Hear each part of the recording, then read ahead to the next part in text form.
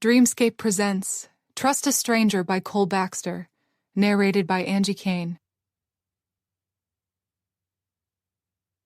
Chapter 1. He stared at her with so much loathing and disgust that Mary actually felt a part of herself die as she cowered in her chair. "Look at you," he snapped. Mary had asked her husband one simple question, yet the resulting argument was anything but simple. "You let yourself go wearing those disgusting pants all the time." The same pair he had bought for her a long time ago. "Keeping your hair messy, putting no makeup on."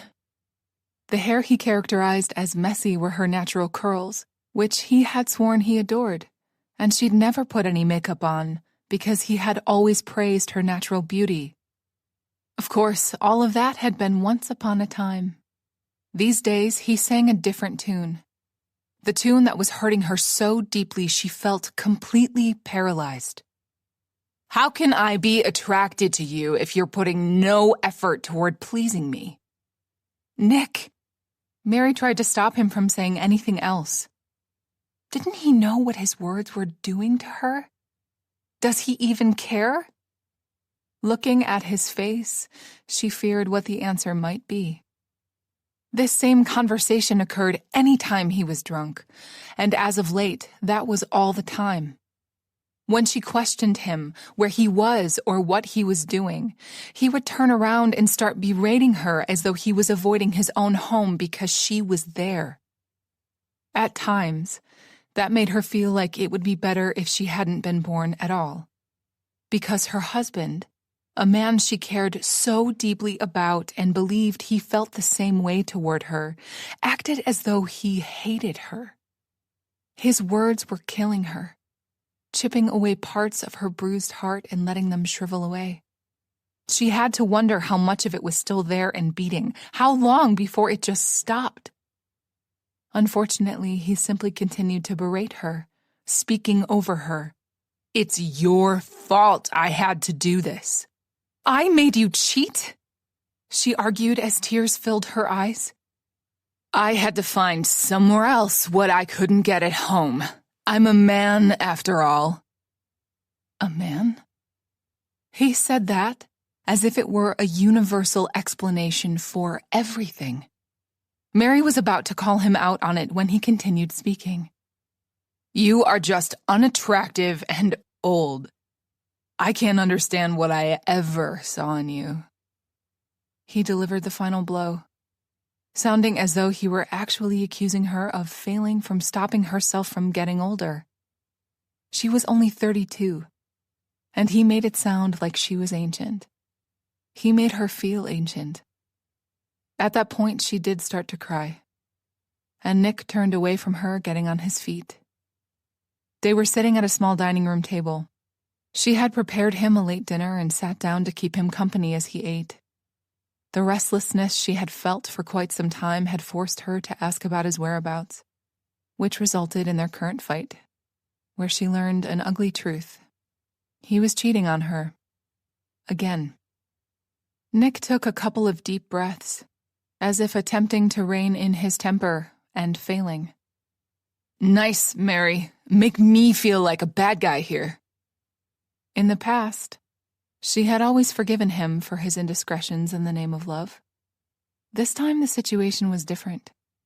Nick was leaving her for this other woman, and the shock of that revelation made her dizzy. She couldn't think or say anything of use. The only thing she thought about was how she didn't want to be alone. Mary wanted to beg him to stay, except the tears were choking her, preventing her from speaking. "You always do this to me, guilting me into staying with you. No more!" He raised his voice at the end, pairing it with a bang of his fist against the dining room table and making her jump a little.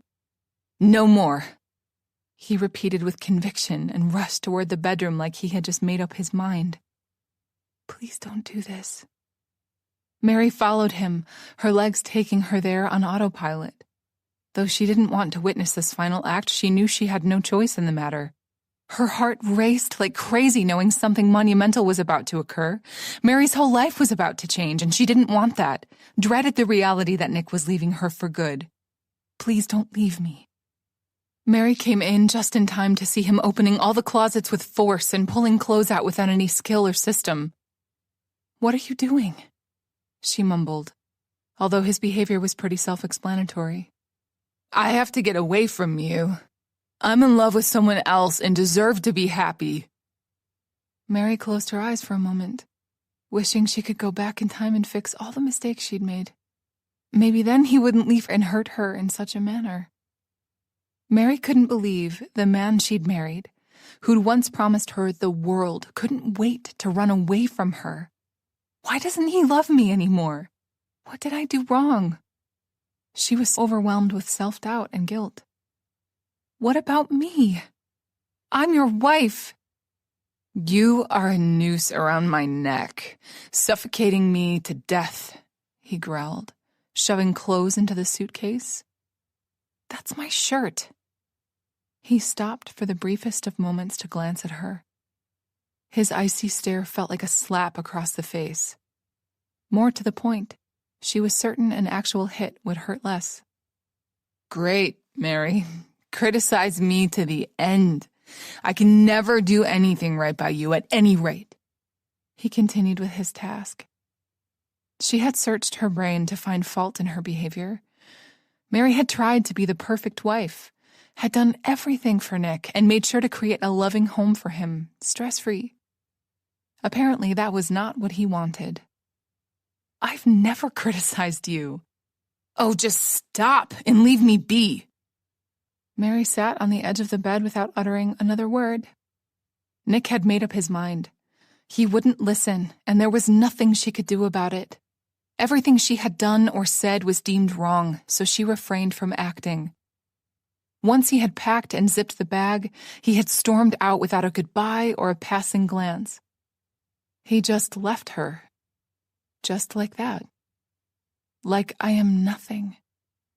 Long after Nick had left for good, Mary had continued to sit there, staring at the small vanity table in the corner of the room and the framed picture that dominated the space. It was her and Nick's wedding photo. Those two people in the photo looked happy, in love. She didn't recognize them at all. Married life was not what she'd expected it to be, and when Nick promised together forever, she had believed him. You are such a fool. Mary. Mary, do you hear me? Mary refocused on the man who was calling her, pulling her away from those painful memories back to the here and now. Dr. Kellen Carson smiled at her kindly, like he knew how much it cost her to go through all that again. Nick had left 4 months ago, yet it still felt like it all happened just yesterday. His abandoning her and their vows and their marriage, which had lasted 14 years, was not the worst part. Later on, she discovered that he'd taken all the money from their joint account, leaving her penniless. Since she couldn't pay the lease on their apartment, she had to move out and find a much smaller, cheaper one. The most devastating fact was finding out that Nick had actually left her for a 19-year-old. A child. On the other hand, she was younger when they met and married him when she'd barely turned 18. The irony of it all was that Nick was 16 years older than her. Do you need a moment? The therapist asked her, adjusting his glasses. No, I'm fine, she lied. Mary was sure he knew she was lying, but he didn't call her out on it. She needed to be fine. He simply nodded. When you think about Nick leaving you, what are your dominant emotions now? She took some time and thought really hard and long about his question. Despair was a big one. Yet that was then, right after he'd left. I don't know if I feel anything at all. I'm just empty, Mary replied with a sigh. That is completely understandable and normal. That's just a mechanism that shields you from all the intense emotions you might experience. But it will pass. Mary really hoped so because this state was worse than anything. She would much rather feel anything at all, even pain, than continue living in the state of nothingness.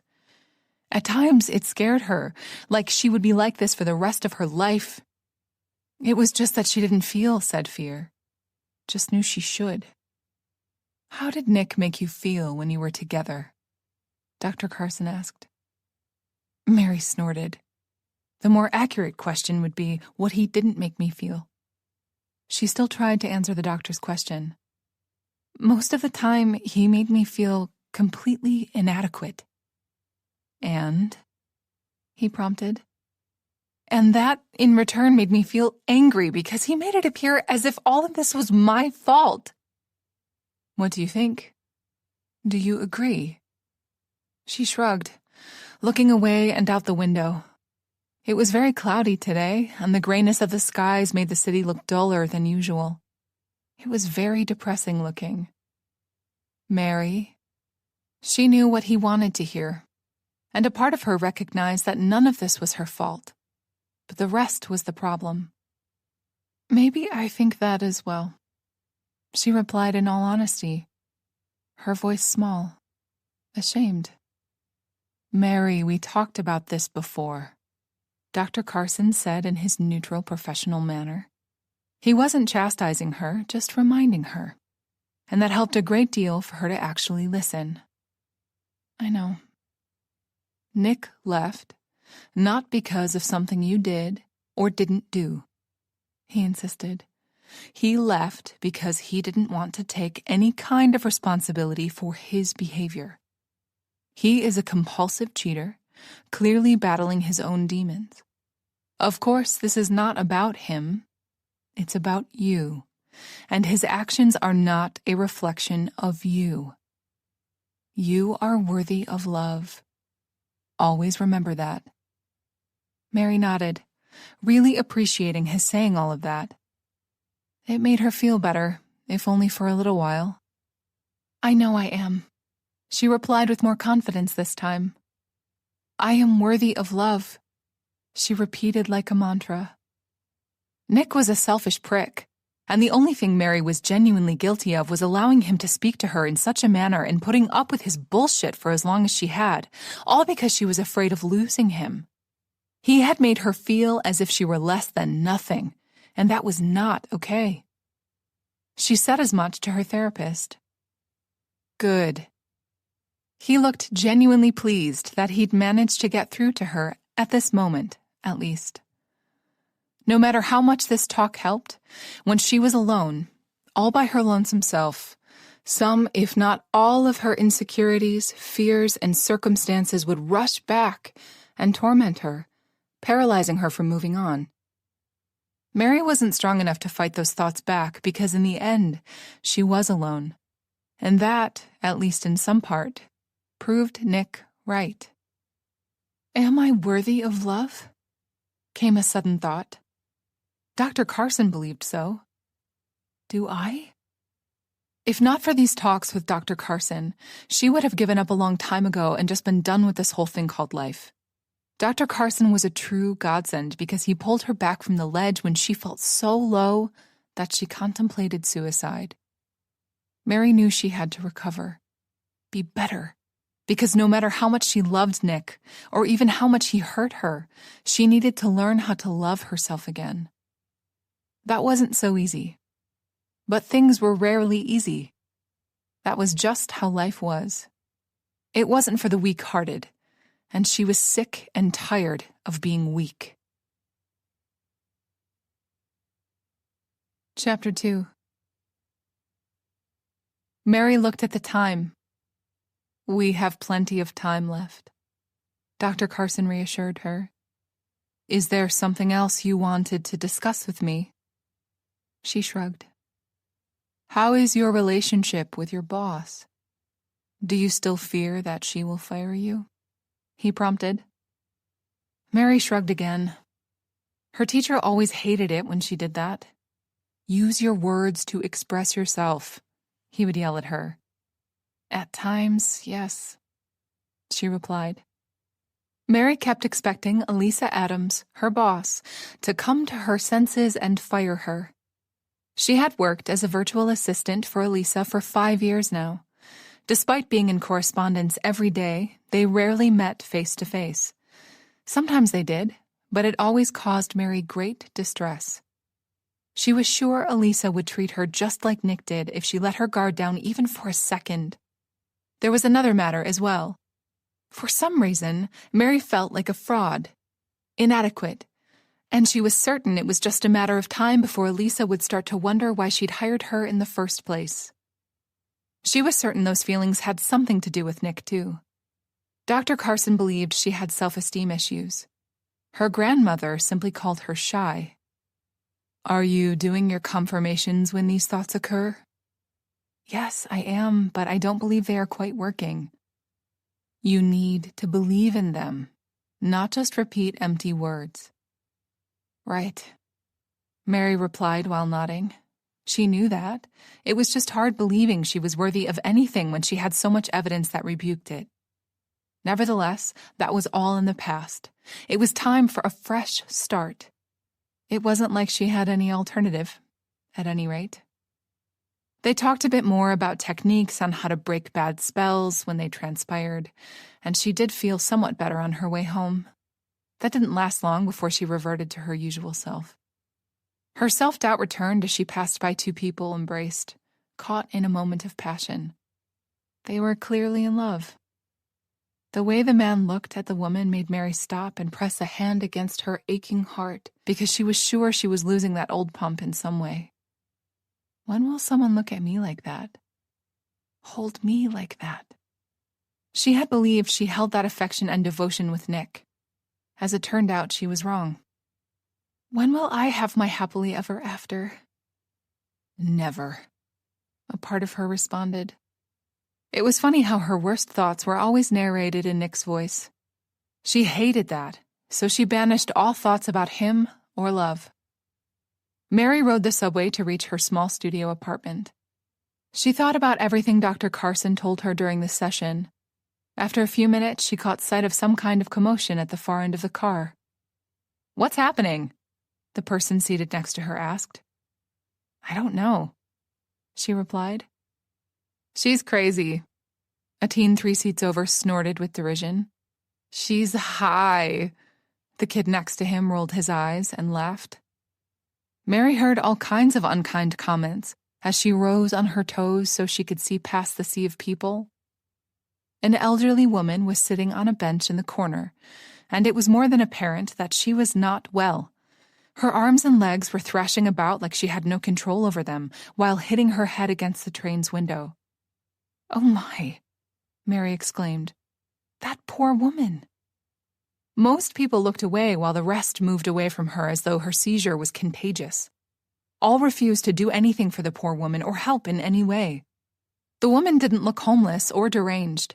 She was simply in need of medical help. "She's seizing. Can someone help?"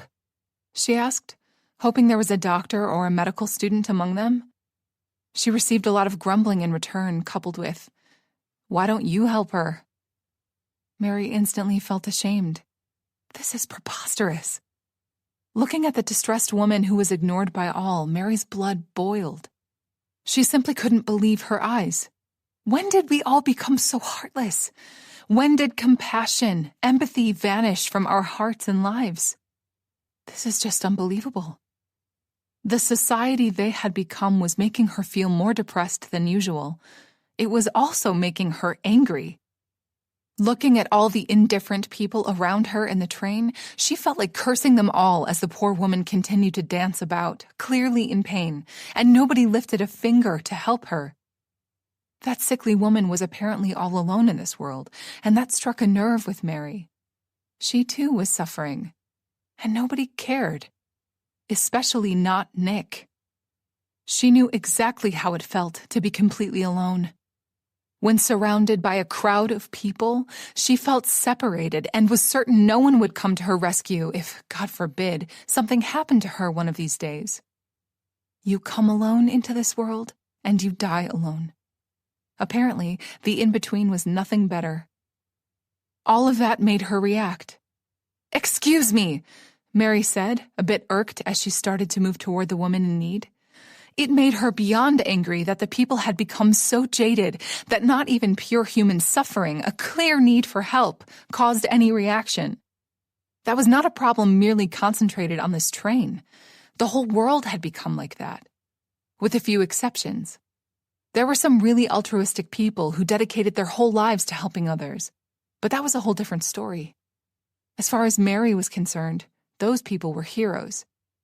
Unfortunately, people around her were seriously lacking, and she started to shove through them, and not too gently, trying to reach the other woman as quickly as possible.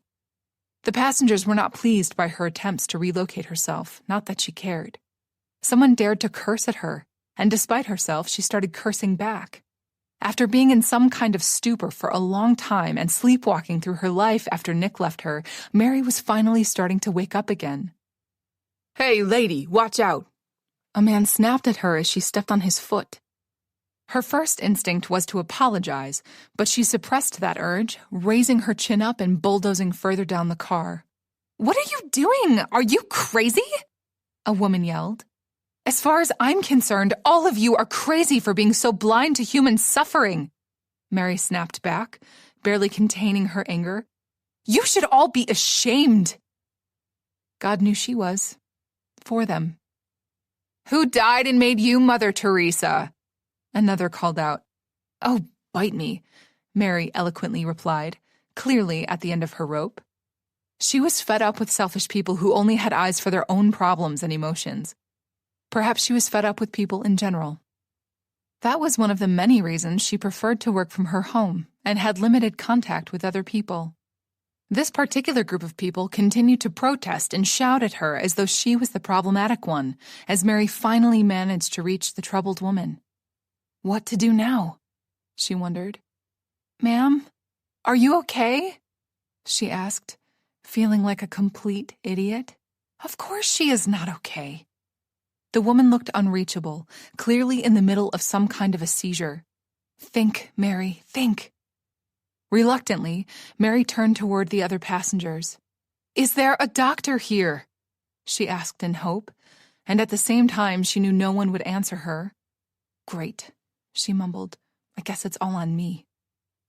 "Just let her be," a brave, faceless voice advised her. Mary frowned. That was something she certainly wasn't about to do. She searched her brain and remembered reading somewhere that when a person was seizing, it was important to make sure they didn't hurt themselves in the process. Very carefully, Mary pulled the woman away from the train wall, stopping her from banging her head against the window, and not knowing what else to do, she held the other woman against her body, trying that way to limit her movements. Despite her age, the woman was rather strong, Mary noted, using all her might to contain her. "It's okay. Everything will be okay." Mary started to soothe her, speaking all kinds of nonsense her grandmother used to say to her when Mary was a child and in distress. Truth be told, she had no idea what she was doing, since she had no idea what was wrong with the other woman. She just prayed she wasn't causing more damage than good. Mary enjoyed medical dramas occasionally, yet that did not make her a diagnostician. Luckily, by the time they reached the next station, the woman had lost a great deal of power and eventually stopped seizing altogether. "Thank God." "Are you okay?" Mary asked softly in concern, looking down at the elderly woman who looked right back at her, wide-eyed. Mary noticed how well-dressed and refined the other woman looked, even after going through that hell. She had a passing thought as she waited for the other woman to reply. Some people are just born regal, I suppose.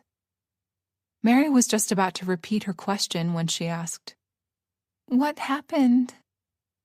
Since she was holding the other woman, Mary slowly released her, not wanting to seem as though she was invading her personal space. "Well, you had some kind of a seizure," Mary explained to the best of her knowledge. The woman looked awkward.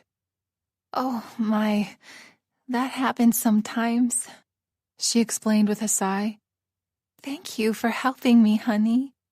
That was very kind of you," she said as she smoothed out her hair, wincing as she brushed over the spot she'd hit against the window during the seizure. Do you want me to take you to the hospital? Or call someone? Mary offered. The other woman looked perfectly fine at the moment, if only a little worn out, but Mary was still worried. Oh, no. The woman was quick to reassure her. I just need to go home and rest for a bit, but thank you for your concern. Are you sure? Mary insisted. The woman smiled. Yes, quite sure. She started looking about as though trying to determine where she was. Not a good sign. Oh, my stop is coming, the woman declared and tried to get up. The key word was tried. As she started to rise from the bench, her legs, clearly not ready to support her, gave out and she slumped back down. Let me help you, Mary said, reaching for the other woman. She smiled in kind, clearly grateful, and using Mary as support, she managed to get up on her feet. Mary could feel how fragile and weak the woman was. Together, they moved toward the exit. Thank you, the woman told her. Kindness is a rare commodity these days. I noticed, Mary replied, trying really hard not to judge the other passengers for choosing not to get involved. Do you want me to call your doctor for you? The woman waved with her free hand. I don't need that quack's opinion. Besides, I live nearby.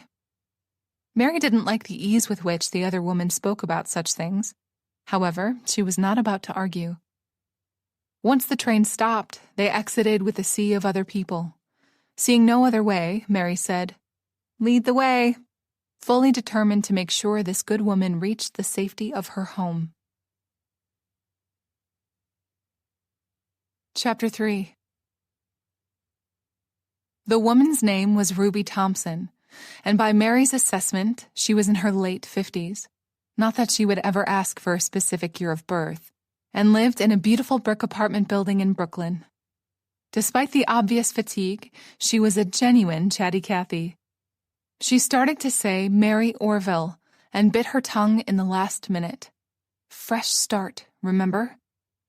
Mary Wright, she introduced, deciding to use her maiden name again. Surprisingly, it felt good abandoning Nick's last name. I'm sorry to be such a burden, Mary, she said, waving her free hand in an overly dramatic fashion. Oh, not at all, Mary reassured her. It wasn't as though her social life was filled with other activities, and besides, helping someone in need took precedence. I'm sure you have better things to do than to attend to an old hag like me, Ruby joked. The old hag bit was a clear exaggeration. Ruby looked really put together, and it was obvious she cared a great deal about herself and her health, even if she did wear slightly more makeup than Mary was accustomed to. To be fair, some lip gloss and mascara would probably leave the same effect on Mary. She never bothered with that, so she couldn't judge what was excessive. I don't mean to keep you away from your responsibilities, although I really appreciate the help, Ruby insisted. It's my pleasure. And she meant it. Mary didn't have better things to do. There was no one and nothing in her life who needed her immediate attention. Her pity party could be postponed for a few hours, not that she shared that with the other woman. You are a true gem, Ruby said, patting her arm. My hero. Mary felt slightly uncomfortable with all the praise, so she simply smiled in return. Oh, I'm nothing special. Anyone would do the same thing in my place. Ruby's answering glance was sharp, and Mary was pleased. Even though Ruby was still physically quite weak and needed assistance, her mind was clearly intact.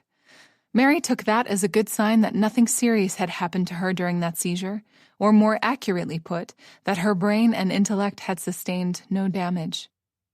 We both know that's not true, honey, Ruby countered. That train was packed with people, and they all looked away, I'm sure, apart from you. Mary knew the other woman was right. It just felt rude to point that out. Despite her outrage in those moments, Mary tried not to judge people. One can never know what trouble ails someone until you walk a mile in their shoes, her grandmother used to say, and Mary had to agree. Here we are. Ruby pointed toward her building. I'm on the 3rd floor. By the looks of it, Mary was certain the place had no elevators. Mary helped her new acquaintance up the stairs. Ruby also needed assistance to get to the couch. Mary made sure she was comfortable enough before asking, "Do you need anything, Ruby?" Ruby had insisted to be called by her given name, and Mary relented. Despite her bravado, Mary was certain Ruby was still feeling awful and just putting on a show. Mary really sympathized with the older woman and wanted to help as much as she could. "Oh no, honey, I am perfect now. Just need a little bit of rest and I'll be up and running in no time." Her enthusiasm was admirable. "Okay then," Mary replied slowly, not knowing what else to do or say. Perhaps it was time for her to go home. She couldn't say why, but her heart clenched a little thinking about that small, empty apartment. Looking about Ruby's home in a discreet manner, Mary was surprised to see how Spartan the whole place looked. She assumed someone who dressed so flamboyantly would have a matching living space. As it turned out, it was quite the contrary. There were no personal things on display anywhere. Despite the slight sterility, the space was lovely. Mary could picture it in some magazines, advertising a very specific lifestyle. "Please, sit down with me for a bit?" Ruby asked, snapping her from her reverie. "Of course." "Would you care for some coffee? Tea?" Ruby offered like a good host. Mary immediately stood back up on her feet. "I'll make it," she offered before Ruby got a crazy idea to do it herself. She needed to rest, and Mary liked to keep herself busy. Besides, it was good to be of use again. "You really are my hero," Ruby said, clearly touched. "I've been craving a cup of coffee since I boarded that darn train," she confessed. "Me too," Mary replied. "The kitchen is through there." "Got it." Like the rest of the apartment, the kitchen was very functional and devoid of any personal touches. On the other hand, that made navigating through it a breeze, and in mere minutes Mary returned to the living room with 2 steamy cups of coffee. "This is delicious," Ruby exclaimed, taking a tentative sip, then a proper one, paired with a sigh of content. "I added a little bit of cinnamon," Mary explained.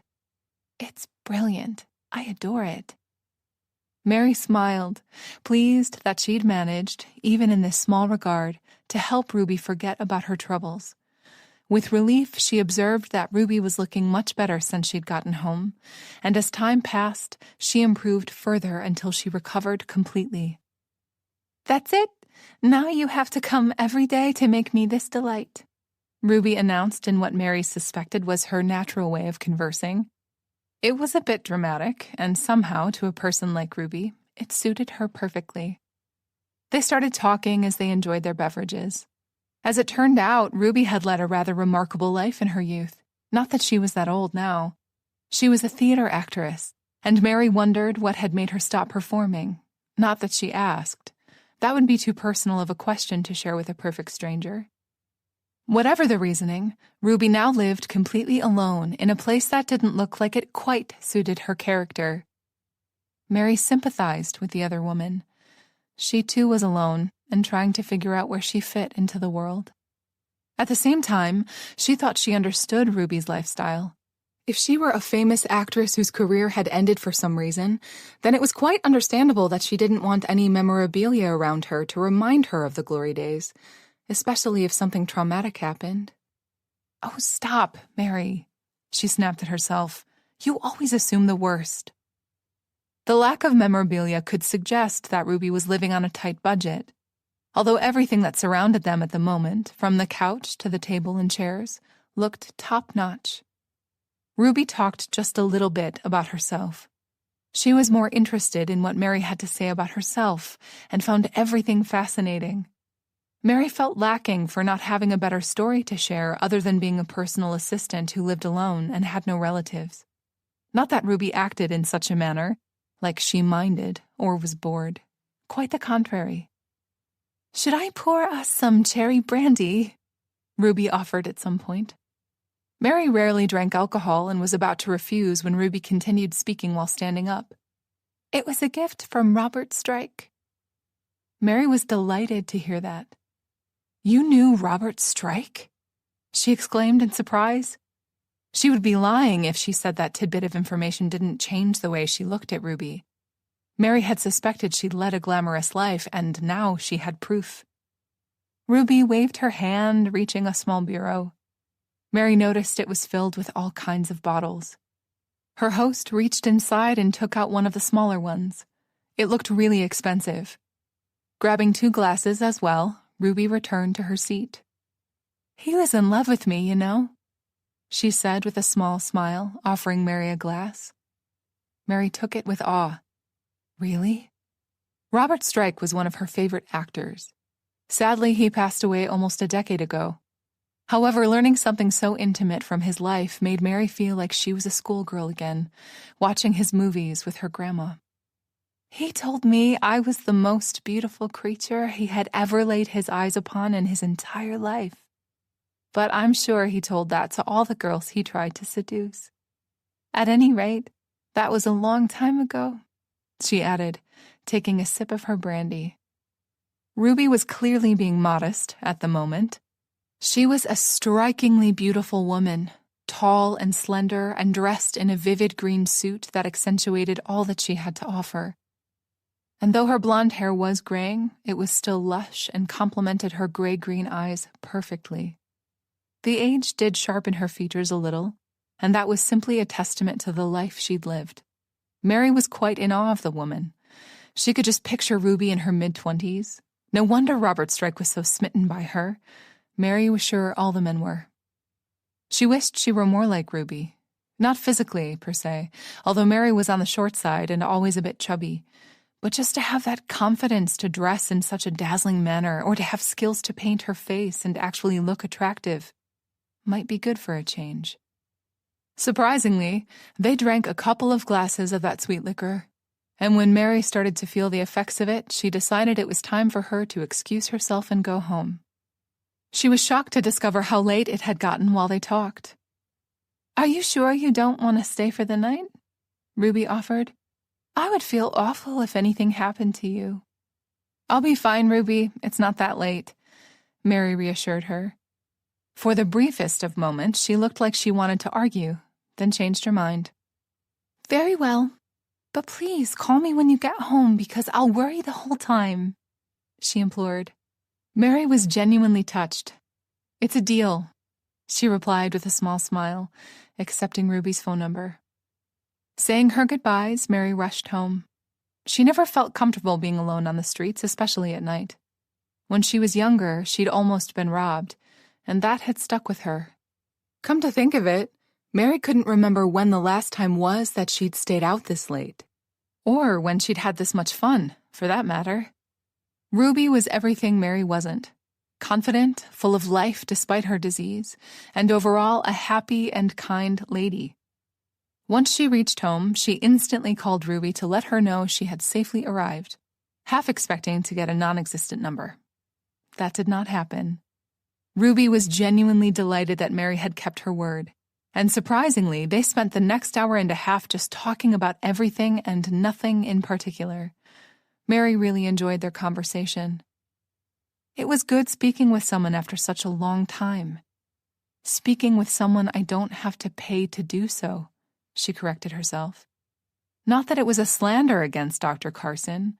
She was truly grateful for everything that man did for her because his help was priceless. However, they weren't friends, so it was a completely different matter from what she experienced with Ruby. Hanging up, Mary wondered if she'd just made a friend, or if Ruby was simply glad someone helped her and all of this was just a courtesy. She figured only time would tell. Anyway, meeting Ruby did something to Mary, woke her up in some manner, and for that she would always be grateful to the woman, regardless of whether they ever saw one another again or not. Chapter 4. Mary was very much surprised when her phone rang the next day and Ruby greeted her from the other side. Mary smiled, though the other woman couldn't see her. "Hello, Ruby," she greeted. "What a lovely surprise!" And she really meant it.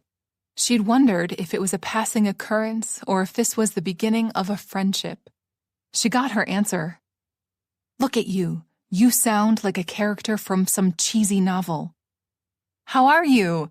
Mary inquired, simply to distract herself from all those unnecessary thoughts. "I'm great, honey. Slept like a baby, like all of yesterday's misfortune never happened." "I'm glad." "Now, the reason I'm calling is that I wanted to ask you if you are in the mood for a little adventure." Ruby asked a bit cryptically and excitedly at the same time. "Adventure?" she repeated. Mary wasn't quite known to be an adventurous type. Maybe it's time to become one. God knew the way she was now wasn't working for her as she hoped. Maybe it was time for a change. After all, if she didn't already believe in that, in a change, then she wouldn't be visiting Dr. Carson 3 times a week. "Yes," Ruby replied cheerfully. "My friend John owns a small art gallery, and tonight he's hosting a special art exhibition/performance." That sounds fancy. "He's always begging me to come to these things, and I thought of you immediately." "Thought of me? Do you want to go with me?" "Sure," Mary replied without much thought. "Perfect. Do you mind meeting me at my place? I have a ride to the gallery picking us up. John always fusses over me." "He probably knows about her seizures and is being a good friend," she speculated. "Of course." "Be here around 6. "Okay." Only when they ended the call did Mary realize she had no idea what to wear to this event. She didn't want to make a fool of herself, and more importantly, embarrass Ruby, who was so kind as to invite her. Should I call and cancel? That would be rude. Besides, a part of her wanted to go. It would be a nice break from the routine. Opening her closet, her fears were proven true since her choices were quite limited. I should just call her and be done with this. As she started to stress about everything, she remembered what Dr. Carson told her to do in these kinds of situations. Mary took a couple of deep breaths and simply chose the best combination she had: simple black pants and a white blouse. Simple and elegant. She picked her hair up and created a bun, leaving a few strands of her curly hair loose. Looking at herself in the mirror, all dressed up, she prayed she wouldn't stand out too much. "Stop fussing. Everything will be okay. You'll go and have a nice evening with your new friend." As it turned out, her worry was unfounded. People came to this thing dressed in all kinds of styles. Mary saw people formally dressed in evening attire, suits and gowns. However, the place was packed with hipsters and goths and steampunkers as well. She saw a couple who looked downright homeless. Ruby stood out even in this mixed crowd. She wore a bright orange and pink suit. The skirt accentuated her long legs, as did her shoes. The hair decoration she'd chosen matched her outfit as well. Ruby looked stunning. "Oh, John, this is just marvelous!" Ruby called out to a man who stood across the room. She waved and sent him a little kiss. He waved back with a smile before returning to his conversation with other people. "Isn't this just marvelous?" Ruby repeated to her. Mary simply nodded. The art exhibition was one of the interactive kind, where the artist invited all the visitors to actually participate, do certain tasks, and answer questions while they looked around the exhibition of paintings and small sculptures. Mary didn't particularly like any of it, since it caused her distress to be the center of attention, if only for the briefest of moments. All the encouragement she said to herself could only get her so far. Luckily, Ruby saved her more than once, focusing the attention on herself, yet not in a vulgar or attention-seeking way. She was just being her usual self, Mary suspected, and that meant more than once all eyes were on her. She was simply born for the spotlight. Mary failed to understand what the artist wanted to say with any of it, but other people clapped and looked as if they were having a great time. So Mary took that as a sign the exhibition was a success. "So, do you like your job?" Ruby asked her out of the blue. "What was it again? Some kind of personal assistant?" "Yes, a virtual one." Ruby frowned in return. What does that mean? I do everything online from home. From home? You can do that? She asked, clearly intrigued. Yes, Mary replied simply. How? Ruby prompted. Do you have a boss or a firm you work for? Yes, I have a boss. She's a financial advisor who works on Wall Street.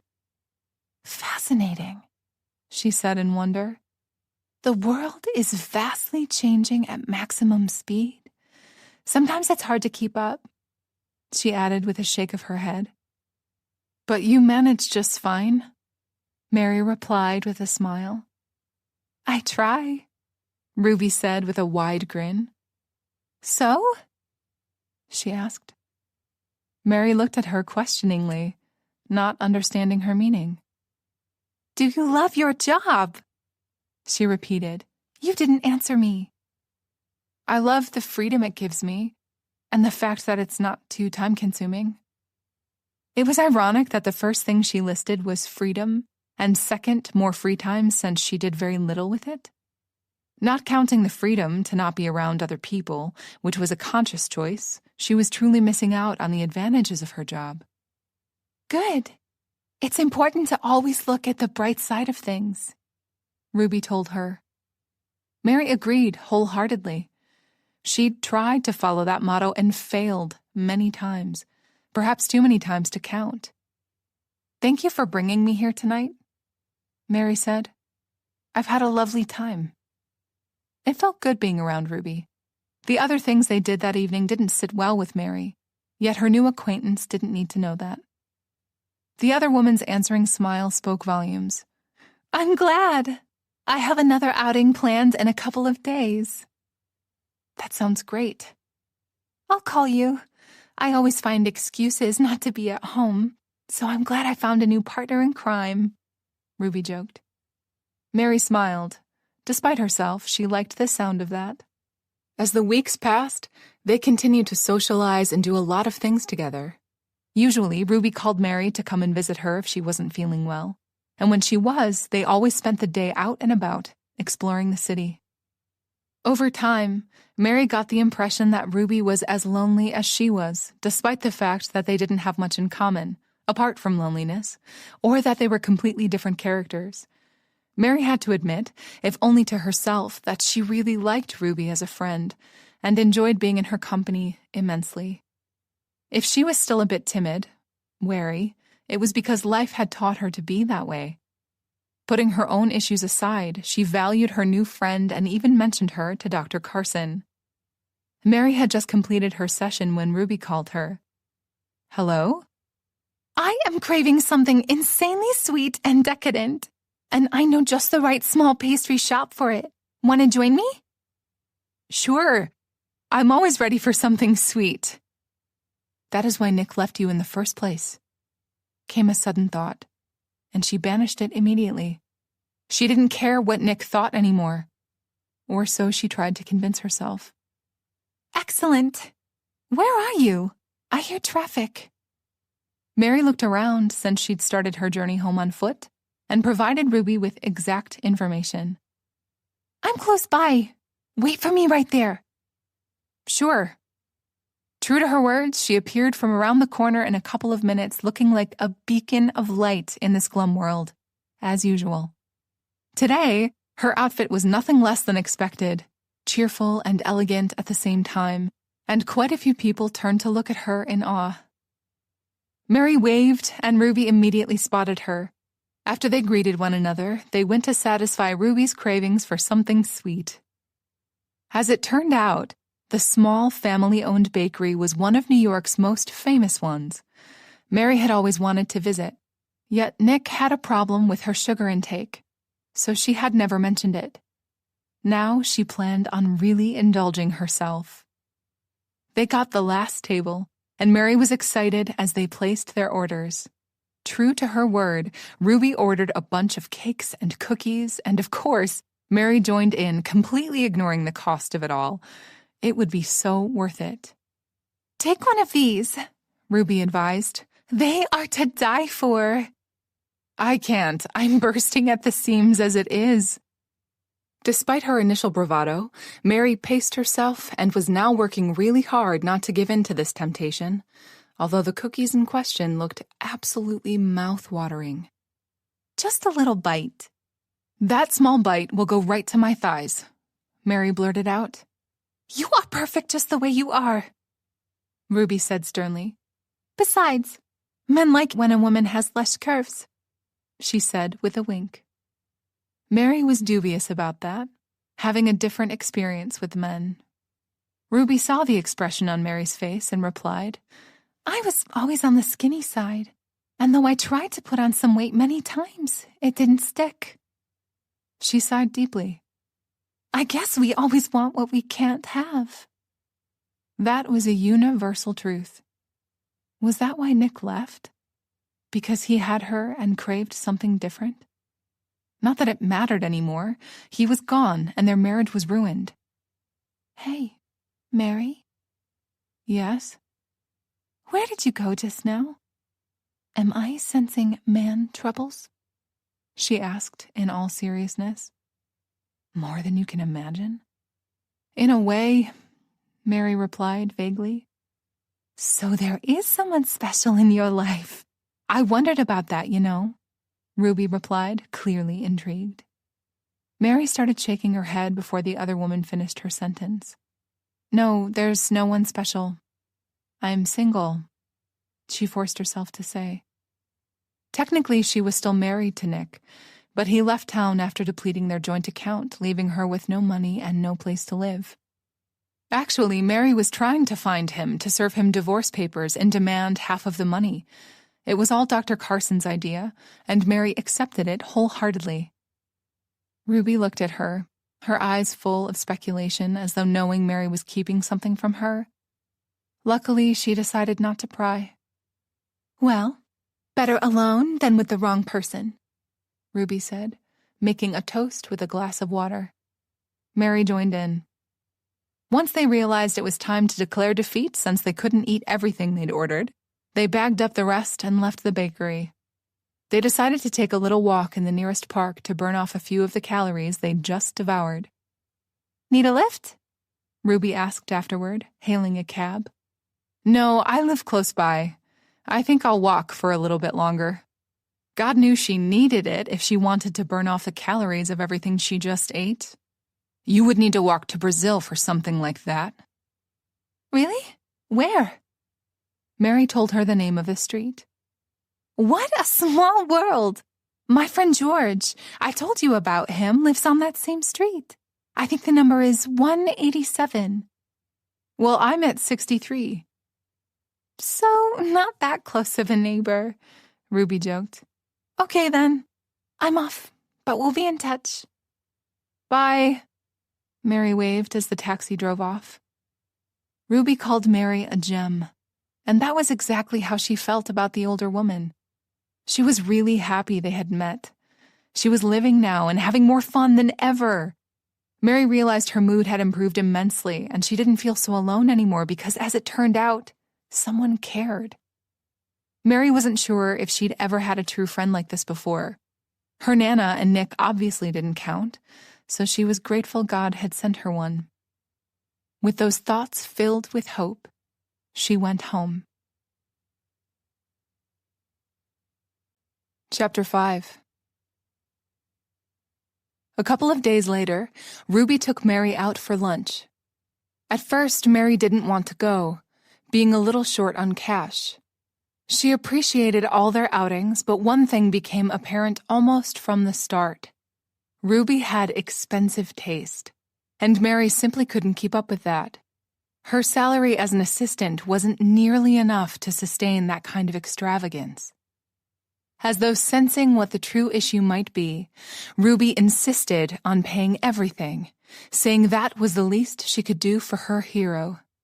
In the end, Mary relented, and Ruby appeared happy that they would spend the day together. They ended up dining in one of those fancy French restaurants, and Mary felt slightly uncomfortable being there. Nick had taken her a couple of times, for their anniversaries and things like that, but the feeling never went away. She felt as though all eyes were on her, judging her, accusing her of not belonging. "Mary, stop that," she snapped at herself, irked by her thoughts and feelings. "Just enjoy the nice meal and good company." Ruby was in a particularly good mood, and that also helped Mary to banish her insecurities and just be in the moment. "I think we should order a bottle of red wine. It would go splendidly with our meal." Mary looked at the menu, trying to decide what to order as they continued to chat. Ruby rarely spoke about herself, a funny story here or there, and that was it. Mary assumed she was just a private person who didn't like to share, especially with someone she just met, and she respected that because she was the same way. All the same, on that day, things changed. Ruby started to talk about her life as she sipped her wine and waited for their lunch to arrive. It was quite unexpected. "Did you know that on this very day, many years ago, I had my first premiere in which I was the leading role?" she asked rhetorically. "Really?" Mary replied, genuinely curious to hear more. "Who did you play?" "Desdemona, the lead female character in Othello." "Wow! That is impressive." "Did you ever see the play, Othello?" "No, but I read it." "That was a really challenging role, and I shook like a leaf on opening night. Every other night as well," she reminisced with a small smile. "Thank God the critics and the crowd loved me." "I'm sure you were amazing," Mary said. "I was praised in the papers, characterized as the new shining star of Broadway," she said, painting a picture with her hands. "Do you have a favorite role?" Mary asked, forgetting about her surroundings for a moment, waiting with glee to hear what she had to say. "Oh, I can't choose. All are dear in some way." "Come on," Mary prompted, sensing that diplomatic answer was something she probably told reporters numerous times in the past. She was certain that deep down, Ruby did have a favorite. "I never played Ophelia. Sadly, the play was canceled before I got the chance." She became saddened for a moment, yet it disappeared quickly and she continued to chat. Mary gathered Ruby used to be a famous and well-loved actress. Unfortunately, due to the health issues, she had to leave the stage. Even though she didn't say that, by the way she talked, Mary got the idea on her own. That saddened her a little, and at the same time she was quite impressed with how Ruby had bounced back. A lesser man or woman would break down and forever mourn what could have been if things were different. Not Ruby. She was a true survivalist. Although when she really thought about it, Mary realized Ruby had never actually left the theater. She was still very much in contact with the people in the business, and the way she dressed or acted or spoke at times suggested that she was a performer.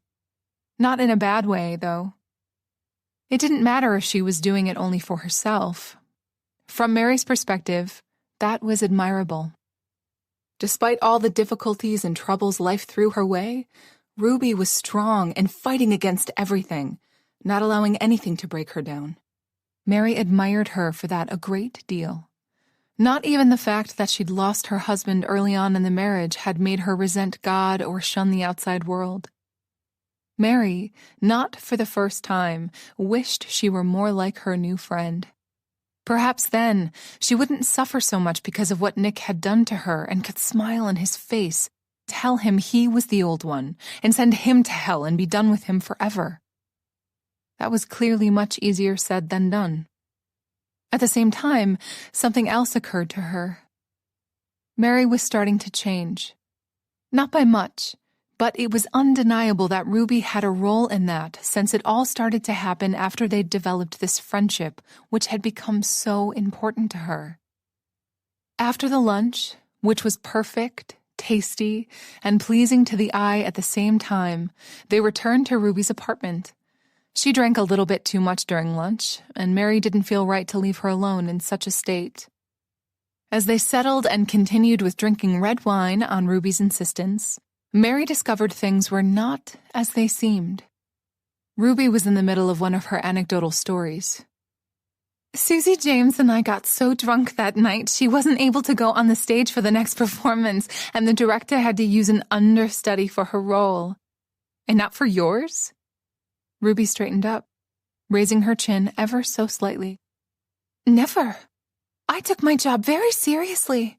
Nothing could stop me from going on that stage. I remember I once had a fever over 103 and I still performed. Do you miss it? The words came out of Mary's mouth before she could stop herself. She feared she would strike a nerve. Miss what? Getting drunk with Susie James? Mary knew that was her way out, but something forced her to press on. Acting, she clarified, fully knowing that Ruby had understood her perfectly the first time around. To her utmost confusion, Ruby started to weep. I miss it like crazy. Every day, she confessed. Mary sat closer to her friend, feeling at a loss. She didn't know what to say to comfort her friend. Ruby took her hands in hers. I lied, she confessed, looking distraught. Lied about what? Ruby took a deep, shuddering breath.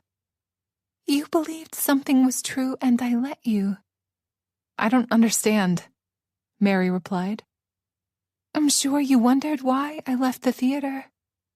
That is your personal matter, Mary started to say.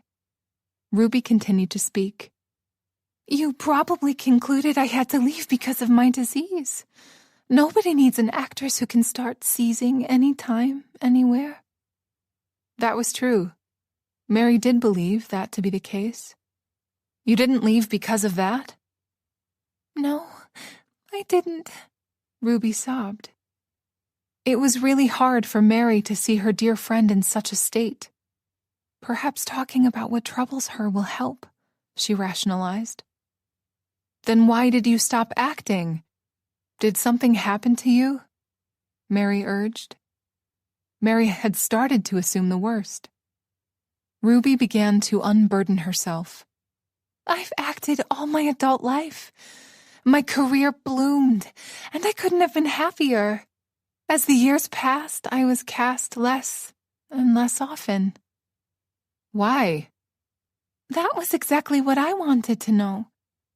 I asked all my friends, or the people I consider to be my friends, and they all kept quiet until one director lost his temper with me and told me the ugly truth.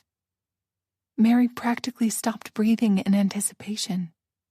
What could possibly be so horrible that Ruby was cast out of the theater by her own people? He told me I was too old for the leading lady roles and unfit to play anything else. She wiped her nose with a monogrammed handkerchief. Bastard! Mary exclaimed, quite surprised with herself at her outburst. Apparently she was not the only one. Ruby, too, looked at her in surprise for the briefest of moments, forgetting about her woes. Did you try working in TV or movies? Mary offered lamely. Ruby waved dismissively. I got plenty of offers, still do, but I detest it. There's no soul in that, no true craft. The theater is my one and true love, and because they didn't want me anymore. Her voice hitched a little saying that, yet recovered quickly. I walked away from everything, vowing to never act again. That was incredibly sad. Oh, Ruby, I'm so sorry. Mary couldn't believe that in this day and age, one gentle soul, a true artist, could be treated in such a manner. She felt very protective toward the other woman and wished there were something she could do for her. I'm sorry for lying. I was just so ashamed. You didn't lie, Mary insisted. And there's nothing for you to be ashamed about. The rest of them should be ashamed for treating you that way. You really think so? You never saw me performing. Perhaps I'm awful. Ruby tried to joke at her own expense to lighten the mood. She really was an amazing fighter. I know so. This is on them. It's their loss. Mary was adamant, quite enraged, with that whole industry. She thought the theater people should be above such things, but apparently she was wrong. "Thank you for saying that," Ruby replied, managing to calm a little.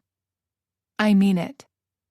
As she tried to soothe her friend, Mary made a mental note to look Ruby up online when she got home, curious to see what plays she was in and who all the directors and casting managers were. Perhaps she would start to boycott all their plays. Not that she was that frequent of a theater visitor. It's the thought that counts. After a very therapeutic cry, Ruby fell asleep.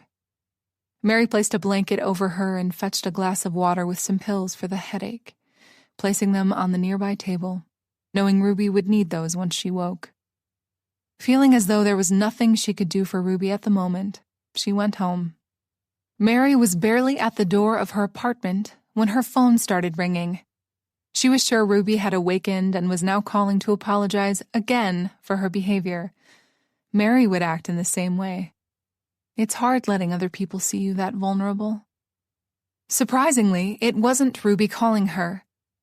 Mary's heart started to pound just a little bit faster. "Hello, Laura," Mary greeted. It had been quite some time since she'd heard anything from her. She had even started to wonder if the other woman had forgotten about her and her case. Laura Chang was the private investigator Mary hired to track down her no-good husband, since that was something she wasn't capable of doing herself. "Hey, I have some news for you," Laura replied in her small voice that had just a hint of a foreign accent. "Oh?" Mary replied, sensing what that might be. "Yeah, your husband is back in town." And just like that, Mary's mind went blank. Chapter 6. "Mary, you there?" Laura asked. "Yes."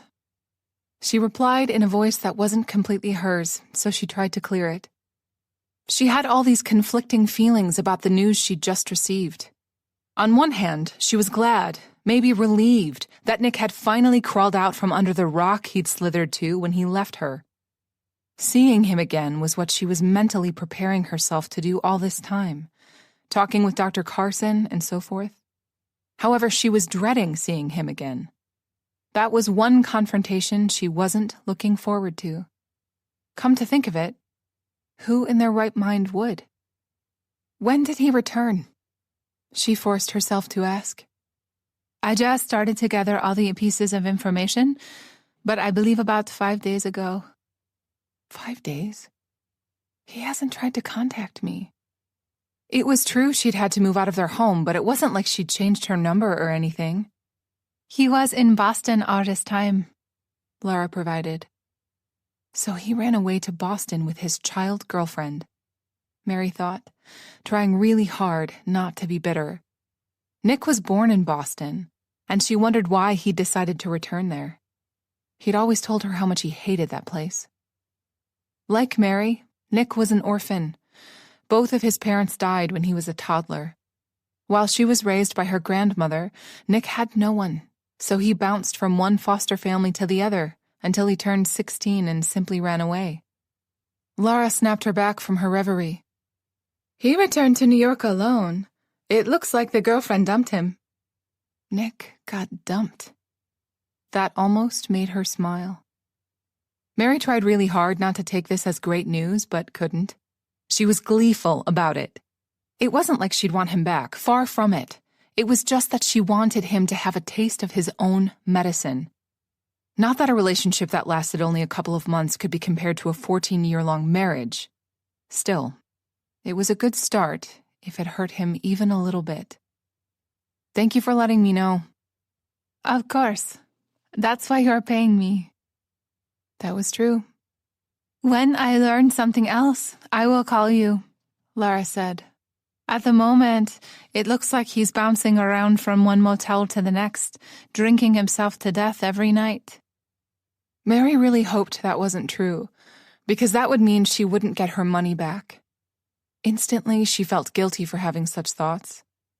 No matter what, she didn't wish for him to die. Perhaps some bodily harm would be preferable. Impotence would be just perfect. Great. Mary replied with just a hint of bitterness. "Thank you again." "No problem." Mary liked Laura, even though they didn't know one another that well. However, Laura was a very direct woman, and Mary really appreciated that. Also, she always rode everywhere on her motorcycle, which made her a daredevil as far as Mary was concerned. Laura was working as a private investigator while trying to put herself through law school, and that was downright admirable.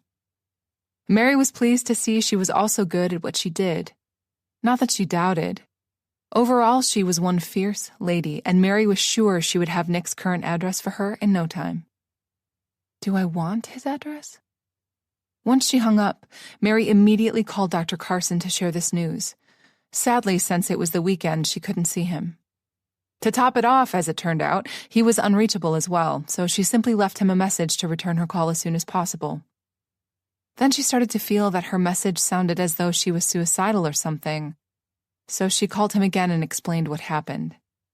Feeling quite restless, Mary realized she needed to share this with someone or she would go mad. On impulse, she dialed Ruby. Up to that moment, she hadn't shared anything regarding Nick or her circumstances with Ruby. Ruby didn't know there was a Nick to begin with. As it turned out, Mary felt such a strong need to share her thoughts and fears that she reached out to her only friend. Mary felt so confused. She was looking for a sympathetic ear, someone to confide in, and Ruby proved to be more than worthy of her trust. "What's the matter, honey?" Ruby demanded the instant Mary greeted her, clearly picking up something in her voice. "There's something I haven't told you," Mary replied, deciding to cut to the chase and be completely honest about her life with the other woman. "Really?" Ruby asked, a bit startled. "Do you want to tell me now?" "Yes." "What is it?" "I'm married."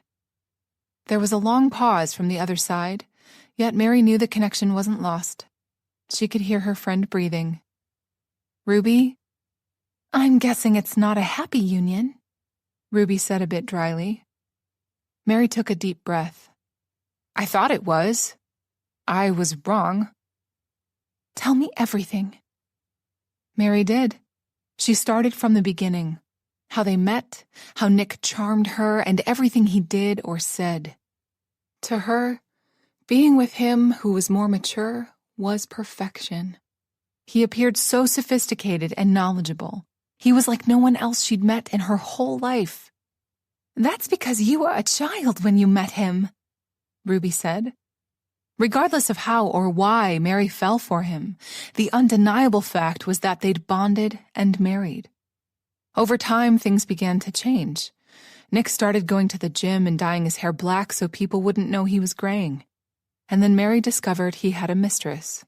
She found that out in the most humiliating of ways. He'd contracted an STD from his lover and passed it along to her. Never in her life had Mary felt so humiliated and heartbroken. The betrayal was almost unbearable.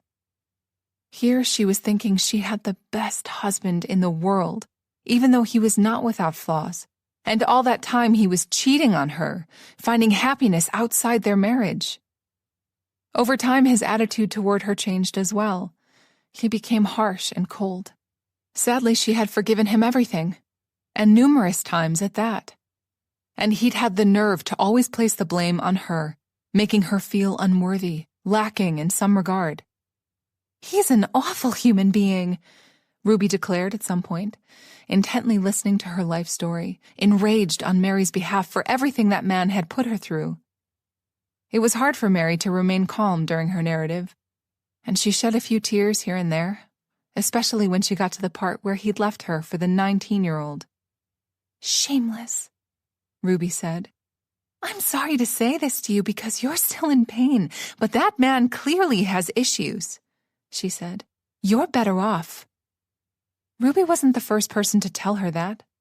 Dr. Carson was of the same opinion, and with time, Mary started to see things their way as well. "He's returned to the city. Apparently the child girlfriend left him."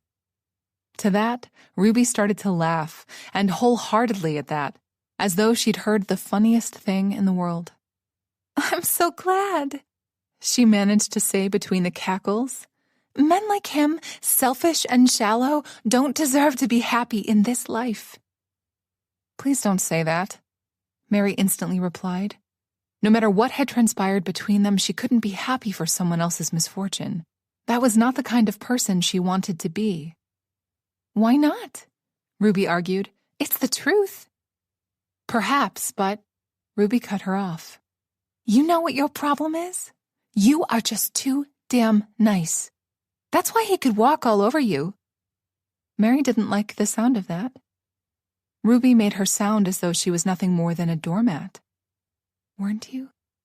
A part of her argued. Well, not anymore. You need to toughen up, Ruby concluded. I know, Mary replied with conviction. And yet, at the same time, she started to waver. At the same time, what? There was heat in Ruby's voice. Everything Mary shared with her truly had a great impact on her. Please don't tell me you're still in love with him, she exclaimed in exasperation. No, Mary replied instantly. I'm afraid of him, she admitted in a small voice. Why would you be afraid? Was he ever abusive toward you? Ruby asked instead. Mostly verbally. Then that is not a no. Only at the end, the last couple of months, while drunk. Not that she was making excuses for him. Mary, Ruby sighed. I'm fine, she lied. That's all in the past. I go to therapy and I'm dealing with it. However, I don't know if I'm ready to speak with him, Mary confessed. I'm sure he can track me down. Nick was a lot of things, but stupid or incompetent wasn't one of them. And if he got an idea inside his head, he would do everything, anything, to make it happen. Mary's heart rate started to go up just thinking about seeing him again. I can't. She was really ashamed of herself. Months of therapy, and she was still this frightened being who would much rather hide than stand up for herself. Then don't see him, Ruby insisted. I have to. I need my money back. That was all the savings she had. Listen to me, honey. I know some people, and if you give me his address, I will make sure he can never bother you again, Ruby said gravely. Mary was a little taken aback by that. No, I don't want you in his path, Mary replied in all honesty, suddenly fearing for her friend. He's not worth the trouble. And that was the God's honest truth. Mary would feel awful if anything happened to Ruby, if Nick did something to her because of Mary. It would be better if the two never met. Ruby was clearly protective, and Mary appreciated that and felt the same way toward the other woman.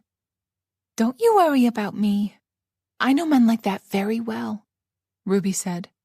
You helped me once when I was in need, and it is time I returned the favor. She insisted, her voice fierce. You know I didn't help you that day because of that. I know. Just let me take care of this problem for you. I will set him straight. Mary was quite grateful, humbled, that she had a friend like this who would stand by her side no matter what. I don't know his address, she replied. Your private investigator will certainly find that out for you, Ruby insisted. I don't think your speaking with him, or whatever, is a good idea, Mary replied very carefully. Just promise me that you'll let me take care of this for you. Oh, Ruby. I promise I will call for help if I need it, Mary hedged instead. Very well, and I will hold you to that promise. Deal. A part of Mary wondered what she'd just agreed to, then banished that thought as being too paranoid. Chapter 7. Despite her talk with Ruby, Mary really looked forward to seeing her therapist on Monday to try and understand all the thoughts and feelings she had inside her. Unfortunately, she had to postpone her morning session with Dr. Carson till late in the afternoon because her boss, Elisa, dumped a lot of work on her during the weekend which she hadn't bothered to do, too distraught about the whole Nick thing. Luckily, she managed to finish it all on time. A familiar kind of peace washed over her upon entering his office. Mary always felt safe in Dr. Carson's presence. "I got your message." "Both of them," he started. Mary made a face. "I'm sorry. I thought the first sounded too urgent, so I just wanted to make sure you understood why I called in the first place," she explained. The last thing she wanted was to let this man think she was suicidal again. As of late, she'd really felt better, stronger, and knew how stupid it was to have such dark thoughts in the past.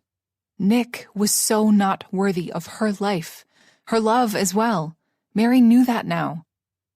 "That was very thoughtful of you," he replied, understanding everything she didn't say. "Now, tell me everything that's going on," he added, leaning comfortably in his chair. "Well, as I mentioned in the message, Nick is back in town." She couldn't help grimacing saying that. "You don't look happy about that," he observed. Happy was a poor choice of words, yet she caught his meaning.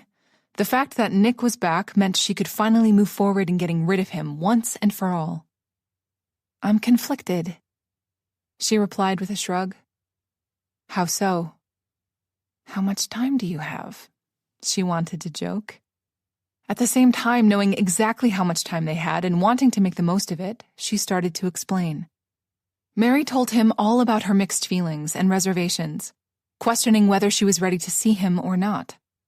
She understood how important a milestone it would be for her to finally confront him, yet the question of whether she could remained. "I see," Dr. Carson said thoughtfully.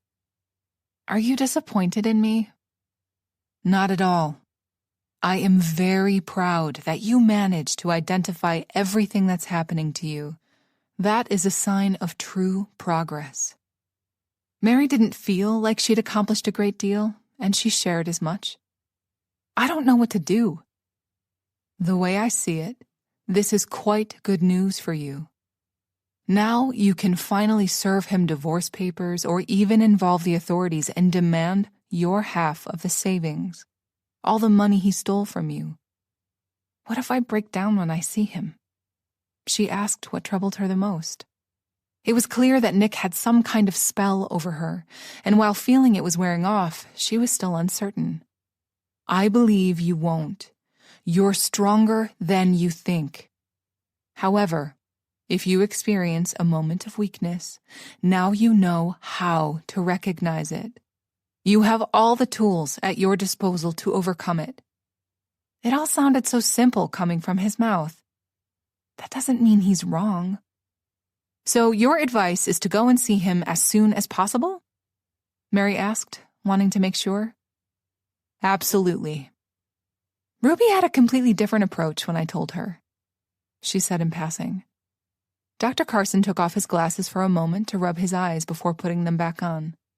Then he said, "I understand you're feeling very elated, happy, and perhaps grateful to have met and befriended Ruby at a time like this that is very challenging." Mary sensed a big but was coming. "However, you must bear in mind that you are in a very vulnerable state at the moment, especially with Nick's return, and bringing someone into your personal problems so quickly might not be a good idea," he warned. "As you said yourself, you do not know her that well." "I know her enough to say she would never do anything to hurt me or take advantage of me in any way," Mary countered. "How about you?" he asked. "What do you mean by that?" Mary asked in return, taken aback by his question. "From what I gather, Ruby doesn't have that many friends, at least not close friends." "Neither do I." "Let me finish. She is clearly a lonely woman, and because of her affection toward you, she might be making promises she can't keep," Dr. Carson explained, clearly referring to Ruby's offer to speak with Nick on her behalf. Come to think of it, she'd actually mentioned that she had certain friends who could take care of Mary's Nick problem. She didn't ask Ruby to clarify what that entailed. She could get the picture. Either way, Mary did not change her mind about her friend's offer. Mary did not want Ruby involved. And then it dawned on her, finally understanding her therapist's meaning. Mary was aghast. So you think I might be taking advantage of her? Her voice rose ever so slightly. It was a testament of how much this revelation affected her. What do you think? The thought that Dr. Carson might be right filled her with guilt. Am I taking advantage of Ruby? She wondered in alarm. Mary did tell Ruby everything about Nick, only because Dr. Carson was unavailable and she didn't have anyone else to talk with. Oh my God. I am taking advantage of her. She was horrified. For the past couple of weeks, she was so proud of herself, patting herself on the back for getting better, and as it turned out, she was using that sweet woman as an emotional crutch. Ruby was a kind and overall lovely woman, if just a tad eccentric. It was true that she was lonely like Mary was. Being disabled clearly additionally isolated her, and she needed a friend as much as Mary did. However, that certainly didn't mean that Mary wanted to use the other woman since she'd really started to care for her. "Oh God," was all she managed to say. "I am a horrible person." "You are not a horrible person," he countered. Mary wasn't aware that she'd said that part out loud. "Don't panic, Mary." Dr. Carson started in his most soothing voice, clearly sensing that she was spiraling. "The situation is not that grave." She frowned as he continued. "The reason I cautioned you is that I want you to be aware of the possibility of it happening. Now that you know, you can monitor yourself and your behavior, especially when interacting with other people, not just Ruby." Okay. She was somewhat comforted by his words. "The fact that you befriended her at all is a sign that you're breaking out of Nick's confinements and are finally ready to explore the world. I'm positive more friendships will bloom in the near future." That almost made her smile. "Thank you, Doctor. You really opened my eyes to all of this." It was miraculous that Ruby entered her life, and at the same time, Mary wanted to keep it pure and not taint it with her own insecurities and fears. That amazing woman did not deserve that. "You know I'm always here for you." "I know." On her way home, Mary was deeply lost in her thoughts, thinking about Ruby and Nick and herself. Dr. Carson was right about Nick and Ruby alike. Yesterday, Mary had a moment of weakness and regressed in some ways. Luckily, she now saw things from a different perspective and the situation looked much clearer to her. Mary believed Nick returned because the universe had deemed her ready to confront him and finally put an end to that part of her life. I need to set myself free. It was just that she was the last one to understand all that. The story of my life. From now on, Mary was going to do better. There would be no more simply reacting to all the bad things in her life, and poorly at that. She would be proactive for the first time. This was her life, and it was time she took charge and discovered who she was beyond Nick, and learned how to be happy. Everything she'd done so far, reclaiming herself, going to therapy, was to prepare her for this moment. So there was no going back and cowering like before, only moving forward. Thanks to therapy, Mary saw how truly unhappy she was in her marriage. She was a child when she met Nick and didn't get a chance to know herself, her hopes, or her desires, since from the start, everything was concentrated, revolving around Nick and how to make him happy. She devoted all her time to be what he wanted her to be, and in the end she lost herself, her identity, and it would take her a long time to reclaim that. Mary was resolved to do so at any cost. Somehow, Nick had managed to brainwash her to see, think, and be only what he wanted her to be. And she'd let him, all in the name of love. Was it love? Nick was her first and only love. Maybe I don't know what true love is. That was a seriously depressing thought. She couldn't say if she would ever forgive him for everything he did to her, for all the blame and insecurities he'd placed on her shoulders. Not that he asked for absolution and probably never would. The more important question was, would she be able to forgive herself? I hope I will. Someday. When Ruby called her that evening, Mary was glad like she always was. Then she remembered what she'd learned in therapy. That made her more in tune with herself.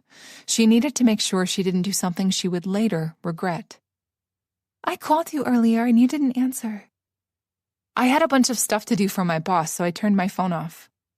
Then she rushed to her therapy session and completely forgot about it. Better to be busy than idle. Is there any news about that deadbeat husband of yours? No news, Mary replied simply, hoping Ruby would get the picture and move on to some other subject. She didn't. Nothing? She asked, a bit surprised. Do you want me to look into that? Ruby offered. There's no need. Laura is very competent, Mary replied as the guilt started to emerge. All right, Ruby said somewhat reluctantly. How are you feeling? She asked in concern. Do not take advantage of her. I really don't want to talk about it, Mary replied. It wasn't technically a lie, simply not the whole truth. Why? Did something happen? What are you not telling me? The last thing Mary wanted was to upset her. It's nothing like that, she replied in haste. It's just that I don't want to burden you with my problems. Oh, honey, don't be silly. What are friends for? Ruby said. Nothing you say or do can burden me. Mary was still reluctant to say anything else. What if Dr. Carson was right? Perhaps Mary needed to try and explain it to Ruby the way her therapist did to her. I spoke with my therapist today and I came to a certain realization. Oh? I've gotten very fond of you, but I don't want to take advantage of our new friendship and burden you with my problems, Mary explained, intently waiting for Ruby's reply. Oh, please, you are not taking advantage of me. As far as I'm concerned, your therapist is clearly overreacting, and I get it. He needs to make a living somehow, she replied dismissively. What do you mean by that? Mary asked. He needs to say something that sounds meaningful every once in a while other than, how's that make you feel? To justify being paid for listening to you. They are all bullshit artists, Ruby said with conviction. That didn't sit well with Mary. Dr. Carson had helped her a great deal, encouraged her to see the reality of her relationship with Nick. Nevertheless, Ruby had the right to her own opinion, so Mary didn't say anything in return, not wanting to start an unnecessary argument. Chapter 8. The next day, Ruby sent her an invitation to a little gathering at her place of some of her friends and former associates from the theater. Quite literally, a courier delivered it to her first thing in the morning. The invite was printed on fine black paper with silver letters written in decorative calligraphy. Fancy, she murmured to herself, feeling a bit excited for the prospect of meeting other people in Ruby's life. There was a personal note attached to it. That note was written by hand, by Ruby herself, and it advised her to dress up. Mary's heart sank. After their talk last night, Mary was still a little bit conflicted regarding her friendship with the other woman. She gathered if she didn't lean on Ruby regarding Nick, they could continue spending time together. Putting that aside, with her mind somewhat at ease and resolved, she returned to the invitation. Over time, Mary got used to going to all kinds of events with Ruby, and socializing with other people was also something she started to do despite being uncomfortable. But the special note made her apprehensive. Mary didn't have anything nice to wear. I don't know how to dress up, she thought in exasperation, and she certainly couldn't afford anything new. Thanks to Nick, she was left penniless, and despite working every day, she was always short and struggled to catch up with all her bills. Nick had really made a mess of her life on so many different levels. It would take her a long time to fully recover. I can't go, she realized. Mary didn't want to disappoint Ruby by canceling, but other than robbing a bank, she really couldn't see another way to obtain anything wearable or nice for the party. Up to this point, she'd managed, yet she sensed this party would require something finer than she had. As though summoned by her troubled mind, Ruby called her, sounding beyond excited. That made Mary feel even worse. She's gonna be devastated if I fail to come to her small gathering. Did you get my message? I have. Thank you for inviting me. How am I to tell her I'm not coming? It's going to be marvelous, she said in high spirits. All the important people from the business will be there. Oh, crap. Ruby, I don't think I can. Ruby interrupted her. You know, I've been thinking. Let's go shopping today. Well, I'm sure you will need a new outfit for the shindig, and God knows I need one too, she declared with utmost seriousness. Mary somehow doubted that to be the case. She'd seen all the closets Ruby had, which were filled with expensive attire. A part of her started to wonder if Ruby was doing this because she sensed Mary was about to decline, having no money for the extravagance. Mary couldn't accept her generosity. It wouldn't sit right with her. I'm still waiting for my paycheck to arrive, she lied. Don't think about it. It's on me, Ruby offered. I can't accept something like that. You can, and you will. Besides, you'll be doing me a favor by coming with me. I can be so indecisive. Somehow Mary could see that clearly. If you don't come with me, I'll end up buying more things than I possibly need. Mary's resolve started to waver. Please. All right, I'll go. Great. I'll send you the address for where to meet me, Ruby said cheerfully again. We can squeeze in a little lunch somewhere in between. Of course, Mary replied instantly. She already said yes to expensive clothes, so saying yes to lunch felt like nothing in comparison. Shopping is a marathon, not a sprint. Remember that. Despite herself, Mary laughed. Okay, I'll wear my comfortable shoes then. You'd better. See you in a bit. Bye. Bye. Mary hung up while shaking her head. It was amazing what an effect this woman had on her. Ruby was constantly pushing her outside her comfort zone, and that was not necessarily a good or bad thing, simply different, unnerving at times. Who knows? Maybe this is exactly what I need at the moment. As it turned out, all the stores they visited were on the high end, but Mary knew Ruby enough to already expect something like that happening. The knowledge didn't stop her from feeling quite overwhelmed. The endless possibilities and spectacular prices were making her head spin. Ruby treated Mary like she was her personal doll, dressing her up in anything that caught her eye. It appeared as though she randomly took out various dresses or suits from the hangers for her to try on. At some point, Mary figured out that there was a method to the madness. Ruby was trying to give her a makeover. Mary paraded in front of Ruby in the dresses made in the latest fashion as she sat on the sofa drinking champagne, scrutinizing her. It was all done under the watchful yet helpful eyes of a saleswoman. That just arrived today, the clerk provided. I am so glad I decided to shave my legs. I don't think this is quite me, Mary confessed, looking dubiously at herself in the big mirror. She was wearing a sleeveless lime green dress, and to be perfectly honest, she hated it. Not because that was clearly something Ruby would wear herself, but because it didn't fit her one bit. I look hideous. Nonsense, Ruby replied, waving with her glass. It fits you perfectly.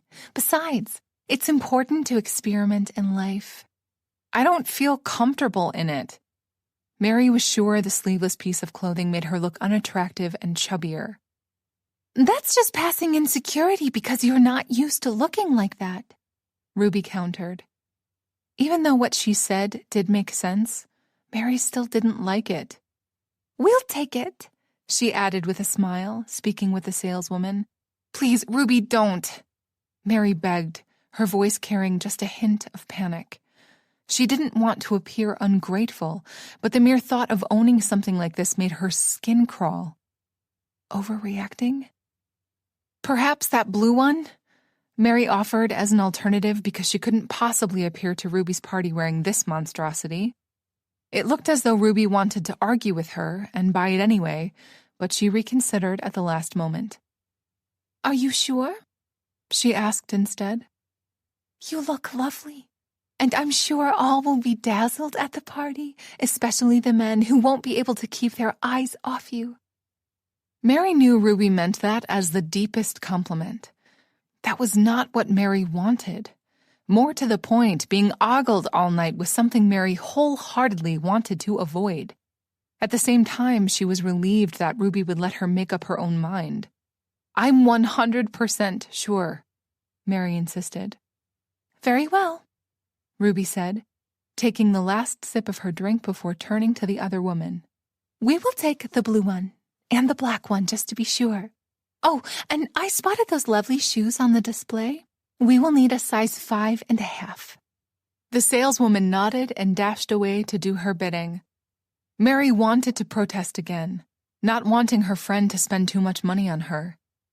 Once again, she didn't want to appear rude or ungrateful. The last thing she wanted was to hurt Ruby's feelings. She was so looking forward to this outing. If this means so much to her, then let her have it, she told herself. I'll go change, Mary said in haste before Ruby found anything else for her to try on. Besides, she needed to take this thing off, so she dashed to the dressing room. Once she was in her normal clothes again, Mary felt like she could finally take a deep breath. Perhaps Ruby was right. Maybe she was too snuggled inside her comfort zone and needed to experiment a little. There was experimenting a little by tipping the toes in the water, and then there was experimenting by doing a dive-in cannonball style. She was definitely ready for the former. Wearing that blue dress at the party would suffice. Mary emerged just in time to see Ruby going to take care of the bill, and she joined her. Glancing at the check, Mary was shocked, eyes bulging to discover how much those 3 items actually cost. Are they made out of gold? She wondered, threaded by fairies? What could possibly explain such a high price? Just in time, Ruby greeted her cheerfully. I added a little something while you weren't looking as a surprise, she added with a wink. Did she decide to buy me something else? The price to be paid for exclusivity or the illusion of it was often too high, and in Mary's opinion, complete madness. Clearly, Ruby did not share her views. Mary stopped Ruby from giving her credit card to the woman by the register. Then she moved them away so as not to be overheard. Mary? You know that I appreciate everything you are doing for me, but you really don't need to do this, Mary said, hoping her friend wouldn't take this the wrong way. I know I don't have to. I want to, she replied, returning to the cash register and giving her card away with a big smile. Mary groaned inwardly, following after her. That's too much money, Mary said in half a voice, leaning toward Ruby, not wanting to cause a scene. It's my money, so just be a good friend and say thank you, Ruby snapped, getting disproportionately angry for a moment. It was such a difference from her previous mood that Mary and the woman working there both recoiled. Just as fast as it appeared, the emotion disappeared and Ruby was her radiant, smiling self again. However, the damage was done and Mary felt beyond dumbfounded. What just happened? Did I hit a nerve? Did I hurt her feelings? She started to stress. Perhaps Ruby was right. She was being rude when the other woman did nothing wrong. The fact that Mary felt uncomfortable had nothing to do with Ruby. Those were her own insecurities, and she shouldn't project them and make other people unhappy. Realizing that, she started to feel guilty. You're right. I'm sorry, she said with the utmost sincerity. It's just that I'm not used to all of this. She waved vaguely all around them, hoping that her meaning was clear. It was. Ruby's smile grew wider. Well, it's time for you to get used to it because I plan on spoiling you rotten.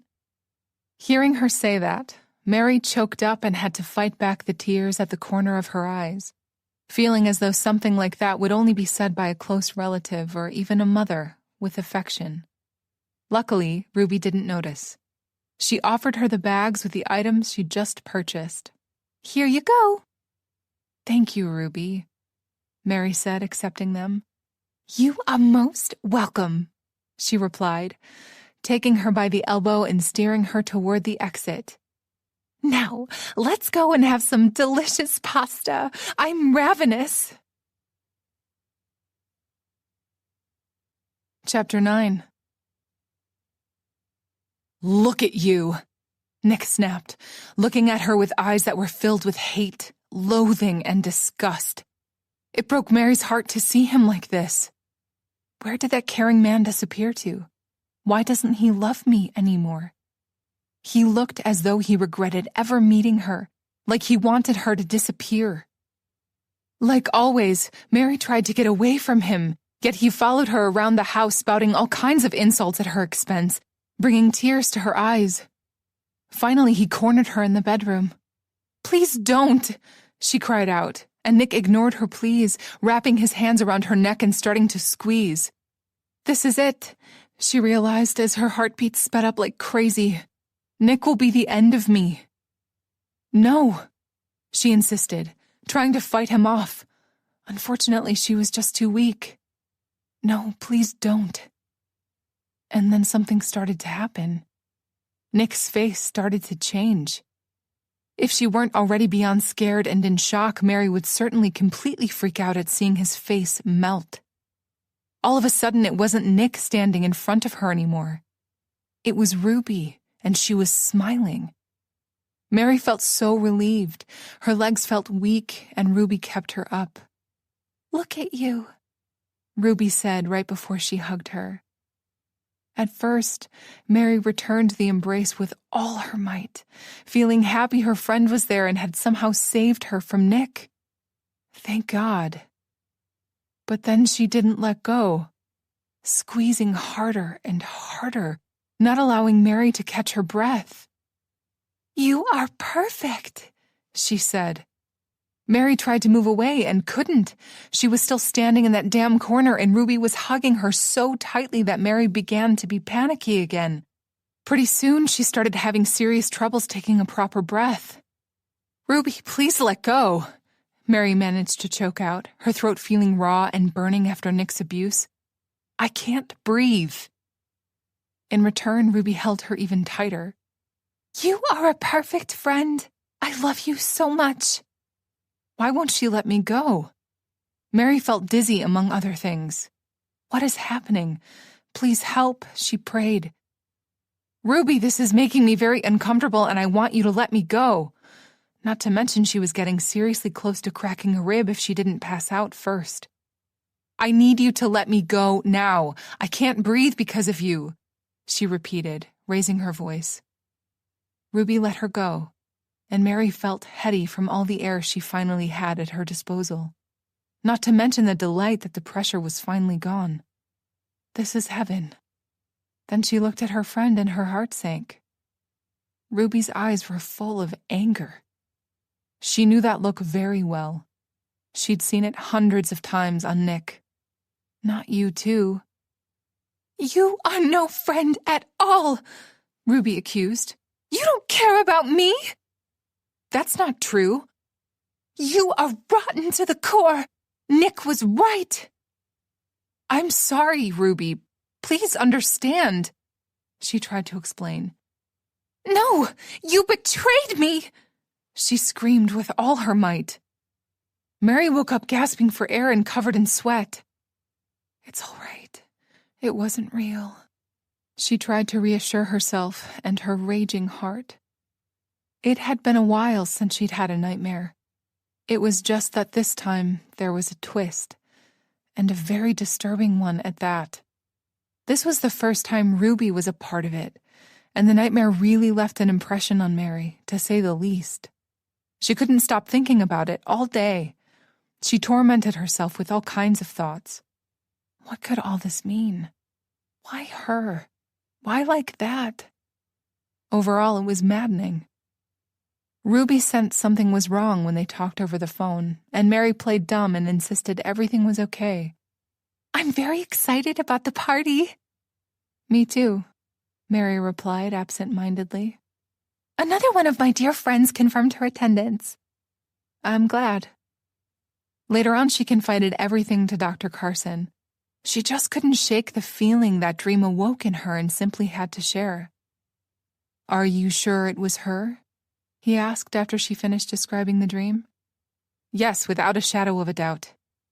And this was the first time you've had this particular dream. Mary thought about that for a moment. She'd dreamed of Nick tormenting her in one way or another many times. Was this the first time Ruby was there? I believe so, she replied eventually. I mean, if I had this nightmare before, I would certainly remember it. You appear really shaken up by it, he observed. That was because she was. Do you feel like Ruby is smothering you? Mary expected some form of this question to arise, so she'd spent the whole day trying to figure that out. If she didn't, then what was the point of that dream? And if she did, then what did that say about her and her unwillingness to break the friendship? On and on it went inside her head, giving her a mighty migraine. Mary wasn't sure. It was true they spoke on the phone daily, usually for hours, and they went for walks, lunches, and all kinds of events. And the latest outing was shopping for the party. Nevertheless, wasn't it normal to spend time with friends? The thing that did stand out for Mary was the fact that Ruby had offered to take care of her Nick problem. Once again, she couldn't say whether that was normal. In the end, she listened to her heart.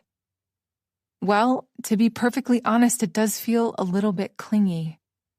She made a small pause to collect her thoughts before continuing. At the same time, she felt like she couldn't judge Ruby for wanting to hang out. And she certainly wasn't about to dispose of her one and only friend simply because Ruby was a little bit lonely and perhaps even desperate. God knew Mary was the same way. She told as much to Dr. Carson. They all had issues, one way or the other, and perhaps this was Ruby's. Mary would be a rotten friend if she couldn't accept that. All right. If that is your judgment, then I'll stand by you, Dr. Carson replied, hearing her out. However, please always stay cautious of your feelings and intuition, he advised. When you're feeling confused, your intuition will often steer you in the right direction. Honestly, Doctor, I think my intuition fell asleep or is in a coma for all the help it provides, she joked. He looked at her with an amused expression on his face. You are more intuitive and stronger than you believe. I've already told you that, he insisted. It's just a matter of listening to it. Yes, he had said that to her a couple of times, and maybe someday she would believe him. In this case, regarding Ruby, I believe that is of utmost importance. Why do you say that? She asked, since his words confused her a little. Not to alarm you, he emphasized. You might be right about Ruby's loneliness, but to me, based on what you've told me, she seems a little unstable. Unstable? It was hard not to get alarmed after something like that. Yes. However, at this point, it's just a precaution. I clearly don't have enough information to make any assumptions. It's just that it's better to be safe than sorry. Oh, okay. Dr. Carson certainly left her with a lot of things to stress about on her way home. She trusted him more than anyone else in the world, and he'd already helped her immensely, yet she believed he was way off regarding Ruby. It was true that she was clearly eccentric, and her circumstances, not to mention disease, had shaped her into the person she was today. Was she unstable? Maybe she was in the same manner Mary was. That night, the nightmare made a comeback, and once again she woke up traumatized beyond measure. This is ridiculous, she fumed, getting out of bed for a glass of water. For the first time in forever, she had a real, true friend who cared about her, and Mary's crazy mind wouldn't let her be. Don't I deserve something good, positive in my life? Don't I deserve to be happy? She asked the heavens. Of course I do, she replied to her reflection in the toaster. Returning to bed, she forced herself to sleep. Miraculously, the rest of her slumber was dreamless. The next day, she ignored a phone call from Ruby. She was working at the moment, but that wasn't the reason she didn't pick up. Truth be told, she didn't know why she didn't answer. She disagreed with Dr. Carson, but all the same, here she was ignoring her. Realizing that, she immediately started feeling guilty for such behavior. It was rude and cowardly, and neither of those qualities were something Mary wanted to cultivate. Mary sent Ruby a text promising she would call her back as soon as possible since she was busy at the moment and in the middle of her work, and that wasn't a lie. Elisa was having some serious troubles at the firm since their system crashed, and she'd lost a bunch of data in numerous files. Some of it Mary had to do from scratch, and others she had on backup, so it was just a matter of finding them and passing them along. Overall, none of it was hard work, just time-consuming. Being so immersed in her work meant she couldn't stress about anything else, which was a true blessing in disguise. When she ran out of work, that was when the real problem started. Mary's mind relished her moments of idleness. Her list of things to worry about kept growing. Mary worried about Elisa the least, although it was a constant cause of distress for her.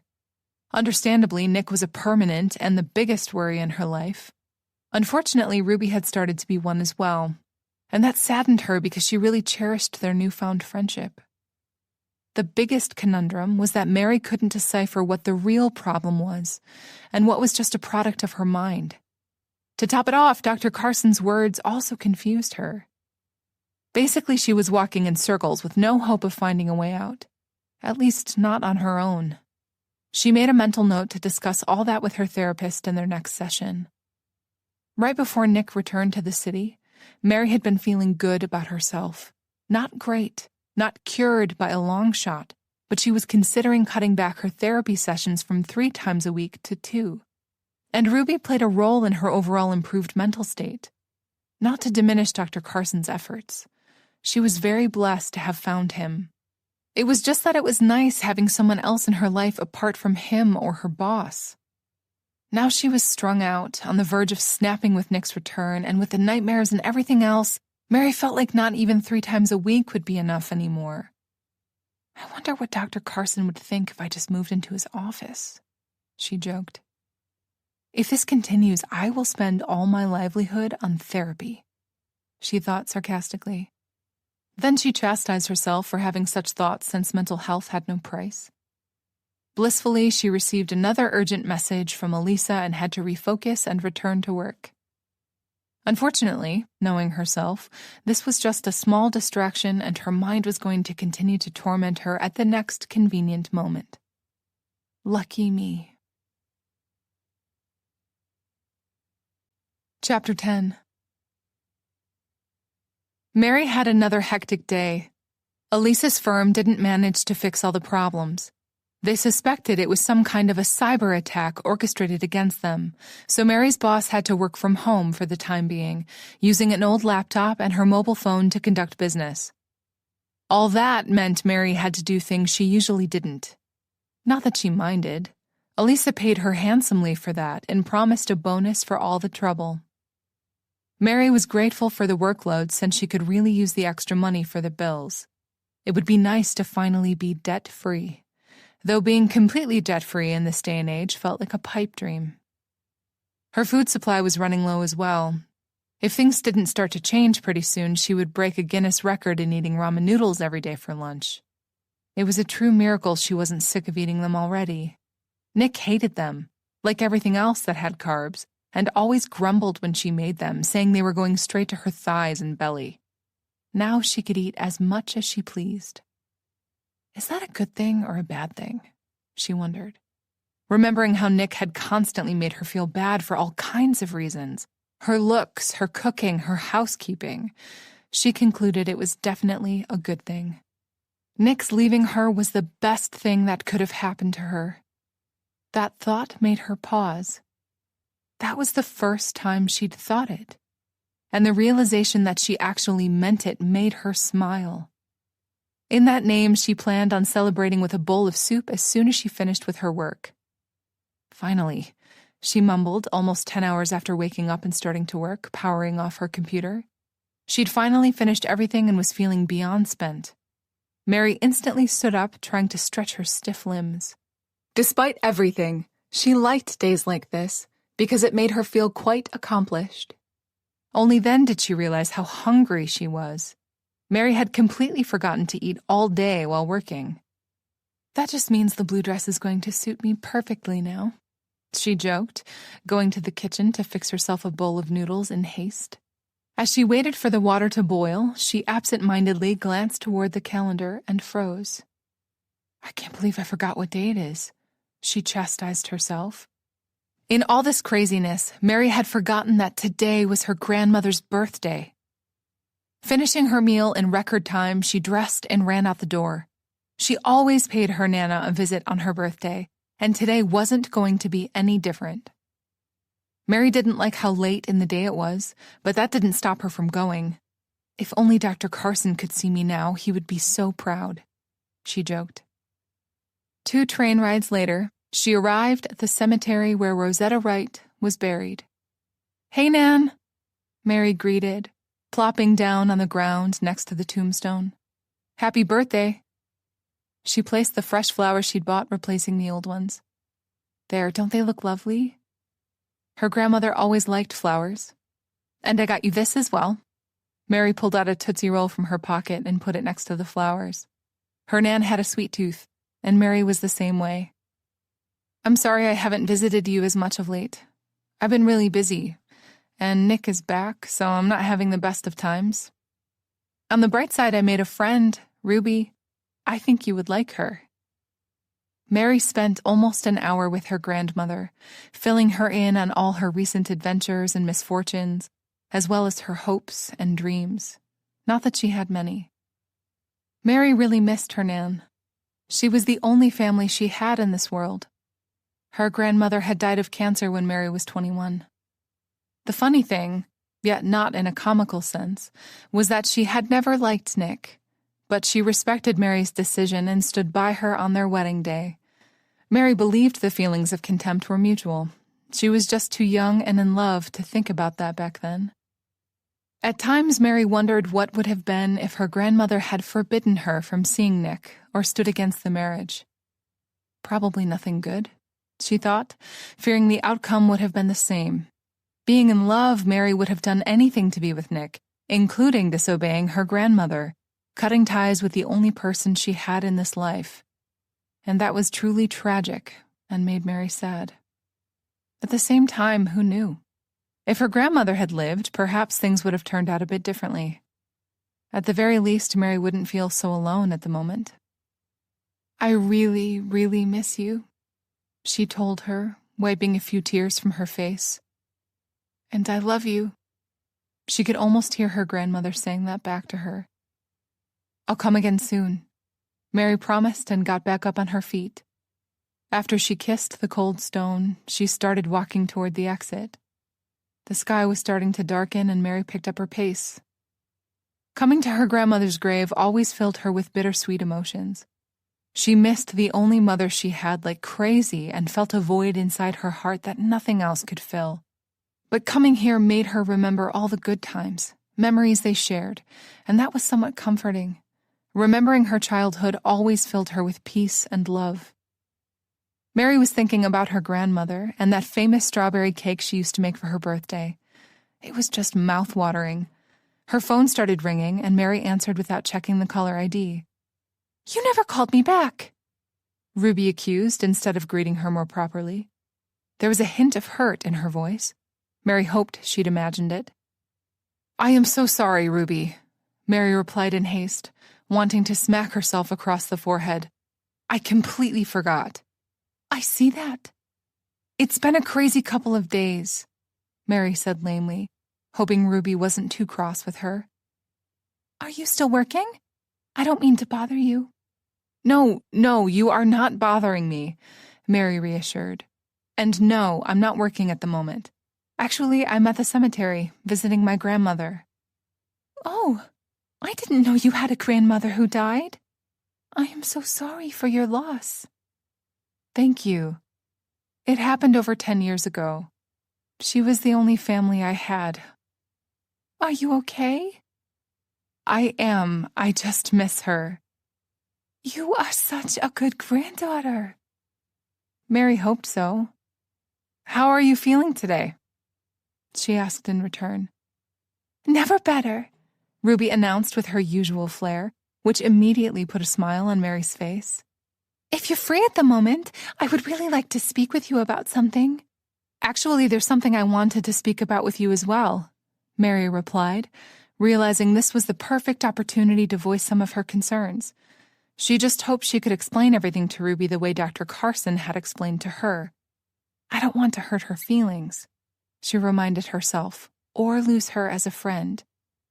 Me first, Ruby announced, cutting in, and Mary let her. Coward, a part of her accused. It's not cowardice if you respect your elderly, another argued. But then she had to refocus on what Ruby was saying, so she banished those thoughts. It's about the party. What about it? Mary asked, since Ruby's tone changed, getting distracted from what she wanted to tell Ruby for a moment. Ruby sighed. I'm very excited I decided to throw it, but I'm a bit overwhelmed. There's so much I still need to do. Do you need a hand? Mary offered, despite knowing nothing about throwing a party. Oh, no, honey. It's just that those damn caterers are driving me insane, and now I don't know what to do. What happened? What always happens, Ruby replied with bitterness. They completely screwed up my order. Is there enough time for them to fix it? Mary asked in sympathy. Ruby snorted. There'd better be, but that's not why I rang. I need your help with another matter. Shoot.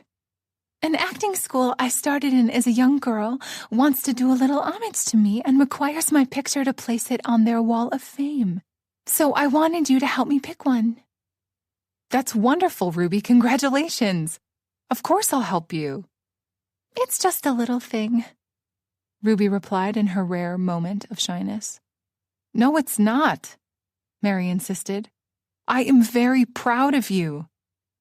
Well, we'll deal with that after the party. This is more important at the moment.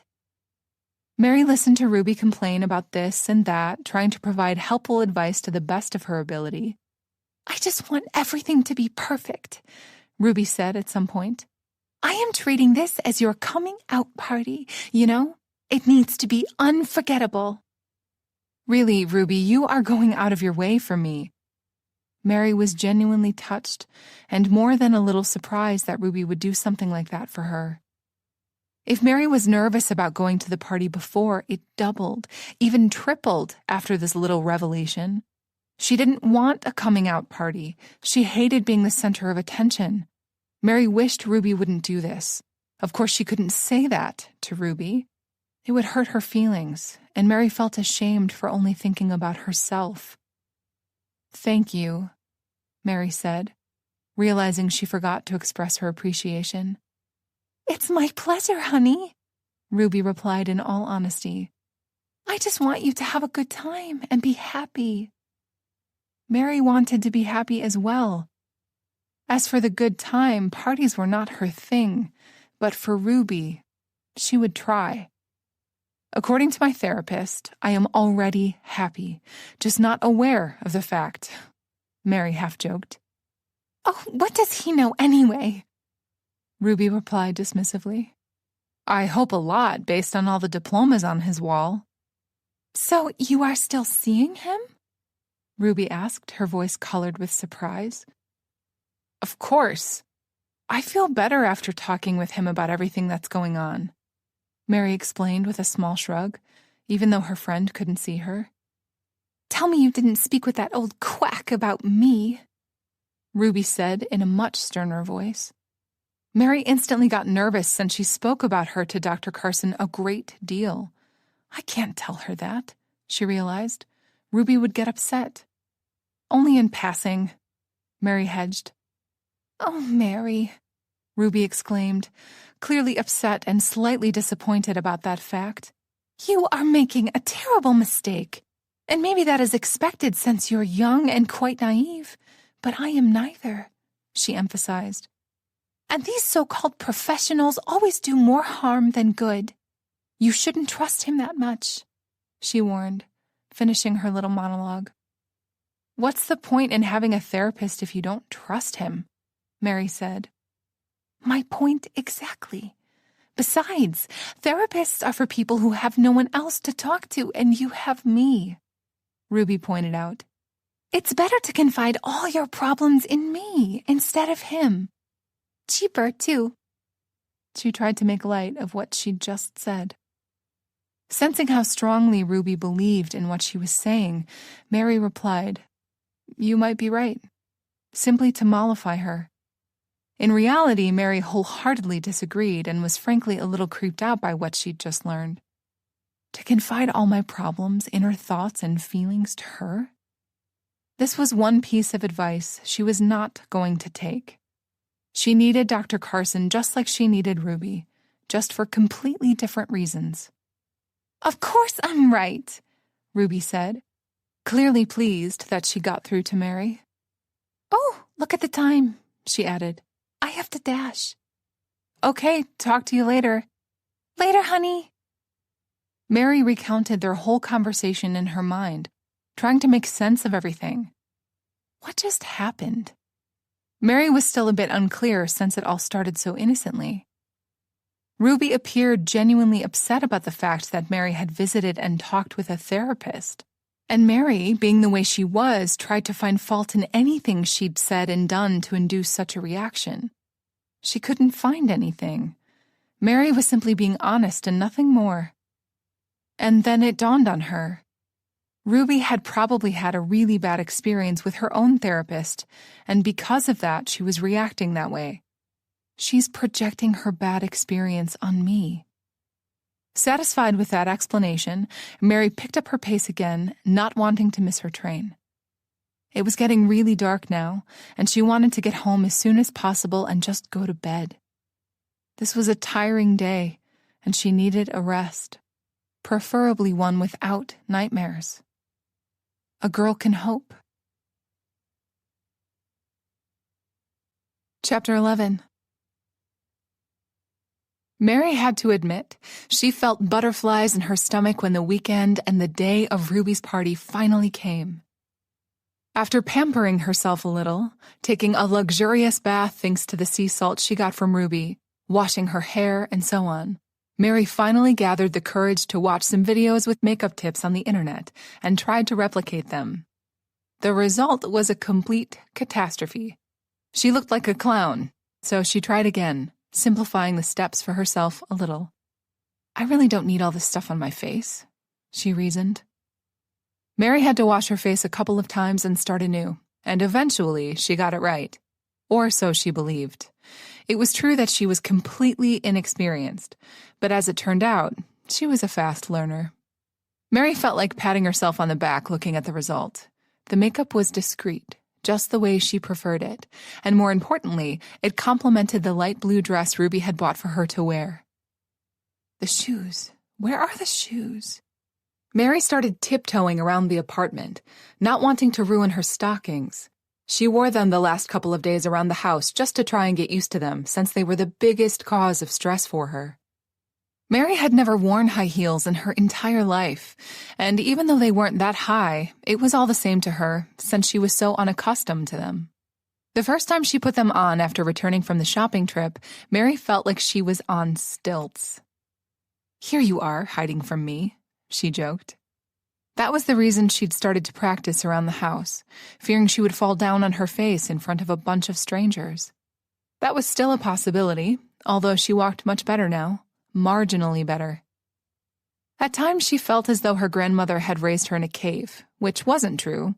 It was just that Mary was never that interested in such girly things, and was now seriously lacking. The catching up was tiresome, and making her feel more self-conscious. Mary didn't bother with her hair much. After washing it, she let it dry naturally, and the curls fashionably framed her face on their own.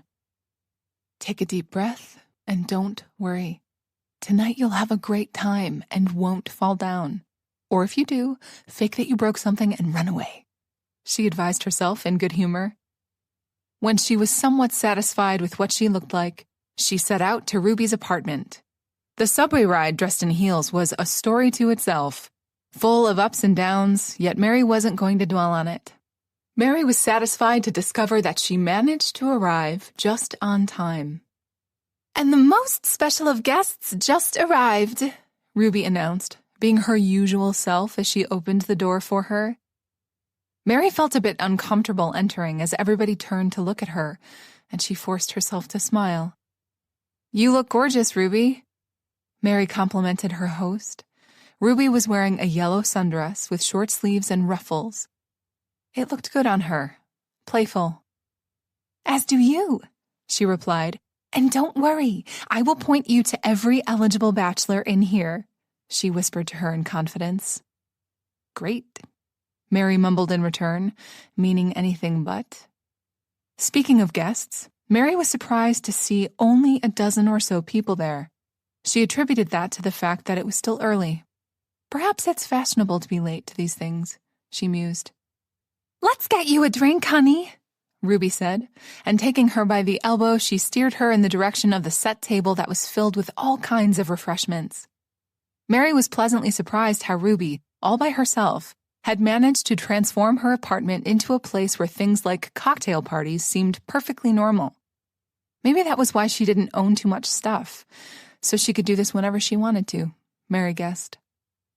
"So the catering company came through," Mary said conversationally, glancing at all the beautiful food that was arranged around the room.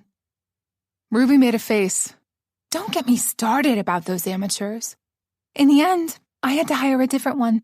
It was a complete disaster," she added dramatically. "This all looks perfect. You should stop stressing and just enjoy. You did a great job," Mary complimented, trying to calm her down. Ruby immediately smiled, taking a deep breath. "You really mean that?" "Yes." "Thank you for saying that. Sometimes I can be a little too detail-oriented." She offered her a glass of some kind of a punch, and Mary accepted it. "Now, let's introduce you to all these fine people." Mary forced herself to smile while nodding. "Lead the way." Ruby did, and Mary took a sip of her drink, needing some liquid courage to pull this off without embarrassing herself or her friend. The punch was delicious, fruity and not too strong, so she took another sip.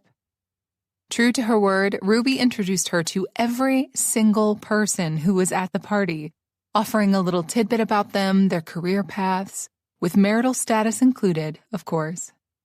Mary shook hands, smiled a lot, and tried to talk with some of them in return, which, as it turned out, wasn't an easy thing to do. Mary didn't want to criticize Ruby's friends since she'd just met them. All the same, Mary's first impression of the lot was that they all appeared aloof and unfriendly, and that surprised her a great deal since Ruby was the complete opposite, and Mary had believed her friends would be the same way. On the other hand, look at Mary. She was also a complete opposite to their host, so perhaps Ruby had a type. Slightly awkward and antisocial people? Mary really tried to engage with a few of the guests, yet their conversation didn't move on past the weather or how much they enjoyed something they ate or drank that evening. The only other available topic was acting, and Mary knew even less about that than what type of cheese went with what kind of wine. She felt like giving up. Are all people in show business like this? Looking at Ruby, who was in the middle of some vivid conversation with some gentlemen, Mary knew the answer to that question was a no. Or maybe Ruby had escaped that whole scene in time and preserved her true self. Overall, Mary was getting bored and depressed, thinking the other guests didn't want to engage with her because they deemed her beneath them in some way. "Stop thinking like that," she snapped at herself, irked. She hated that her default settings were always to try and find fault in her own behavior. "I am worthy of someone's time and affection," she reminded herself. And it helped a little. Feeling calmer didn't change her current circumstance. Mary started to practice excuses inside her head for leaving the party early. That was when she met Shannon, and then Carla. They were the last ones to arrive and definitely stood out from the rest of the crowd, meaning they were friendly. Shannon Woodward was a bit younger than Mary, tall yet curvy in all the right places. Mary was surprised to learn that she worked as a baker. "You work at Tiffany's? That's a block away from my old apartment. I shopped there all the time," Mary provided. She adored their croissants and often remembered them with longing. Sadly, the shop was now too far away from her home. "Small world," Shannon replied with a small smile. "At times it feels as though it's needlepoint small," she agreed. "So true," Shannon said, "especially when you're trying to avoid all the ex-boyfriends." They laughed. Carla Blake joined them at some point. She was a very charming and cheerful young actress with fiery red hair that clearly wasn't natural. It complemented her hazel eyes perfectly. Carla was very friendly and had a dry sense of humor. The only thing Mary noticed was that she drank a little too much. She was on her third glass during their 20-minute conversation, and it was showing. "How do you all know Ruby?" Mary asked, curious to hear if all their stories were equally dramatic. "Well, Ruby is one of the regulars in the bakery, but we just met, actually," Shannon answered. "She has a real sweet tooth." "She really does," Mary replied with a small smile, remembering their adventure to the pastry shop. "And how about you, Carla?" She giggled before answering.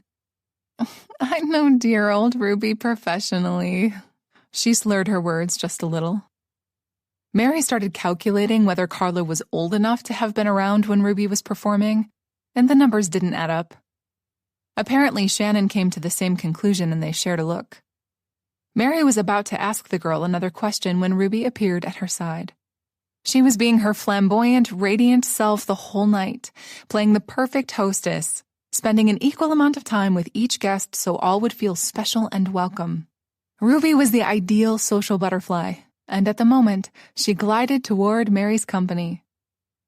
"I am so glad you all managed to come and meet one another," she trilled. Mary was glad she was having a nice time. "Thank you for inviting me," Shannon said politely, and the rest agreed. "Are you having a great time?"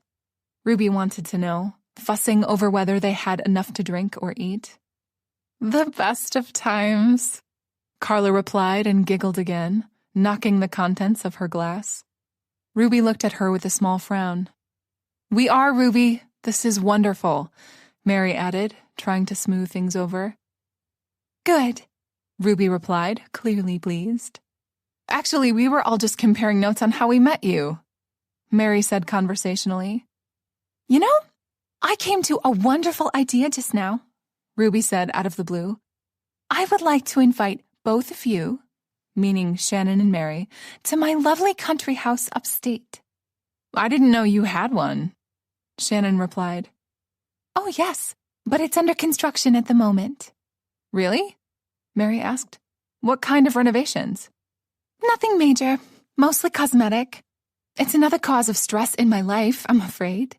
She sighed in a dramatic manner before smiling again. "Once it's finished, we'll go there and throw an even bigger party," she concluded. Mary and Shannon looked at one another, and Mary shrugged. "That sounds lovely, Ruby," Shannon replied for the both of them. Mary liked Shannon. Somehow she felt normal, more like Mary in every way, and not like the rest of that bunch.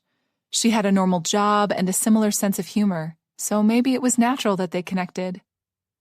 As time passed, Mary noticed that most of the people at this gathering didn't seem to know one another, which she found very odd, since they were all pretty much working in the same industry. "This is a big city," she reminded herself. "Not all plumbers or lawyers know one another either." However, the thing she found most intriguing was the fact that all of their conversations were beyond shallow and acting-centered. So she stuck with Shannon and actually had a good time. "Did you have a good time?" Ruby inquired as she walked her to the door. When Shannon excused herself and left since she had an early shift at the bakery, Mary decided it was time for her to go home as well, although she didn't have an early start. "I can if I want to," Only then did she remember that Ruby actually asked her a question.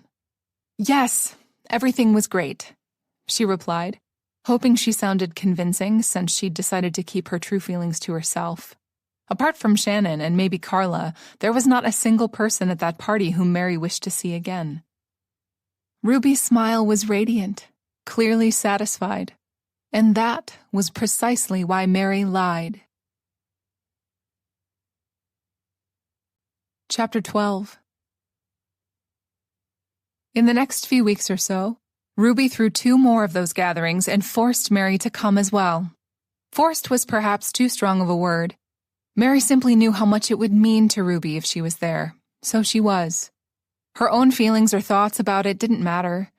Mary wanted her friend to be happy, feeling like she deserved it since she had so little pleasures in life because she constantly had to struggle with her disease, which was making her life difficult every single day. During all that time, Mary came to a certain realization. Ruby appeared quite desperate to impress her with all the connections she had in show business, and Mary just couldn't fathom why she bothered. It wasn't like Mary cared about such things. Perhaps she sensed Mary's reservation toward her friends and was trying to help her overcome it. Or maybe these were Ruby's own insecurities, needing to prove to herself that she was still important, that she mattered.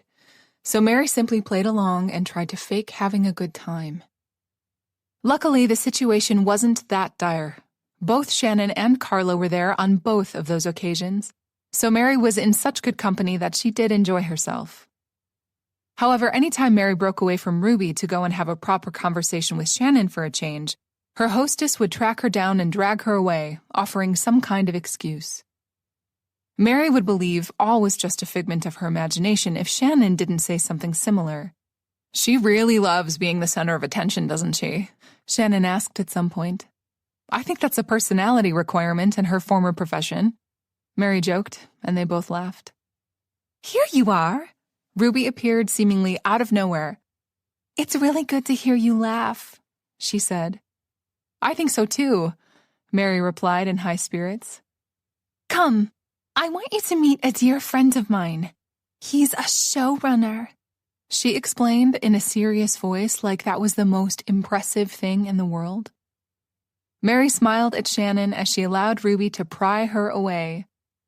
Shannon smiled back. "Talk to you later." "Later." They were both quite amused by Ruby's behavior since it fit perfectly with what they'd observed earlier. Ruby needed to be in charge, and if someone was having a good time, she wanted it to be because of her. Mary couldn't judge her for that. She was clearly lonely and needed any kind of accomplishments in her life, no matter how small or trivial they appeared to be to other people. The showrunner was a complete bore, just like Mary knew he would be, so she excused herself as soon as was humanly possible without appearing rude. He was Ruby's friend, after all, and Mary didn't want to cause her any kind of distress by being uncivilized. She was strung out as it was by organizing these gatherings. The parties are only important to her and to no one else, apparently. Mary immediately felt ashamed for having such thoughts. "You looked miserable," Shannon commented good-naturally when Mary returned to her company. "I was," she replied honestly. "I must have said 'I see' at least a dozen times." Shannon laughed at that. "I know the feeling. Ruby introduced me to a promising new director, with a special accent on single." Mary felt slightly better that she wasn't the only one Ruby was trying to fix up with someone. Ruby came and interrupted them 2 more times. "She's really tied to you," Shannon observed. "She's a dear friend, if not a little clingy." "If not a little clingy," Shannon said, and for the briefest of moments Mary wondered, panicked, if she'd said that aloud. She hadn't. It was just that they were of the same mind. "I don't mind," she added. "That much." She winked. "Me either," Mary replied with a shrug. They all had issues, one way or the other. It would be hypocritical of her to not accept Ruby's when the other woman wholeheartedly accepted Mary with all her craziness. "I think it's understandable, considering what happened to her," Shannon said, snapping her from her reverie. Mary frowned at that. Did she mean how Ruby was left out of work? Something in Shannon's eyes suggested it was an entirely different matter, more tragic. Mary asked for clarification. Well, you know she's a widow, right? Yes, and her husband died shortly after the wedding. Did you know they had a daughter, too? No, really? That was news to Mary. She instantly wondered why Ruby had never mentioned her or invited her to these gatherings. Maybe they are estranged. Wait a minute, had? Mary asked, realizing what Shannon actually said. Yes, she died recently. That is awful. Mary's heart went to Ruby. She was holding up remarkably after such a tragedy. I know it is, and I think that's why she likes spending time with us so much, because we remind her of her daughter. Oh, Ruby. She is one brave woman, Mary commented, mostly to herself, yet Shannon heard her and nodded. She took out her business card and offered it to Mary. Give me a call if you want to go have a coffee or something. Her meaning was clear. To hang out without Ruby.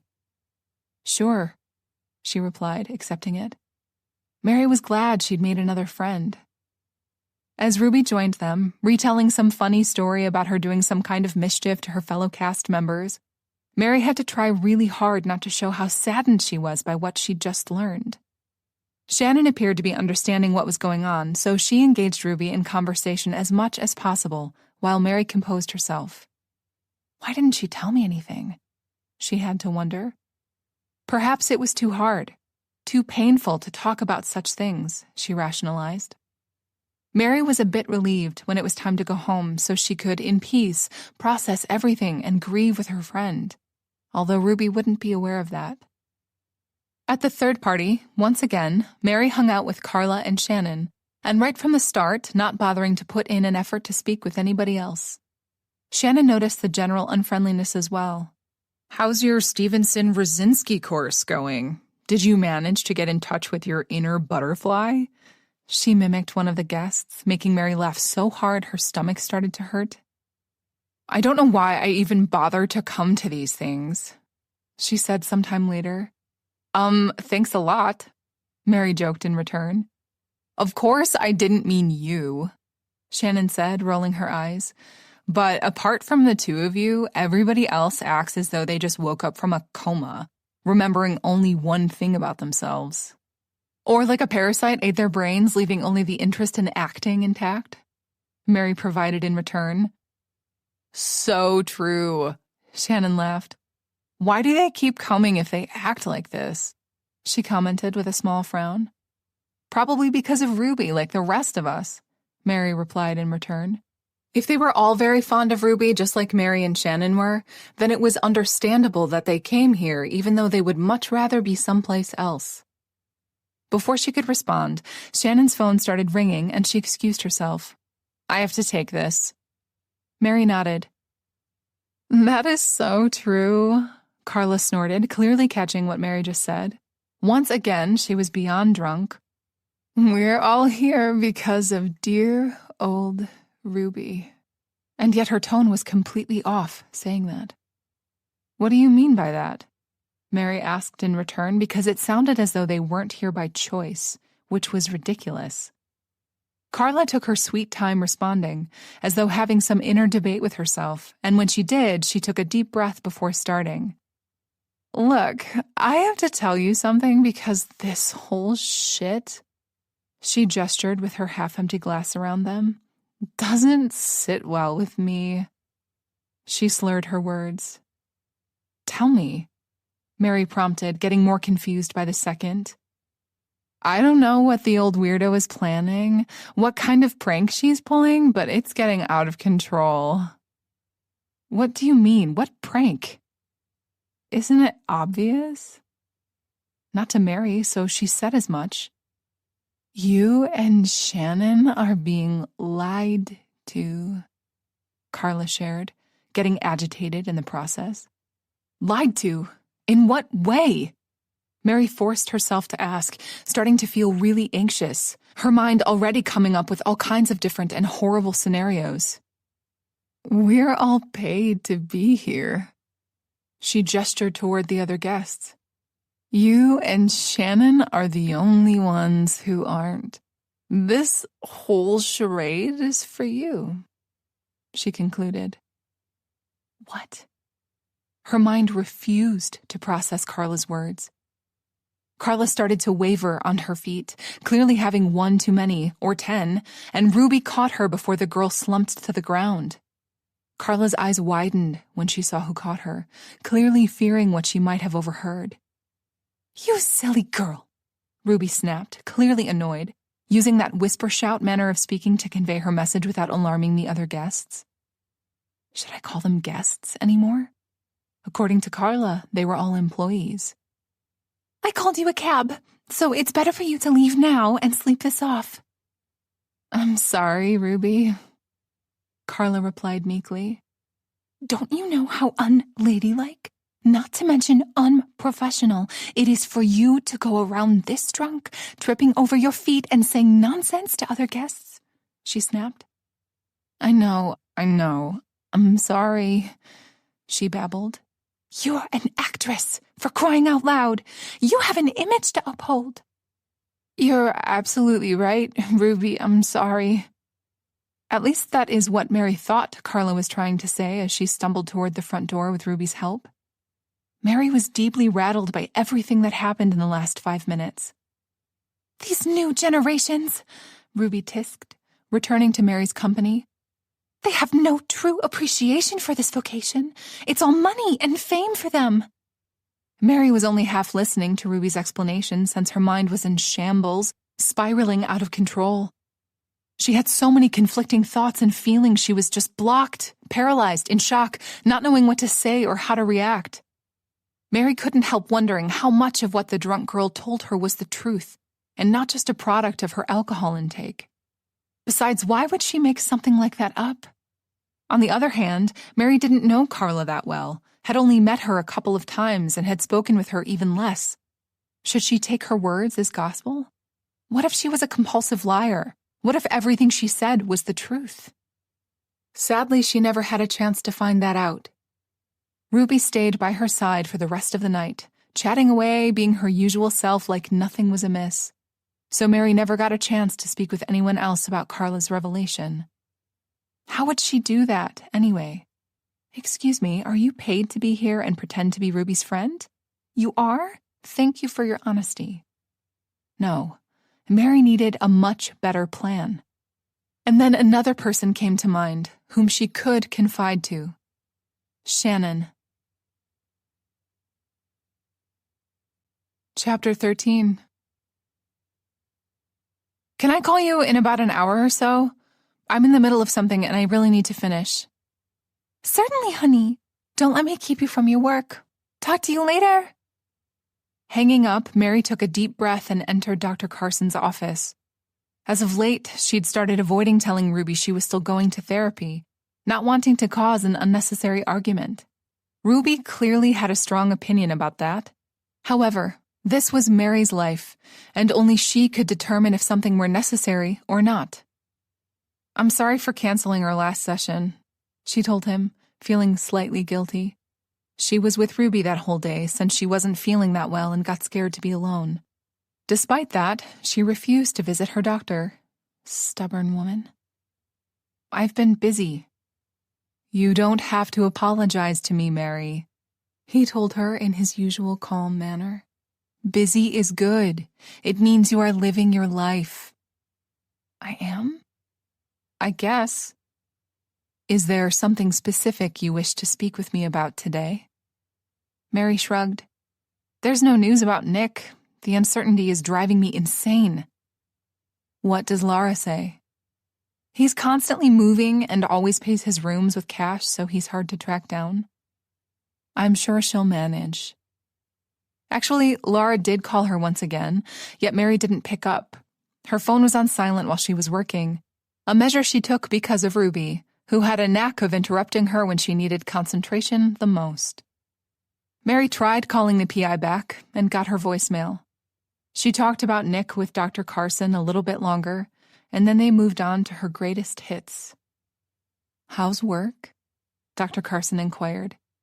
"Busy," she replied with a smile. "How's your anxiety?" "Manageable." Lately, she stressed less about Elisa firing her, especially after she had that emergency with the lost data. Elisa praised her back then about how she'd really stepped up, and Mary really appreciated her saying that. It felt good as well. She shared as much, and the therapist gave her a thumbs up, metaphorically speaking. "Do you still have nightmares?" "Yes, but not every night." "Are they the same?" "Sometimes they are about Nick, sometimes about Ruby," she reluctantly explained. "I'm troubled that you're dreaming about your friend in such a manner." "You and me both." "I forgot to tell you that thanks to the additional work I've had in the last couple of weeks, I've managed to pay 1/3 of my debts." "That is great news." The last 10 minutes Dr. Carson dedicated to teaching her some new stress relief techniques that he believed would help her when confronting Nick. Mary hoped so. "How do you feel now?" "A little less stressed out?" she only half joked. "That's the idea." Afterward, Mary felt slightly guilty for not being completely honest with him about Ruby. She couldn't explain why she hid the fact that her friend's behavior had intensified a bit. Everything had just escalated. Maybe Mary kept quiet because her feelings were completely mixed regarding Ruby and needed to be sorted out first. Isn't that the point of having a therapist? To help sort through the mess? A part of her questioned. Despite knowing that to be true, Mary believed this was something she needed to do alone. After all, wasn't the true purpose of therapy to equip a person to deal with life on their own? Mary was sure Dr. Carson would be proud she decided to deal with her feelings regarding Ruby on her own. The trouble was, since that last party when Mary had learned certain things that may or may not be true, Ruby had started acting really clingy, more than before. She called Mary multiple times a day, even though they didn't have anything to talk about. Ruby also showed up a couple of times on her doorstep, unannounced, claiming that she was surprising her when Mary declined an outing or if she said she couldn't visit her. The first time she came, Mary was completely shocked to see her. "How do you know where I live?" "You've told me, of course," Ruby replied, wearing her trademark smile, dismissively waving her hand. "I did?" Mary couldn't remember when she did that, but Ruby certainly did. "Look, I brought you chicken soup from Alfonso's, since you said you feel a bit under the weather." "Thank you, Ruby, that was very kind of you." "What are friends for?" And that was another thing. Ruby kept sending her all kinds of gifts, and it was making her uncomfortable. When she tried to bring it up, Ruby simply said that it was making her happy to treat her friends every once in a while. What could Mary possibly say to that? Thank you, but no thank you? Mary couldn't do that, although some of the gifts were quite bizarre. Like she would ever need a marble ashtray. Neither of them smoked. All of that was making Mary confused. Her feelings were all over the place, and she had all these doubts she needed to shake off. Taking Dr. Carson's advice and listening to her inner self, she was certain that something was wrong, a bit off, with Ruby. She just couldn't put her finger on precisely what. She needed to find a way to learn what that might be, and she wasn't quite certain if there was anything to worry about. Mary needed someone to talk with and confide her inner doubts and speculations. She knew how ironic that sounded after refusing to do the very same thing with Dr. Carson. Still, there was a method to her madness. As far as she was concerned, there was only one person she could speak with about these things. That was Shannon, since she was equally involved, and this concerned her as well. Claire had said that both of them were being pranked by Ruby. Putting aside the issue about the credibility of the drunken girl's words, Shannon had the right to know what was going on. After all, she was also Ruby's friend and was involved in her life. Perhaps in a smaller measure, but that didn't matter at the moment. Mary tried calling Shannon a couple of times and couldn't reach her. Shannon called her in return, and they kept missing each other. Understandably, this wasn't something Mary wanted to discuss over voicemail. Why do we even have phones if you can't use one when you need it the most? She fumed, getting voicemail again. Mary contemplated going to the bakery and eventually ruled against it. She didn't want to bother Shannon at her workplace, and she felt that would be an overreaction. Deep down, she firmly believed there was a logical explanation to all of this and didn't want to jeopardize friendships formed between all the parties involved. When her phone finally started ringing, Mary was relieved that Shannon was finally returning her call and she was actually there to take it. She really needed to speak with her, since two heads were better than one. Shannon appeared as though she was someone who could see through all the crap and decipher what was what. Grabbing the phone, she sighed, discovering it was Ruby calling her and not Shannon. Knowing from experience that it was better to answer her now than let her spiral, Mary did just that. "Hey, Ruby, I was just about to call you." Which wasn't a lie. Before the session, she did promise she would call, and she planned on keeping it.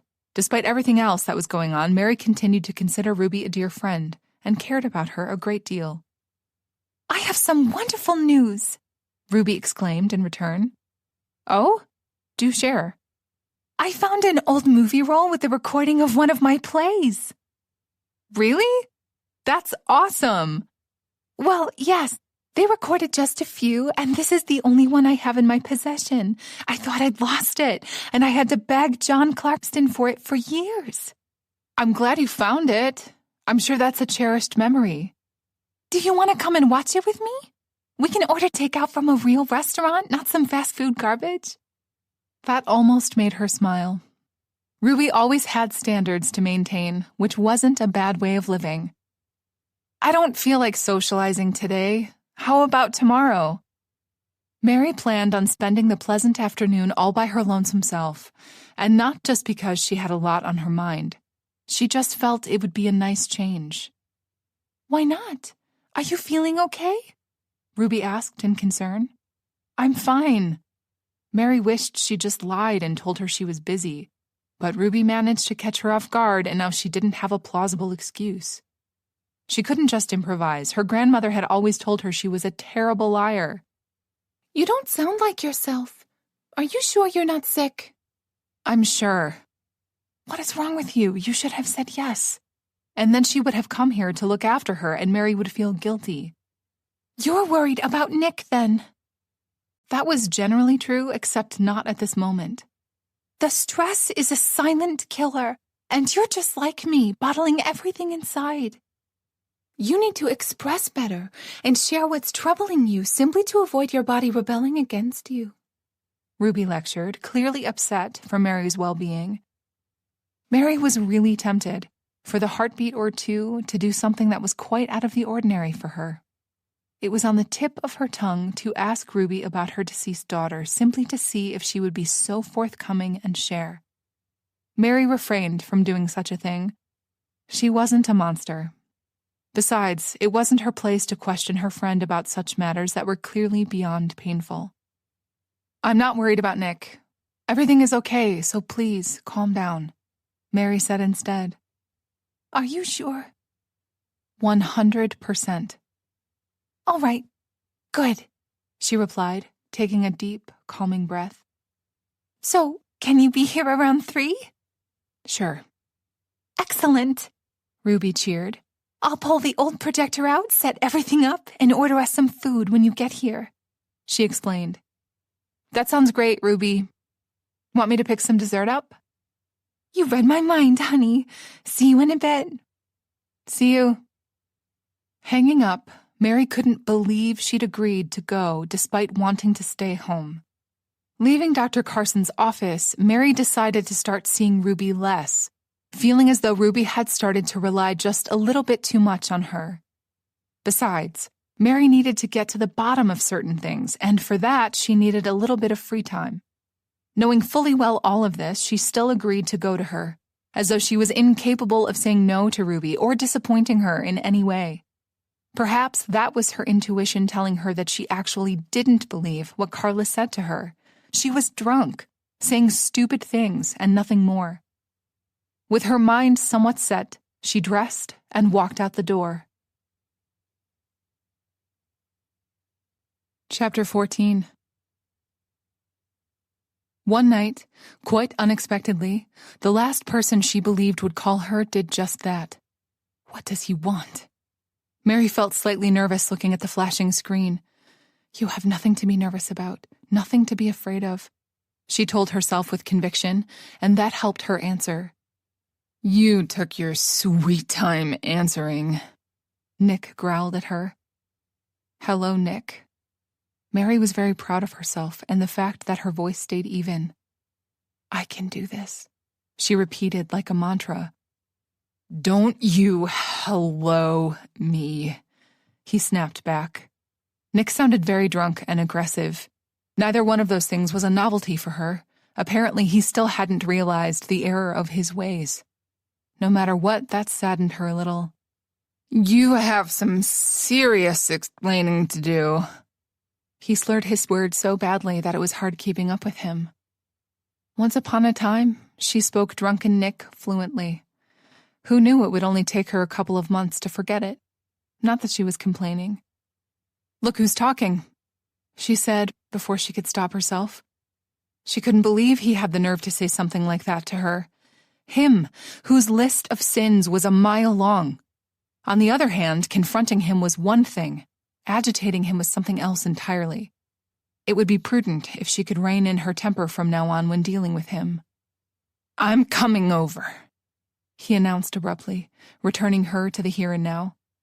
Good luck with that, since I had to move out from our apartment because you took all my money, she countered, feeling like a pat on the back was in order for her handling this like an adult.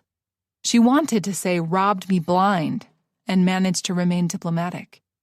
Dr. Carson would be so proud of her. Is that why you did it? Out of revenge? He accused. I always knew you were a spiteful woman. His rant made her pause. What was this drunken idiot talking about? Not even his usual insults hurt as much. All that gave her the strength to persist. What are you talking about? She countered. You know what you did. Okay. Look, I don't have time for this madness. When you sober up, if he sobers up, she corrected, we need to talk. It was time they ended this tragedy called marriage. Don't you dare use that tone with me, he growled. I'm hanging up now. Mary was in the process of doing just that when he continued speaking, and the first couple of words made her waver. Our old landlord gave me your new address, he said smugly. I'm coming now, and you'd better wait for me. With that, he hung up. That old bat had always favored Nick over Mary, so it was no wonder he'd ratted her out. All those drunks like to stick together. I hope there is a special place in hell for men like that. What on earth are you thinking about? She snapped at herself. She must be in serious shock if she was thinking about something so trivial as her precious landlord, other than the fact that Nick was coming over. Nick is coming over. Finally started to sink in. She hadn't seen him in months. Her heart started to beat a lot faster. Nick was coming, and he was very drunk and terribly angry at her. It didn't matter whether he had valid reasons for something like that or not. In his mind, she was guilty, and that was that. All her fears and insecurities came rushing back. Why is he coming? She started to stress. Nick probably discovered Mary hired a PI to track him down and was now pissed. What am I to do? Mary didn't feel strong enough to face him in such circumstances. She knew what he was capable of when this angry and drunk. She had the nightmares to prove it. I can't face him. Do you think you have a choice? And that pissed her off. She should always have a choice. I can't reason with him. He won't listen. He never listened to her and always did what he pleased, making her feel like crap in the process. I need to run away. She couldn't do that, instantly rebelling against that idea, and not just because that would enrage him even further, but because that wasn't the type of person she wanted to be. Besides, where could she possibly run to? If she did something like that, she would pay a greater price when he found her, and there wasn't a doubt in her mind that he would find her. Her constant nightmares about him tormenting her came to mind, his strong hands squeezing her neck, and she started to actually feel the pain. I can't breathe. She started to panic. What am I to do? She asked in desperation. I can't face him. Not like this, not alone. Who to call? In all this chaos, only one name came to mind. Ruby. She'd promised she would help if Mary needed it. Without further delay, Mary dialed her up. Can't sleep, honey? Me neither. Ruby started to chat from the moment she picked up, being her usual self. Ruby, Nick just called. Mary stopped her in haste, as if Nick were already at the door. What? Are you all right? She demanded. Yes. No, I don't know. He's coming over right now, and he's drunk and angry, and I don't know what to do. I'm scared. She rambled, saying all that in one breath. Calm down. I'm on my way. With that promise, Ruby hung up. That didn't calm Mary down. She continued to stand by the door, clutching the phone with all her might. Ruby wasn't going to arrive here on time, and even if she did, how was she going to fight Nick? Stupid woman, what did you do? I can't see him, I just can't. 15 minutes passed, and as she stressed, paralyzed to do anything other than that, someone started banging against her door. Ruby? She inquired in a half voice. Mary, open up! Nick started to shout. I know you're in there. I can hear you. Let me in. He banged against the wooden door with all his might. Oh no. He's here. He really is, and now he's gonna... Mary stopped herself right there. Go away, Nick. I don't want to talk to you. She yelled in return, needing him to hear her through all the noise he was making. You witch! He accused, while continuing to pound. He heard her okay. Open this damn door for me right now, he demanded, trying to break the door down. The suddenness of it made Mary scream. He's going to break in. As he continued to rage, panic inside her overrode everything else. Calm down. You're safe. You're not helpless. She repeated those words like a mantra. You did this to me. You will pay. Nick sounded beyond reach, consumed with rage. That was when she feared him the most. You did this. You! Did what? Mary shuddered as her front door shook again. She was dubious whether it would hold or not. It will hold. It has to. What are you talking about? She countered, hoping she could placate him in some way so he would peacefully leave. Yeah, right. Gretchen broke up with me because of you. You poisoned her mind, he raged. Is he crying? Wait, who is Gretchen? Mary quickly put two and two together. Apparently Gretchen was the name of his child girlfriend. Well, child ex-girlfriend, she corrected herself. And for some reason unknown to her, he was convinced that she had something to do with their breakup. That was preposterous. Mary would never do such a thing, not in a million years. If she left you, that is because of you. You are a narcissistic asshole. God, I wish I had been that smart and dumped you a long time ago, and spared myself a lot of misery and heartache in the process. So much for placating him. Mary was proud of herself and the bravado she was sporting. As was expected, Nick didn't receive her words that well. You fucking liar.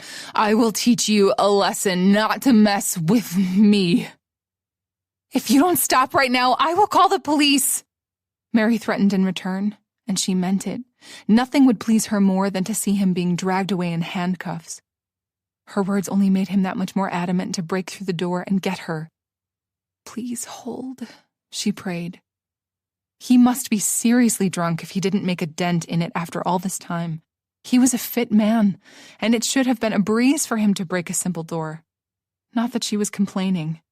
You ruined everything. I have nothing now. He'd completely lost his mind. That's it, Nick. I'm not kidding around. I'm dialing the police. Listen. Mary really started to dial 911, chastising herself for not doing that sooner, when something made her pause. Step away from the door, you bastard! Mary heard a very familiar voice shouting. Ruby. She really came and was apparently trying to drive Nick off. Leave me be, you old crone, Nick yelled, but he was clearly thrown off balance. Mary started walking toward the door, yet something stopped her midway. Stop acting like a coward. Unfortunately, her legs wouldn't budge. "This doesn't concern you. I'm allowed to speak with my wife." Mary scowled. So I'm a wife now?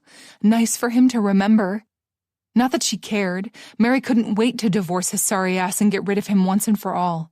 She didn't feel like being tied down to this asshole a second longer. Not to mention he was a dangerous asshole. "You're not allowed to act like a raging lunatic," Ruby countered.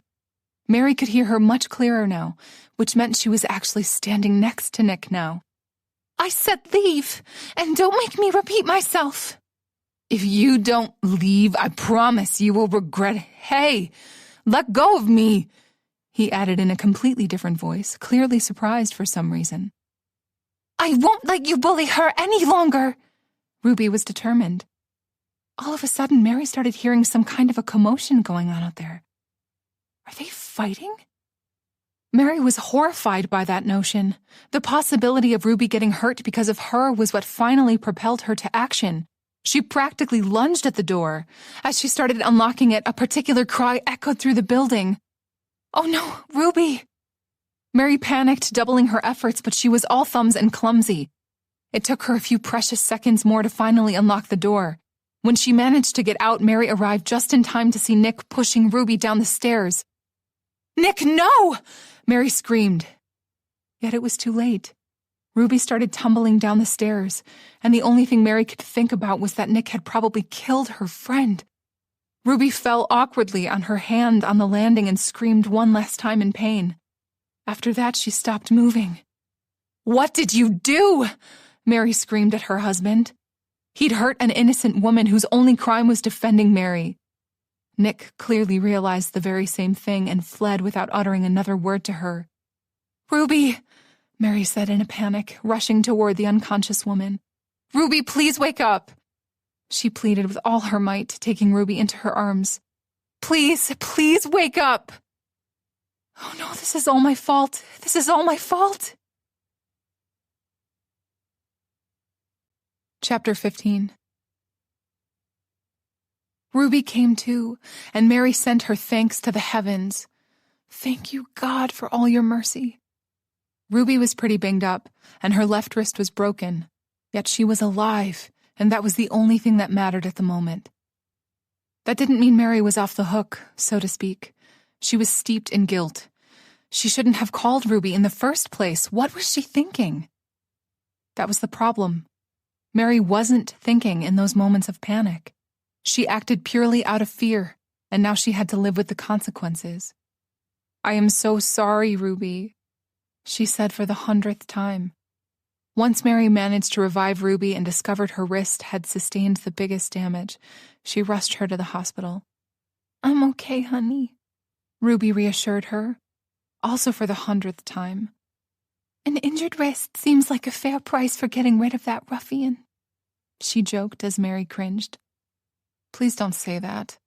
Besides, it's not injured, it's broken," Mary countered. Ruby waved dismissively with her good hand. Entering the receiving area of the emergency room, Mary was shocked to see how many people with all kinds of injuries waited to be attended to. At the same time, in a big city like this one, it was to be expected. It was just that Mary had never been confronted with the reality of things before. Mary walked them over to the front desk, where a busy-looking nurse typed furiously on the keyboard. "Excuse me." Mary tried to get her attention. "My friend has a broken wrist and needs your help. She's in pain." The nurse glanced at Ruby and the injured hand she was so awkwardly holding, and she had a very strange expression on her face as though she already knew who Ruby was.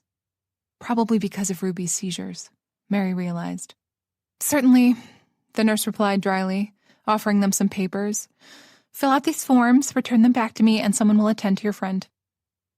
Mary couldn't believe her ears. "Fill out a form?" she repeated, outraged. "Have I mentioned that she's in pain?" Mary was aghast at the bureaucracy of this place. Ruby needed to be treated, and now, not sit around and fill out some ridiculous forms.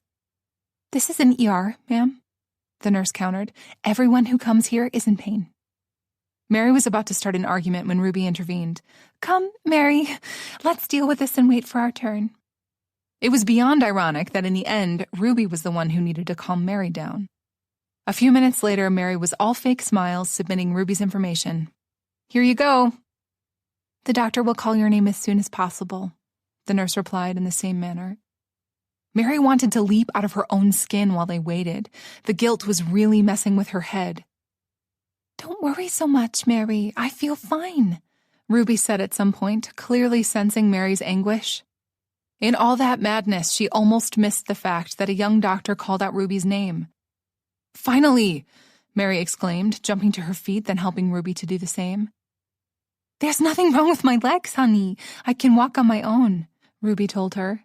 Yet there was no reprimand in her voice. She was still trying to make her feel better, and that was in turn making Mary feel 10 times worse. "Right over here, Mrs. Thompson." The doctor gestured, and they followed. "Back so soon?"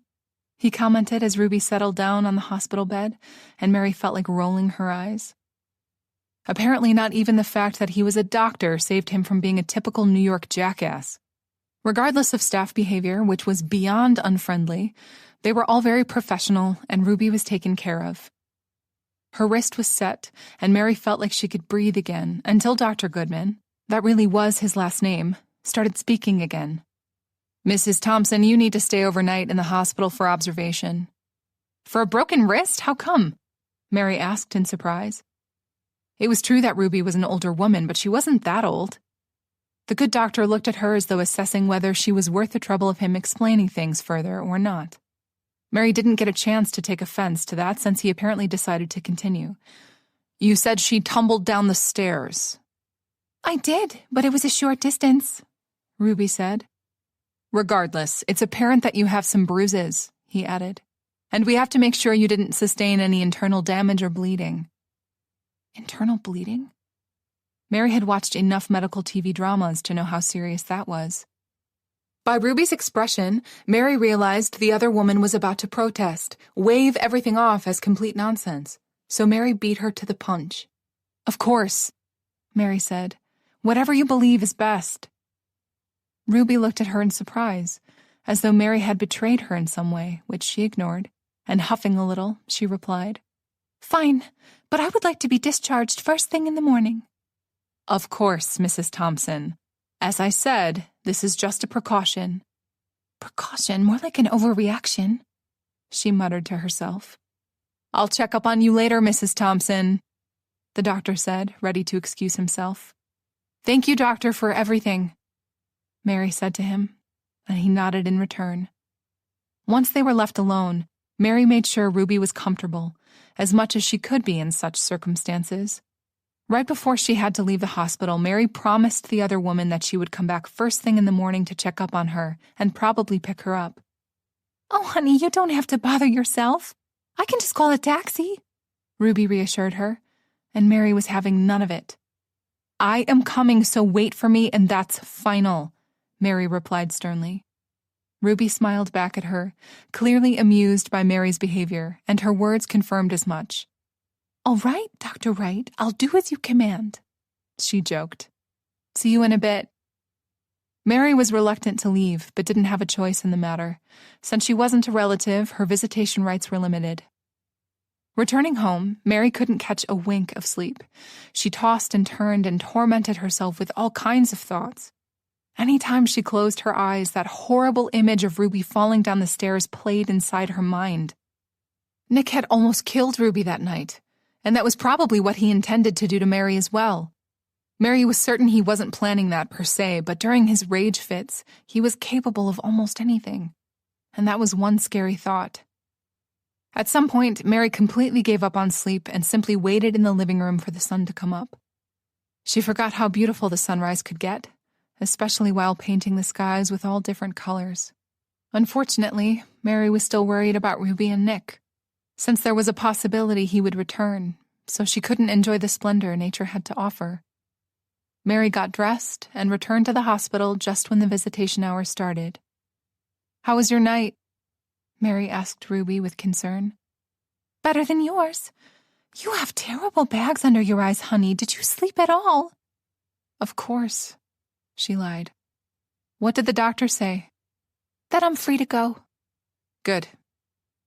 After signing discharge papers, they left the hospital.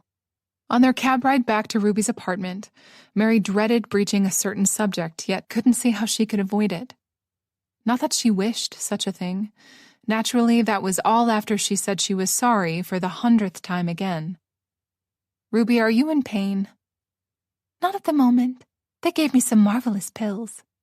"Painkillers?" "Yes. If I knew they were this good, I would break my wrists more often," she joked, clearly under the influence of said drugs. Mary felt uncomfortable asking her the next question, especially if she wasn't capable of rational judgment. She went for it, knowing she could ask her again on some different occasion, if needed. Ruby?" "Yes, honey," she answered. "Do you want to press charges against Nick?" "Oh, no, honey." "You don't have to say that because of me. He hurt you and he deserves to pay." "I don't like to get involved in such matters. It sounds so banal, pressing charges." She actually shook as though repulsed by the idea. "I'm fine. Besides, I'm certain Nick will get exactly what he deserves one way or the other." Mary didn't like the sound of that. "Are you sure you want to rely on divine justice?" Mary insisted. Ruby smiled at her in an endearing manner. "What good would it bring to do what you suggested?" "I don't know," Mary replied, feeling put on the spot. "He could get arrested." "The police are useless, and the whole thing would be a complete waste of time. Time I don't feel like spending on unpleasantness," she insisted. "All right, if that is how you feel." Reluctantly, Mary stopped pressing the issue since Ruby apparently detested cops as much as she did doctors and therapists. Mary would have to deal with Nick on her own. "Something you should have done in the first place," a part of her snapped. "Home at last," Ruby announced with a happy sound, plopping down on her couch. Mary put a blanket over her. "Thank you, honey." "Can I get you anything?" Mary inquired, having a strong sense of déjà vu. They were in the same situation before. Sadly, this time, Mary was personally responsible for this misfortune instead of Ruby's disease. "No, I feel perfect. A bit sleepy, though." "Then sleep." "Okay, I will." Mary watched over her, getting comfortable in the chair and listening to Ruby's even breathing, and at some point, she fell asleep herself as well. When she woke with a start, Ruby was nowhere to be seen, except she could be heard. Evidently, she was fumbling in the kitchen, cursing like a sailor. Mary rushed to join her. Ruby was beating a can of something against the counter, clearly not able to open it up in a more conventional manner. "I can't seem to open this darn thing." That was because she would need both her hands to do something like that, Mary thought, not feeling like there was a point in saying it out loud. "Here." Mary reached for it. "Let me help you." "Thank you, honey." "My pleasure." Pretty soon, it became more than apparent that there were a lot of things Ruby couldn't do on her own anymore, and that was all because of Mary. So she made the easiest decision in the world. "Ruby, would you like for me to come over every night and help you around the apartment?" Mary offered. Ruby was in the middle of refusing, and Mary continued talking. "Please, let me help you. That's the least I can do for you." "After my soon-to-be ex-husband broke your wrist," was implied. "Of course, honey." Ruby patted her on the cheek with her good hand. "My hero's help is much appreciated." Mary made a face. "I'm a very poor hero. I got your wrist broken." "You're perfect," Ruby argued back with a smile. Chapter 16. "Honey, could you please bring me my shawl? It's in the bedroom." "Of course." "What would I do without you?" Ruby said. "Not have your wrist broken? Here you go." "Thank you. Clark Bremmer's movie is playing on TV and I want to look presentable," she explained, and despite herself, Mary laughed in return. Just because Ruby had only one operating hand at the moment did not mean she slowed down in any manner. She was still her vibrant self who always looked for something to do or read or be. For Mary, that was a major relief. This was her third visit. Like they'd agreed to, Mary came every night to help her around the apartment, but she mostly kept her company. When Laura called while they watched the movie, Mary hesitated just a little bit to answer. There was not a doubt in her mind that Laura had some news about Nick, and she didn't know if she wanted it. He'd clearly lost his mind, so maybe it would be better to leave him alone. Stop poking the bear. She wanted to ask Dr. Carson for his opinion as well. Sadly, she hadn't paid him a visit since that whole incident with Ruby. Answer. Don't be a coward. You want this settled. Hello? Did Laura finally find him? So much has changed since their last conversation.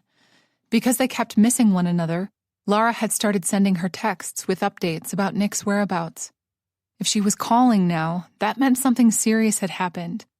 Mary's stomach turned into a knot. Hey, Mary? Hi. Ruby looked at her with interest as she conversed, and Mary ignored it, feeling a bit self-conscious. I have a question for you. Okay, Mary replied, slightly surprised by that. Did you by any chance fire me and forget to tell me? Laura asked in all seriousness. What? No, of course not. Mary replied instantly, quite shocked that Laura would ask her something like that. Why do you ask? Did you hire another PI to follow Nick around? Laura asked instead of answering. No, I didn't. As you know, I don't have money growing on trees. Mary replied, trying to lighten the mood since something was clearly going on and Laura was not a happy camper. I see, Laura replied, mostly to herself, clearly thinking about something. Why are you asking me all this? What's happened? Mary prompted. Oh, nothing much. Apparently, I'm not the only one looking for your husband. What? Yeah, there's another PI snooping around. Really? Mary was instantly intrigued. Who could possibly, apart from her, hire an investigator to track him down? Oh, Nick, what did you do? Really? Laura replied simply. It wasn't me, Laura. Mary felt the need to reassure her one more time. I thought so, but I wanted to be sure, she said with a sigh. Do you know him? The PI, I mean? Perhaps if she did, then maybe she could learn who'd hired him in the first place. But then Mary stopped herself. Was it really her business who did that? I shouldn't meddle in things that are of no concern to me. Nope, never seen him before. Maybe you have? Mary seriously doubted it. What does he look like? She asked just for Laura's peace of mind. He looks like he's in his mid-30s, with very sharp features, and he has a slightly crooked nose. Tall and very thin, with curly brown hair that reaches his ears, and pale blue eyes. Mary searched her brain, yet she was sure she didn't know anyone who fit that description. Based on those characteristics, Mary was certain he would stand out for her to remember him. I'm sorry, I have no clue who that might be, Mary replied honestly, feeling slightly guilty that she wasn't helpful. It's okay, I'll find that out, Laura replied with conviction. It's just that he's starting to bug me, since I keep running into him on every corner. Are you sure he's not following you? Mary asked, only half joking. Ha ha, very funny, Laura replied dryly, although it was apparent that she liked the joke. I only see him when I'm working on your case, she added. So it was related to Nick. He was at Nick's favorite bar, asking around about him, and at Nick's new job. Oh yeah, I forgot to text you. Text me about what? Regarding your husband. Mary's skin started to crawl hearing Laura say that. Soon-to-be ex-husband, she felt the need to correct. Sure, so Nick works as a car salesman now. He always did like jobs where he was in direct contact with other people. Or maybe it's more accurate to say used to work, Laura continued. He's been fired since he's failed to come to work for the last couple of days. How come? I mean, why didn't he go to work? Mary forced herself to ask, although she had a feeling she knew the reason behind his absence. Don't know, But the last clue I found is 4 days old. After that, it's like he just disappeared. 4 days ago was when he came to her apartment drunk and hurt Ruby. Nick must have gone into hiding, fearing retribution for what he did, as he should, Mary realized. Although Mary knew all that, she didn't share that information with Laura. Ruby was sitting right next to her, and Mary didn't know how much she could share without her friend getting unnecessarily upset. She would tell Laura everything on some other occasion. Thanks for keeping me updated, Laura. I'll keep digging and continue to keep you posted about everything. Please do. Mary was worried about this turn of events. They hung up. She could only imagine what kind of things Nick had managed to get himself involved in to earn another PI looking for him. Not being able to stop herself, she started picturing all kinds of wickedness. And then it dawned on her something even worse. What if whoever was looking for him loses his patience and decides to come knocking on her door? They were technically still married, so it wasn't that much of a stretch to assume that she would be their obvious choice for a visit and a chat. And what would happen if the person looking for Nick was displeased by her lack of knowledge of his whereabouts? Mary, stop. She forced herself to break that train of thoughts as her heart raced like crazy. Please, God, have mercy on my soul. Mary had enough worries and troubles because of him and his selfishness. She didn't need or want an additional one. It was Nick's mess, after all, and he needed to deal with it. Sadly, life rarely worked in such straight lines, or so her experience suggested. Life's not fair. However, Mary was done cleaning up after Nick or worrying about him. She needed to start looking after herself, and that was exactly what she planned to do from now on. What's happened, honey? Ruby asked, snapping her back from her reverie. Mary was so far gone that she'd completely forgot Ruby was there. Mary shrugged. Nothing good. Ruby patted her on the hand. Things will turn out for the better. Just have faith. I hope so, Mary said, forcing a small smile. They continued to watch the movie, except Mary's mind was someplace else, and the situation didn't improve on her way home or once she lay in bed. As it turned out, no matter what she did, she could never fully escape Nick or the troubles he brought. Was that her destiny? Of course not, she argued. She would fight with all her might for her freedom and a life without him. Mary couldn't wait to discuss everything that was going on with Dr. Carson first thing in the morning. He would help her get out of this mess as he always did. With that reassuring thought, Mary finally managed to fall asleep. Just as was expected, her therapist was aghast at the fact that Nick had tracked her down in such a state and tried to hurt her. His behavior is certainly escalating, he said in concern. Sadly, we always knew that was a possibility. Mary nodded with displeasure. We'll find another way for you to serve him divorce papers. You can't see him, especially not alone. I know. Dr. Carson was also very sympathetic toward Ruby and applauded her heroism, but he warned that her actions coincided with her clingy personality. Mary refused to believe that Ruby did something like that on purpose simply so she could be pampered afterward. She said as much. It doesn't have to be a conscious choice, he hedged. However, that is not of importance at the moment. Nick is. I'm worried about what might happen next, she confessed. She shared the news that another PI was trying to track him down. He was thoughtful for a few seconds. I'm afraid I have to agree with you, he started carefully. It's a high possibility that Nick will return to finish an argument that was interrupted thanks to Ruby's involvement. More to the point, since she confronted him so openly, which is something he isn't accustomed to, Ruby might have a target on her back as well. Mary was devastated by that revelation. What did I do? She'd involved that sweet woman in her mess, despite her better judgment, and now she was in danger. I created such a mess, Mary said, putting her head in her hands.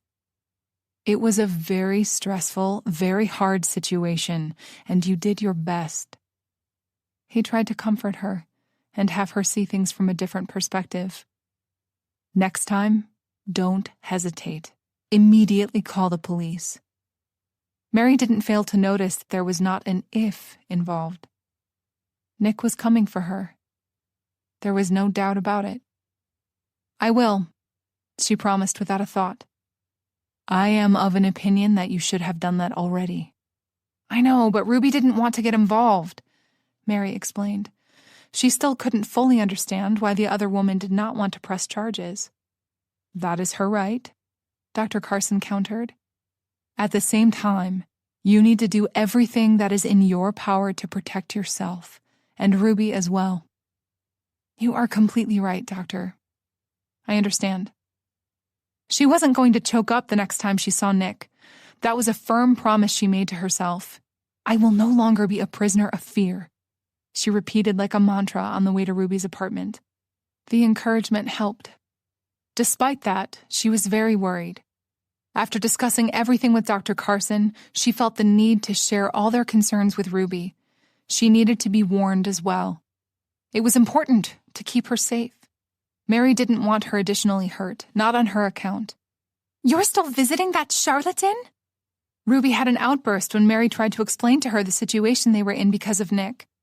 All she said was, Dr. Carson and I believe this is far from over. And in return, Ruby completely lost her composure. Of course I'm seeing him. He's my therapist. And please don't call him a charlatan. It bothers me, Mary replied, feeling quite surprised that Ruby would act in such a manner. Couldn't she put her personal feelings aside about therapists in general and see a bigger picture? Apparently not. Sure, a therapist, she mocked. I'll tell you exactly who he is. He's a con artist who will lead both of us to our deaths, she said dramatically. Don't you think you're overreacting just a little? Mary tried to calm her down, but Ruby was adamant, stuck to her ways. It was really hard for Mary to remain calm as well, since she couldn't understand the drive that forced her to act in such a manner. Not at all, Ruby countered. He only knows how to talk and offer meaningless advice. And where was he when you really needed him? Mary was ashamed to admit that Dr. Carson had never crossed her mind when she was in need. When you confronted Nick, I was there for you, not him. He was probably at home twiddling his thumbs. When she put it that way, it made sense. A bit. He doesn't really care about you. Remember that. You can only rely on me, on your true friend, and never on him, she ranted. Please, Ruby, calm down. I can't calm down when I see you acting so foolishly. I care about you too much to simply stay silent and watch you make bad decisions. She was such a good friend. Mary didn't know if she deserved her. Promise me you won't go back to him. Mary couldn't promise that. No matter if some of what Ruby said did make sense, Dr. Carson was a vital part of her recovery. Let's not argue about this any longer, Mary replied, ignoring Ruby's last demand. How about I go and make us some tea? Ruby looked as though she wanted to continue, then reconsidered. She simply nodded in return. Tea would be lovely, honey. Chapter 17. What? Mary asked in surprise. What do you mean you're leaving? A couple of days passed since their argument, and everything returned to normal. Nevertheless, Ruby informed her out of the blue that she was leaving town for a couple of days, for a whole week at the most. It was such an abrupt decision as far as Mary was concerned. Usually Ruby was an easily excitable woman, so if this trip were something she had planned on doing, she would talk about it nonstop, and she hadn't. So it was a spur-of-the-moment kind of thing, and Mary wondered why, already fearing it was something she did or said that drove her away. Old habits really die hard. Well, I had my checkup today. The doctor wanted to see if I was healing properly, she explained. You did? Why didn't you call me to come with you? I didn't want to bother you. Mary was pleased to hear that Ruby could be reasoned with regarding visiting doctors and that she was taking care of herself. And what did he say? Ruby sighed loudly before replying. Well, unfortunately, he had to re-break the bone since it was healing badly. I'm so sorry to hear that, Ruby, Mary instantly replied, feeling horrible. I wish I had been there with you. If she didn't make that colossally wrong decision, none of this would have happened. I'm all right, honey. It did hurt badly, but on the bright side, I got more of those pills. Mary wasn't amused. Please take them with care, responsibly. They are highly addictive. I know, I was just making a joke. Good one. Mary, please, lighten up. Everything is fine. Everything is going to be fine. Mary wished she had Ruby's brand of optimism. It seemed hers was endless. So where are you going? Mary asked conversationally. In the midst of this misfortune, I decided to treat myself with a few days in a spa. You certainly deserve it. Indeed, but I do feel worried that I'm leaving you all alone. Don't worry about me. Go rest and heal. Well, who am I to disobey my hero's commands? She joked. Stay in touch, okay? Of course, Ruby replied. They chatted for a few minutes more before disconnecting. Mary was glad Ruby was doing this for herself. Besides, if she weren't here, Nick couldn't hurt her. It was a win-win situation. Despite promising to call every day, she didn't.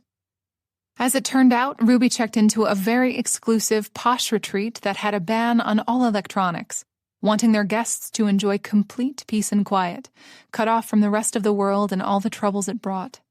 So after calling to tell her she arrived safely and was in the process of checking in, they couldn't speak to one another while Ruby was there. After spending so much time on the phone with her and seeing her daily, Mary realized she'd gotten so used to such a rhythm of living that she missed it now. She missed Ruby. Life was much more fun when she was around. The quiet around Mary's apartment was too loud, and when she wasn't working, she didn't know what to do with herself. Should I rearrange the kitchen again? She mused. All she could do was sit around, wait for her therapy sessions, think obsessively, and stress about everything that was happening and would happen in the future, and that was always a bad idea. Mary was happy when Ruby returned 5 days later and immediately went to visit her, surprising her by going to her favorite pastry shop and buying her favorite dessert. Ruby was always buying her things, treating her in some way, and it was time she returned the favor. Ruby was beyond herself when she opened the door, and Mary offered her a bag with a familiar logo. Oh, honey, once again you've proven to be my hero. I was dying for something sweet, and here you are, she announced. Here I am, Mary beamed, pleased that she'd managed to surprise her in such a manner. Mary noted how refreshed and healthy Ruby looked after visiting that spa. How was the spa? Mary asked after they settled in the living room. Ruby was taking a bite of the cake as she replied. Simply divine, very therapeutic and life-changing. I'm glad. We must go together next time. Sure. How did you spend these couple of days without me? Busy, Mary said, which, come to think of it, wasn't technically a lie. It was true that she wasn't busy with actual work. However, she was more than busy with worrying about Nick, Ruby, and everything else that was going on. Of course, she didn't feel the need to share that with her friend. She just got back and looked happy. Mary wanted her to stay that way. Any news about Nick? None. And that was really starting to frighten Mary, among other things. I'm sure he'll turn up somewhere, Ruby said with a strange, thoughtful expression on her face. And she was right. On her return home, Mary was surprised to find 2 policemen, actually 2 detectives, waiting for her on her doorstep. Her anxiety levels immediately spiked, reaching new heights. Calm down, everything is all right, you're not in trouble. Yet the words didn't help. Hello? She greeted politely. Let the music unwind the tension of the day, making space for the next chapter to arrive with clarity.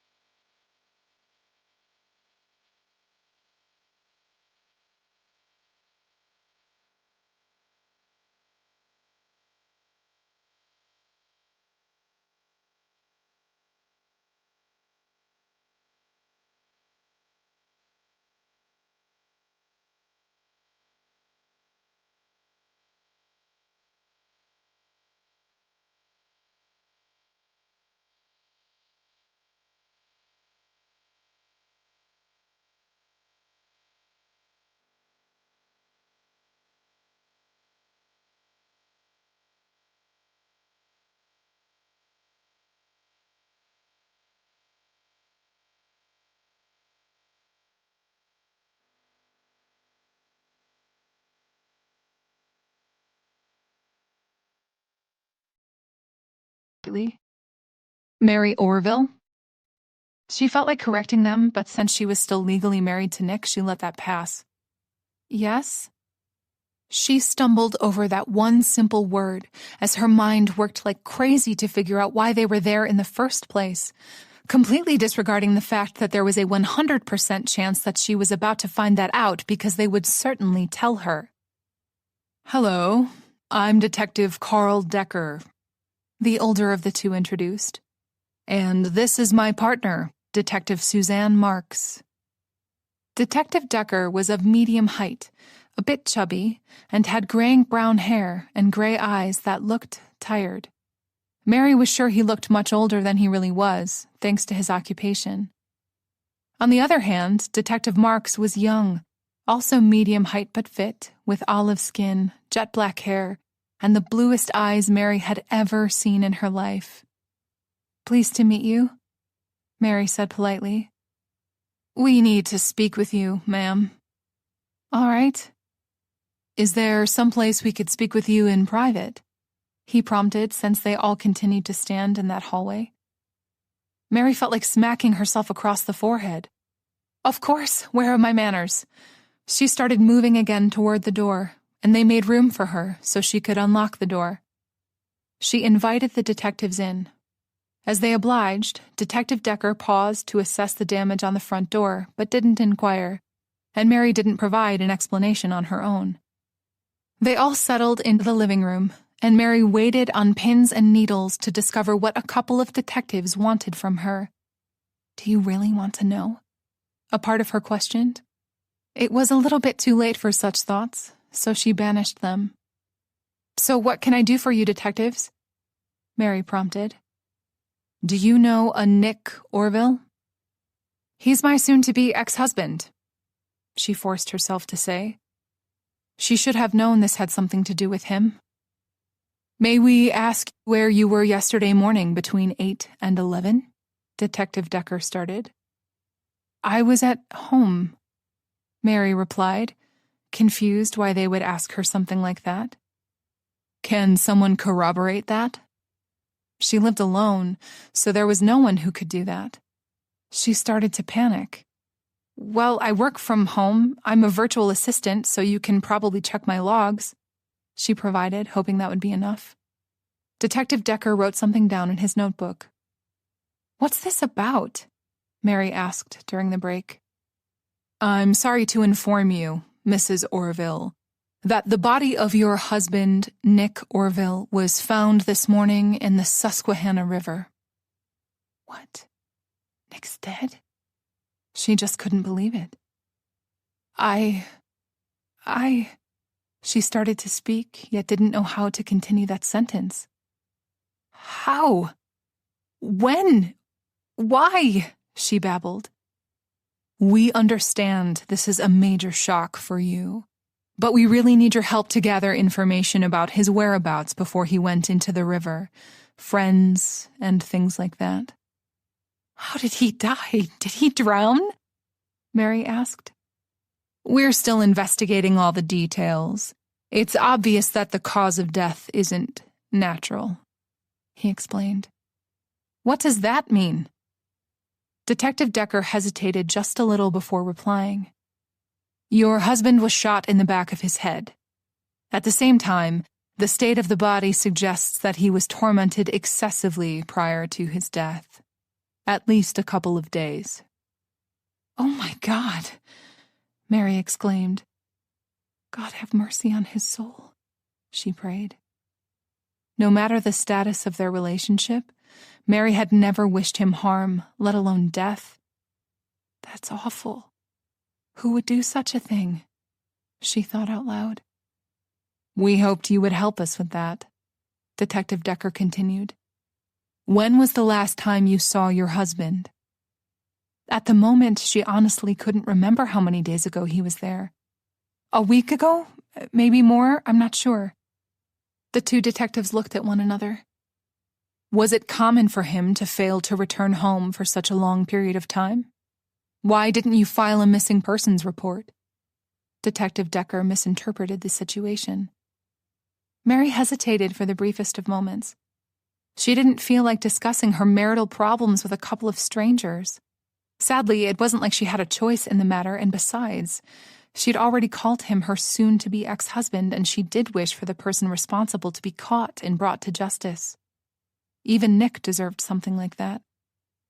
Detectives, as I said earlier, he's my soon-to-be ex-husband. Nick and I separated about 6 months or so ago. He's never lived here in this apartment. I see. Were you aware whether he was having any kind of difficulties? Shady associates, things like that? I'm the last person you should be asking such things. Though I would really like to help you, I don't really have any knowledge about his life since he left. We didn't part on good terms. How come?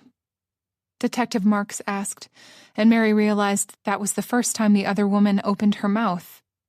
Nick left me 6 months ago for a younger woman. He cleaned out our joint savings account and moved to Boston with the girl. He only recently returned to New York City a little more than a week ago. I know that because I hired a private investigator to track him down because I wanted to serve him divorce papers, Mary explained. From the private investigator, I knew that he was back in town and that he was hopping from one motel to the next, getting drunk most nights. That's about it. The detectives looked at one another. We will need information about the private detective you hired, Detective Decker replied. Certainly. Mary got up and retrieved Lara's card to give to them. Do you by any chance know why he decided to return? Apparently that smart young woman left him. Mary felt really uncomfortable speaking about such things. Mrs. Orville, I know this is all very stressful for you, but... Detective Decker hesitated, clearly not knowing how to ask his next question, so Mary saved him the trouble, guessing his train of thoughts. I only know her first name is Gretchen, and she's 19 years old. I have no idea if she's back in New York City or if she remained in Boston. They shared another look. I know, my life is an episode of Jerry Springer, Mary said before she could stop herself. Tell us about the last time you saw him. Detective Marks took charge for a moment. That was in the middle of the night. He called and threatened me. I could tell he was drunk and in a rage. I didn't want to see him and didn't think he knew where to find me. I was wrong. He got my address from our previous landlord. He came over, still drunk, still enraged, and claiming I had something to do with Gretchen breaking up with him, which isn't true. I didn't even know her name until that night, and why would I bother? I didn't want him back. He was looking for a fight, and I wouldn't let him inside the house. Was the front door damage done by him? Detective Decker wanted to know. Yes. He got really aggressive, and my friend intervened, trying to make him leave. A male friend? Detective Decker asked for clarification. No, a 56-year-old woman named Ruby Thompson. Then what happened? They fought, and as I finally got the door open to intervene, Nick ended up pushing her down the stairs. She broke her wrist. Why didn't you report the assault? Ruby didn't want to press charges against him, Mary replied simply. And Nick? After realizing what he'd done, he ran away, and that was the last time I saw him or even heard from him. That was the last time I saw him. The thought really started to sink in. Nick was gone. Dead. Murdered. They continued to question her for at least a half an hour more, going over certain things, especially his visit, a couple of times more. Thank you for your cooperation, Detective Decker said, wrapping things up. Mary simply nodded in return, since it felt inappropriate replying with, "It was my pleasure." Please don't leave town during the investigation, he warned. She wasn't planning on going anywhere, but she asked, "Why? Am I a suspect?" She was shocked. At this point, everyone is, he replied in a completely jaded manner. So it was no wonder she didn't find his words reassuring. Mary said as much. That is not a comforting thought. Once they left, the reality of Nick's demise really got through to her, and Mary started to shake uncontrollably. She dropped to the ground next to the door as her legs refused to support her any longer. Nick is dead. Someone killed him. Oh my God. Chapter 18. Not really knowing exactly how or when, Mary managed to go to Ruby's. "What on earth happened to you?" Ruby asked, opening the door. "You're white as a sheet of paper," she added, rushing her inside. Mary sat on the couch, still shaking. For some reason, she couldn't stop doing that, though she wasn't cold. "Something terrible has happened," she forced herself to say with some difficulty. Ruby wrapped a blanket around her and then presented her with a glass filled with some kind of alcohol. Mary downed the whole thing without a thought. The alcohol burned her throat, yet felt good at the same time. "What happened? Tell me," Ruby demanded. "Nick's dead. Someone killed him." Saying that out loud for the first time brought tears to her eyes, and Mary started to sob uncontrollably. She couldn't believe this was happening. After everything that happened, after everything they'd been through, good or bad, he was just gone. Just like that. "Calm yourself. Everything will be all right," Ruby soothed, wrapping her arms around her. "I can't believe this is happening.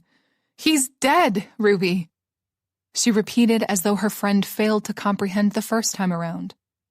I know, it's sad, but look at the bright side. You're a widow now, and that is so much better than being a divorcee. I should know." Ruby tried to make light of the situation. That only made Mary cry harder. "Mary, please stop tormenting yourself. Nick wasn't a good man. He doesn't deserve your tears." No matter what, he was still my husband for 14 years. And once upon a time, she really loved him.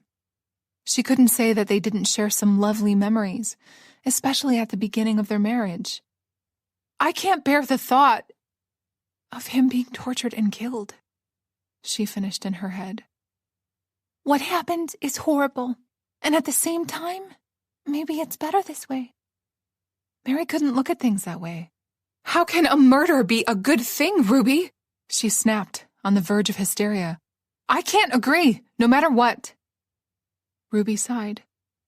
"You're right." Mary sensed Ruby said that simply to placate her. It was apparent that she was glad Nick was gone, and after what he did to her, Mary couldn't quite blame her. What put tears in Mary's eyes was the devastating notion that at some level, she felt the same way, and the guilt was eating her alive. Mary felt relieved he was gone, and that made her question what kind of a person she truly was. A terrible one. She had another drink before she managed to calm herself a little. They didn't speak much. Ruby simply let Mary cry her eyes out, offering comfort simply by being there for her. "Mary, do you want to sleep here tonight?" Ruby offered. "It's late, and I don't want you walking home alone in such a state," she added with concern. Mary nodded in return. "If you don't mind, I would stay. I really don't want to be alone." "You're never alone since you have me." "Thank you, Ruby." Mary was fortunate to have such a good friend by her side, and often thanked the heavens for bringing them together. Ruby prepared the spare bedroom for Mary in record time, and expressing her gratitude once again, she retired. She managed to fall asleep only when exhaustion took over and knocked her out. Mary stayed with Ruby for the whole week, only going to her apartment when she needed fresh clothes or to pick up her laptop so she could work. It was very strange when the police called her to let her know she could come and collect the body. At first, she was dumbfounded. Mary quickly recovered after the initial shock, realizing it was natural that they would assume she would be responsible for burying him, because Nick had nobody else in this world apart from her, with no living parents or other relatives. That saddened her a little. That didn't mean she didn't find the whole thing quite bizarre, organizing a funeral for an abusive, estranged husband. "So don't," was Ruby's comment on the matter. In the end, Mary cremated his remains and organized a small wake afterward. A true testament to his character was that nobody attended it, Mary included.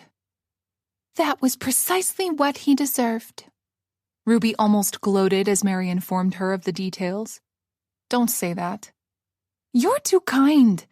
I would let him rot someplace and be done with him," she said harshly.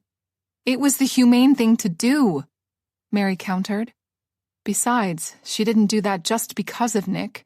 She did that for her peace of mind as well. Do you honestly believe he would have the same consideration toward you? I don't know, nor do I care, Mary replied honestly, ending that conversation.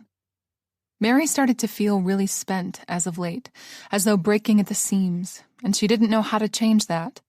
All these events really affected her to the core, making her feel as though she was living in some kind of a daze. To make things even worse, she had no time to devote to herself and get to the bottom of things. Since she'd started sleeping over at Ruby's, her friend increasingly got more demanding. All of a sudden, she needed help at all hours and for completing the most basic of tasks. At first, Mary thought Ruby was doing all of that on purpose to keep her mind off Nick and the grief she was feeling. Now, she wasn't so sure. Either way, fussing over Ruby during the day and in the evenings meant Mary didn't have a moment of free time, and her work had really started to suffer. Mary was forced to get her work done at odd hours and miss her therapy sessions to manage everything. Nevertheless, she was constantly behind schedule and exhausted due to the lack of sleep. She felt isolated when she needed Dr. Carson the most. It was true that Ruby wanted to be supportive and sympathetic, and she was. But that simply wasn't enough. Mary needed professional help. She was aware of that. Dr. Carson suggested that they could do a Skype session if she wanted to, yet Mary was reluctant to do such a thing while staying with Ruby. Precisely on the 7th day of her stay with Ruby, Mary had a nightmare, and it was about her friend smothering her. "Ruby, don't! Let me go!" Mary begged, yet Ruby only continued to tighten her grip around her. "You are a true friend," she sing-songed in her usual way. "Ruby, stop smothering me!" Mary screamed from the top of her lungs. "I will never let you go," Ruby replied in the same manner. "No!" Mary shouted, finally waking up. Mary didn't have a chance to recover from that shock since she experienced another one. "Ruby!" she exclaimed, rising to a sitting position since the other woman was standing over her in the completely dark room that was only illuminated by the street lamps. "What are you doing in here?" "You were crying, so I came here to make sure you were okay," she explained, sitting on the edge of the bed. "Oh," Mary replied lamely, wiping her face, although it felt dry. Did she watch over me while I slept?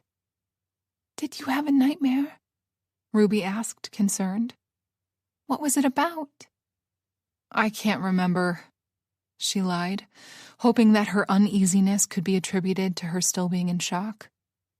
"Well, maybe it's for the better that you don't remember such unpleasantness," Ruby said in a comforting manner. "Yes." "Go back to sleep. It's over now." Ruby stood up and started to leave. "Good night, honey." Mary could have sworn that Ruby was holding something in her hand the whole time. Something small and cylindrical. Probably just a trick of the light, she reassured herself, already freaked out beyond measure. What was she doing in here? Despite everything, Mary didn't completely believe the story Ruby was serving her. The very next day, Mary made the decision that it was time for her to return home, and not just because she caught Ruby in her room watching over her. Mary really needed to concentrate on her job or she would lose it, and she couldn't expect to find such a good and understanding boss in the future. "You're abandoning me," Ruby complained when Mary informed her that she was leaving. Although she was grateful for everything Ruby had done for her during this trying time, she couldn't keep relying on her. "Hardly," Mary replied. "How am I to manage without you?" Ruby asked, looking like a petulant child. "I will continue to visit you every day," Mary reassured her, "and I'll help you like always. Nothing will change." "Except it will," she replied stubbornly. "I have to go home, Ruby," Mary said on the verge of exasperation. "But I need you," she cried out, clearly upset. "And I need to work." "You can work here." Mary made a face. "We already tried that, remember?" Mary pointed out. Ruby was easily bored and always needed to be amused, At times, she resembled a toddler. She kept interrupting Mary, breaking her concentration when she needed it the most. I promise not to bother you this time around. I promise. You will be fine on your own. I'm just a phone call away, Mary said in return, ignoring her words. She scowled, clearly not pleased that Mary wasn't budging. Just one more night. Ruby tried one last time. Ruby! Mary said in a tone that suggested Ruby was acting like a child. There was no reason for such behavior. Besides, the more Ruby insisted, the more Mary wanted to get away. Fine, go! Ruby snapped. If my company is such a burden to you, I won't say another word. You're not a burden, Mary replied in a calm manner. I just have to go home to work and go to therapy, she almost said, and bit her tongue just in time. Despite her effort, she was certain Ruby knew what she meant to say and wasn't pleased one bit. Mary was certain they would argue about that as well when Ruby surprised her by saying, You promise you will visit me every day? Of course, Mary instantly replied, relieved Ruby was calming down. She hated it when they argued. Sadly, Ruby was prone to overreact at times. I understand that you have your life to attend to. A life that doesn't include me. It's just that I got used to having you around. That was when Mary finally saw the root of all problems. Mary wasn't the daughter Ruby lost and couldn't be used as a substitute. So it would be prudent, for Ruby's sake, if Mary pulled away for the time being so they could save their friendship. A friendship that was very precious to Mary. I know, she replied. But believe me, this is for the best. Chapter 19. Every time Mary went to visit Ruby, just like she promised, she would find the other woman in some state of intoxication, which really started to worry her. It was clear that something was troubling her and made her drink excessively. Mary just couldn't fathom what. Was she grieving for her daughter? Had her health deteriorated? Mary wondered. When she tried to broach the subject, Ruby got uncharacteristically mean and replied that she drank because of her and what Nick did to her and to numb the pain. That hurt a great deal. But Mary rationalized that was the alcohol talking and not her true friend. All the same, it became apparent right from the start that Ruby was a mean drunk. There were a couple of stages she went through depending on how much alcohol she'd consumed. At first, she was happy, festive, loud, and quite generous. In that period, she mostly resembled her true self. However, if she continued drinking, she would enter her blues stage, as Mary called it. In those moments, she was very melancholic, reminiscing about her glory days as an actress, and she would even start to cry at times. Ruby never lingered there as of late, always needing her glass to be full, and Mary was shocked and saddened at the same time to discover how spiteful and mean Ruby could be. Honey, could you be a dear and get me my photo album? Of course. Mary was quick to do her bidding. Here you go. Thank you, honey. You are such a helpful little being. Nick really trained you well. Her jibes were all subtly done, but they hurt, nevertheless. Mary couldn't quite be cross at her, or stop coming, since Ruby needed help in the first place because Mary had made a mistake. And a huge one, at that. One day, Mary was running late since she had a million things to do and could only manage to visit her later than usual. Ruby attacked her from the start. Thank God you finally decided to have pity on me and visit, Ruby said overdramatically. I'm starving. Why didn't you order something? I have a craving for those noodles you made me yesterday. I'll make them for you now. Thank you. Mary immediately went to the kitchen and started preparing her a meal, and Ruby followed her around. I tried making them on my own and couldn't since my hand has been bothering me all day. I'm sorry to hear that. Did you take her medication? Mary really hoped she didn't, since she was drinking. She wasn't an expert, but she knew that much. Drugs and alcohol should not be mixed. Nick really did a number on me, Ruby continued as though not hearing Mary's question. But that's what friends are for. She continued to chat as Mary continued to work, feeling guilty all over again. When Mary finished cooking, she set everything for Ruby in the living room. Eat while it's hot. Could you please fix me another drink? Today, she was drinking martinis. You know how I like them. Don't you think you've had enough? Mary blurted out before she could stop herself. She wished she'd said that with a little more finesse. No, Ruby replied curtly. That's the only joy in life I have left. She spat, raising her voice just a little. Mary was quite taken aback by that outburst. It's not easy being in this constant isolation, she complained. Why don't you go out for a walk or something? The weather is really nice for an outdoor adventure. It wasn't as though she'd broken her legs. With this thing? She waved with her injured hand, completely aghast. While it hurts like hell? I don't think so. Mary flinched. Why don't you invite people over? Have another shindig, Mary suggested. I don't feel like it. You're the only person in whose company I enjoy being at the moment. I'm glad. We are such good friends. I was there when you needed me, and now you're here for me. I just think you should occupy yourself with something. You shouldn't spend so much time alone, Mary said, a bit worried about her friend's mental health. If you're so sick of me, just say so, Ruby snapped quite suddenly, making Mary recoil in return. Why would you say something like that? Mary asked, concerned.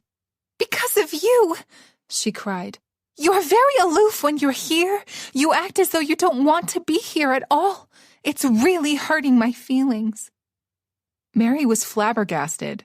It was true that she had a great deal on her mind, but she didn't know it was affecting her friendship with Ruby. That was the last thing she wanted in this world. I didn't know you were feeling like that.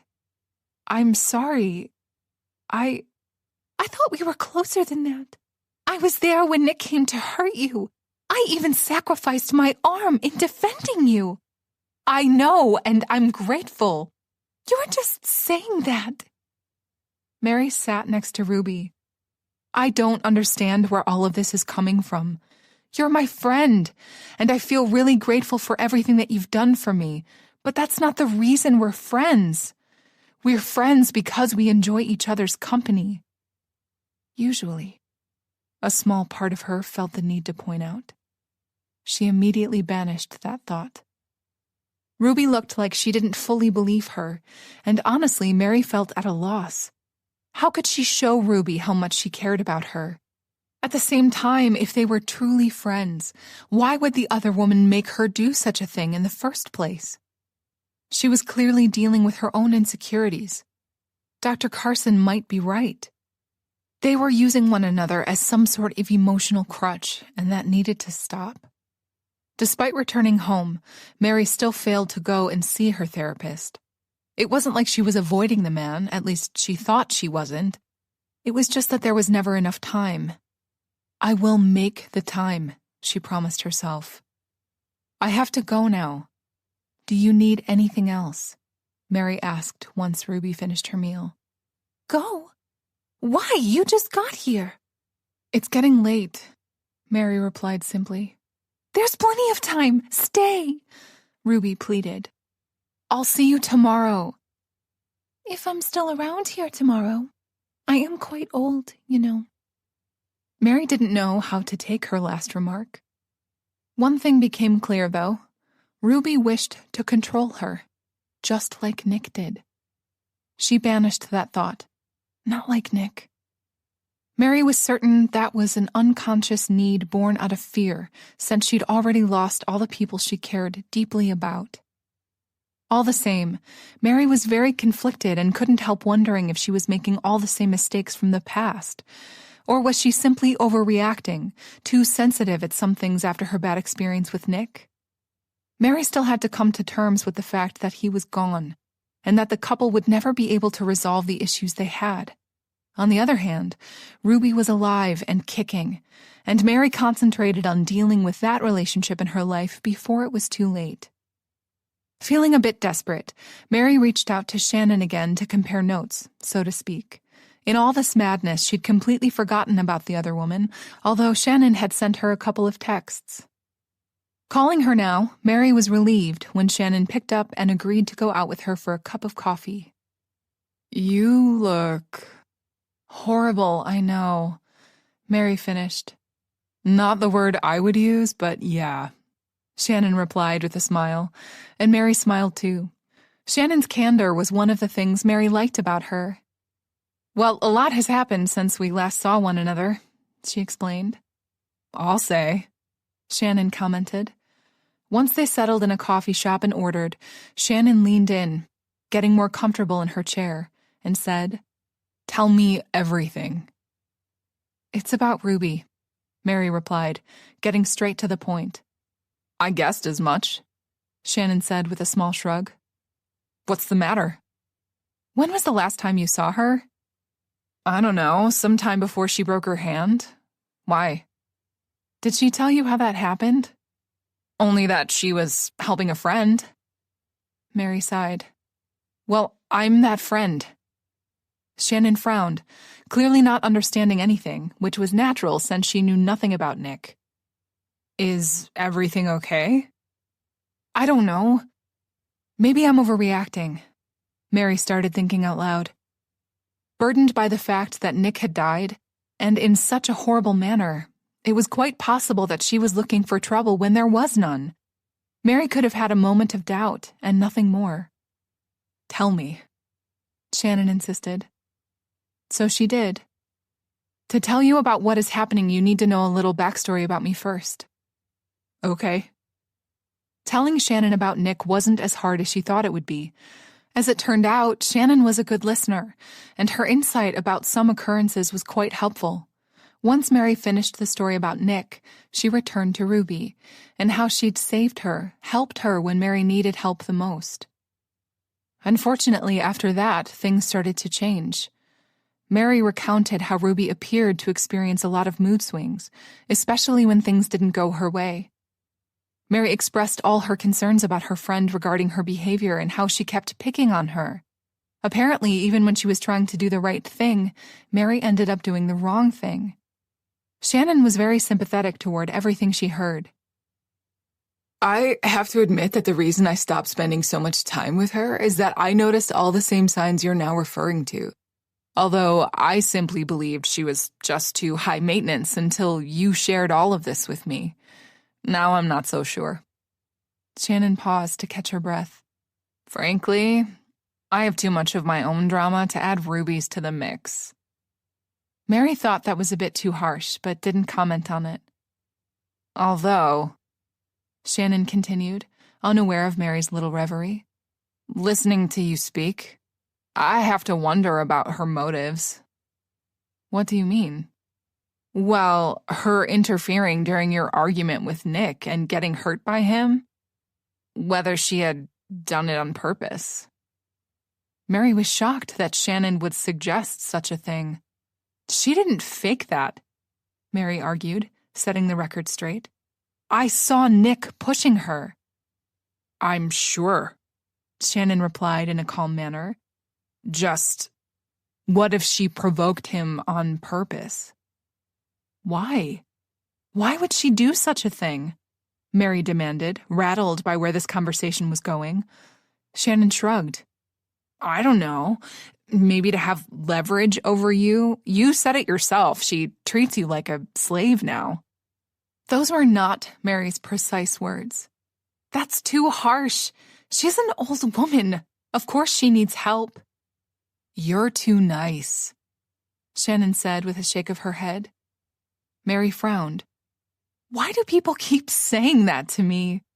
"Because it's true," Shannon replied, slightly amused by Mary's reaction. "Ha, very funny. And another thing." Shannon got serious once again. "I think your therapist was onto something." "In what regard?" "Ruby does appear to be a bit unstable." "After everything she's been through, I think she's allowed a little bit of eccentricity," Mary argued. "Look, If I'm right and she did manage to orchestrate all that, got herself hurt on purpose, then there's no telling what else she can do. Shannon warned. Don't say that. It's too horrible to contemplate something like that, Mary denied with all her being. On the other hand, Shannon was relentless. You need to try and keep your distance from her as well. I can't. She needs me. At least until she has her cast off. As I said, too nice. Chapter 20. After the last argument Mary had with Ruby, she intentionally avoided her phone calls for 2 days. She went to check up on her, bring her hot meals and some fruits, but didn't linger. It was hard keeping a distance. Mary felt like it was something that needed to be done. At the same time, she still believed Shannon was overreacting with her assessment when she said all those things, but it was an irrefutable fact that Ruby was a bit clingy. When Ruby texted her asking if Mary would be so kind as to go with her to the doctor's office since her cast was coming off, Mary relented. Of course I will go with you. She immediately texted back, rushing to meet her. How's that feel? The doctor asked Ruby once he took care of the cast.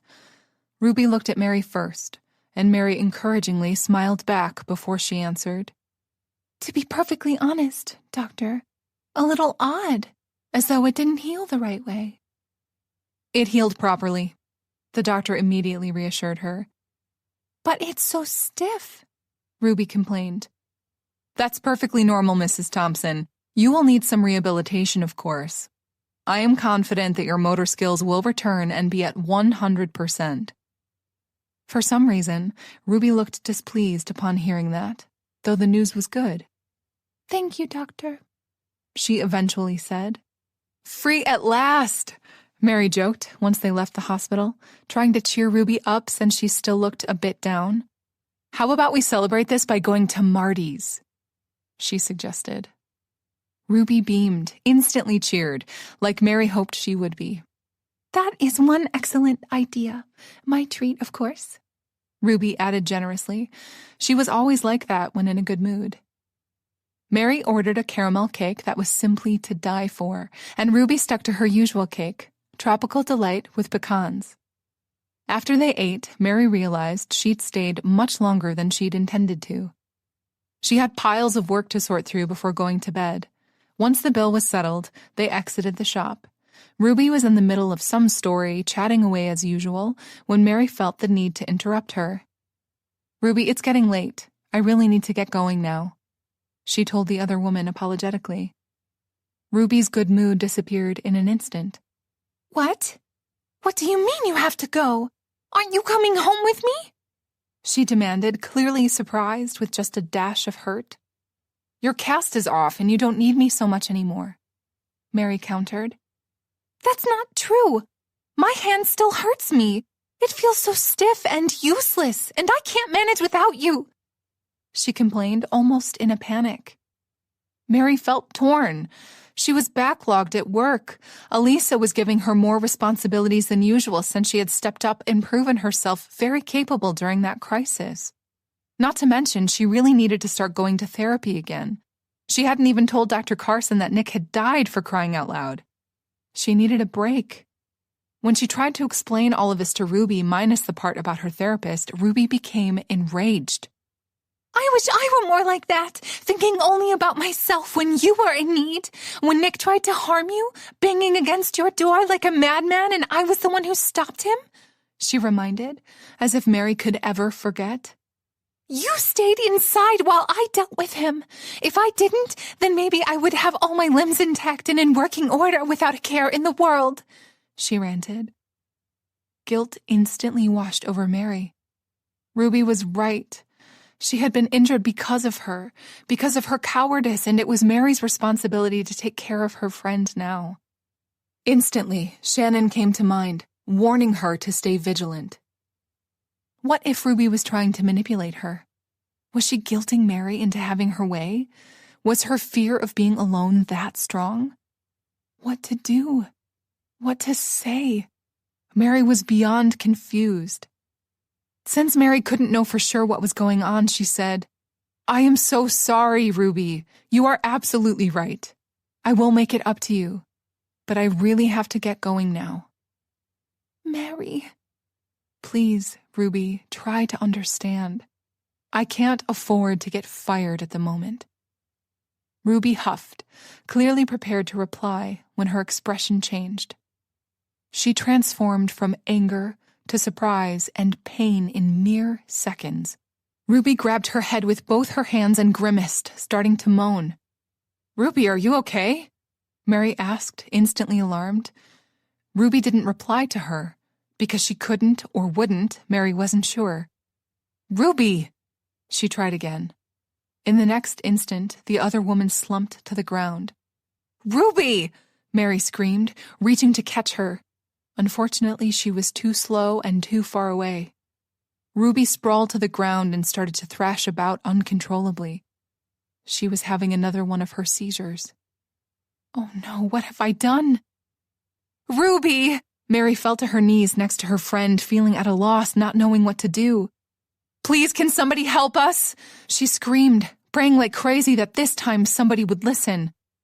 Luckily, people rushed from all sides in an instant, answering to her pleas, even exiting from the pastry shop they'd just visited. "I'm a doctor," a young woman said, and the crowd parted, letting her pass. "Thank God." "What happened?" the young doctor inquired. "I don't know, she just collapsed. She has some type of seizures," Mary replied lamely, finally being confronted with a harsh reality that she didn't have a clue about anything. Ruby had never wanted to speak about her disease, and now when she really needed to, Mary couldn't help. She felt completely useless. The doctor nodded. "Move out of the way," she told the people around them. "Ma'am, can you hear me?" she asked Ruby. She was unresponsive. "It looks like an epileptic seizure," the doctor said. "Did she take anything? Drugs?" "No, of course not." The doctor, looking at her watch, took Ruby and gently placed her on her side. That didn't stop Ruby from moving about, though Mary thought the movements lost some of their power. "Does this happen frequently?" the doctor asked Mary. "I've only witnessed one, a couple of months ago." The other woman nodded again. "Is she going to be all right?"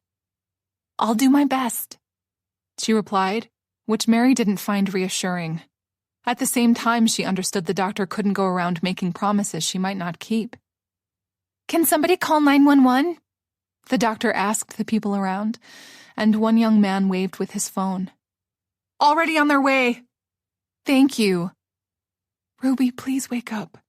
Mary prayed with all her might. Another agonizing minute passed, and Ruby started to thrash less until she completely stilled. "Ma'am, can you hear me?" The doctor tried again. Ruby's eyes fluttered open, and Mary sighed with relief. She's finally responsive. "What happened?" Ruby asked, clearly alarmed to wake up in such a manner and discover that she had been watched over by a stranger. This fit ended a lot faster, but Mary believed it was more violent than the one on the train. Poor Ruby. "Can you tell me your name?" the doctor asked, checking her vitals. "Ruby Thompson." The doctor looked at Mary, and she nodded in confirmation. "Good," the doctor continued. "Can you tell me what date it is?"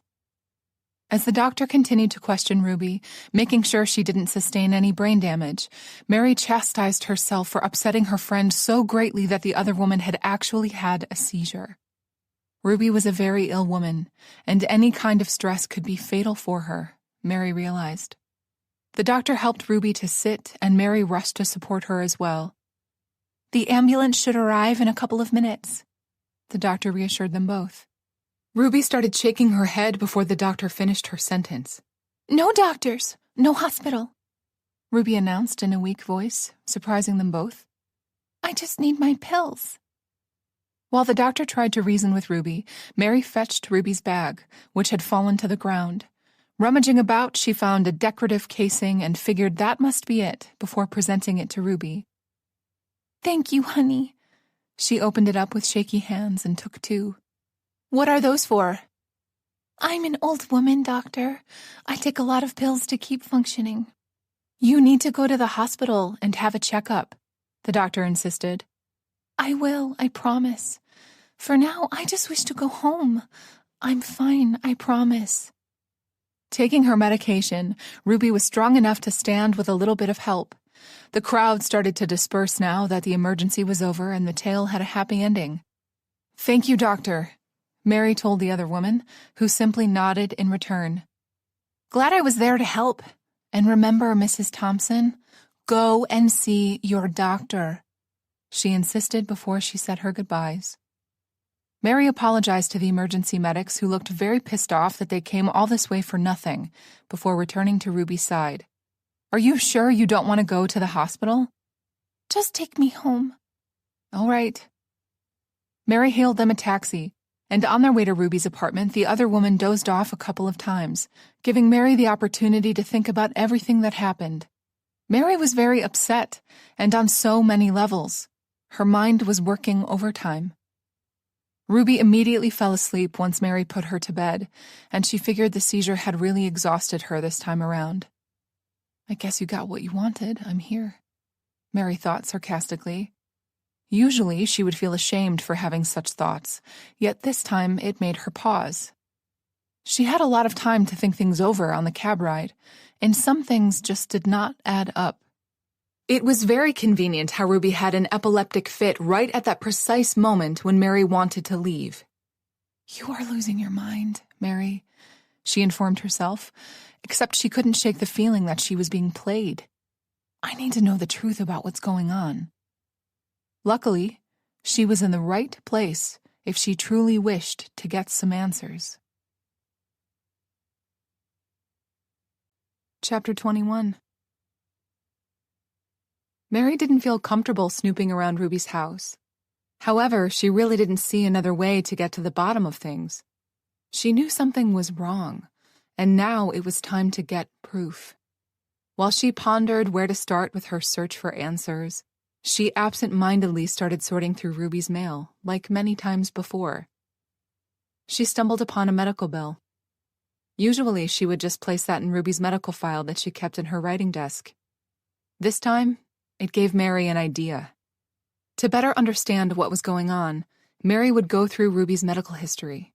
She was very much aware of what an invasion of privacy that was, yet desperate times called for desperate measures. She rationalized that reading through it would provide her with much required insight, if not concrete answers. Besides, it was time Mary knew what type of a disease Ruby was dealing with, so she could help her the next time she was in need, if nothing else. Mary suspected it was some sort of epilepsy. Assuming and knowing were two vastly different things. Mary knew nothing about that disease, and today it became apparent that she needed to educate herself. I am doing the right thing. Making sure Ruby was still asleep and would be down for the count for at least a couple of hours more, Mary went to work. She walked on tiptoes, trying to quench the feeling that she was doing something wrong, and getting to the desk, she pulled out Ruby's file.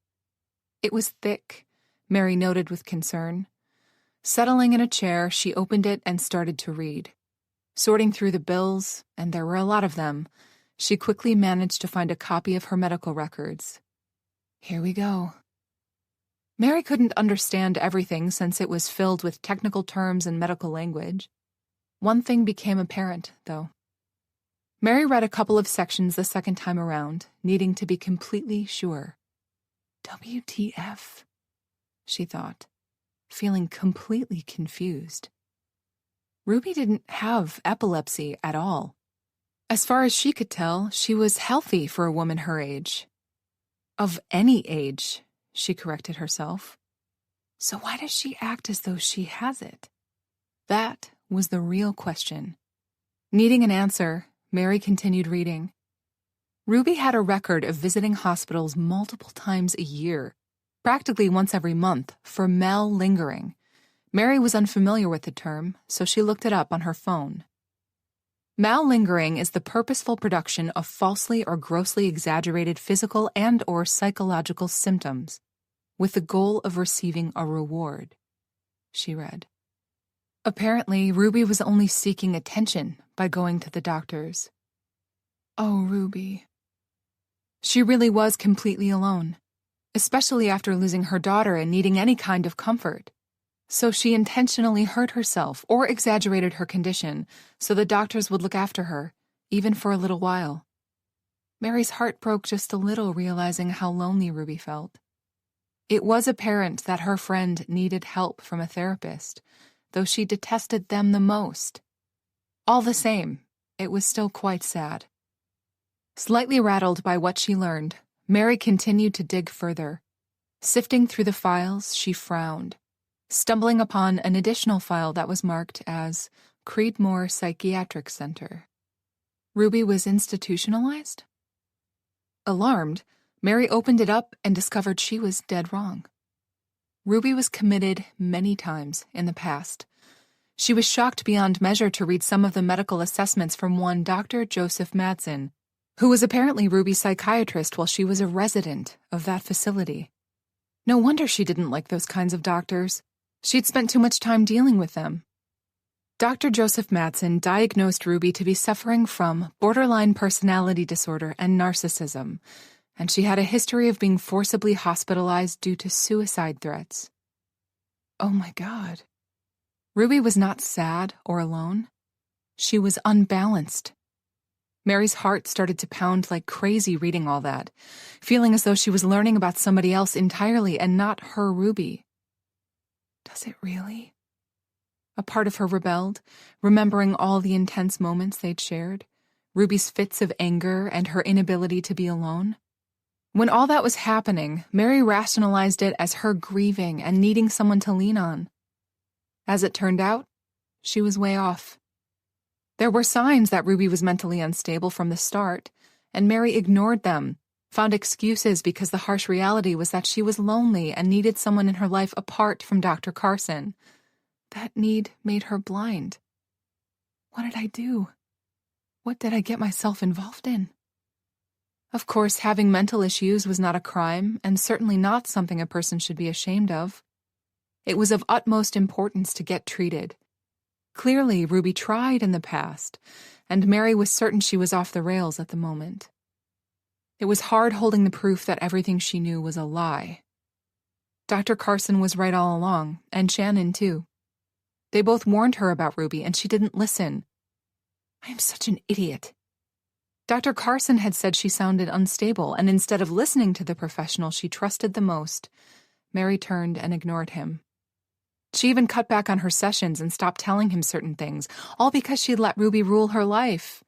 Foolishly, Mary believed she was in control. Ruby had manipulated her this whole time, making her feel guilty beyond measure for saving her from Nick. Come to think of it, it was a probability that the first seizure in the subway train was also staged. Ruby looked for someone who would fill her need to be looked after, and Mary jumped to the opportunity without a thought. Suddenly, Shannon's warning came to mind as well. If she could do all of that, there was no telling what else she was capable of doing. Is Ruby dangerous? Mary was afraid to answer that question. Suddenly, Mary felt really scared of being alone with Ruby and didn't want to spend another second longer in this house. I need to get out of here. Before she really started to succumb to panic, she forced herself to stop and take a deep breath. Then a couple more. She needed to think rationally about the situation and not let fear make her run wild. She'd done that many times in the past, and the results were not all that great. It was natural that Mary didn't want to get caught snooping around by Ruby, especially while Mary was discovering something this private. But the other woman was asleep. Mary made sure of that, again, just to be on the safe side. Ruby was snoring ever so slightly, which Mary found very reassuring. Besides, did she honestly believe Ruby would attack her with a butcher's knife if presented with the opportunity? Of course not. She replied instantly and without a shadow of a doubt. Ruby was a drama queen, an experienced manipulator, but not a killer. Managing to calm herself, Mary resumed her task. She sifted through every document available, reading some things multiple times to fully understand Ruby. When she finished, She took out her phone and started photographing every single one of the pages in the file. She especially took care, making sure she captured everything when documenting her medical records from the mental institutions. Then she gathered everything up and carefully put the file back, just the way she'd found it. Satisfied Ruby wouldn't discover what she was up to, Mary collected all her things and without a passing glance fled the house. She could not believe what she'd found out. Mary believed Ruby was a sweet, old, if not a bit lonely lady. As it turned out, she was anything but. She had been lying to Mary the whole time. Was she even an actress? Had she been married? Had a child? Mary started to question everything. Out of the blue, she remembered Carla and her warnings, how Ruby was pulling a prank on her and Shannon. Stupid, stupid, stupid woman. She had been warned so many times and she'd failed to listen. In one regard, she had been right. Ruby needed help, just not the kind she could provide. After everything she read, Mary couldn't help feeling scared of Ruby. At the same time, she was a bit hurt. She genuinely believed she had made a friend, and a good one at that. And all this time, Ruby was pulling her strings and acting like a puppet master, manipulating her and making her feel guilty so she could control her. And you let her. A part of her snapped, annoyed. Not anymore. On her way home, Mary couldn't help looking over her shoulder, half expecting to see Ruby there. Panic was making her overreact. Stop and think. There was no way Ruby could follow her around, not in the state she was in. She was out like a light. Wait. Something just came to mind. If Ruby didn't have epilepsy, then what did she take today? When the doctor asked her what kind of medication she was taking, Ruby evaded. Mary remembered. Mary was now certain that Ruby had faked the whole thing, but if the seizure was staged, was the pill just for show? A breath mint? Did that mean she was awake the whole time Mary snooped around and just pretended to sleep? No. Mary thought that was going too far. Ruby was definitely down. The question was, why? Although she was faking seizures for Mary's benefit, it was obvious that Ruby suffered from a lot of different things, and it stood to reason that she took one of her regular pills for borderline personality disorder since she didn't want to end up in a hospital. Because she mixed them with alcohol, she was constantly drinking these days. It knocked her out completely. The rationalization calmed Mary down ever so slightly. She was still traumatized with everything she discovered. However, she was no longer of the assumption that Ruby would come after her. At least, not now. A small part of her felt the need to point out. There was not a doubt in her mind that Ruby would call her as soon as she woke up. And what am I going to do then? That was a worry for another time. At the moment, Mary simply wished to get home as soon as possible. It was true that she'd learned a great deal about Ruby. Not exactly by accident, but that didn't mean the search was over. Mary had a bunch of questions that needed to be answered. So this was just a beginning, because Mary was resolved to get to the bottom of things.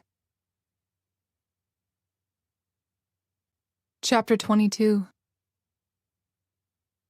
Home at last. Mary sighed with relief, crossing the threshold and locking the door behind her. She sat on the couch, still fully clothed. She needed a moment to just be. It was hard, considering how she spent her day, but she tried with all her might to not think about anything and breathe, decompress. Just breathe. There would be plenty of time for stressing later. Mary focused on herself, trying to calm her spinning mind and racing heart. Mary was satisfied with how Dr. Carson's technique really worked. She managed to completely calm herself. That didn't mean she wasn't in shock. Everything she learned today had a major impact on her. A narcissist with borderline personality and suicide threats. Mary couldn't banish those words from her head so easily. Not that she wanted to. She was grateful beyond measure that she finally had enough presence of mind to snoop around and appease her worries. It was just that her worries weren't appeased. They had multiplied endlessly. A narcissist with borderline personality disorder and suicide threats. It all made sense now. Mary couldn't stop being slightly irked at herself. There were so many signs, and she'd ignored them all. Instead of trusting her therapist and Shannon that trouble was on its way, she'd waited for it to actually hit her in the head. Now she knew for sure. Better late than never. Despite knowing piles of work were waiting for her, Mary, when she finally stood up, changed clothes into something more comfortable and fired up her laptop. She didn't plan on dealing with that. Mary wanted to look Ruby up on the internet. That was something she'd planned on doing a long time ago, if not for completely different reasons, and forgot. If I had, would I have discovered the truth even back then? There was only one way to find out. Thanks to Ruby's medical records, Mary knew her full name, and typing it in the search bar instantly got a match. Nothing could have prepared her for what she discovered next. A part of her refused to process some of the site names. The other clicked on the first link available. It was a site for the local library that had apparently decided to scan and put old newspaper articles online. All the papers containing Ruby's name had headlines like, "Brutal Murder Shook Down MDM Theater," or "A Real Drama Behind the Drop Scene." What? A murder? What happened? How was Ruby involved? Her mind raced as she continued looking for answers. Behind a beautiful face, a cold-hearted killer lurked. Mary paused there because a picture of said murderer was shown. She'd seen enough of Ruby's pictures when she was a young actress, since she carried a photo album with herself while drunk, to recognize her immediately. Dread washed over her. It can't be, her mind argued. She started reading the article. It chilled her to the bones. The text revealed that Ruby killed a co-star and supposedly her best friend, Susie James. Mary knew that name very well. Ruby often spoke about her with affection. Oh my God, Ruby's a killer. Why wasn't this in her medical file? Not that it mattered at the moment. Ruby was incarcerated for 15 years for what she did. She served her sentence in a mental institution. Apparently, Ruby killed Susie James because of a coveted role. Ruby was to play Ophelia in the famous play Hamlet, and the other girl was her understudy. However, when Ruby had a fallout with the director and got herself fired, Susie James got the lead and Ruby had a mental breakdown, killing her friend right there on the set. Oh my God. Mary's mind spiraled as all kinds of thoughts started to bombard her. I made friends with her, shared all my inner thoughts and feelings, and slept in her house. Oh God. And all this time she kept this horrible information about herself hidden from me. At the same time, who would volunteer such a piece of information? By the way, honey, I murdered a person when I was a girl. I got angry and shit happened. You're right. Mary forced herself to stop and return to the article. All this because of a part? Ophelia. She remembered Ruby mentioning with longing how she'd never had a chance to play that character. And now Mary knew why. This was the real reason Ruby's acting career ended, not because of her age. Every word Ruby uttered was a lie, including that one. Not that it was a vital piece of information at the moment, yet Mary's mind clearly needed a break from the horror she'd just discovered. Unfortunately, there was more. Reading the site after saving the link, she visited a couple more. They all provided a bigger picture regarding Ruby's life. Over the years, Ruby had continued to fill the headlines. The forgotten actress struck again. Apparently, she had a fit when they took her photo down from the local restaurant that was frequented by actors. It was a custom that an actor signed a frame picture of himself, which was then hung on the wall, usually over the booth they sat in. Understandably, Ruby's was taken down during her murder trial. She didn't take that well when she found out many years later. I'll say, Mary thought. Mary moved on to the next. Ruined premiere night of Hamlet. The police were involved. Ruby tried to walk on the stage in the middle of the play to do what she never could, act as Ophelia. She was dragged off the stage by the police since she threatened to commit suicide. Ruby spent a lot of time jailed or in the drunk tank for violent outbursts in public, vandalism, and things like that. The cherry on top was the fact that Ruby had multiple restraining orders against her, all filed by her former colleagues and friends. Unbelievable. After everything she saw and read, Mary's mind suffered an overload, clearly in shock, and for a while she simply continued to stare at the screen in front of her, unable to process anything more. One sentiment was more dominant than the rest, though. Mary was glad she'd decided not to linger at that apartment. That thought she had about Ruby chasing her around with a knife had just upgraded from being a product of a paranoid mind to a possibility. Mary swallowed loudly. I can't believe this is happening. I can't believe this is my life. I thought I escaped the only controlling, abusive person in my life. As it turned out, Mary had befriended someone worse. A killer. Was she ever my friend? She banished that thought immediately, since it was a silly thing to be thinking about when she had more pressing issues. Without wasting any more time, Mary sprang to action and dialed Shannon's number.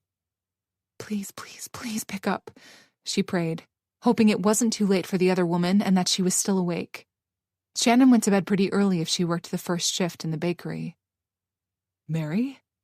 Shannon inquired, sounding a bit sleepy. Hi, Shannon, sorry for waking you up, but I found out something you are not going to believe until you see it for yourself. Mary copied the links and passed them along. I just sent you some links. Check it out. My computer is turned off. Turn it on. This is important. Please, Shannon. Oh, okay. Wait just a sec. Shannon replied, clearly sensing the urgency in Mary's voice. Mary paced around the house as she waited for Shannon to fire up her computer and find the site she sent her. What's this? Shannon asked, clearly confused. What year is this? Yeah, they're old papers. Murder? Shannon asked, sounding equally confused and intrigued. Keep reading, Mary prompted. Wait, is that? Yes, it's Ruby, Mary exclaimed, unable to wait any longer. Mary, it says here that she murdered someone. Yes, her best friend, Susie James. Susie James? I know about her. Ruby spoke about her nonstop. I know, Mary replied, at a loss for words. It was bizarre remembering with what fondness Ruby spoke of her now that she knew an actual truth. Oh my God, this is horrible, Shannon said in alarm. And there's more, Mary replied in the same manner. More? More than this? Are you kidding me? How did you stumble upon this in the first place? Shannon asked in one breath, clearly in shock from this discovery just like Mary was.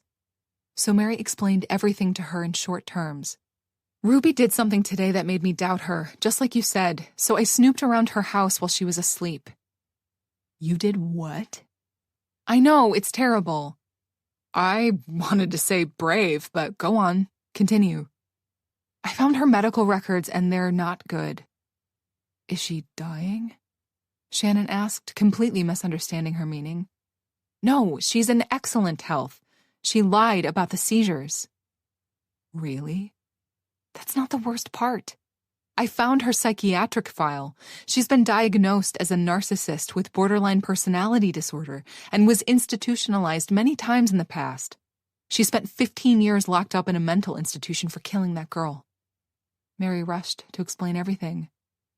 Shit, Shannon said simply. That about sums it up. This is mind-blowing, Mary. I know, Mary replied, finally sitting down. It was good to share this with someone. I knew something was a bit off, but not in a million years would I think something like this. This is... shit. I couldn't believe it myself. I think I still can't. It's insane, Shannon replied. Insane like Ruby. We were friends for months. Went to her parties and you, oh my God, you even slept at her apartment. Mary shook from head to toe. Don't remind me. I found her standing over my bed one time. Mary, what are you going to do? What do you mean? She asked, a bit confused. Well, it's clear she's completely unstable. She knows all about you, including where you live, and has an obvious fixation on you. Shannon explained in concern. You too, Mary replied somewhat apologetically, finally telling her what she learned from Carla. What? Shannon snapped, obviously upset. I'm sorry, I forgot to tell you. I'm not angry at you, Mary. Shannon was quick to reassure her. It's just that this is next level crazy, she added, clearly freaked out, which matched Mary's own sentiments on the subject perfectly. She said as much. Thank you for calling me. Of course. And Mary? Yes? I really think you should leave town for a little while, or at least get a hotel room. Be someplace else, just so she can't find you, Shannon advised in concern. Mary nodded, although the other woman couldn't see her. I believe you're right. I shouldn't be here for the time being, because it was a given that Ruby would pay her a visit if Mary started to avoid her. Up to this moment, she wouldn't think Ruby was capable of harming her in any way. Luckily, she now knew better. Better safe than sorry. I'm thinking about doing the same thing. Smart, Mary replied in all honesty. Remembering what happened when Nick tracked her down, Mary already started to mentally pack herself since she didn't want or need a rerun of something like that. Keep in touch, okay? Shannon insisted. I promise. Once she hung up, Mary immediately jumped on her feet and started to gather all her essentials, seeing the necessity of staying at a hotel for the time being. Sadly, she already had an overnight bag ready from her stay at Ruby's, so she only needed to add a few more clothes into it to last her for a week. It was true that she was a bit tight with cash, yet she would just have to make do, since this could very well be a life or death kind of situation. After a quick web search for the available hotels in town, she was out the door. Mary found a place that was affordable and with good security, not wanting to take any chances. On the way, she couldn't stop herself from thinking how once upon a time her life was empty, even dull, and how she wished to return to that. At least then, a killer wouldn't be chasing her. Chapter 23. Mary couldn't sleep at all, and not just because she was lying in an unfamiliar bed in a bit of a sterile-looking hotel room. It reminded her of Ruby's own apartment, just a little. Sleep eluded her since she kept looking at her phone as though the thing was a ticking bomb that would go off any second now. It didn't work if she tried to move it out of her sight. She could still feel it. It was going to ring. She just knew it. Since she'd chosen a respectable establishment as her hiding place, she felt somewhat safe that she was out of Ruby's reach. The downside was that she had to use her real name to check in. Thinking quickly on her feet, Mary begged the receptionist to not let anybody know she was a guest here if somebody called or came to ask questions about her. Discretion is our specialty, he reassured her, probably assuming she was running away from an abusive husband, and she let him. Her mind wouldn't give her a moment of peace, recounting all the greatest hits, everything she discovered about Ruby. Her therapist was so right about everything. That made her jump out of the bed and reach for her phone. She had failed to let Dr. Carson know what was going on. Checking the time, she realized it was too late to call, and this wasn't something she wanted to divulge over a text. She always failed to do the most necessary of things. Mary chastised herself. What is wrong with me? Was there a short circuit in her brain wiring that made her so blind and at times scattered? The most obvious things or actions eluded her. She managed to doze off when the morning came. Just as was expected, the phone calls and the texts started shortly after she fell asleep. Where are you? Why aren't you picking up your phone? Are you busy working? Call me when you can. Kiss. Did something happen? Mary, I'm starting to worry and it's bad for my health. Open up. I'm at your place. Can't you hear me banging? Where are you? You are never here when I need you the most. The tone of the voice messages and texts changed just as Ruby's mood changed, from polite, sweet, and witty to downright hostile and mean. After a while, Mary simply started deleting everything that Ruby sent her without reading it since she already got the gist of it. Mary was not stupid. Usually. She corrected herself and knew she couldn't avoid Ruby for too long. She had to return to her life no matter how messed up that life might be, and she certainly couldn't afford to hide in a hotel room indefinitely. So she came up with a plan. She spent the whole morning thinking about the next course of action, something that could buy her some time so she could continue snooping around without Ruby figuring everything out. Mary called Dr. Carson, yet couldn't reach him. He's probably having a session with some patient, she realized, checking the time. Of all the mistakes she'd made in her life, not listening to him was probably in the top 3. Marrying Nick was definitely the #1 mistake she'd made. At the moment, Ruby was a big contender for mistake number 2. You can do this, she encouraged herself. When Mary felt like she was ready, or ready as much as she could be, she dialed Ruby's number, half praying the other woman wouldn't pick up. Of course, she was not that lucky. Thank God you finally called me back, Ruby practically screeched at the phone. I half expected that you were dead, murdered, or in a ditch somewhere. You'd think like that, wouldn't you?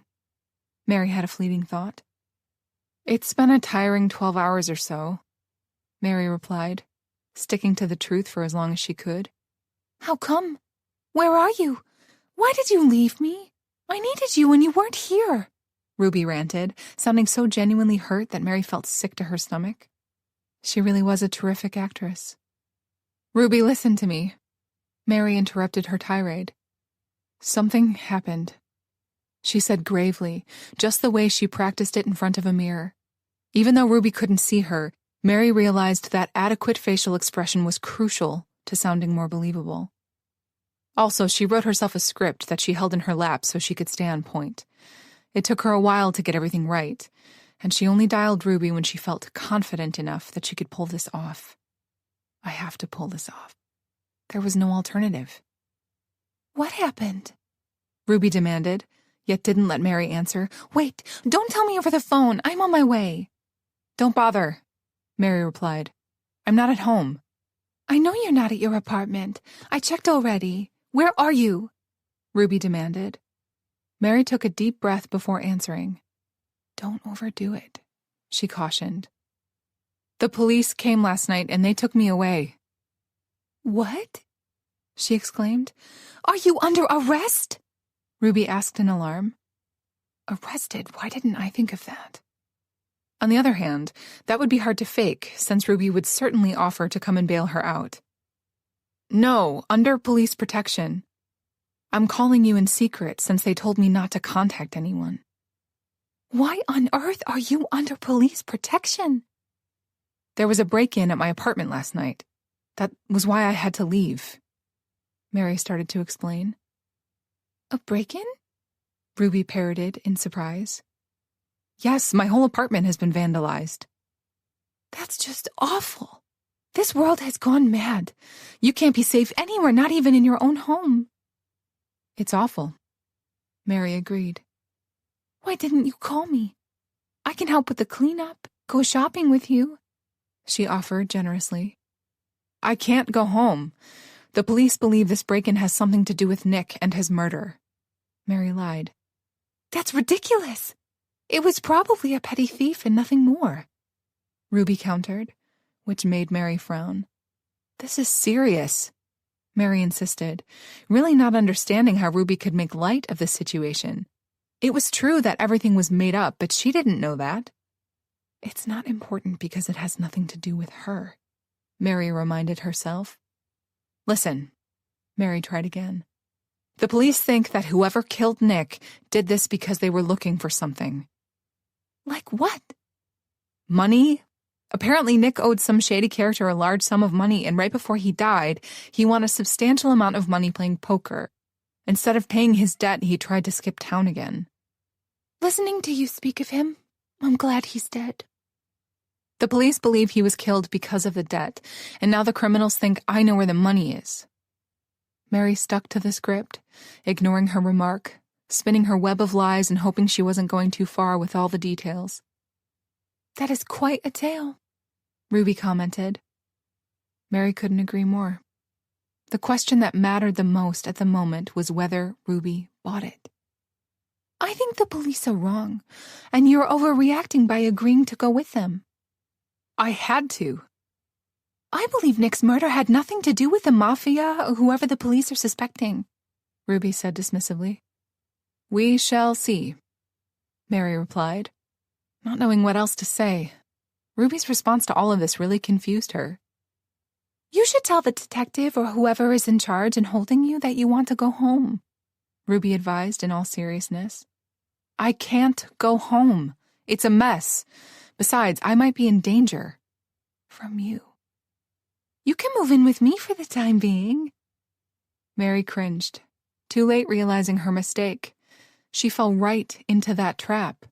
Shit, nice work, Mary. Ruby, I can't do that. Why on earth not? Yeah, why not? That was a good question. Because I don't want to? She couldn't quite say that. It would negate the purpose of everything she was doing at the moment. I can't, she repeated. You can and you will. What are friends for? Ruby insisted. You will come with me to the country house where I can keep you safe, she said as if it were a done deal. Mary shuddered at the thought of going anywhere with Ruby. The last thing she wanted was to be alone with Ruby at some house in the middle of nowhere. I appreciate the offer. I really do, but I can't accept it. And not just because the police officers guarding me would freak. I don't want to bring any danger to your doorstep. She expressed her worry, hoping that sounded genuine enough. Nonsense, Ruby replied on the brink of hysteria. Mary feared something like this might happen. She hoped Ruby would see reason if Mary faked danger, but as it turned out, she had to control everything and snapped when things didn't go her way. Her next words proved as much. Mary, listen to me. You need to come to your apartment right now so I can pick you up, and together— No, Mary interrupted her. It's better this way. Better? Ruby exploded. Better for who? I am trying to save your life and you're ignoring me. She started to rant. You should only listen to me and not some useless cops. I know you. I care about you, not them. I only think about what is best for you. Apparently, you don't care about me or what I think one bit. Ruby, please. If you don't come with me, then I'm afraid something terrible is going to happen, Ruby professed. Like what? Mary asked before she could stop herself. If you don't return to me right now, I will kill myself. It's better than slowly dying from worrying about you. Instantly, Mary remembered that Ruby was prone to saying things like that. It was the ultimate manipulation. And it's not going to work on me. Ruby, don't say things like that. It's wrong. Look, I have to go. Don't call me again. Mary hung up before Ruby said anything else. Then she blocked her number. What just happened? She wondered. Chapter 24. 15 minutes passed since Mary talked with Ruby, and she was still in disbelief of how things escalated. She only wishes to control me and nothing more. Something else occurred to Mary in those moments as well. I am in way over my head, she thought with dread. Mary thought she was so smart coming up with this plan. She imagined it would make Ruby back down for a little while, so Mary could have a little bit of free time and find a way to permanently remove Ruby from her life without doing anything drastic. Sadly, as it turned out, Ruby was 10 steps ahead of her every time, so Mary didn't have a chance of winning. That's because she mastered this game of manipulation. She'd done that all her life. The crazy is her life, Mary mused, yet I am not going to allow it to become mine as well. Coming to her senses, Mary did the only thing she could at a time like this one. She called the police, and then hung up. She didn't know whom to turn to for such problems, and the only person that came to mind was Detective Decker. Mary hoped he could help her, since she didn't want to speak with anybody else about her problems. Not that she and Detective Decker were BFFs or anything. The only time he was at her house, he practically accused her of murder. Putting that aside, she believed he was a true professional and would hear her out. Thanking the heavens she had enough presence of mind to actually keep his business card and put it into her wallet for safekeeping, Mary fished it out and dialed his number. Detective Decker. He answered almost instantly. "Hello, Detective, this is Mary Wright. I mean, Orville." She corrected herself.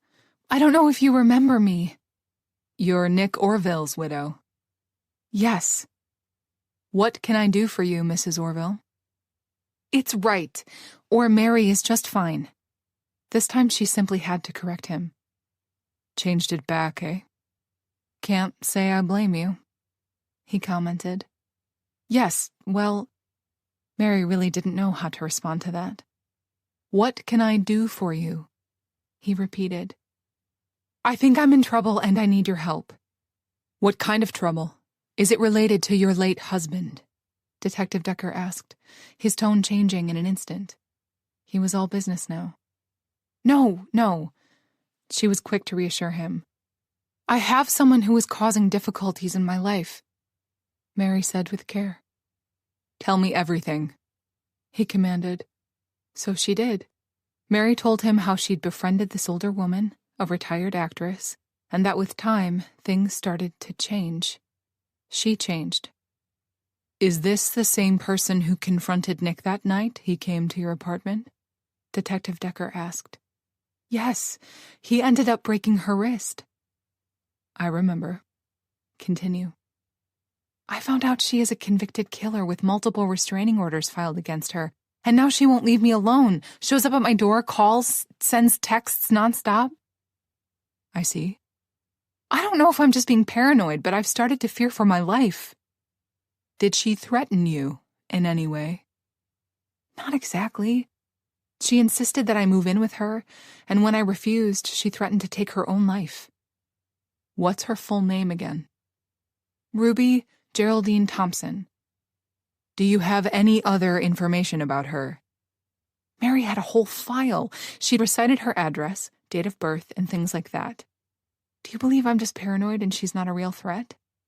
"I'll look into it and call you back," he promised. "Thank you, Detective." "No problem. And stay in that hotel for the time being." "All right." More than 24 hours passed before Detective Decker called her back. Mary was on pins and needles while she waited for any kind of feedback from him. Her thoughts varied from being frightened for her life to downplaying everything and accusing herself of extreme paranoia. You're wasting that detective's time with something you should be able to handle yourself. Thankfully, the detective called and wanted to see her, to speak with her in person, which meant he was about to end her suffering. Even if the news wasn't good, at least she would have concrete proof that she was not going insane and could deal with everything else afterward. Mary gave the detective the hotel address and room number, and he promised he would be there in an hour.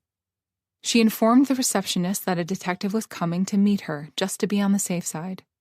In the meantime, a lot of unknown numbers called her, and she ignored them all, figuring it was Ruby trying to reach her, clearly realizing that Mary had blocked her actual number.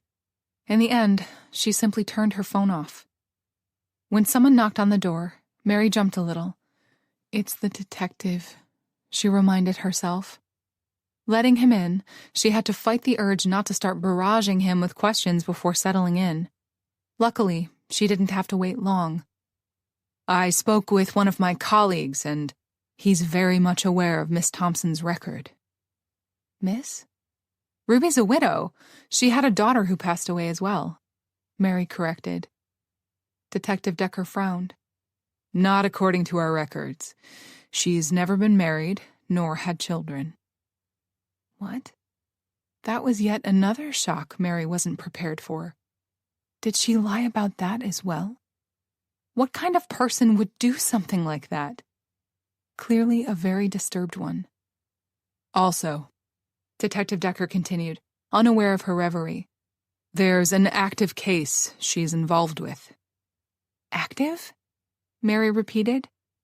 Yes, she's a person of interest in an ongoing investigation. What kind of an investigation? A missing persons case. What? Mary exclaimed. Detective Decker nodded. At least one woman who got a protective order against her went missing, he explained. Mary's blood turned cold. And you think she had something to do with it? Mary forced herself to ask. My colleague thinks so, he replied with a non-committal shrug. Oh my God. Was that the real reason Ruby didn't want to turn Nick in? Because she was already known to the police? Mary's mind spiraled. What happened to that poor woman? Am I next? What am I to do? Don't panic. Detective Decker started, clearly guessing where her head was. Stay calm and here for the time being, and I'll look into everything some more. She found that somewhat reassuring. Thank you, Detective. I really appreciate your help. It was wise that you asked for help when you did. Now just let me do my job. Of course. Oh, and regarding your husband's case, I'm afraid we have no leads, he informed her on his way out. Thank you for informing me. I really do hope you find whoever killed him. The detective simply nodded in return, saying his goodbyes. Staying put, without any contact with the outside world, wasn't as easy as she'd hoped. It was like being married to Nick all over again. But this time, I can eat whatever I want, she tried to joke. Mary stayed in the hotel room and tried really hard to focus on her work. At first, it was extremely hard. But after she had a serious chat with herself about her future and the imminent poverty she was rushing toward, she got with the program. This self-isolation had a bright side other than finally catching up with her job. Mary finally got in touch with her therapist. She might be wrong, but it looked like he was genuinely relieved to finally hear from her. Scared he lost such a lucrative client? She wanted to joke, but didn't. It would be too inappropriate, and besides, despite their relationship being completely professional, he'd never made her feel as though she was only a paycheck. I have so much to tell you, she confessed. Is everything okay? Not really, she replied. Do you want us to have an emergency session right now? No, I would prefer it if we had it face-to-face tomorrow. All right. For the briefest of moments, she wondered if she should leave the room to go and see Dr. Carson. Maybe it would be prudent to have a session over Skype. She ruled against it as being too neurotic.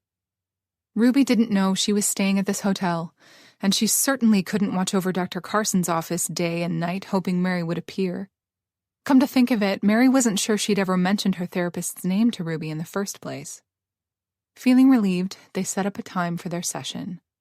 The notion that she would see him first thing in the morning was what allowed her to fall asleep that night without a problem. Despite wanting to blurt everything about Ruby, Mary forced herself to tell her tale from the beginning, and that entailed sharing the news about Nick first. How do you feel regarding his death? All over the place. There are times I'm saddened by the fact that he's gone. And yet there are also times that I'm, if not glad, then relieved that something like this happened. Mary confessed, ashamed as a small tear dampened her cheek. She wiped it immediately. That is perfectly understandable considering your relationship with him, Dr. Carson said in his usual calm and thoughtful manner. Also, I came to terms that I might never really get my closure. Most people don't. Mary laughed despite herself. That's not really reassuring. It's not supposed to be.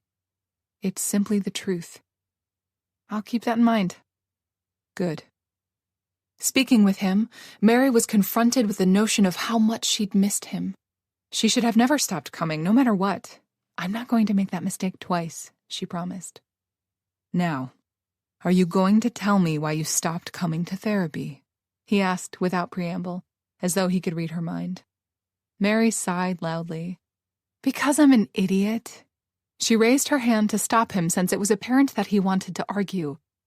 And before you correct me, I have to tell you everything that I learned about Ruby." He frowned upon hearing her say that. Did her behavior escalate in any way? Has she become more demanding? "Oh, doctor, you have no idea." With great attention to detail, Mary told Dr. Carson everything that was going on, from fake seizures and hiring actors to pretend to be her friends, to Mary finding out she had a history of mental issues and was a convicted murderer. Mary had to give credit to her therapist. He remained calm the whole time, as though nothing she said surprised him. And more importantly, he never said, "I told you so." She specifically appreciated that. Once she finished speaking, he took the time to explain to her what a borderline personality disorder entailed. The more she listened and learned, the more pieces of a puzzle called Ruby came together. He was describing her to the letter. I have to say that both borderline personality disorder and narcissism are known for their extreme controlling behaviors. Can I pick 'em or what? First Nick and now Ruby? That notion got her a bit depressed. I'm sorry I failed to notice all the signs earlier, he concluded, looking really torn about it. Doctor, this is on me, not you. I was the one who stopped talking and coming. I was the one who failed to listen, she insisted. You're prone to placing all the blame on yourself, he reminded her. I know. In this case, I'm also right. Now tell me, do you believe I'm in danger? He took his time answering. The problem with these types of people is that they are prone to stalking. I'm guessing you mean that literally, as in harassing and not just dropping by unannounced and things like that? She tried to lighten the mood since she was really starting to freak out. She didn't want to be stalked. At the same time, who would? I'm afraid so. Well, fuck. What am I to do then? No matter what the detective discovers, you need to file a restraining order, and I'm afraid you will have to move out of your apartment and find a new residence away from anywhere she associates with you, he advised. Mary made a face. She really liked her place since this was the first home that she'd felt was completely her own. She said as much. Tell me you're not staying there now, Dr. Carson asked in concern. No, I checked into a hotel. Good. Smart.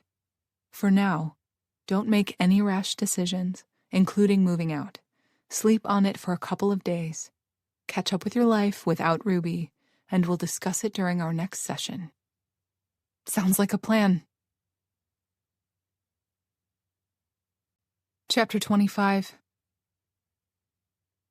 For the next week or so, things, if not returned to normal, certainly returned to the rhythm Mary was accustomed to and felt comfortable with. Done, she thought with satisfaction, sending an email to Elisa. Then she stood up to stretch a little. The hotel chair wasn't as comfortable as her one at home. She tried working in bed and didn't like it. I will just have to make do, she told herself. Mary worked, and she went to therapy, and she tried to think as little as possible about Ruby, which wasn't easy. One day, she got in touch with Shannon, wanting to keep her promise and update the other woman on current affairs. The more I learn, the less I know. You understand me? Shannon said at some point. Yes, I feel the same way. I often catch myself in disbelief, thinking, I can't believe this is my life. So true. I thought things like this only happened in movies or to famous people. I am freaked, and I escaped right in time. It's so much worse for you since you're her target now. Sorry, she added in haste, realizing what she'd said. It's okay. Everything Shannon said was true. She didn't try to contact you? She did, but I ignored her. You? Every day, all day, Mary replied glumly. Shannon cursed in return. It's crazy what's happening. You have no idea. Mary meant that quite literally. I have to go to bed. Let's continue this tomorrow night, Shannon offered. Sure. Ruby kept trying to contact her, nonstop, during all hours of the day and night. Mary didn't know how, but Ruby got a hold of Mary's email address, so she started sending her these long electronic letters as well. It was very disturbing reading them, and she stopped at some point. Mary couldn't open a new account since all her business was tied to this one. In the end, she marked Ruby as spam and hoped that would be enough to not be confronted with something like that again. Unfortunately, she couldn't solve her phone problem that easily, with a few clicks. Ruby kept calling her from different numbers, clearly hoping Mary would make a mistake and answer. Mary was not that naive. She did block all the numbers pestering her, but Ruby kept calling as though having an unlimited source of fresh phone numbers. And that was a terrifying thought. It was simply mind-blowing how determined Ruby was to speak with her. Mary was confronted with another proof of such reality when she went to her apartment to collect her mail. She wondered if she should be doing something like that since everybody had advised her to stay away. However, she needed her mail.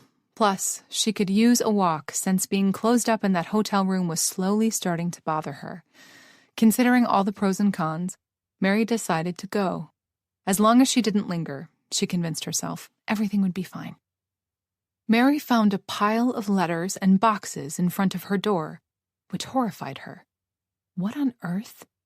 Her landlord appeared at that moment. "I was just about to call you. This is unacceptable." I will clean everything up," she promised, unlocking the door and shoving everything inside. Then she had a second thought and went in search of her landlord. "Mr. Fritt, may I have a word with you?" He nodded. Very briefly, she explained to him what was going on. He looked shocked at first, and Mary was grateful that he became very sympathetic toward her. "If I see anyone snooping around, I will immediately let you know." "Thank you, I really appreciate it." And she meant it from the bottom of her heart. While she returned to her apartment, Mr. Fritt continued to mumble about the state of this world and the quantity of sick, dangerous people who inhabited it. Mary sighed, looking at the pile of things Ruby sent her. This is getting out of control. Actually, I think that ship sailed a long time ago. She corrected herself. Despite deciding not to linger, she realized she had to deal with this mess first. She opened just a few letters. And why did she do something like that? Because she was a freaking masochist, as it turned out. Reading them, she discovered the content wasn't different from the ones she received via email. In some, Ruby begged to see her, apologizing profusely for her behavior and mentioning that her health was deteriorating while expressing her hope for a reunion before it was too late. Classic manipulation. In others, she accused Mary of all kinds of things, for being a rotten friend, opportunistic, and cold-hearted, using all kinds of horrible profanities to enrich her text. She even wrote, in an obvious fit of rage, how Mary deserved to have a husband like Nick to torment her for so many years since she was an awful person herself and deserved nothing better. Mary stopped herself there. She really didn't need to read further. "What am I going to do with you?" she asked no one in particular, looking at all the boxes. Very tentatively, she grabbed hold of one of them and put it against her ear. "No ticking," she only half joked, doing the same with all the rest. Paranoid much? A part of her questioned, yet she ignored it. She opened them all up, one by one, only to discover that Ruby sent her all kinds of gifts. Mary received clothes, framed pictures of Ruby, autographed, of course, house decorations, and expensive jewelry. Mary looked at all the stuff and felt completely empty for some reason. Taking the phone from her pocket, she took pictures of everything. She didn't know precisely why she did that, but she didn't question the urge. Afterward, she put all the things back inside their packages just the way she found them, shoving the letters in as well. Resealing the boxes, she picked them all up, locked her apartment, and on her way to the hotel, she stopped at a post office and sent everything back to Ruby. That looked like the only course of action she had in such a situation. She was sure that her gesture was going to antagonize Ruby further, but Mary simply couldn't, with a clear conscience and sane mind, keep all of that inside her house. That would feel wrong on so many levels. Mary felt relieved when she got rid of all that stuff and returned to her hotel room. She felt completely spent, and instead of sifting through her mail, she lay down and fell asleep. As was expected, a swarm of texts, emails, phone calls, and ranting voicemails followed afterward at the precise time when Ruby presumably received all of her gifts back. Mary was saddened by the fact that she could now predict with terrible accuracy the pattern of Ruby's behavior. She didn't want to be in that position. She didn't want to be in the mind of a narcissist. And here she was, since as it turned out, she didn't have a choice. You always have a choice, she reminded herself. The catch was, she wanted to be able to overcome all of this and survive as well. The next time she went home, an even bigger pile of gifts and letters greeted her. She had half a mind to kindly ask her landlord to throw everything out on arrival, but reconsidered. She didn't bother with the letters, but she did open the boxes. The gifts got more awful this time around. There were pictures of Mary scratched or with her face crossed over with a red marker. "Oh my God," Mary exclaimed, opening a box that had a dead rat inside it. Mary felt like vomiting. Why is she doing all of this to me? Why won't she leave me alone? She couldn't help asking the heavens. Mary felt completely ill opening the last one. Because the dead rat wasn't enough torment for her, to find that it was filled with used condoms. How can a person obtain these? She stopped herself right there. She didn't want to know. "That's it," she shouted with resolve. She was thoroughly disgusted, irritated, and angry all at the same time. Mary didn't deserve any of this. She wasn't going to take all this abuse any longer and do nothing. Packing everything up, she went straight to the police. "Hello, sir," she said politely to the officer who worked at the front desk. "I am looking for Detective Carl Decker." The officer eyed the boxes she was carrying. "I'm not a courier. The detective is working on my case," she explained, praying really hard that this man wasn't about to ask her to open said boxes. The humiliation would be too great. Not to mention, she didn't know how to explain everything. A dead rat, condoms, in short order. Luckily, all he said was, "Does he know you're coming?" Shit. In all this madness, she completely forgot to call him ahead and ask if he was working. "Yes," she lied. "What's your name?" "Mary Wright." "Hold on," the officer said, picking up a phone. He spoke shortly before turning to her again. "He will be right here," he said. "Thank you," Mary replied, moving away from the desk so other people could state their business. Detective Decker appeared after a few minutes, looking slightly surprised to see her. "Ruby won't stop sending me gifts," she said without preamble. "What kind of gifts?" She handed him one of the boxes. Coincidentally, it was the one with the condoms. "Fuck," he started cursing, sealing it back again. "I have a dead rat and a lot of other fun items as well," she added without actual humor. "Follow me," he said. They went to his desk where he examined everything that was sent to her. "Is this all you got?" he inquired. "No," she replied with a shake of her head. "She sent me a bunch more a couple of days ago, but I sent them all back." She showed him the pictures. "I told you not to go home," he said. "I had to get my mail," she argued. "Look, I went by her apartment, but she wasn't there. Probably walking about trying to find inspiration for the next batch of these lovely gifts," she thought sarcastically. "It looks like nobody lives there anymore." Detective Decker's words snapped her from her musing. "What do you mean?" "The place looks abandoned with no trace of her, and I asked around. She left no forwarding address." "Of course she didn't. You don't want people to know where you are when you're doing things like this. The place wasn't homey to begin with," Mary felt the need to explain. "That explains a lot. This is clearly not her first rodeo," the detective replied. "Unfortunately, my colleague and I don't know where to start looking for her." Mary got an idea. "Did you check her country house?" Detective Decker looked at her questioningly, so she explained. "Ruby talked about owning a country house upstate. Wanted me to go there with her as well." "Do you know where it is?" "Sadly, no." "No worries. We'll look into it."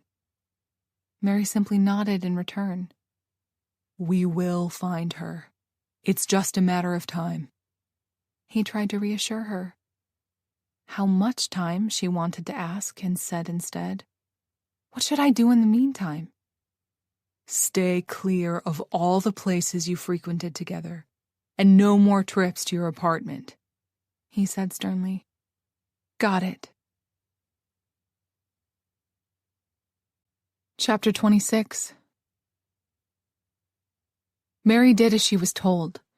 She fully concentrated on her work, immersed herself entirely into it, and went to therapy every other day without visiting her apartment anymore. She feared Ruby all the same, and often wondered if she'd sent her anything else, something even more horrible, though she couldn't quite imagine what that might be. All the same, she wasn't about to go and confirm or debunk her theories. At the same time, doing the things she did prior to meeting Ruby made her feel completely normal again.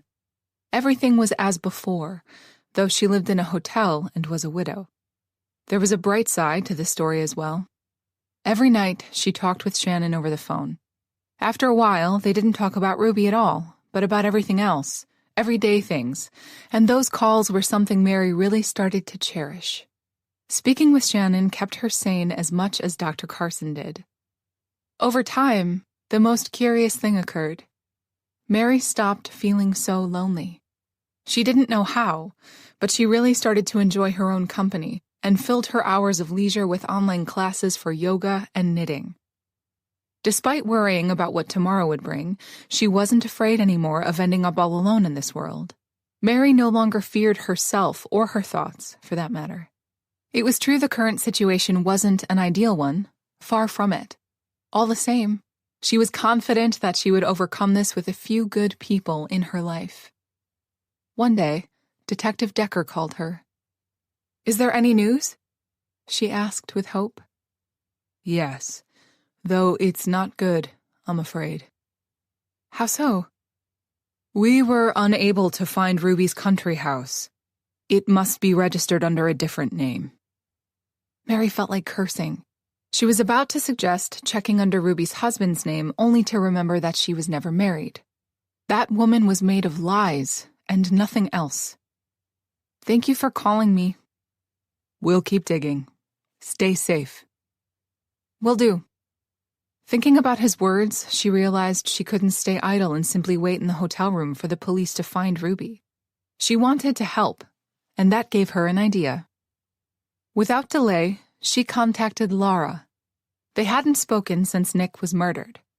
Laura took news about Nick's murder pretty hard, almost as hard as Mary did. In a way, she took that as a personal failure, and Mary tried her best to reassure the other woman that it wasn't her fault Nick was killed. That was on Nick and his killer, nobody else. "I have another job for you," Mary said, hoping that would cheer her up. "You remarried and he ran away?" Laura deadpanned. "Ouch. Too soon?"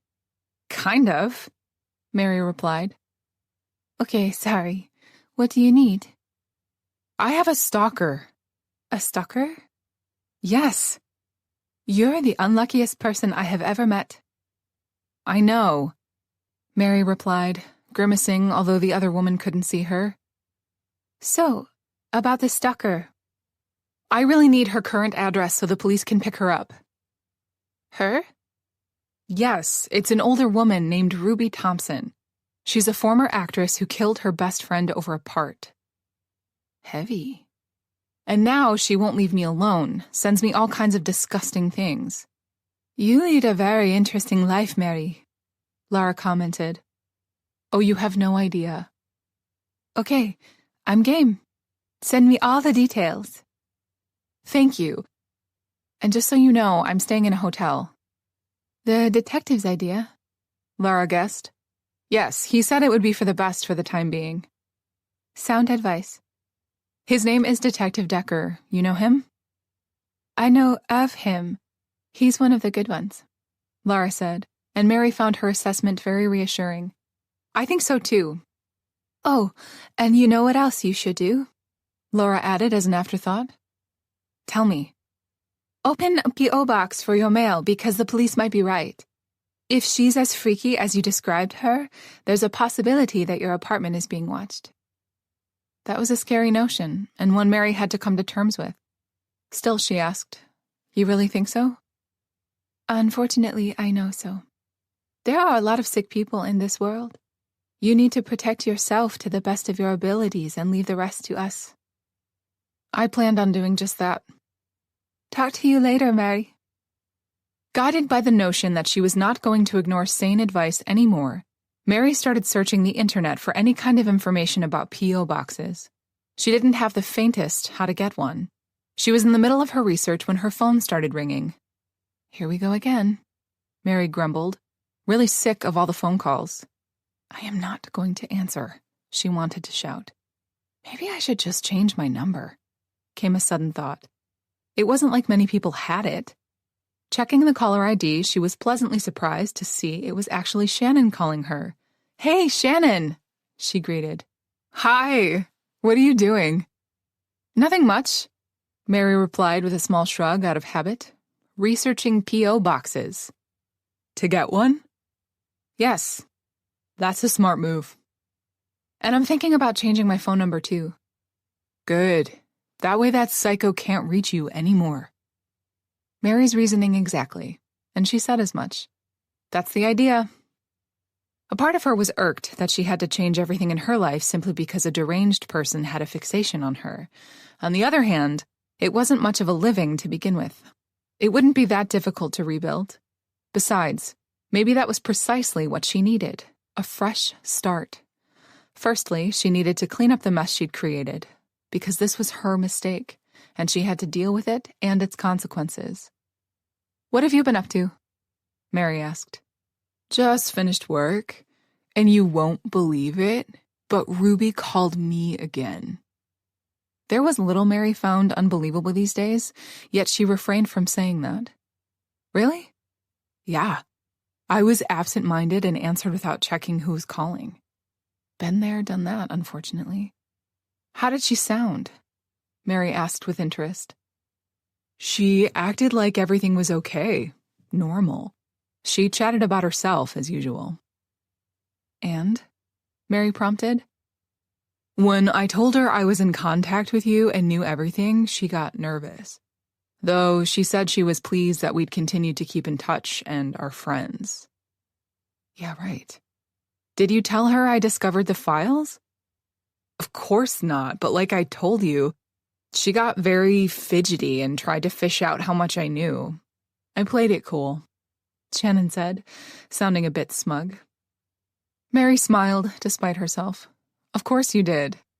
Did she say anything else?" "A bunch. All nonsense. She said you were cross at her because she refused you one time when you demanded that she buy you something." "What?" Mary shouted in outrage. "That is a lie." "I know. She made it sound like you were only using her for her money." "Ruby was only trying to trigger sympathy in you," Mary said, reeling with rage. "That woman would stop at nothing." "The only thing she managed to trigger was disgust. I told her that her lies don't work on me anymore and hung up." "Thank you for sticking up for me." Mary was genuinely grateful. "Don't need to say that to me.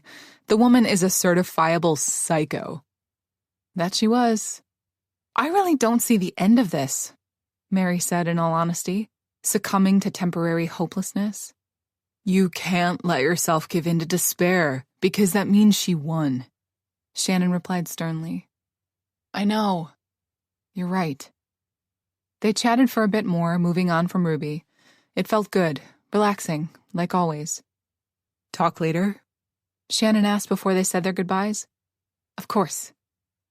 It took Mary some time to move on from what she'd learned from Shannon. At this point, she really shouldn't be surprised by Ruby's behavior, but here she was, not quite surprised, but shocked, which was worse. Why won't she leave me alone? Because in her sickness, she can't, Mary realized with mixed feelings. Mary just sat down to work when the phone started ringing again. "I'm truly Miss Popular today," she joked. She still paused when she saw who was calling her. Mary would rather face Ruby than accept this call. Banishing that thought, since it wasn't really true, Mary braced herself and answered. "Hello?" "Hi, Mary." Her boss greeted her in a pleasant manner. "Hi, Elisa." "Did I catch you at a bad time?" "No, you didn't." Mary was quick to reassure her. Actually, I was just about to start working, she added a bit sheepishly. Great, Elisa replied, and Mary could sense the other woman was smiling. I know your boss, and she's really appreciating it, she joked. Mary smiled in return. What can I do for you? I screwed up, Elisa announced. I'm sure whatever it is, it's fixable, Mary replied with confidence. Well, it is. It's just a slight inconvenience. Tell me, Mary prompted. Do you remember the contract you revised for me? For the Australians? Mary wanted to make sure. Yes. So instead of sending it to my lawyer, I accidentally sent it to you. Elisa explained apologetically. That's no big deal. I'll grab it and send it to Mr. Greason. He was Elisa's attorney. Actually, could you drop by the office and give it to me instead? There was something I wanted to check first. Sure. Mary didn't like going to the office that much, but for Elisa, she would manage. Thank you. You're a lifesaver, Elisa said, clearly relieved. And Mary understood why. The Australians were big new clients, and if those contracts fell into the wrong hands, it could cost her a great deal.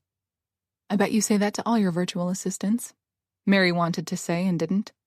It's really no trouble at all, she said instead. Great, thank you. I won't keep you from your work any longer then. Only when she hung up did Mary realize her oversight. She wasn't supposed to go back to her apartment, no matter what. She had to, and not because she was afraid Elisa would fire her. Elisa was a good woman and a great boss, and Mary wanted to help if she could.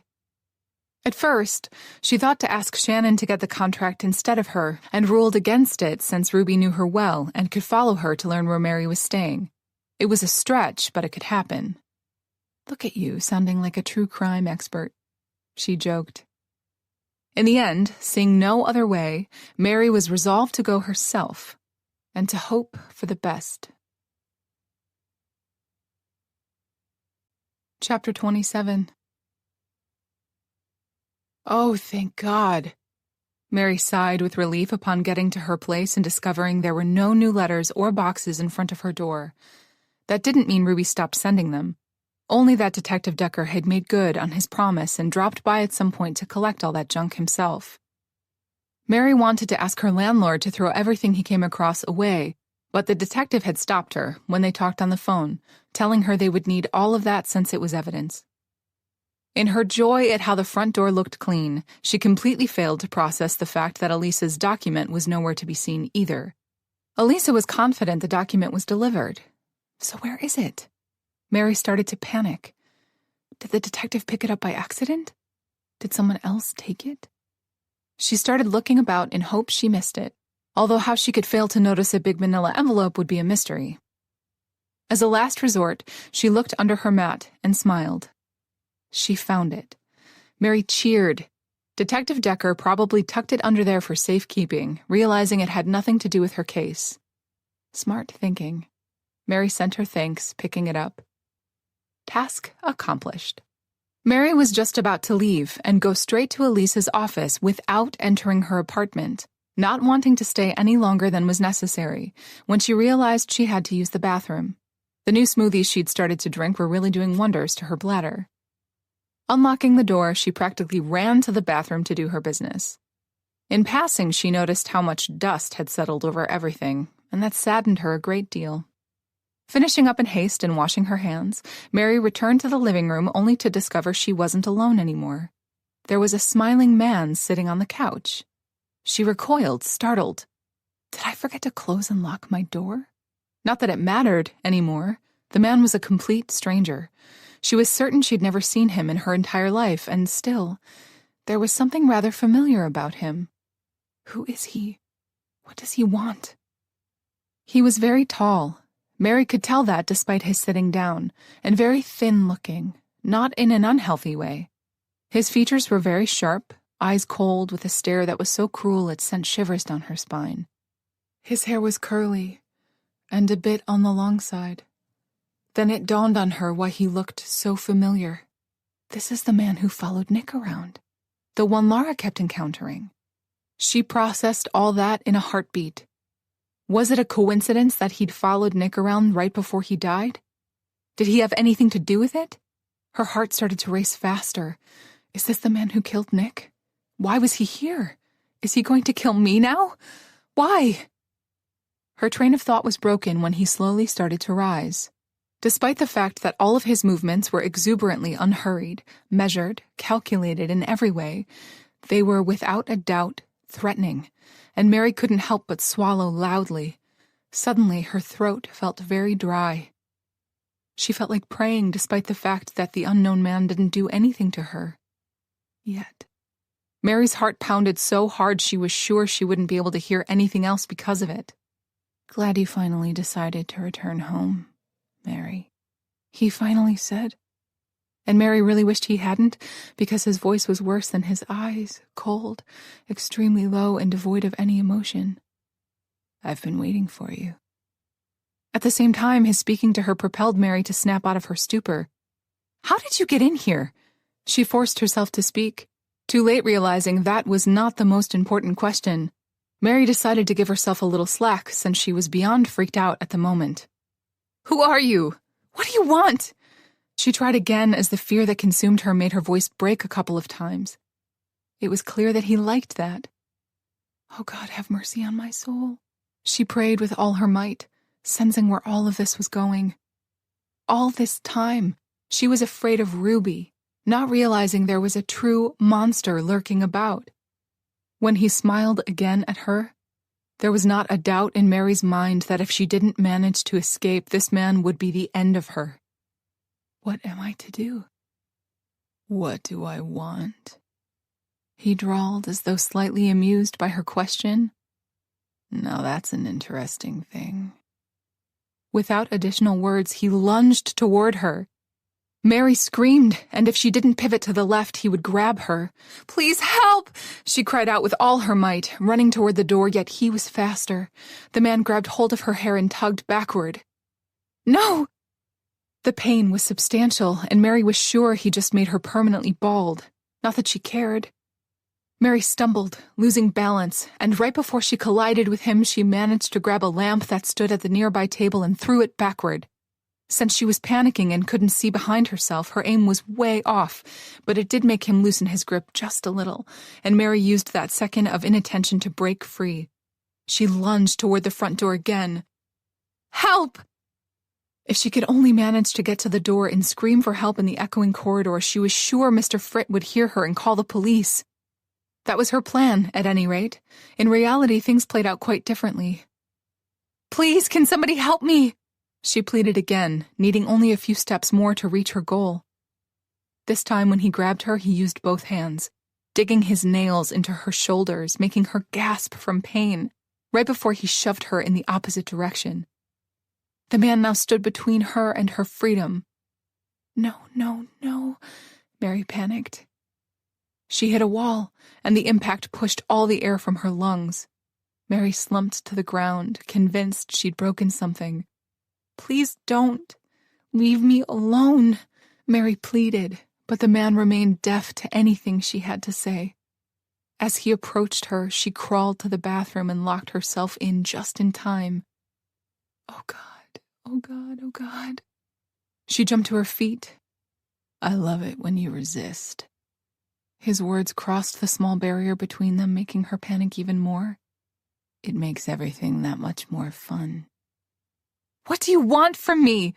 she asked in return, completely hysterical now. He just laughed. "Leave me alone," she screamed, hoping somebody would hear her and come to her rescue. "Please, God, please help me." And then she remembered she could call for help.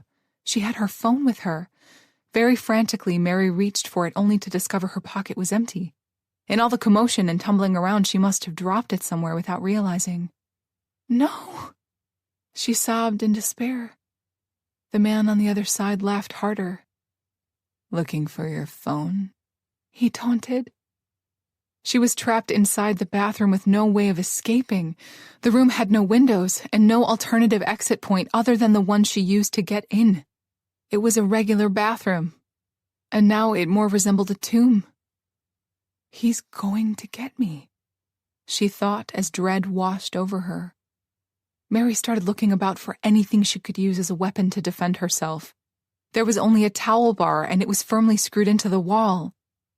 "Please help!" She started banging against the tiles, not knowing what else to do. "Please, can somebody help me?"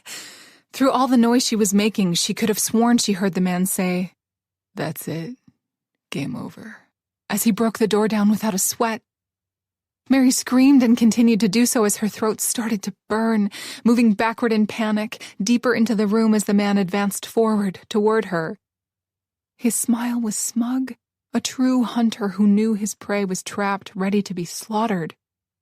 "Please don't," she begged, hoping he would have mercy on her. "Just let me go. You don't have to do this." He chuckled. "I know I don't have to, but I want to." This time, when he lunged toward her, Mary tried to fight him off, scratch his face, bite him anywhere, yet he was simply much stronger than her and easily subdued her. "No, let me go!" She fought back, already feeling her strength leaving her. On the other hand, he didn't seem to be having that kind of problem. "Resisting me is pointless, although I did enjoy it." He flashed another one of his smiles as he pinned her to the wall. He used all his body weight to keep her in place, freeing one of his hands from that task. Mary didn't have a chance to start worrying about what he would do to her next when he pulled out a syringe. It was filled with some kind of a yellowish liquid. No, please, no, don't!" Mary started to thrash about with renewed strength. Panic overrode everything else inside her as she felt a small prick on her left arm. And just like that, it was game over. Just like he said. "Please help me." She had enough time for that last thought before she lost consciousness, and everything went dark. Chapter 28. Mary stretched in bed. For some reason, her whole body ached as though she went through hell, which coincided with the fact that she had a terrible dream. A true vivid nightmare. She had been chased around the apartment, and Mary tried her best to escape and couldn't. No matter how many times she called out for help, nobody came to her rescue. The dream was definitely a new one. By all odds, Dr. Carson would find it interesting. Nick had never chased her like that before. She remembered ending up in a bathroom, and he kicked the door, grabbing her. That made her pause. Wait a minute. That wasn't Nick in the dream, she realized with dread. And she wasn't lying in her bed, either, nor the hotel one. All the previous events came crashing down on her, and she remembered everything. Mary opened her eyes and jumped out of bed. Oh God, oh God, oh God. That man grabbed her, drugged her, and now she woke up in an unfamiliar room. The first thing she did was check her clothes. She found it somewhat reassuring that they looked intact. Mary had slept fully clothed. I have to get out of here. Frantically, she started looking about the room. It was clean and bare. Apart from the bed, a nightstand that was empty, and a closet that had folded women's clothes inside it. All the hangers were removed. The room provided everything that was useless as a weapon, although she could perhaps smother someone with a cashmere sweater. Stop it, focus. She tried the door next, and it was locked. That was to be expected. That man wouldn't go to all this trouble simply to let her go. What does he want from me anyway? As her heart started to race with renewed strength, she forced herself to calm down. Panic wasn't productive at the moment. She needed to find a way out of here, so that should be her only focus. Taking a couple of deep, steadying breaths, she continued with her investigation. The room had one large window, but it was completely boarded with wooden planks. They were close enough that she couldn't put her hand between them, though she could see a little bit of her surroundings. The sky was getting dark, which meant she'd slept for hours, if this was the same day anyway. She was held in a house, that much was obvious, high above the ground, on the second or third floor. The estate was surrounded, as far as she could see, by a deep, wooded area. She tried really hard not to think about the fact that she was clearly being held at some abandoned house that was in the middle of nowhere, and failed. Stay calm, stay sharp, and find a way out, she reminded herself. A part of her really wished to curl up in that bed and cry her eyes out, but she knew she couldn't do that. If she fell apart now, then that meant the game was over and the man had won. Game over. He'd told her in the apartment, and remembering that sent shivers down her spine. Mary approached the door again and started banging against it. "Hey! Is anybody out there?" she shouted. "Let me go!" Mary realized too late that perhaps her behavior wasn't that productive, meaning maybe it wasn't prudent to draw attention to herself. She didn't want to let that man know she'd finally woken up. Mary stopped. Not knowing what else to do, she did another sweep of the room, looked under the bed, and checked every nook and cranny in hopes she would find something, anything useful. Mary contemplated whether she should peel the floral wallpaper off. Not because she thought something was hidden underneath it, but because it was extremely ugly and made her feel more anxious than she already was. After the third go-around, Mary had to accept something she already knew and didn't want to. She was trapped, locked inside, and she would stay that way until her kidnapper deemed otherwise. Where am I? She had to wonder. What does he want from me? Not that she was too eager to find out. Would anybody notice her gone? All these thoughts plagued her, making her succumb to despair. None of her things, apart from the clothes on her back, were here, and she couldn't decide if that was a good or a bad thing. The only thing she truly missed was her phone. It would solve all her problems if she could call for help, which was precisely why she didn't have it at the moment. The man who took her wasn't an idiot. Just don't panic. You will find a way out of here. She tried to give herself a little pep talk. It was interrupted when she heard footsteps and then the door being unlocked. Mary stopped breathing and retreated to the furthest corner of the room, away from the door, keeping as much distance as was possible, waiting for him to appear. Once again, she was confronted with the notion that she had nothing to defend herself with, since this darned room was completely stripped of anything useful. Like a weapon would help you at any rate, a part of her pointed out. Mary banished that thought since this was not the time nor the place for such negativity. Mary braced herself to meet her kidnapper again. To her utmost surprise, it wasn't a man who came through that door, but a woman. Ruby walked in wearing her most radiant smile. "Ruby?" Mary advanced toward her without a thought, her mind in shambles. "What is going on? Where am I?" Mary demanded, for a second there forgetting with whom she was dealing. "My dear Mary, I am so glad you could finally make it to my country house," she told her, petting her on the cheek. Mary took a step back, breaking the contact. Is Ruby gloating? It certainly felt like that. Mary looked at the other woman incredulously. "What are you talking about? I didn't come here. A man kidnapped me." "Is he working for you? Have you completely lost your mind?" Besides, her last remark was a little bit redundant. It was more than apparent that Ruby was crazy. "We're going to have so much fun now that we're finally together again. You'll see," Ruby said as though Mary hadn't spoken at all. "You can't keep me locked up here. You have to let me go," Mary insisted. "You are a guest, honey." "A guest can leave. I want to go home." Ruby waved with her hand in a dismissing manner. "We both know you don't really mean that. You're saying that just to hurt my feelings."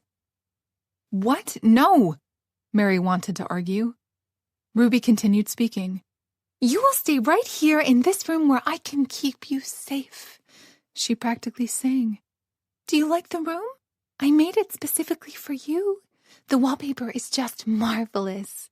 "Ruby, this is not okay. I want to go home." "Home?" Ruby inquired, looking a bit confused. "To what? You have no family or friends apart from me. And your job is a laugh, meaningless. Nobody will miss you." Ruby was wrong. She did have a friend, and there were people out there who would miss her, notice she was gone.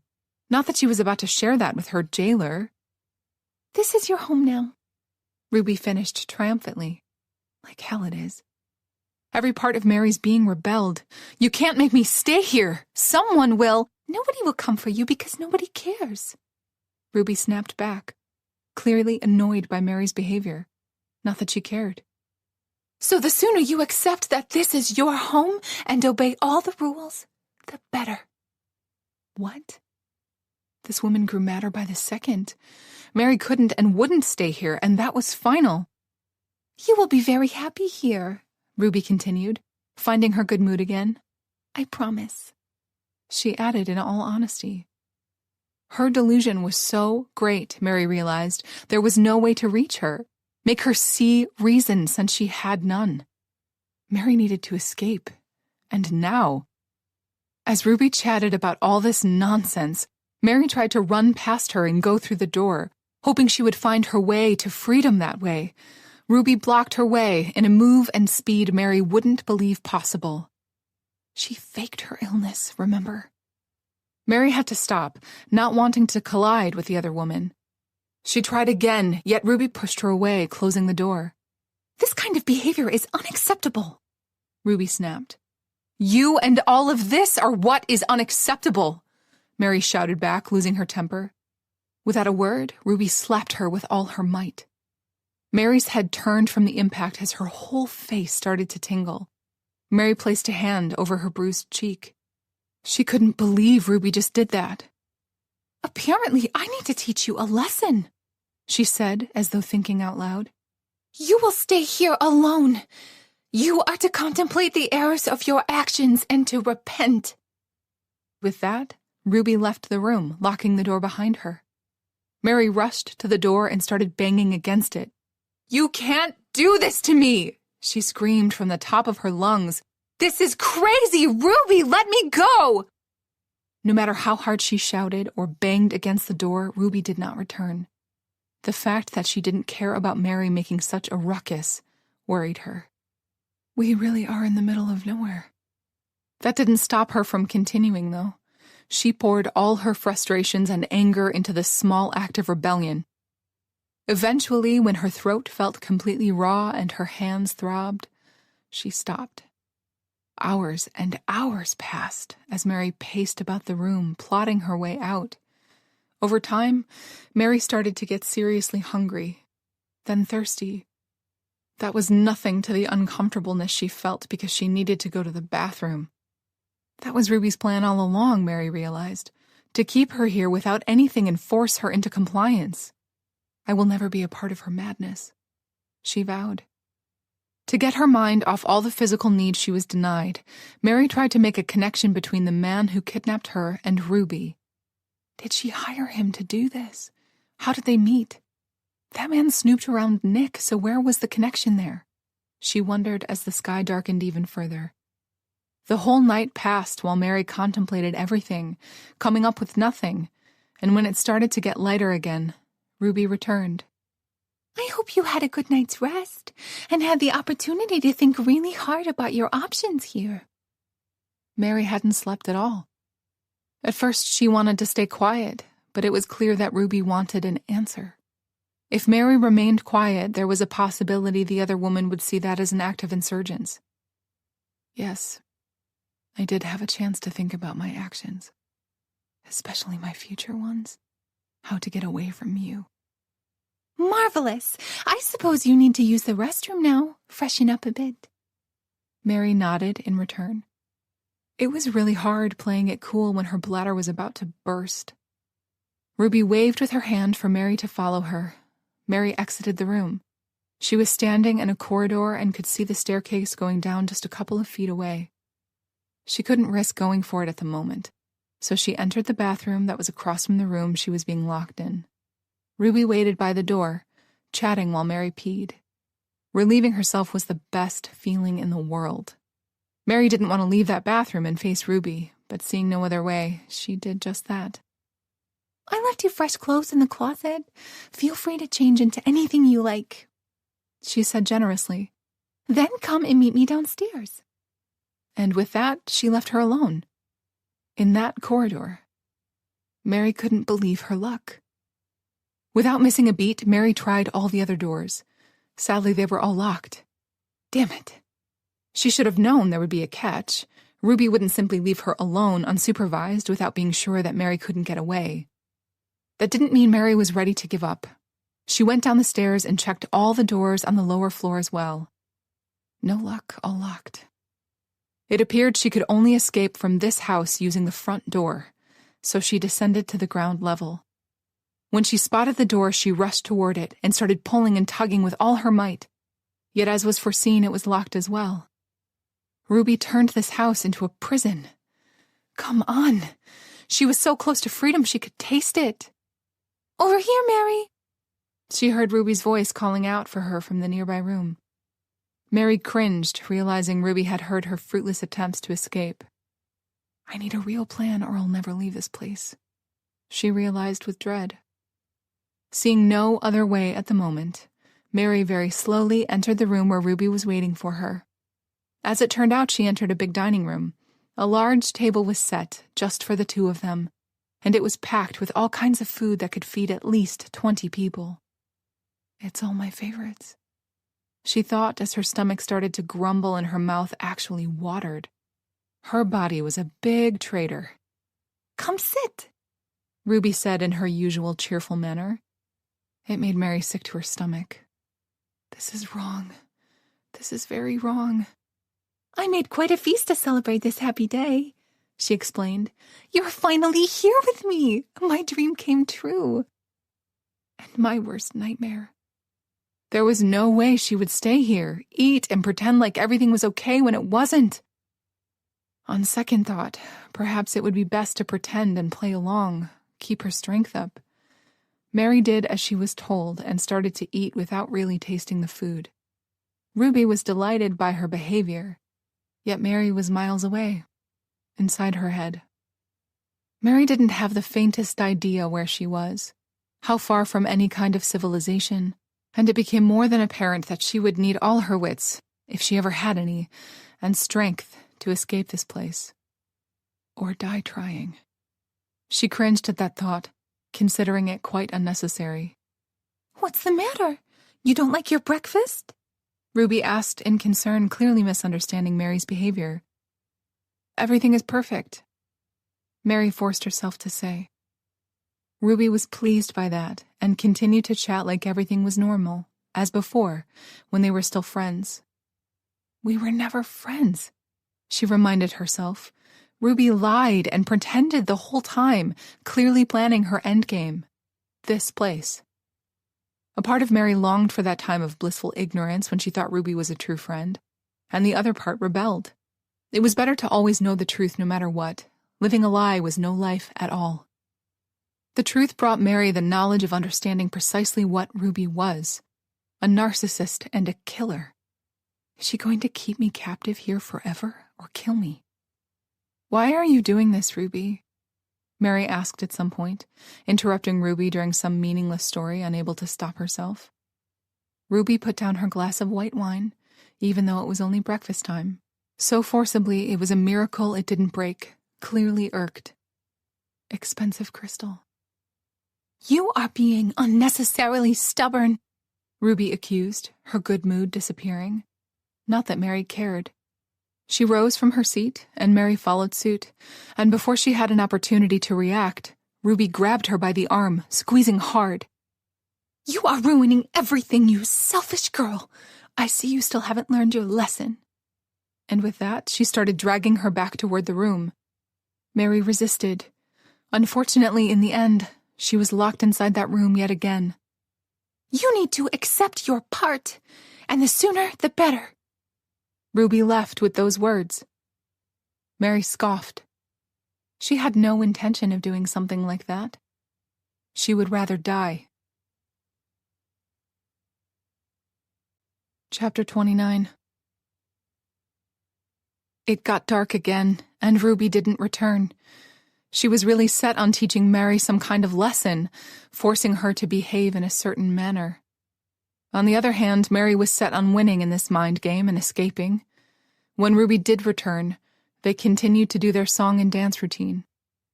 In the next couple of days, Mary tried her best to escape from Ruby, and that continued to be out of her reach.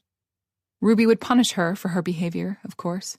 Yet all that gave Mary knowledge and future ammunition. Ruby wanted a person to play with, fulfill some fantasy of hers that Mary couldn't fully understand. If she played nice, Ruby would reward her. If she didn't, Mary got punished, usually by being locked inside the room for a long period of time. At times, Mary did as she was told, and at others, she rebelled, testing boundaries. Pretty soon, a pattern of Ruby's behavior started to emerge. Mary discovered, if she pretended everything was okay, that they were the best of friends and she was there completely voluntarily as a guest, then Ruby was pleased and would reward her. Mary's door would stay unlocked and she could go to the bathroom whenever she pleased. All the meals were included in the deal as well. To a sane person, that didn't sound like much, but Mary knew what a lack of these essentials felt like. Of course, Mary was not a fool. She knew Ruby was simply training her like she was nothing but a wild animal that needed taming. Mary let her, lulling her into a false sense of confidence. And Ruby was beyond confident that Mary would stay put, which could only mean she'd made sure they were at a completely remote place with no other people around. Also, it meant she had done this before. That was a truly terrifying notion, and only fueled Mary's desire to escape even more. At some point, Mary lost track of how many days she had been kept there against her will. Is it 3 or 4 days? Either way, she got hungry, so she descended into the kitchen to prepare herself a sandwich. Ruby was there. She's everywhere. Wherever I look, wherever I go, Mary thought glumly. "Good morning, honey," she sang. "Morning, Ruby." The other woman looked at her with displeasure. What did I do wrong now? "You still haven't changed," she complained. That was true. Mary had kept her own clothes on all this time, even refused to shower. She considered her stink a subtle, or not so subtle anymore, display of rebellion. "I chose all the clothes inside your room with such care," Ruby complained, trying to emotionally manipulate her.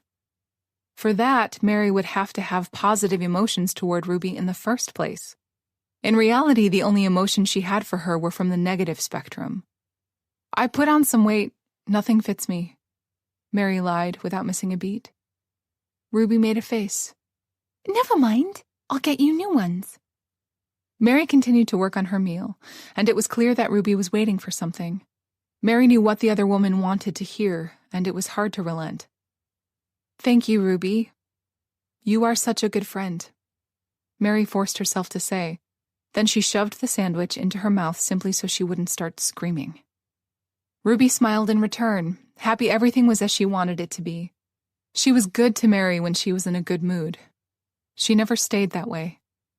If Mary made a wrong gesture, displayed in any way that she was there against her will, then Ruby would have one of her fits. Instantly, Mary would be thrown back into the room, locked until she learned not to cross Ruby in any way. It went without saying that Mary learned all the things not to do the hard way. It was difficult spending all her days like this with a person like Ruby, without a moment of peace. At times, she even wanted them to sleep together in the same room. I guess that's why this is called being held against your will and not a vacation. Mary tried to joke as much as possible, though it was only inside her head. It was keeping her sane, as much as was possible in a situation like this one. Only thoughts about escaping kept her going.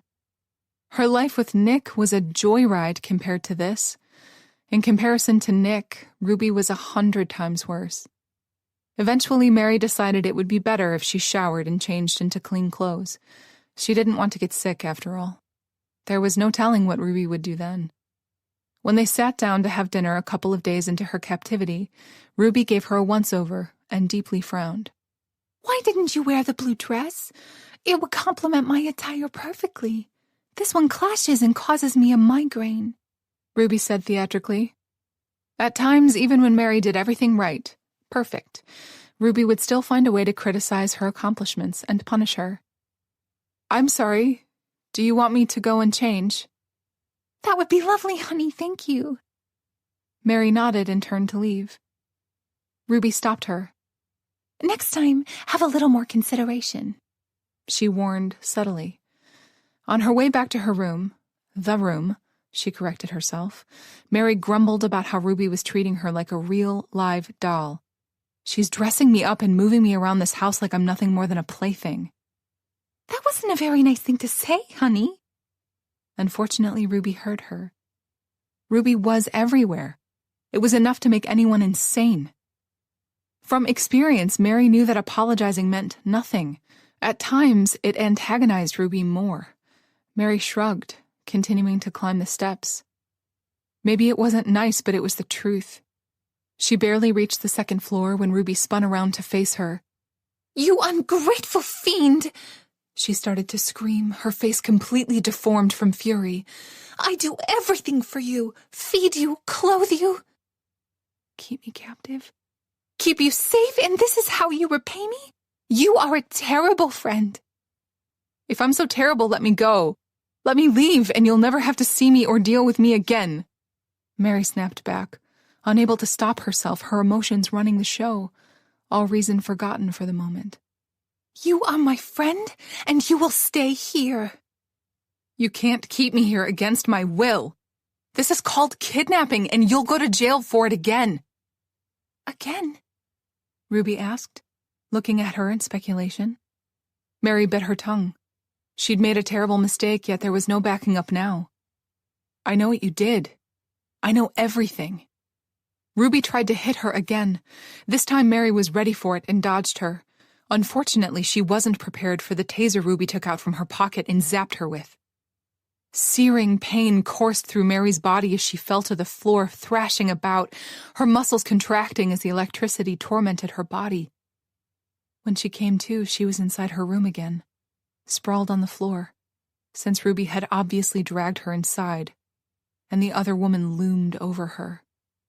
"You will stay here until you learn how to be a good friend, and we will pretend none of this happened," Ruby announced before she left, locking the door behind her. It took Mary a bit, but she recovered from the taser and pulled herself up on the bed. Stupid, stupid, stupid. She chastised herself for losing her temper so foolishly. The punishment for speaking back this time was a whole 24 hours of confinement. The not eating and drinking part wasn't that difficult to overcome, but not going to the bathroom was. Mary had never experienced such humiliation in her life as being forced to pee inside that locked room. She used one of the drawers of the nightstand padded with a bedsheet to do her business. It gave a certain aroma to the whole room.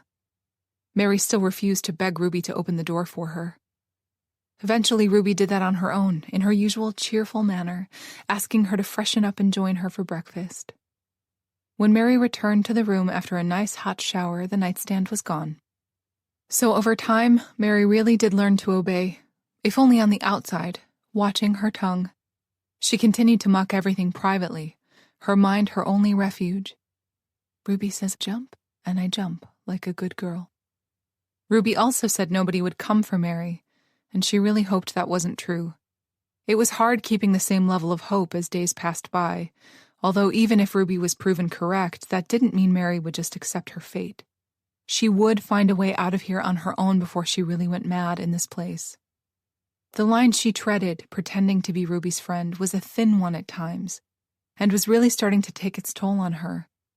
Mary constantly worried that she would eventually fall into Stockholm Syndrome while pretending she already had it. Every night before bed, she reminded herself of who Ruby was and what she'd done and worked on her plan to escape. Despite the fact that her captor kept a watchful eye on her all day, Mary took every opportunity she had to snoop around the house and try to find any weak spots while determining where they were in the first place. Upstate was too broad of a term, and Mary needed to narrow it down as much as possible. Most of all, Mary was curious to see where Ruby kept all the keys.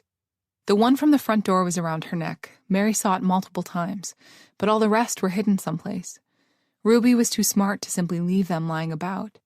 Mary thought if she could grab a hold of them, she could perhaps escape using one of the upstairs bedrooms. They can't all be boarded up, can they? Mary volunteered to do all the housework.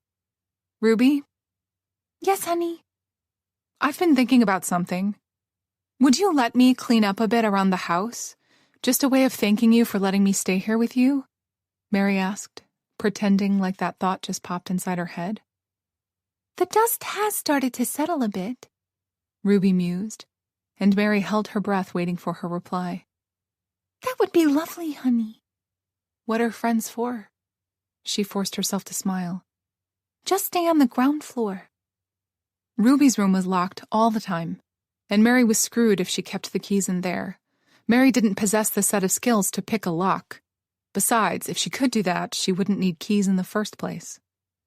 Just don't despair, Mary calmed herself while pretending to work.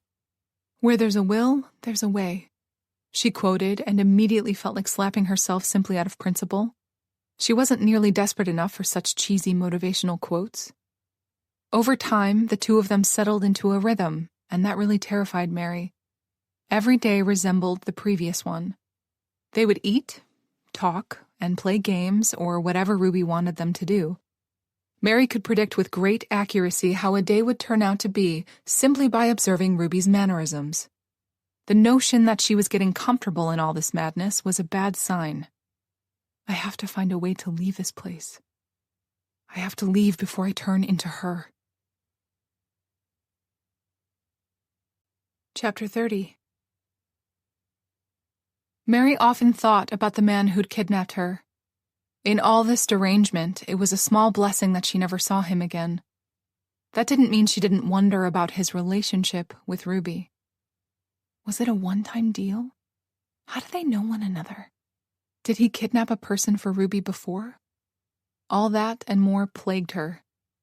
Unfortunately, those were not questions she could ask Ruby. She could just picture them having dinner with Mary saying something like, "By the way, the man who kidnapped me, is he your permanent employee or just a freelancer?" Yeah, right. As she said before, it was good that he wasn't around. That man terrified Mary. There was nothing human about him with those dead eyes and cold voice. She shivered merely thinking about it. On second thought, nobody was more terrifying than Ruby, especially when she was holding that taser of hers, and she wasn't afraid of using it, either. Mary kept waiting for Ruby to let her out and walk around the garden with her, since she constantly boasted about how marvelous it was, especially while in bloom. Mary needed some kind of a clue where she was and hoped if she were good enough, she would get her answers out there, around the house and in the gardens. "Mary, it is simply to die for," she told her on one occasion. Mary hoped she didn't mean that quite literally. At any rate, that never happened. They stayed inside all the time. That didn't mean Mary was idle. She did find something interesting while cleaning. Ruby loved to talk. No matter whether she was in a good mood or in a bad mood, she was always very loud, as though needing to draw attention to herself in that way. And during Mary's sweeps around the house, she discovered that there were places the acoustics were perfect for listening in on someone. In this case, listening in on the captor, especially if Mary wanted to stay out of her hair. Mary discovered a way to track Ruby around the house, and as it turned out, she could listen in on her conversations as well. On the ground floor, in the kitchen, there was a wood stove, and because Providence wished it so, it was connected to Mary's room. "The room I'm being held in," she corrected herself.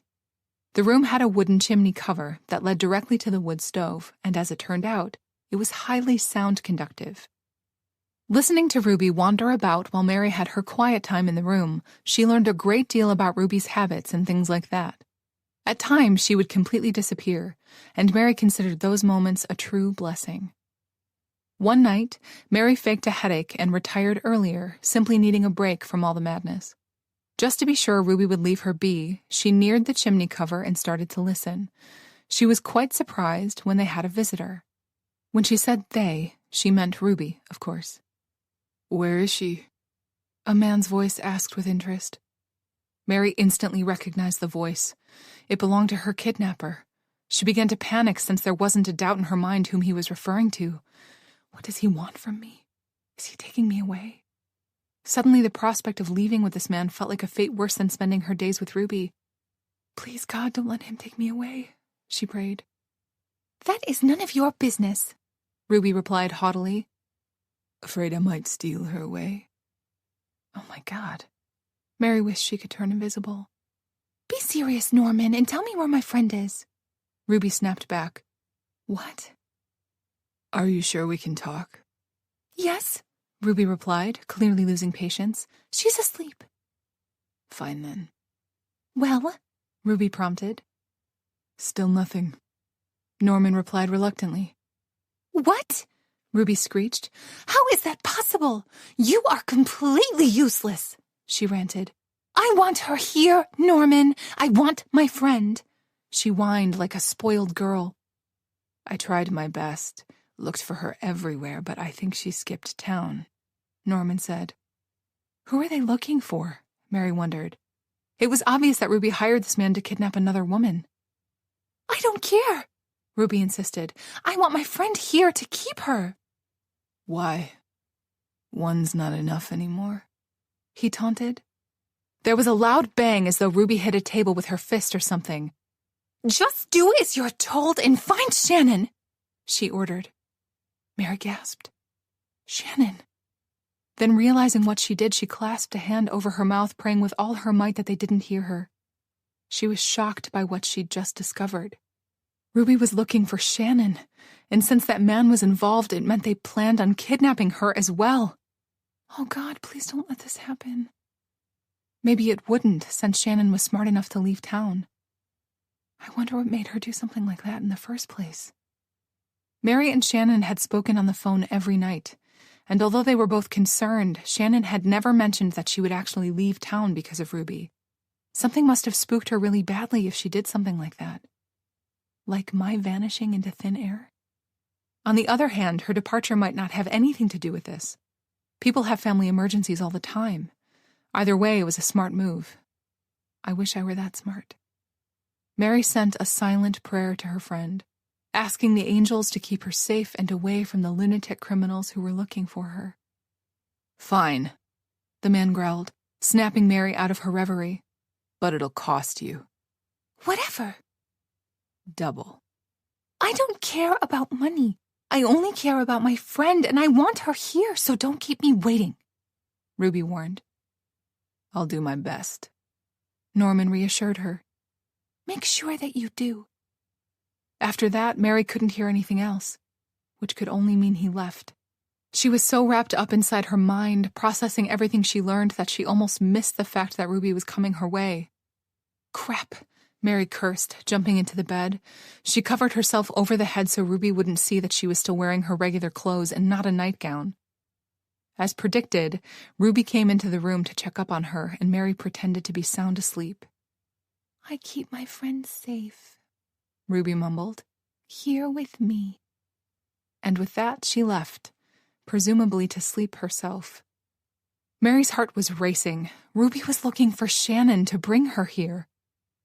When Dr. Carson was explaining to Mary Ruby's personality disorder, he said that the person suffering from it had a big fear of abandonment.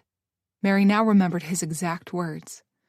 This kind of disorder affects how you feel about yourself, how you associate with others, and how you behave. The symptoms include intense fear of abandonment, impulsive and risky behavior, and a pattern of unstable, intense relationships. Which was so Ruby. At one moment, she was idolizing Mary, and at the next, she was accusing her of not caring enough or being cruel. Suicidal threats, wide mood swings accompanied by inappropriate, intense anger. Unfortunately, none of that helped Mary escape this place, or prevented Ruby from kidnapping anybody else, because as it turned out, Ruby's fear of abandonment was so great, so all-consuming that she would rather hold people hostage than allow any kind of normal interaction to occur. Her friends couldn't have lives of their own because everything had to revolve around her and her needs. That was the narcissist in her taking control. Understandably for most, if not all people, that kind of a relationship wasn't acceptable. Hence a house in the middle of nowhere, Mary concluded. Mary couldn't help questioning what had triggered Ruby to want to involve Shannon and drag her into this madness in the first place. Then she remembered that young actress from Ruby's parties, Carla, who'd warned Mary that the guests were all paid actors and that Ruby was fooling her and Shannon. Oh, how I'd wish I'd listened to her back then.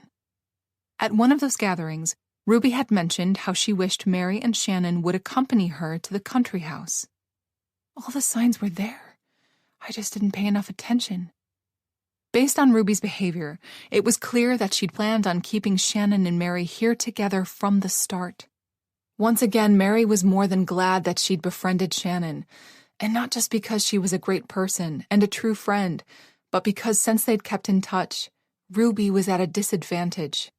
This way, Mary told the other woman everything she knew, and thanks to that knowledge, Shannon didn't fall into Ruby's trap.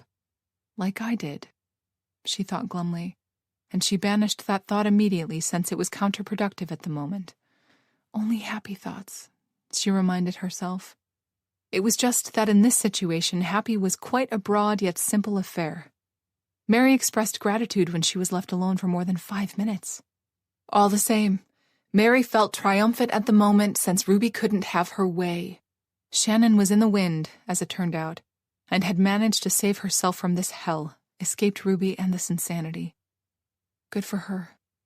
That knowledge that Ruby wasn't all-powerful despite her money was what gave Mary power to fight her despair. It gave her the will to continue, to live on and fight another day until she managed to defeat her jailer. Besides, if Shannon was so spooked to leave town, then that meant something happened. Maybe she realized I went missing. Mary hoped. She had to believe that was the reason. And if her speculation was true and Shannon left because of Mary, then she was certain help was on the way and Ruby's days of being the kidnapping queen were almost over. Mary only needed to bide her time. Stay safe. Not antagonize Ruby. Stay sane and wait for them. Then another thought came to mind. This place was rather remote and not listed in Ruby's name. There was a chance it wasn't listed at all. What if nobody's coming for me?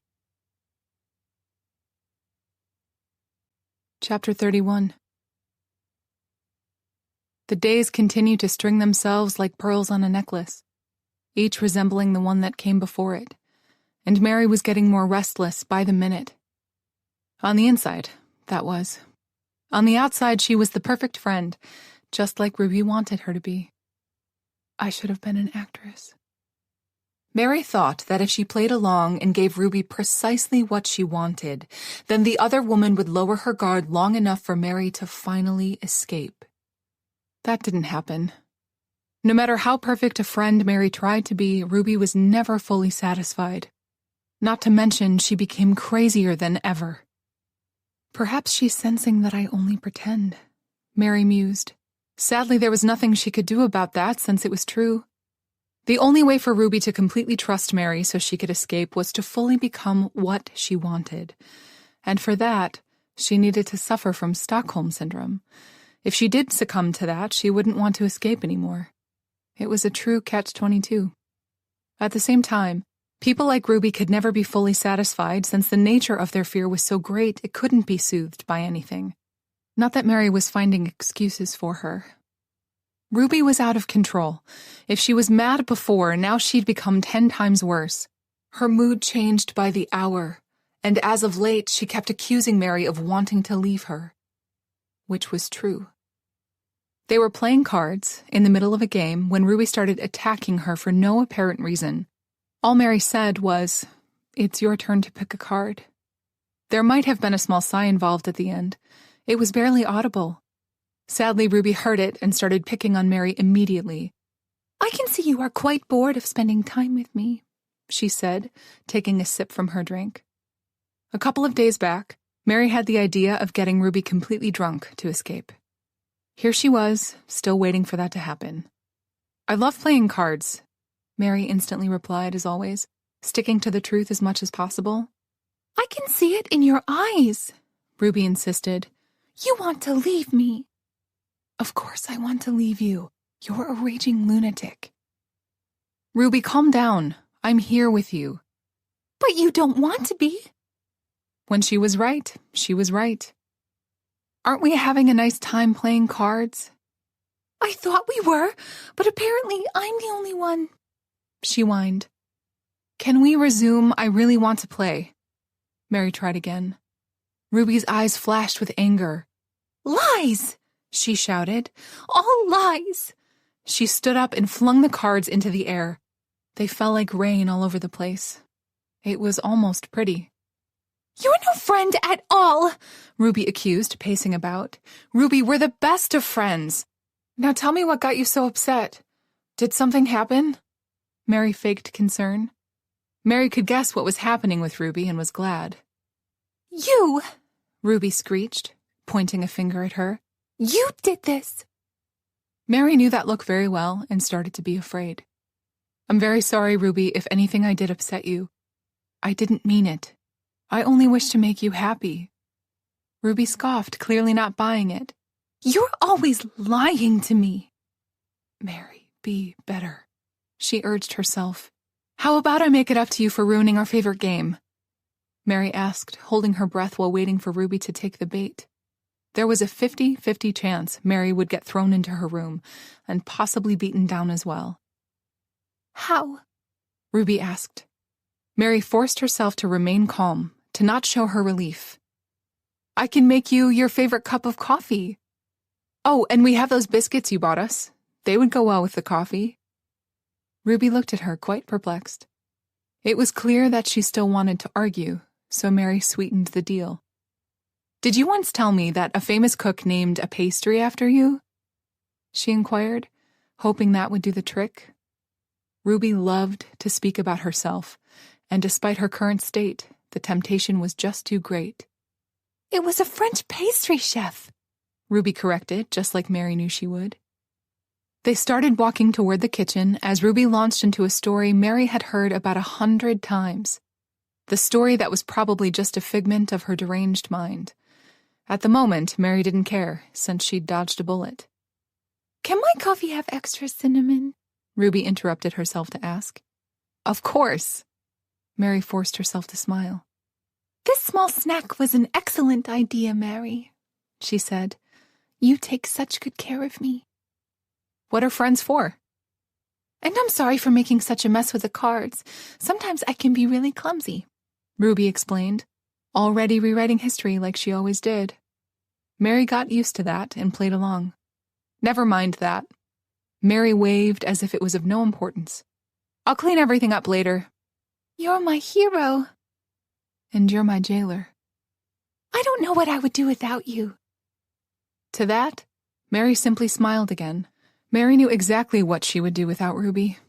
As Ruby returned to the story, Mary made coffee. She learned that it worked best if she treated Ruby like a child. When she had a fit, it was crucial to distract her with something else. If Mary managed to switch Ruby's focus to something else, something about herself, of course, then she was golden. It didn't work every time, but often enough for Mary to put in an effort. And she understood Ruby's anger that was growing each day perfectly. Mary was certain it had something to do with Shannon and the fact that Norman still couldn't find her. That was a logical conclusion since Shannon wasn't there with them, which was a true blessing as far as Mary was concerned. However, since her captor became increasingly more demanding, not to mention unpredictably cruel, Mary was completely emotionally and at times physically drained. She counted hours each day for those precious hours of sleep when she could escape while succumbing to oblivion. Unfortunately, at times her nightmares loved to torment her with recapitulations of her day, like she needed a rerun of that. Mary longed for real rest and peace.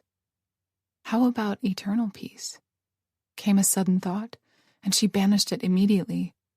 No matter what, she was not suicidal and would never again be suicidal. Mary wouldn't give Ruby that much power over her. She will not win. Mary was adamant.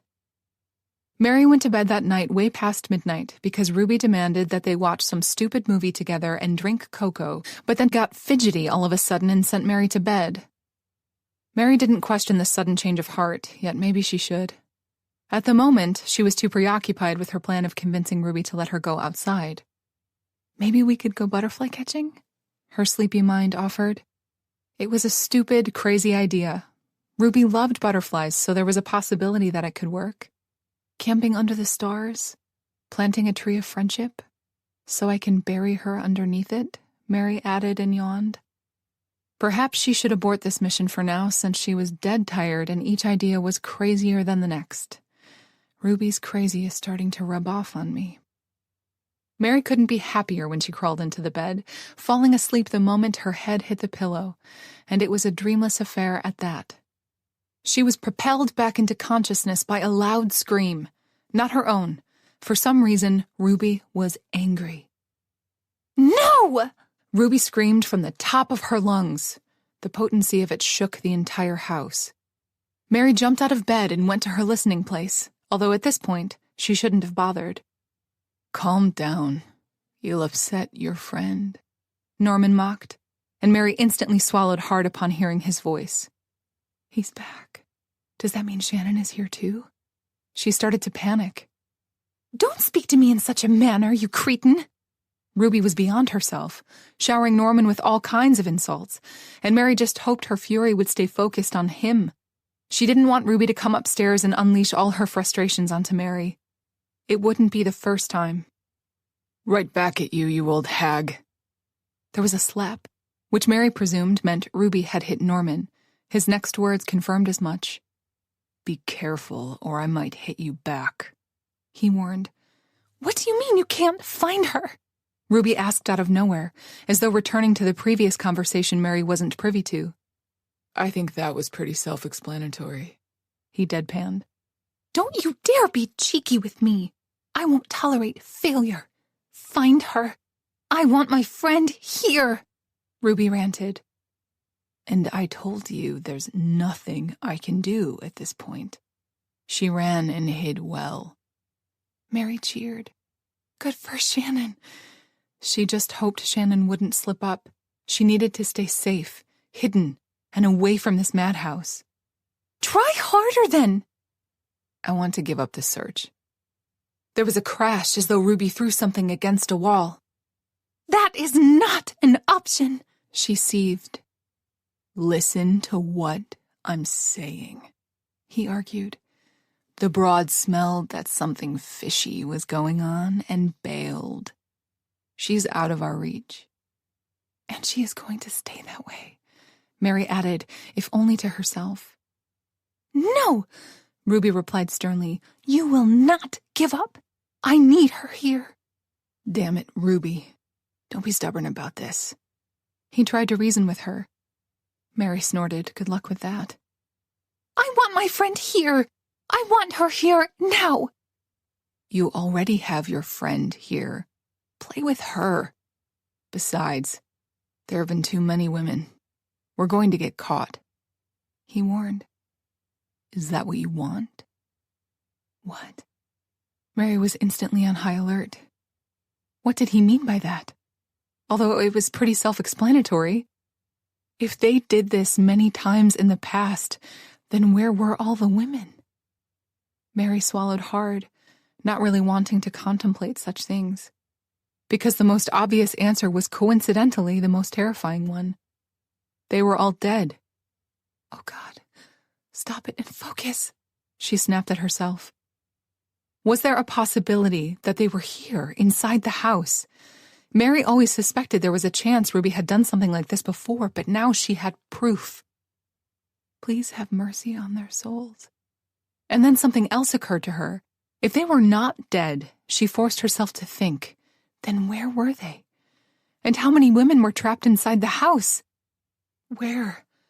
In the other locked rooms? No, they can't be, Mary pondered. She would have heard them by now. Mary thought they were all alone in this house. What if she was wrong? Dread washed over her. Ruby did disappear at times, sending Mary away to have some quiet time. Was she visiting others? Oh, Lord, give me strength. "I already told you what I want." Ruby's words snapped her back to here and now. "So leave now, and don't bother coming back without Shannon. I want my friend here with me, and that's final." Noted, he replied simply.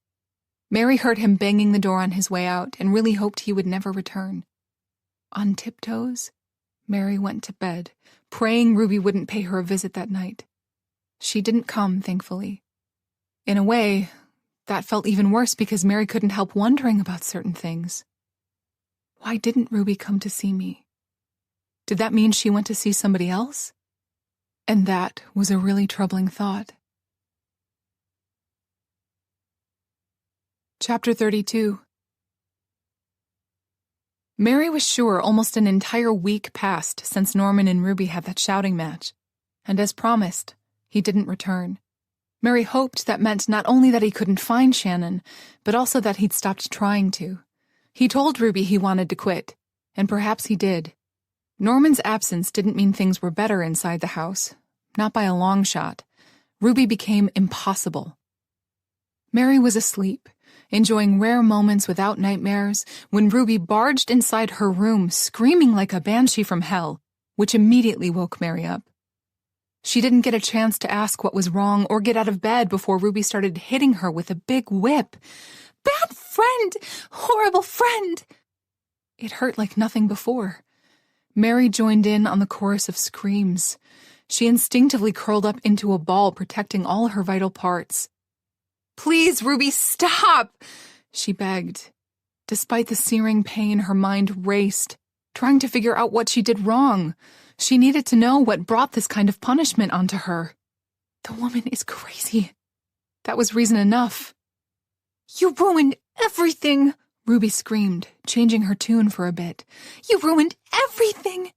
It was like she was stuck inside some kind of a loop. "I didn't do anything!" Mary defended herself, knowing fully well that her words were meaningless. "Please stop." She cried out in pain when Ruby hit her particularly hard. "You did this!" Ruby insisted. "You're a bad friend!" "What did I do?" Mary asked in exasperation. If she knew what Ruby was referring to, then maybe she could defend herself. Not that Ruby was in a particularly reasonable state of mind. Mary started to fear that Ruby would actually kill her this time. No, every part of her bruised body argued. Ruby stopped for the briefest of moments to switch hands. "You turned my Shannon against me," she accused, almost sobbing, "and now she's gone." Gone as in escaped or gone as in dead? Mary wished to ask for clarification and held her tongue. "And I want her here!" She whined like a petulant child. Mary sent up a silent prayer, thankful for the fact that Shannon had still managed to elude the pair. The notion that Shannon was out there, free, was what gave Mary the strength to rebel. She wasn't going to take this abuse any longer. "None of this is my fault!" she screamed back. The strength of her voice was so great that Ruby stopped whipping her for a moment, clearly startled. Mary used that opportunity to roll out of Ruby's reach and slowly, wincing, got up to her feet. She completely ignored the pain as she stood up for herself. "Stop punishing me for something that I didn't do." Ruby looked at her with so much hate that in any other circumstances Mary would cower in fear. She was beyond that now. Ruby advanced toward her and started swinging as though to resume her punishment. "Oh, no, you won't." Mary managed to grab hold of the whip, and for a moment they wrestled for it. Yet, as it turned out, Mary was more determined, and with a sharp jerk pulled it out of Ruby's hand. With a battle cry of victory, she snapped the whip in two and threw it in the corner of the room. Ruby screamed in outrage because Mary had dared to ruin her weapon. "What are you going to do now?" Mary taunted. Ruby recoiled. It was clear there was something she wished to say. Mary was just faster. "You know what?" Mary started advancing toward Ruby ever so slightly. "I did tell Shannon everything I know about you," she yelled, letting all her anger, panic, frustrations, and despair pour out of her. "And if she managed to escape thanks to that, then good for her, because you are a toxic nut who kidnaps, imprisons, and torments people. You're a murderer, and you not only belong in jail, but in hell, too," Mary concluded, breathing really hard. Her whole back burned from the wounds Ruby had inflicted on her, yet at the moment she didn't care. Ruby snapped her head as though she hit her. It was obvious she couldn't believe Mary had just uttered those words. Better believe it. She'd suppressed her true self, her true feelings for too long, trying to be a perfect plaything for Ruby, all because she needed to get out of there. Except enough was enough. At this point, Mary really didn't care anymore if she lived or died. "I am sick and tired of you and this place. You disgust me. I regret ever helping you on that subway train. Good deeds really don't go unpunished. You will never find Shannon because she is just too smart for you." Mary decided to taunt her just a little bit more. "And it's just a matter of time before the police find us, and then it will be game over." She intentionally used Norman's words, and by the look Ruby gave her, she knew it too. And then it was time for the final blow. "I would rather spend an eternity with Nick than another second here with you, you crazy bitch." And then it dawned on her. all the pieces of the puzzle finally coming together. She was looking at things from the wrong angle the whole time. It was not a coincidence that Nick was followed around by Norman. It was clear that Ruby had ordered him to do something like that because Mary was tied to him in a way, and Ruby had a problem with that. Her plaything couldn't be married. It was a nuisance. In her troubled mind, she was just getting rid of the competition. Oh no. Ruby sent Norman to kill Nick. Tortured and murdered. The detective's words came back to her. You killed Nick, Mary said in a much calmer way. And Ruby started to laugh. Took you long enough to figure that out, Ruby managed to say between cackles. Mary would be horrified by her words and behavior in any other circumstance. As it turned out, she'd already reached her limit of horror a long time ago. Mary shrugged. What can I say? I was a little preoccupied with all the crazy. She gestured around them. She was glad the masks were finally gone. There was no pretense anymore, just them, airing everything out in the open. Ruby stopped laughing at that, which in return made Mary smile like the Cheshire Cat. She was glad she'd managed to ruin Ruby's mood. This place, this damn house and her captor were turning Mary into something she wasn't. A monster in her own right, but she didn't care. Not at this moment, at least. She wanted to hurt Ruby as much as possible. You ungrateful brat, Ruby spat in return. Instead of speaking to me in such a manner, you should be thanking me for getting rid of that pest for you. Me? Ungrateful? Me, a brat? It was funny how her brain latched onto unimportant things. Oh, please don't act like you give a shit about me. Everything you ever did, you did it because of yourself. Nick hurt you, so you hurt him back, tenfold. It was as simple as that. Mary wasn't about to divulge all the details she now understood, how Ruby had let him hurt her because she had some larger scheme in mind, like kidnapping Mary and bringing her here to play with. Ruby looked at her incredulously. I have never been this insulted in my entire life, she announced in her usual theatrical manner. Mary felt like rolling her eyes, and then realized she could. She did. Stick around then, because I believe I'm on a roll. Have you completely lost your mind? Ruby asked her in all seriousness. That made Mary laugh even harder. Possibly. That's rich coming from you because you invented the role of crazy, Mary snapped back. You know what? Maybe I have lost my mind, and who could blame me? Being stuck in that house with Ruby would drive anyone mad. Mary was impressed that this hadn't happened sooner. I want you to apologize to me right now, Ruby announced, and beg for my forgiveness. Yeah, that's not going to happen. I'm done with all this shit, Mary replied instantly. She couldn't explain exactly what had happened. Maybe she reached some kind of a plateau and all her fears, panic, and dread simply, well, not vanished because she could still feel all those emotions. They just took a back seat. Something else was driving this bus now. Do whatever you want to me, but I'm not going back to pretending so you can fuel all your delusions and ego. Be careful, honey. Are you sure you want to be doing this? Ruby warned, as though giving her one last chance to repent. Dead sure. Ruby smiled. You are really testing my patience. If I decide you are a bad friend, then there's no going back. That's the idea, you lunatic.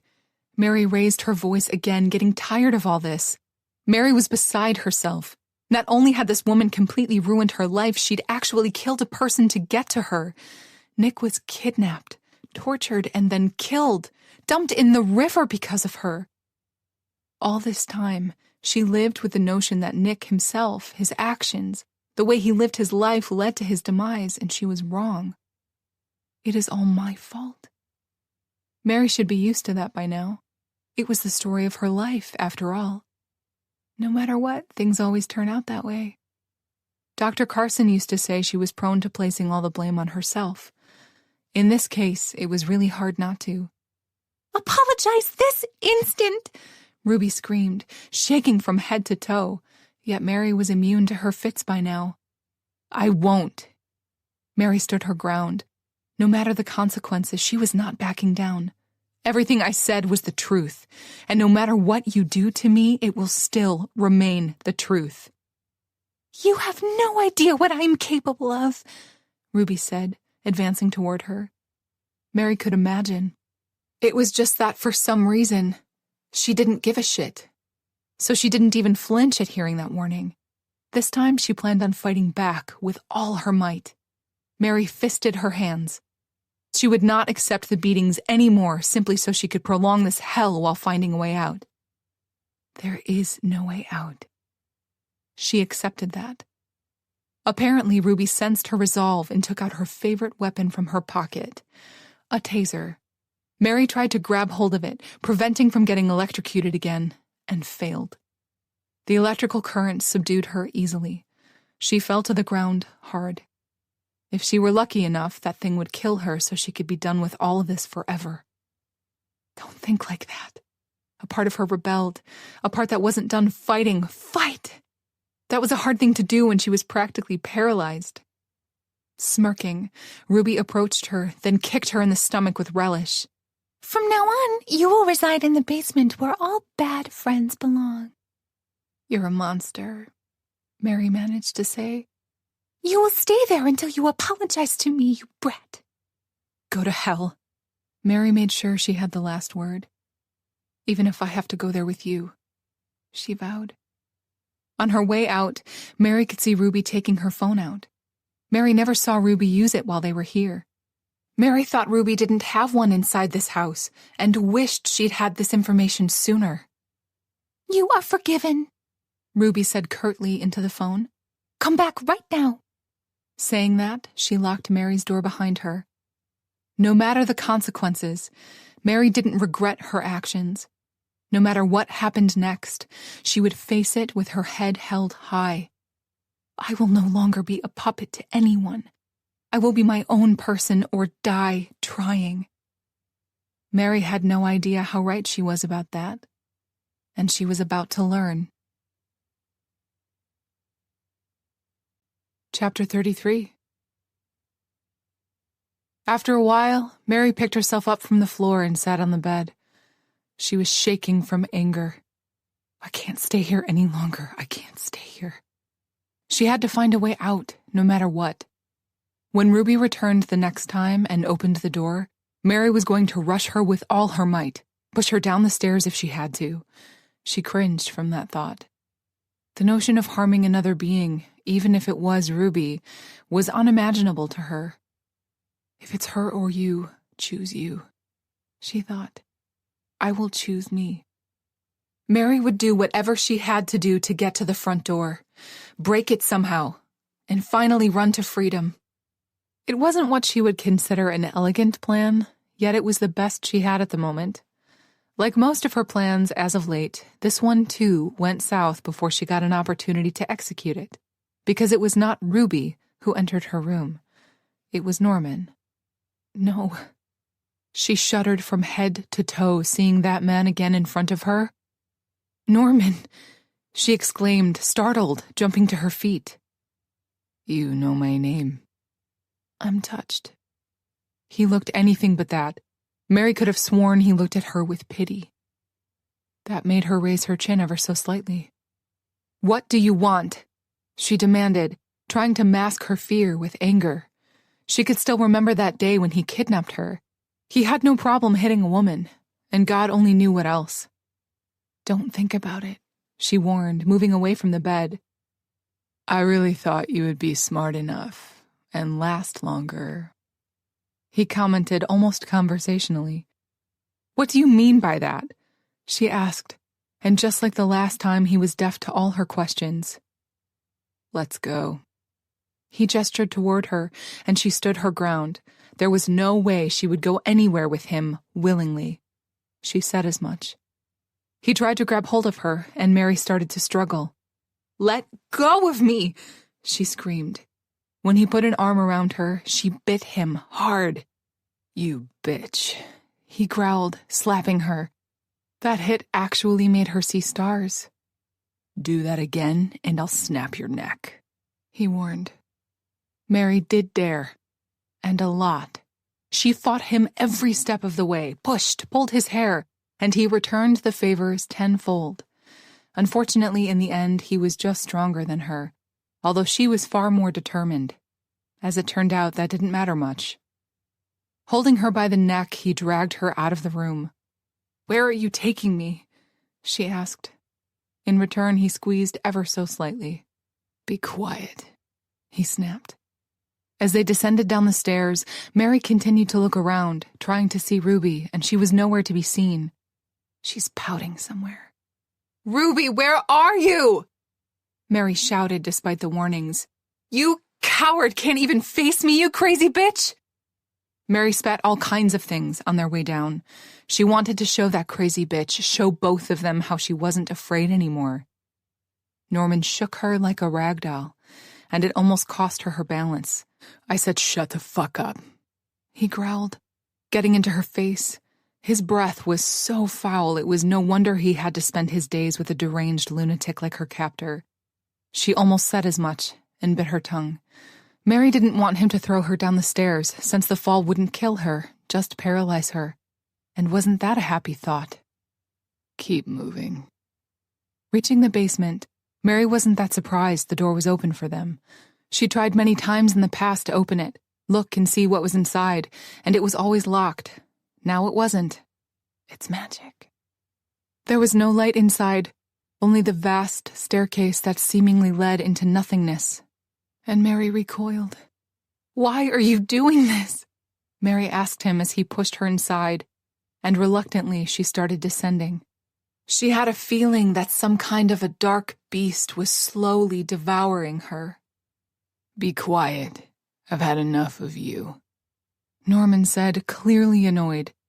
"Why are you working for this lunatic? Why are you helping her?" Mary persisted. He must be worse than Ruby to willingly participate in all this madness, she realized. Without a word, Norman stopped. Mary couldn't see anything, yet apparently he had no trouble orienting himself around in the dark. Without warning, he pushed her, and she stumbled down the last few steps, falling to the ground. Her bruises were definitely going to have bruises. "Enjoy," he mocked, returning upstairs. "Why?" she shouted after him.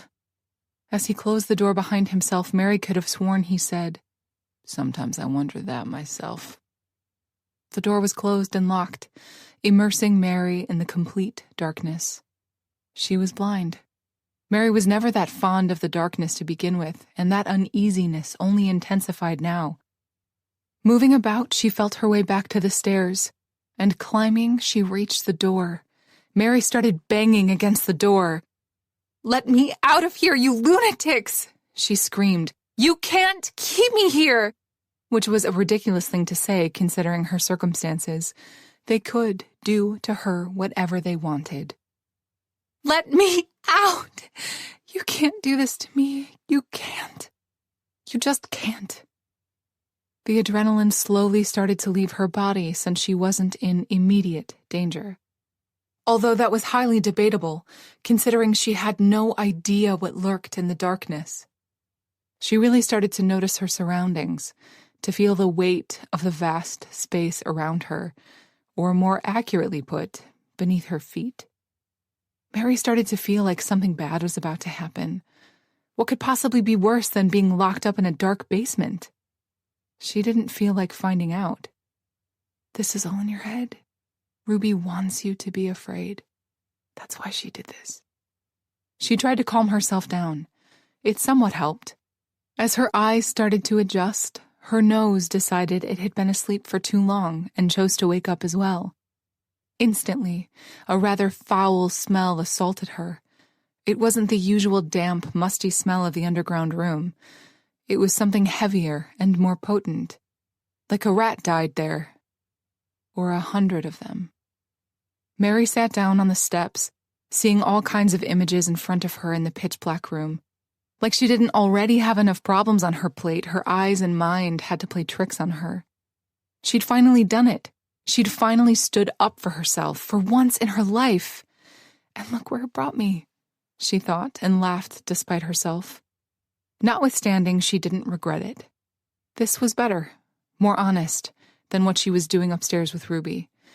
She was sure that if she continued walking down that path, she would end up crazy like Ruby, or even worse. She greeted the morning like that, on the steps in the damp room as her back hurt like hell from all the lashing. The only way she knew the new day had arrived was because the basement had a few tiny windows. They were boarded up just like the rest of the house. The rays of light still managed to get through the slits. It wasn't enough to illuminate the whole basement, more like it allowed her to see the shapes around the space, shapes that were not a figment of her imagination, or so she hoped. Once Mary adjusted to the semi-darkness, she slowly descended the stairs. She couldn't rule out the possibility that some kind of animal lurked about, though the place appeared dead quiet all night. There must be a way for her to get out of here, and the most obvious choice was the windows. She just needed to break the glass without Ruby hearing her and to find an object to use as a lever for the wood panels, and she was golden. It would be a tight squeeze, yet she could do it. As she approached the window, something else caught her attention. Mary could have sworn she saw a slumped figure chained to the wall. "It's just a trick of the light," she told her beating heart as dread washed over her. It didn't believe her, nor did the rest of her. Mary neared a little closer, slowing down. "Hello? Is anyone down here?" She called out in half a voice, not wanting to startle whoever was down there with her. If someone was down there with her, she corrected herself. Nobody answered her or moved. I must be out of my mind, hallucinating. If anybody were down here in the basement, then Mary would have discovered that the instant Norman pushed her inside, she rationalized. What if the person is drugged? The other part countered. The uncertainty was eating her alive. She needed to make sure. "Hello?" She tried again. "If you're in here, please tell me," she pleaded. "I'm a friend," Mary added, then flinched, too late realizing her mistake. "I'm not a threat," she corrected, taking the last few steps forward. As she approached, the foul smell she sensed the whole night intensified, making her sick to her stomach. Good thing I haven't eaten anything in a long time, because there was nothing for her to lose now. There was a huge possibility that she was seeing things. However, she could have sworn she was seeing a woman chained to the wall. Mary could clearly see the long hair in disarray, and a dress. Oh my God. This is a dungeon? She realized as the terror threatened to overpower her. She pushed it away. Her desire to learn the truth helped her continue forward, no matter what. I have to make sure. She crouched next to the form. I promise I mean you no harm. There was no reply. Can you hear me? She asked softly. Despite the bad feeling she was having, she touched one leg only to discover something beyond horrifying. The flesh underneath her hand was cold, lifeless. Oh my God! Mary exclaimed, falling on her ass. The foul smell was coming from the woman because she was dead. Coming this close, Mary was confronted with the monstrous fact that she was not the only one. There were other forms, other women. All women chained down there were dead. Mary was surrounded by corpses in various stages of decay. Most were completely reduced to bones that were held together by clothes and ropes. Oh my God, oh my God, oh my God! Her mind raced in pure panic. Ruby killed them all. She kidnapped them with a little help from Norman and played with them just like she did with Mary. And when they misbehaved, they ended up here, just like Mary had. Oh my God, oh my God, oh my God. At that time, she did start to retch despite the notion that her stomach was empty. She couldn't bear it any longer. When she stopped, she picked herself up from the floor. Needing to make sure of her assessment, Mary visited each and every corpse, hoping, praying that somebody survived this place. Unfortunately, they hadn't. She started to sob upon reaching the last one. The corpse that looked the liveliest, which could only mean she died last. was someone she recognized instantly. "I'm so sorry," she said to the girl in front of her, as tears streamed down her face. It was Carla, the young actress who'd warned her about Ruby's true nature seemingly a lifetime ago. Mary started to scream hysterically and couldn't stop. Chapter 34. Mary was sure Ruby killed Carla because of the way the girl acted at one of her gatherings. She was drunk and made a scene, and Ruby wasn't pleased. Coincidentally, that was the party where she told Mary the truth. And I didn't listen. The poor girl probably drank too much out of guilt for participating in that lie. Why was she there at Ruby's party in the first place? Mary had a random thought. Not that it mattered at the moment. Ruby killed her. Mary sobbed inconsolably. Ruby killed them all. Looking around at all the chained women, it was as though they were accusing Mary of not being strong enough, brave enough, smart enough to break out of there and tell their tale. "Stop it, stop it," she screamed. She ran back up the stairs, stumbling all the way to the top, bruising and skinning her knees, not that she cared. "Please let me out of here," she shouted in desperation. "Please, please let me out." She couldn't bear to be down there with them. "I don't want to become one of them.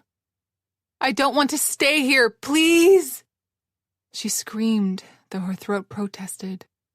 "I don't want to die chained to a wall in some dark basement, forgotten by all like I am nothing."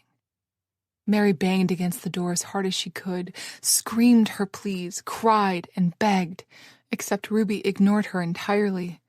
Mary stayed like that, in the dark, shrouded in terror, for a whole 2 days. She couldn't decide what was worse, the day when she could see the shapes of the dead women, or the night when she couldn't and knew they were there nevertheless. "I will not end up like this. I will not end up like this. This is not the end of my story," she repeated like a mantra. What if it was? She had a moment of doubt. "Please, Ruby, I'll do whatever you want. Just let me go," she implored. "I'm begging you. I don't want to die here," Mary added. "I'll be good from now on. I learned my lesson." After 2 days of shouting, pleading, crying, pounding on the door, and trying in any way possible to get Ruby's attention, Mary was at the end of her rope, physically and mentally. She was exhausted, half frozen, starved, and with a voice that had turned completely hoarse. "Please, can somebody help me? Get me out of this hell. Please, God." Understandably, Mary didn't descend again to the basement after that first time, remaining on the stairs this whole time. Mary was sure that no matter where she was, the images of those poor women would forever stay with her, the graveyard beneath her feet forever etched inside her soul. There were times she fell asleep, too tired to stay awake, and the nightmares about chained corpses trying to kill her, make her one of their own, would force her to wake up screaming. "Please, Ruby, have mercy on me," Mary said, practically whispering. She was curled up by the door, leaning her head against the wood, constantly pulled between being awake and falling asleep, when Ruby finally opened the door. Mary fell down on the floor. "Thank you, God." She didn't even try to move, didn't know if she could in the first place. "Thank you, Ruby, thank you," she rambled. "You are a true friend. I'm sorry for displeasing you. I will do better, I will be better, just wait and see," she mumbled, almost whispering, too weak to speak any louder. By the expression Ruby gave her, she'd heard her loud and clear. And she wasn't alone. Norman loomed over her as well.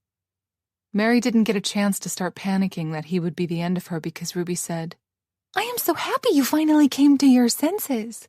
You'll follow all the rules now? Be a good friend?" "Oh yes, whatever you say, I will do anything." Mary was quick to reassure her. That was no lie. Mary would do anything just so she wouldn't end up back there in the basement. Ruby's smile grew wider. "She seems completely broken now," Norman commented. "Congratulations." "Take her to her room," Ruby commanded, fussing a little over Mary. "She needs to rest, poor thing." Mary didn't flinch when Norman picked her up from the floor and carried her to her room. "What? No snide comments?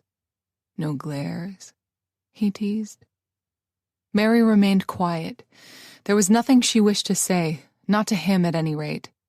She continued to say nothing when he dumped her on the bed, looking at her and the nightgown that rose above her waist, exposing her underwear. "Preferred it when you were feisty. You were more fun that way. Now you're just a thing. Broken." He genuinely looked disappointed, exiting the room and locking the door. Mary pulled the blanket over her and closed her eyes. She slept through the entire day, only waking up when Ruby came in to check up on her. She brought her some soup. Mary started to worry that Ruby would start berating her for sleeping that long. She didn't. "How are you feeling, honey?" she asked. "Good now. Thank you for asking," Mary replied politely. "Here, I brought you some soup. Your favorite," Ruby said. Mary accepted what was offered. "You take such good care of me," Mary replied, appearing touched. "I can never fully repay you for all your kindness. You are a godsend." Ruby smiled, bathing in all the compliments and trying not to show it. She waved with her hand. "What are friends for?" "So true," Mary replied with a smile. "Eat up," Ruby said. Mary complied. The soup was just the right temperature, not too hot and not too cold, and to Mary, it felt like nectar as it hit her empty stomach. "How is it?" Ruby inquired. "Divine." "Just you let me take care of you," Ruby advised in all seriousness. "and you'll recover in no time." "Yes, Ruby." For the next couple of days, a certain kind of peace fell over the house, as though things were finally as they should be. Mary hid her thoughts and feelings behind a mask, aware that she had to play the part exactly right.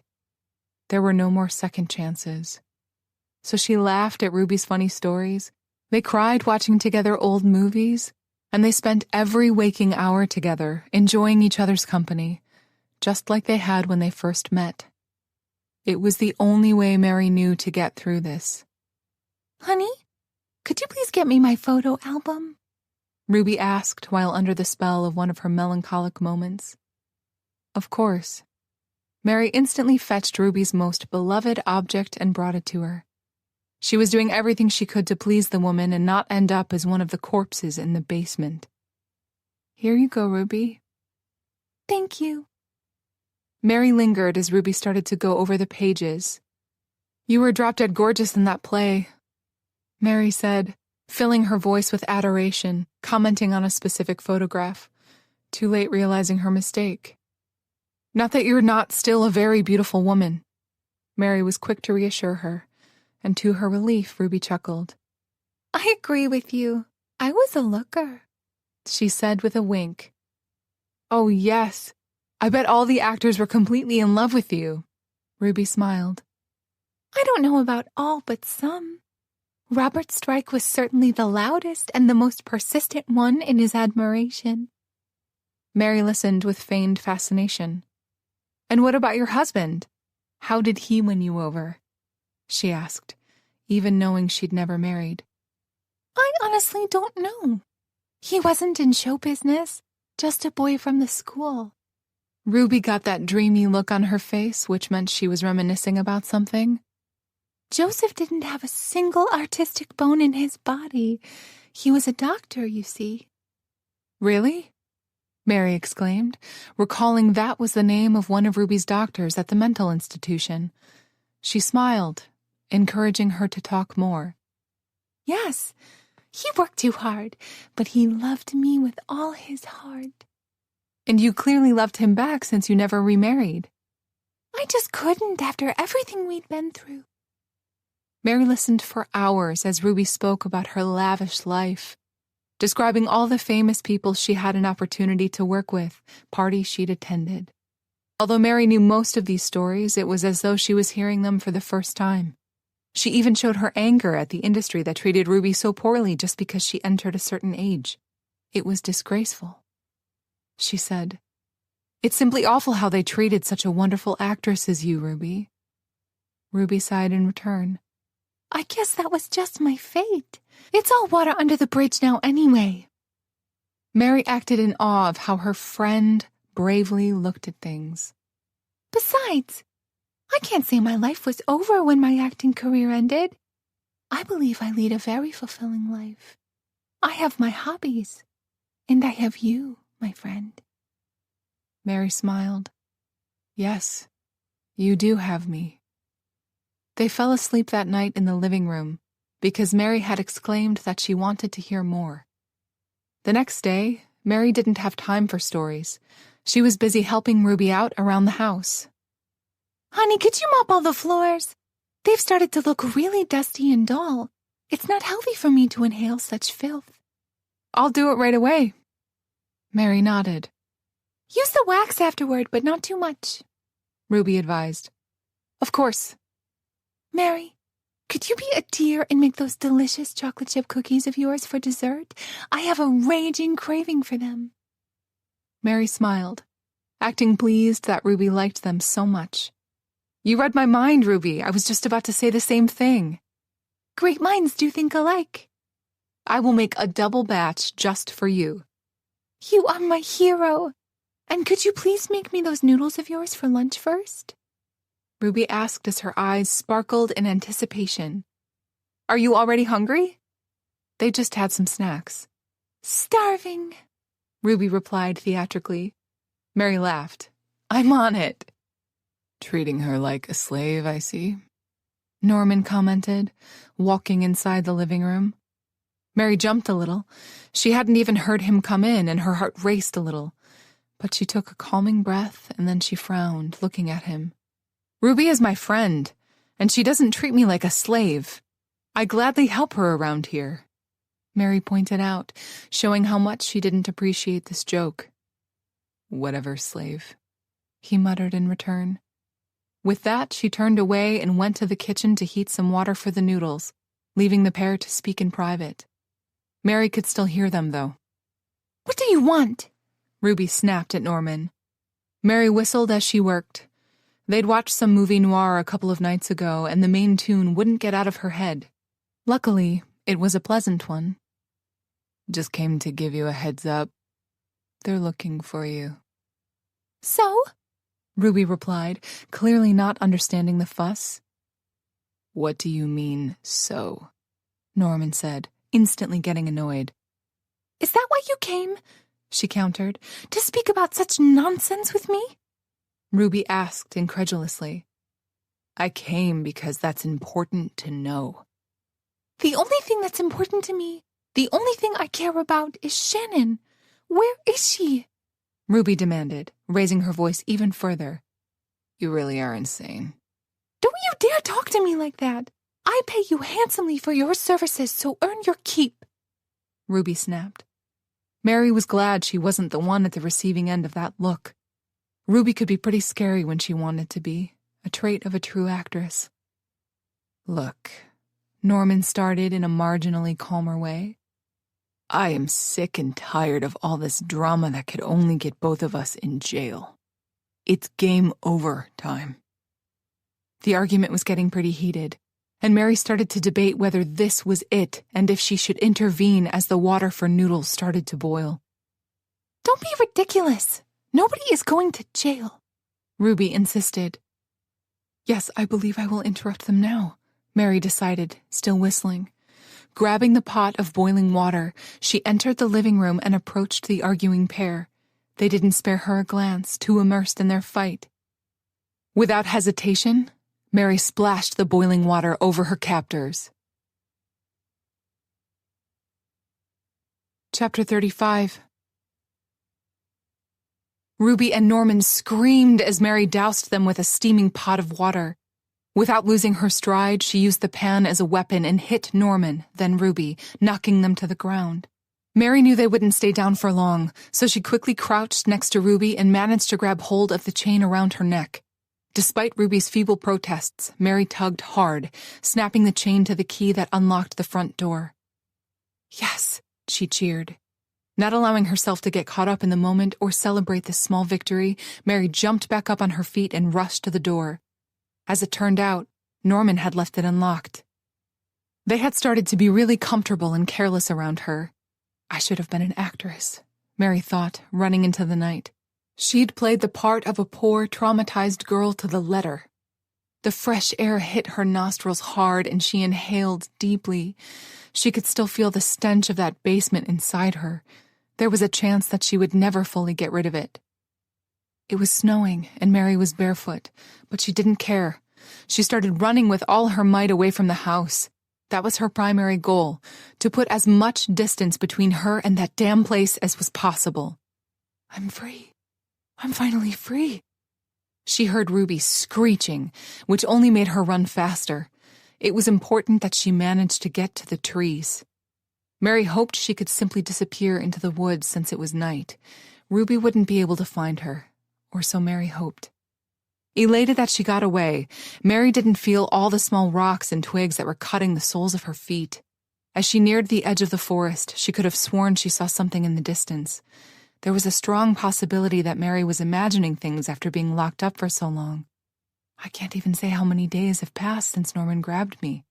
But she was seeing a light in the distance, far beyond the trees. Maybe it's a house, she thought with hope. Adjusting her course ever so slightly, she made that source of light her goal.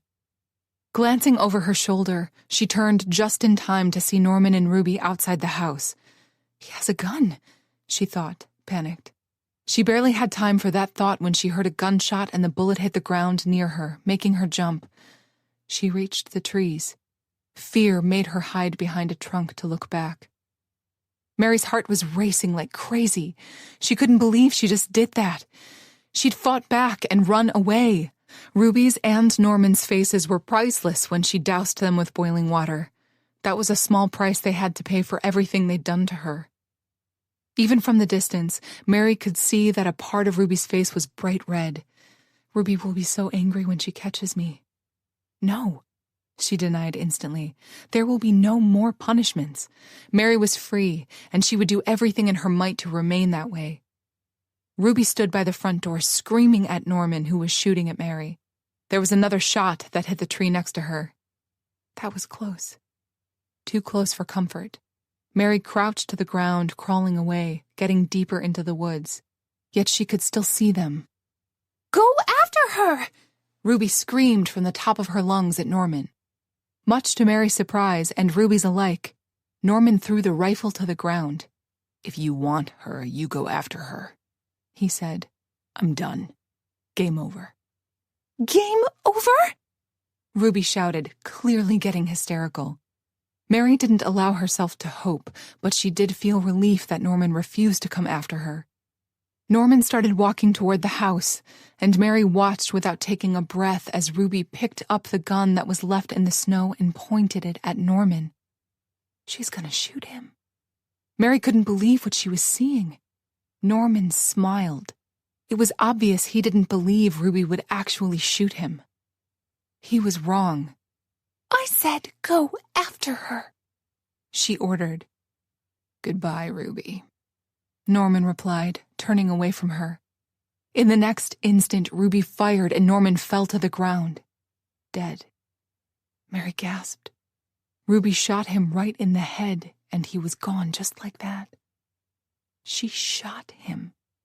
Mary panicked because then Ruby turned toward her, and Mary was dead sure the same fate would fall on her. That was a poor choice of words, but Mary was right. Ruby fired a couple of times until she ran out of bullets. Her aim was off, and Mary remained unscathed. "Mary, come back to me!" Ruby shouted as she reloaded the gun. And then it dawned on Mary that the gun was just a scare tactic. Ruby didn't actually want to kill Mary. That was why her aim was off despite her being an excellent shooter. Ruby had bragged about that numerous times. She missed on purpose. She can't keep me, control me if I'm dead, Mary realized, and that gave her the strength to turn around and start running toward the light.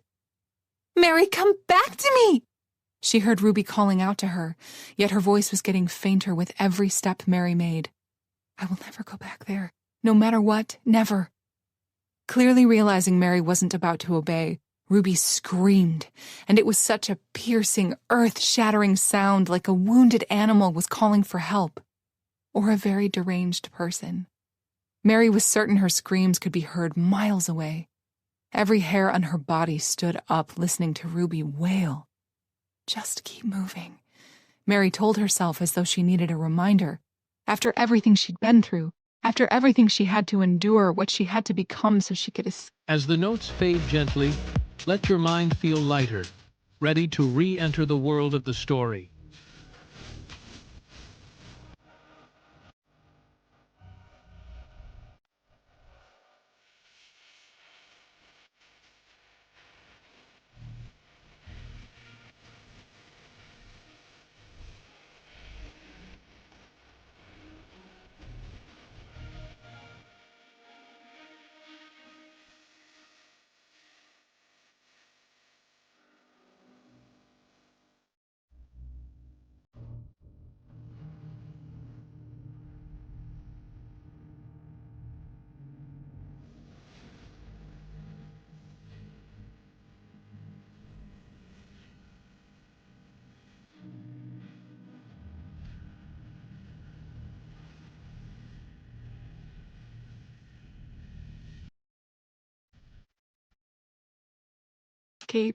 There was no way in hell she was calling quits now just because her jailer had a fit. No matter what Ruby said or did, for that matter, it was important for Mary to just keep moving. That was the only way she could truly get rid of Ruby and survive. Getting to a small clearing, Mary was relieved that she was actually right. The light in the distance was becoming much brighter now. She had about 3 or 4 more miles to go to reach it. I can do it, she thought to herself. She had to. Failure was not an option. Mary! Where are you? She could hear Ruby calling out to her, which meant she was actually looking for her, going through the woods. Damn it, she cursed. Mary truly hoped Ruby would abandon the search, considering the weather and the fact that it was dark, the only light provided by the moon, and that wasn't much in the forest. Nevertheless, Mary started running again after catching her breath. Her goal was to reach that light in the distance no matter what. And what if that's just a streetlight? She had a moment of doubt. Streetlight in the middle of nowhere? The other part argued. It's a house. She simply knew it. Mary was never what someone would call a runner. Actually, she'd never run a day in her entire life. Now she really wished she'd learned how to properly do something like that. Thinking about that, she didn't mind her steps, although that was a highly difficult thing to do in the dark, and she stumbled and fell. She hit the ground hard, the frozen earth burning and soothing her exposed skin at the same time. She bruised her ankle. It hurt like hell, but Mary managed to get back on her feet, wincing and cursing. Walk it off, she advised herself. It was more like run it off, since she continued to do just that despite the pain. When all of this was over, she was seriously considering running as a new hobby. I will prepare myself for a marathon, she thought with determination. Mary! Mary! Ruby wailed like a siren. Halfway there, Mary became certain she was seeing another house in the distance. She thanked the heavens for that. Since it was lit, she hoped that meant whoever owned it was inside and would help her. The big bonus, the cherry on top, would be if that person didn't like Ruby very much. Mary, come back to me! Ruby was relentless. Not on your life, Mary thought, biting her lower lip and forcing her legs to move forward. Her lungs burned, the icy air cutting her like knives. Her muscles burned, yet she refused to give up. She was really close to reaching her goal. Just a little bit longer. She felt enormous joy, elation upon reaching the property. Mary thanked God that even at this remote place, Ruby had a neighbor. Reaching the front door of a big, cottage-looking house, Mary started banging with all the strength she could muster at the moment. Hello? Please help me. Is anybody in there? Help! Mary pleaded. Having that feeling at the back of her neck that she was being followed, Mary turned to look behind herself. Mary could barely see a figure in the distance running toward the house. That meant nothing to Mary. She knew Ruby would find her, eventually. Obviously, she knew the terrain much better than Mary. She still has a gun, Mary realized and turned to continue with her endeavor. Please, open up! I need your help! Although Mary decided Ruby wouldn't kill her, that didn't mean she wouldn't wound her. I am so glad I didn't have that thought earlier. It would seriously mess with her head. Mary found that thought almost comical. After everything she had been through, the notion almost made her laugh. The door finally opened, stopping her crazy thoughts in their tracks. Mary stumbled forward. A serious-looking man wearing a plaid shirt opened the door. He was holding a shotgun in his hands. "Oh no," Mary exclaimed, wavering on her bruised legs. "He's going to kill me." She started to panic. He's Ruby's ally. Mary should have known Ruby would have some kind of security measure installed. She wouldn't want one of her precious friends to escape. Speaking of the devil, Ruby appeared, chasing after her, screeching, "Get away from her! She's mine!" Was that intended for the man? That made Mary react. "Please, sir, help me. She's going to kill me. She's crazy," she said all in one breath. Still saying nothing, the man looked at her, the state of her nightdress and her bleeding feet, and then at Ruby, who was fast approaching, screaming while holding a rifle. In the next instant, the man grabbed hold of Mary, dragging her inside, but not in a rough way, as he slammed the door shut just in time, since Ruby was prepared to shoot. "I'm finally safe," Mary thought, taking a deep breath. Or am I? Chapter 36. Knowing Ruby would be upon them in no time, Mary felt the need to explain everything to this man about what was going on before he decided he didn't want to get involved and kicked her out. However, she started from the beginning, since her grandmother had taught her well. "Thank you very much. You just saved my life." And that wasn't an exaggeration. After everything Ruby had done to Mary, even if the other woman didn't kill her on the spot, she would make her life such a living hell that Mary would beg for that outcome. His expression didn't change, nor did he lower his gun. He doesn't trust me, she realized. And truth be told, he didn't have any reason to in the first place. She was a stranger to him, and nothing more. "You have 60 seconds to explain to me what the fuck is going on here," he said, glancing through the window. He was clearly startled, upset about the situation he'd found himself in. And who wouldn't be? This man lived in the middle of nowhere, and the last thing he would expect was to have a half-naked woman appearing at his doorstep begging for help as another woman chased her around. "Focus," she snapped at herself. "Act now. Explain everything to the best of your ability and think about unimportant things later." Despite all this craziness, he was curtly waiting for her to say anything, so she obliged. "I have been held against my will on the estate that borders this one. I barely managed to escape. Please help me get away. Don't let her have me." Mary would rather die here and now than go back to that house with Ruby, or go back to that basement. She shuddered. The man noticed that, although Mary believed he still looked rather skeptical, because things like this don't happen in real life. A part of her mocked. "He's going to send me away." Mary panicked. "I know how all of this sounds. Please believe me." She tried again. "Ruby Thompson kidnapped me and brought me here to her house." "Thompson, you say?" "Yes. I managed to escape, but as you can see, she found me, shooting at me all the way here." "I heard gunshots."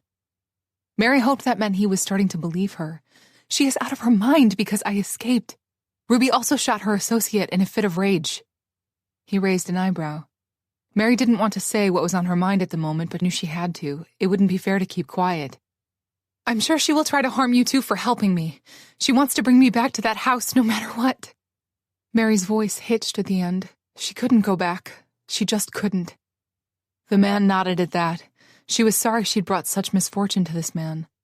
"Well, she can try," he said in all seriousness. Ruby chose that moment to reach the door and to start banging against it. Instinctively, Mary jumped a little, and despite the fact that they were inside, The man moved to stand in front of her, protectively relocating her to stand behind him. "Let me in!" Ruby screamed. "Mary, I know you're in there. You have to come with me now." Mary debated whether she should answer her or not. Either way, that would antagonize Ruby, so Mary chose not to. She wasn't worth the trouble. As Ruby continued to rage, the man said over his shoulder, "I'm calling the police now." He fished his phone out from his pocket. Mary missed having a phone. Life would be so much easier if she had one. Then he added a little louder so Ruby could hear him. "I'm dialing 911, so you better leave now." His words meant nothing to Ruby, as it turned out, and she continued to speak nonsense and beg Mary to come out. As if Mary would ever do such a thing after all the trouble she went through to get away. Very quickly, the man explained over the phone what was going on before disconnecting. "They are on their way," he informed Mary. That was the best news she'd had in weeks, in years, maybe in her entire life. "Thank you," Mary replied. The man took a step forward. "This is your last warning. Leave now. The police are on their way, you crazy bitch." The banging stopped for a moment, and before Mary could feel relief that Ruby actually listened to him, she appeared at the window, looking at them. Her eyes were completely wild. Ruby was clearly out of control since her fantasy had been thoroughly shattered thanks to Mary. Half of her face was in serious blisters, and the man glanced at Mary, clearly wanting to know how that happened. Mary wanted to say, "Yes, I did that," and just shrugged instead. "Mary, I came for you. Come outside, let's go," Ruby said to her, completely ignoring the man, her tone urgent. Mary snorted in return. "I'm not going anywhere with you." She moved forward so Ruby could see how serious and unafraid she was. "I will no longer be a prisoner of yours in any way." No matter the outcome, Ruby no longer held any kind of power over her. Mary was truly free. Ruby's face, which was already deformed thanks to the makeover Mary put her through, became more grotesque as she grimaced in fury, obviously not liking what she heard. "I said come outside," she seethed. "And I said no," Mary replied calmly. "Go to hell, Ruby." Ruby raised the butt of her gun as though she planned on using it to smash the window. "Excuse me." The man felt the need to intervene at that moment, stepping forward and pointing his rifle at Ruby's head. "I would think twice about your next move if I were you," he advised in a calm manner, as though either outcome was just fine with him. Once again, Mary felt awful for dragging this man into her own mess, though he looked completely on top of the situation. He looked as though he dealt with crazy murderers all the time, Mary thought. Despite the fact that he was a stranger, Mary felt something she hadn't in a long time. She felt safe. This man would defend her. That was plain to see in his eyes and posture. He was determined to see this through no matter what. And not just because all this drama was literally happening on his property. Mary was absolutely astounded, to say the least, that he was willing to go this far and help her. It was true, she was in desperate need, but none of this was his responsibility or obligation. Mary was beyond grateful. "I don't even know his name," she realized. "I want my friend back," Ruby said to the man, sounding like a spoiled brat. The man glanced at Mary before looking back at her. "I don't think she wants to go anywhere with you." Ruby frowned, raising her chin. "I'm not going anywhere without her," she replied stubbornly. "You can't reason with crazy." "Suit yourself," he replied with a small shrug. Ruby disappeared for a moment, only to return in front of the door. Once again, she started banging against it. "You can't keep us apart. She's my friend. Mary, listen to me. Come outside, now," she rambled. Mary looked apologetically at her host. Although host might be too strong of a word. She accidentally stumbled upon his house and he was kind enough to help her in her hour of need. The banging got louder, ferocious this time around, which could only mean that Ruby was using the butt of her gun for it. "As I said before, the police are on their way, but feel free to continue," the man said to Ruby, sounding almost conversational. Mary wanted to offer to replace his door after all of this was over, but refrained from it. It didn't seem like the right time to speak about such things. The man misunderstood her moodiness. That door is solid oak. She's not getting inside anytime soon. Or ever. He reassured her. After a while, since she clearly wasn't thinking about leaving, Ruby switched tactics. She started pleading to Mary. "Come with me, Mary," she said, almost sobbing. "You know I'm only doing this because I want to keep you safe." Mary was concerned the man would fall for her fake tears, since Ruby really was that good of an actress, but he remained unmoved. I guess he's smarter than I am. "Behave. Be a good friend. Come out of there and run away with me." The man looked at her incredulously. Is she for real? I'm afraid so, Mary replied simply. If he doubted her before, he certainly believed her now after everything he'd heard and witnessed. Seeing Ruby in all her delusional glory did the trick. Ruby continued to ramble, speaking all kinds of nonsense while hitting the door as Mary slowly approached it. The man looked at her with intent, as though not knowing what she planned on doing. Does he actually think I would go outside and run into the sunset with that nutcase? Mary wondered. The notion was completely ludicrous to her. On the other hand, he didn't know her that well, or at all, so it stood to reason that he was intrigued. "Ruby, stop," Mary said, immediately capturing Ruby's attention. "My friend," Ruby exclaimed all sweetly. "Did you come to your senses? Are we leaving now?" "Listen to me," Mary snapped, and Ruby stopped talking. "You are a murdering, kidnapping monster, and I will never in my life go anywhere with you willingly. You belong in a cell, completely isolated from the rest of the world." And not even then could she repent for all her sins. Mary stepped back to stand closer to the owner of the house once she settled that.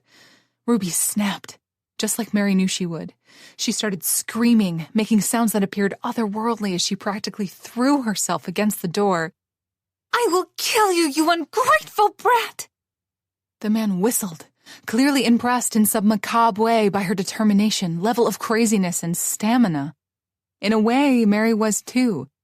She was also tired of all of this and simply wished for everything to end. "Is she off her meds or something?"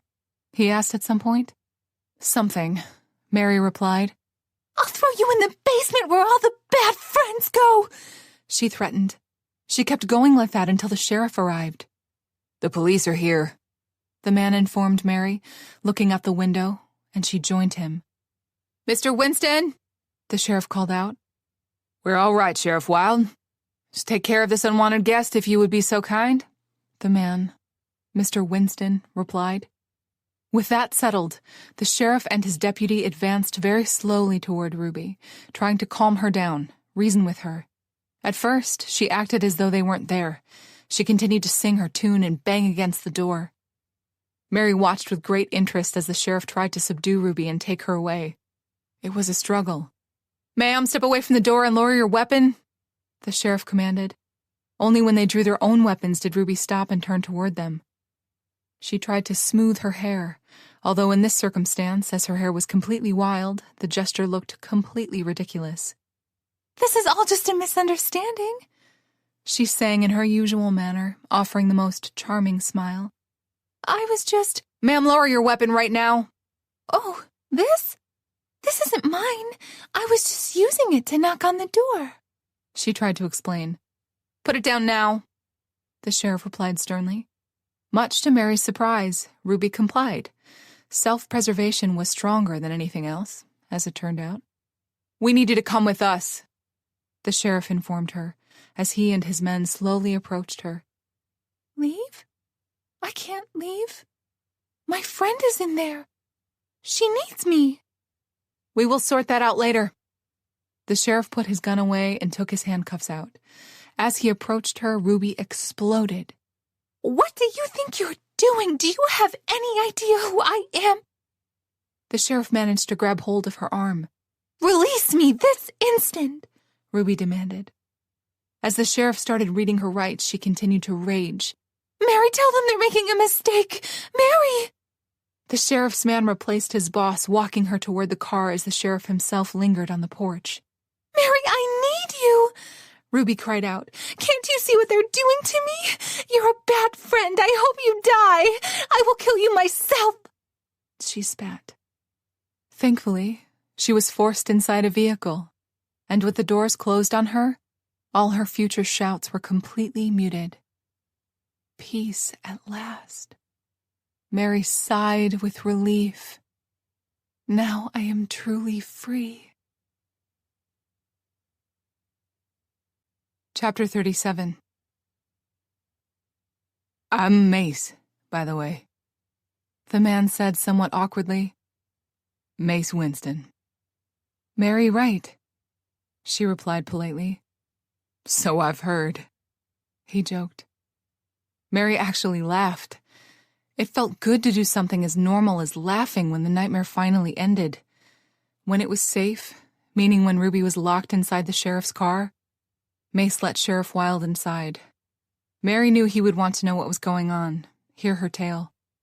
As they settled into the living room, Mary took a deep breath and told the two men everything.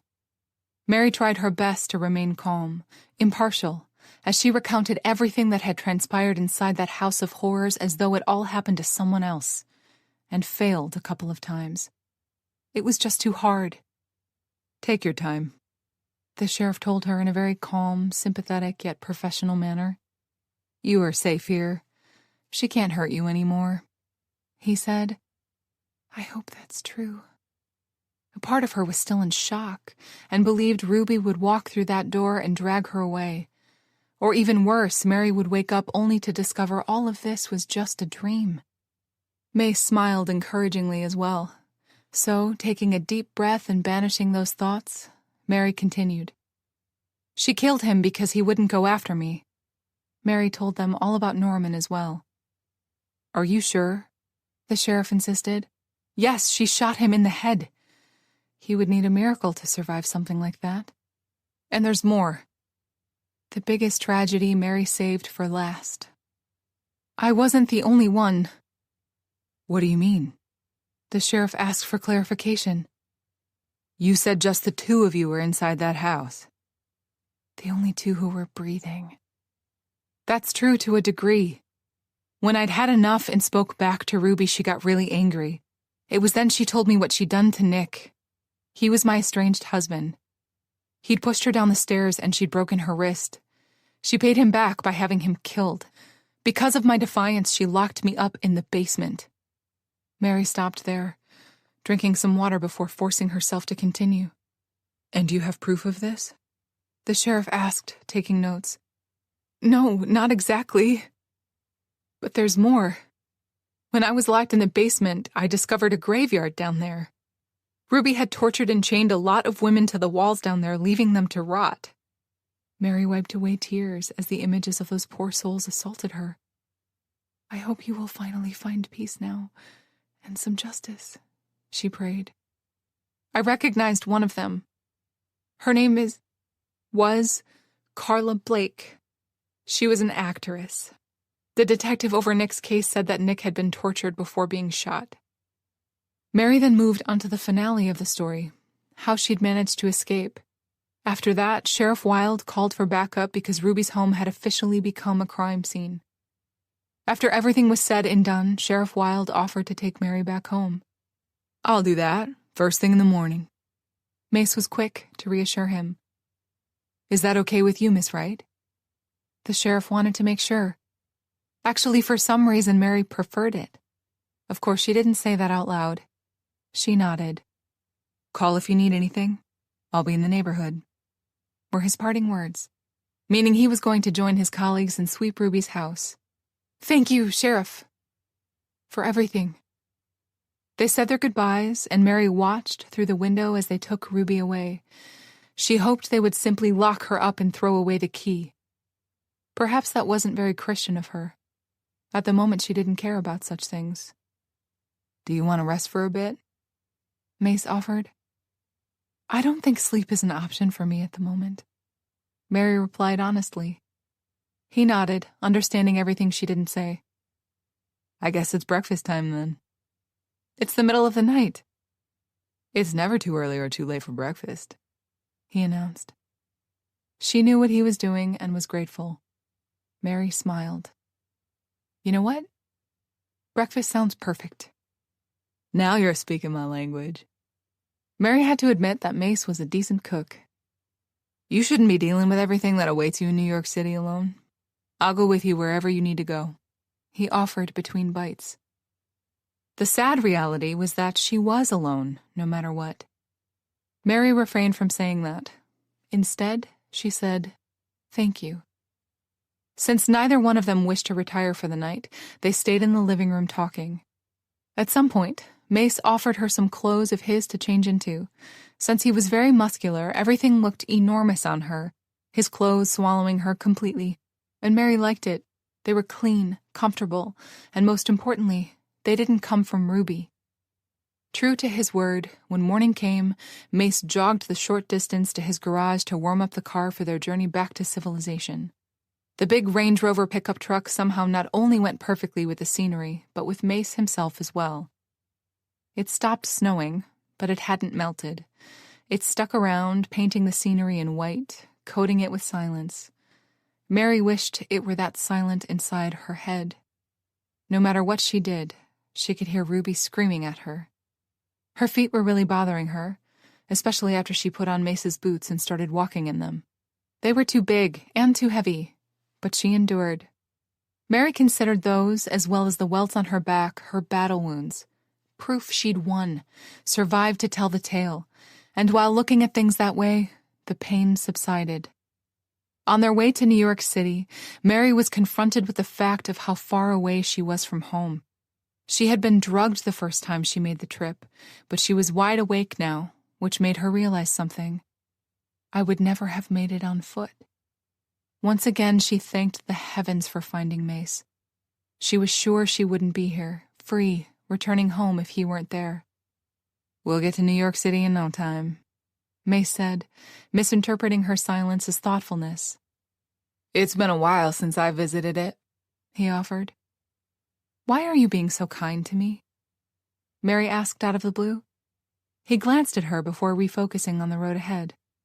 I don't know, he replied with a shrug. Because it's the right thing to do. Besides, I always suspected Ruby was up to something. Nothing like this, but something. Your paths crossed in the past? Mary asked curiously. Unfortunately, yes. And he lives to tell the tale. For years she's pestered me, tried to buy my land. I refused all her offers, and she even tried to take it by force. Hired some thugs to scare me away. That's horrible. Yes, well, as it turned out, she's one horrible person. I guess now I know why she wanted my land in the first place. So she wouldn't have any witnesses around, Mary provided. Exactly. Thank you for resisting, Mary said. His unwillingness to sell, to relocate someplace else, was what saved her life. There wasn't a doubt in her mind about that. My pleasure, he replied genially. Anytime. Truth be told, I'm not used to people helping me, or standing up for me, for that matter. Mary couldn't say what forced her to share that with Mace. Mace repeated that thing with the look, glancing at her as though trying to read her face before looking back at the road. Don't take this the wrong way, but how often do you actually ask people for help instead of assuming they would say no? He asked. Mary really stopped and thought about that for a moment because that was an excellent question. Point well taken, she eventually replied. I'm sorry, it's probably none of my business. It's just that it appears to me that you've spent your life surrounded by terrible people. Mary laughed at that description of her life despite herself. Thinking about Nick, and especially about Ruby, Mary had to admit there was some merit to what he said. Although Mary was grateful enough to have some good people in her life as well. She knew that now. Mary said as much. When they reached the city limits, Mary took a deep breath. The air wasn't as fresh or good as the air surrounding Mace's property, but this was home. I'm home. Where to first? Mace asked, impersonating a taxi driver. The police station, I suppose, Mary replied with a small shrug. Even though she gave her statement to Sheriff Wilde, Mary knew it was important to go and see Detective Decker. After giving Mace the address, he drove her straight there. Entering the police station, Mary encountered that same police officer behind the desk. As she approached, he didn't even flinch because of her appearance. Working here, he must have already seen it all, she realized. "Hello, sir, could you please tell Detective Decker that Mary Wright is here to see him?" she asked politely. Both his eyebrows shot upward. "Mary Wright?" he asked, as though wanting to make sure he heard it right. "Yes," she replied simply, although not fully understanding his reaction. Detective Decker appeared in front of her in mere seconds. "I've been looking for you," he said instead of a more formal greeting. "I figured as much." Mary remembered Norman saying something about the police looking for Ruby, and she figured Detective Decker would be involved because of her. As it turned out, she was right. "Did Sheriff Wilde contact you?" she asked. "Yeah, first things first, though. Are you capable of giving me your formal statement now, or do I need to call the medics first?" He wanted to make sure. "I can do it now." Detective Decker eyed Mace with interest. "This is Mace Winston." Mary made the introductions. "He's a friend. He helped me escape." "So you're the neighbor?" Detective Decker instantly connected all the dots. "All I did was dial 911. Mace replied humbly. "Could you stick around so we can have your statement as well?" Detective Decker asked him. "Whatever you need." Mace replied instantly. He nodded in return. "Let's go," he told Mary. "We just received a tip that the guy who snooped around looking for Nick, Norman Oates, is staying at his aunt's upstate property near Markville." Detective Decker provided almost conversationally. "Aunt's house. Yeah, right. I was just about to go there. Pay him a visit because your landlord said he saw him too." "Norman is dead." "I know. He killed Nick because Ruby told him to do it." That was a piece of information Detective Decker didn't know. "You were up there all this time?" "Yes." Detective Decker cursed. "How did you know I went missing, anyway?" Mary asked out of curiosity as they settled into the interrogation room, because Detective Decker wanted to record her statement. "A lot of people reported you missing." Mary was surprised to hear that. "Who?" "Well, Elisa Adams." Mary's boss. That made sense, since Mary was about to go see her when Norman kidnapped her. I wonder what happened to the contract. I hope it's still inside the apartment. Mary knew how important it was to Elisa. Mary had those random thoughts running inside her head, and she forced herself to focus. Shannon Woodward and that PI you hired, Lara Chang, also came forward. Shannon insisted that Ruby took you. I figured as much myself, although there was no proof for any of it. Ruby tried to kidnap Shannon as well. Norman couldn't find her, Mary said. I told her to get out of town the instant we realized you were missing. Oh, yeah, and Dr. Kellen Carson also came. He is extremely worried about you. Mary was humbled and grateful beyond measure that she had such good people in her life. Mace was right. She did encounter some horrible people. At the same time, she met some great ones as well. Are you ready? Detective Decker asked, turning the recorder on. Mary nodded. Detective Decker stated his name, date, and the nature of this briefing, after which it was Mary's turn to tell her tale. Since Mary had already told everything to Sheriff Wilde, it was marginally less difficult telling it the second time around. Mary made sure she didn't leave anything out. She wanted all of Ruby's crimes to be on record so she could be prosecuted for them. After the detective explained to her all the future steps and Mace gave his own statement, they were free to go. Where to now? Mace asked her as they stepped outside. Mary realized she preferred to be outside. Nevertheless, she said, Home. He eyed her with reservation. There was clearly something on his mind. What? She prompted. Don't you need to go to the hospital? Have a checkup or something? Last night, Mace helped her with her wounded feet, cleaned all the cuts, but he was not a professional. Maybe tomorrow. For now, I just want to go home, Mary replied honestly. Besides, none of her wounds were life-threatening. All right. Unfortunately, when they reached her apartment, Mary realized she couldn't go inside, and not just because she didn't have the key. Mr. Fritt provided her with the spare, expressing his joy that she'd returned safe and sound as a victor. Entering, Mary was confronted with everything Norman did to her, and she couldn't bear it. Her heart started pumping like crazy, and there was no air. "Mace, could you please take me to the hotel? I can't stay here." Mace complied without a word. Mary must have looked on the verge of a breakdown, but he remained calm and helped her in any way he knew how. "Are you sure you don't want me to stick around a little longer?" Mace lingered, dropping her off at her hotel. She would have to be alone at some point, she realized. "I might as well start now." "Yes, I'm sure. But thank you for everything." He nodded. "Call me if you need anything." "I promise." He'd given her his phone number earlier after they stopped by a mobile shop on their way to the hotel. Mary got a new phone, and she gave him her number in return. Mary waved goodbye as he drove off. She felt funny entering the hotel. Luckily, all her things were still there. The hotel had saved them for her when the police had informed them that she was missing. She was really glad she didn't have to replace anything. Mary turned on all the lights inside the room. She couldn't bear being in the dark. Before going to bed, Mary made sure to call everyone she knew and let them know she was back and okay. She saved Shannon for last to tell her she could finally come back home. Each conversation was hard in its own right, yet heartwarming at the same time. Once again, she was confronted with the fact that she wasn't alone in the world, and never had been.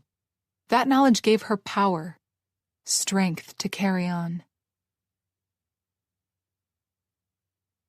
Chapter 38. As the days went by, Mary tried her best to piece her life back together. The sad truth was that now she needed therapy more than ever, and visited Dr. Carson almost every day. Nightmares about Norman and Ruby, sometimes Nick, and all the dead women inside that basement plagued her during the day as well as during the night. She started hating enclosed spaces and the dark alike, preferring to spend her days on the small terrace of the hotel despite the cold. At the same time, since she'd already survived all that horror, Mary knew this was just a small obstacle on her road and that she would overcome it too. She had to, because she'd already survived worse. Thankfully, she didn't have to add job hunting to her list of worries. Elisa offered her the job of being her only assistant. The catch was that she had to go to the office every day for work, which Mary was grateful for and accepted the offer without a second thought. Also, once Shannon returned, they started seeing one another a lot, and she helped Mary find another apartment to live in. Mary simply couldn't return to her old place, no matter how much she liked it. It was just too much for her. She needed to get rid of everything that reminded her of Ruby, to move on. "Are you ready for the trial?" Shannon asked her when they met for coffee and apartment hunting one day. Mary shrugged. "As much as I can be," she replied. Truth be told, Mary tried not to think about it at all. She had confidence in their legal system, and that was that. Ruby was facing several charges, and both Shannon and Mary would have to testify against her. The list of witnesses was long, and Mace was among them as well. The prosecutor warned Mary that it would be a long and tiring trial. Mary made a promise to herself that she wouldn't miss a single day in court. She wanted Ruby to see her every time and know she'd lost. Mary was slightly nervous when her day in court arrived. The night before, she fussed about what to wear and what to do with her hair, as though that was the most important thing in the world. Like the jury would care more about that than what she had to say. She didn't bother practicing what she wanted to say, knowing the right words would come to her when she needed them. "Good luck," Shannon mouthed to her before Mary got to the stand and swore an oath to tell only the truth. The prosecutor, Mr. Rose, allowed Mary in her own words to recount everything that happened during her captivity. "Ruby Thompson and her accomplice, Norman Oates, held me against my will for 18 days. Mary was proud of herself that she didn't fall apart while speaking, although she couldn't stop treacherous tears from streaming down her face. The judge asked her if she needed a moment to compose herself, and Mary declined. She needed to see this through in one go. "And then what happened?" Mr. Rose prompted her at some point. "And then Norman dragged me into the basement. That was when I discovered I was not the only one. There were dead bodies everywhere. Women were chained to the wall, left to suffer and die in the darkness. "Lies! All lies!" Ruby screamed. She was constantly interrupting the proceedings with her protests. Ruby's outbursts were not exclusive to Mary's testimony, but they were more frequent for some reason. Probably because Mary was the key witness, the one who escaped and lived to tell the tale. The crowd became restless every time Ruby had a fit. "Order in the court!" Judge Stevenson banged with his gavel, trying to calm everyone down, Ruby included. "This is slander," Ruby continued. "I will sue you for all the lies you're weaving against me." Then she started yelling at the attorney for not doing his job the right way. "You are useless," she spat with disdain. "Mr. Cartwright, caution your client that this is the last time she's made a mockery out of my courtroom," the judge yelled. "Miss Thompson, if you don't settle down, I will stop this trial and fine you." Ruby had been warned multiple times already.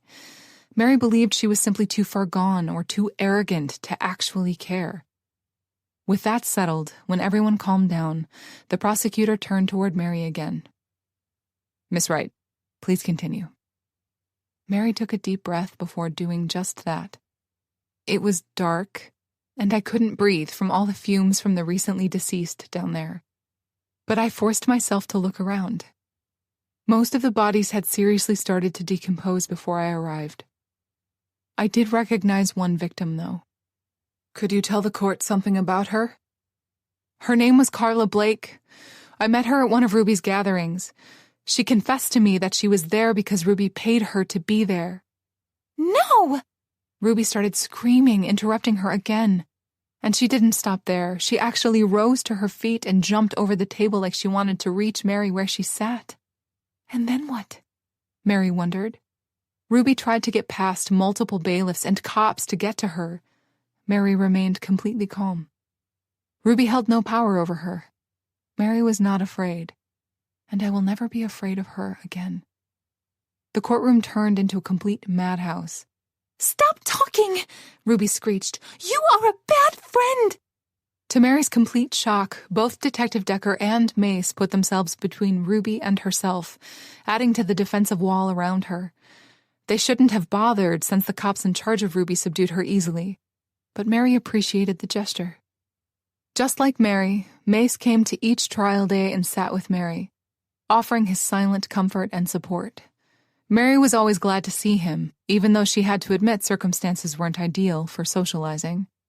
It was funny how Mary had felt isolated all her life and unloved, mostly thanks to Nick and their screwed-up relationship. And now she was actually confronted with what that actually looked like when someone was completely alone and unloved.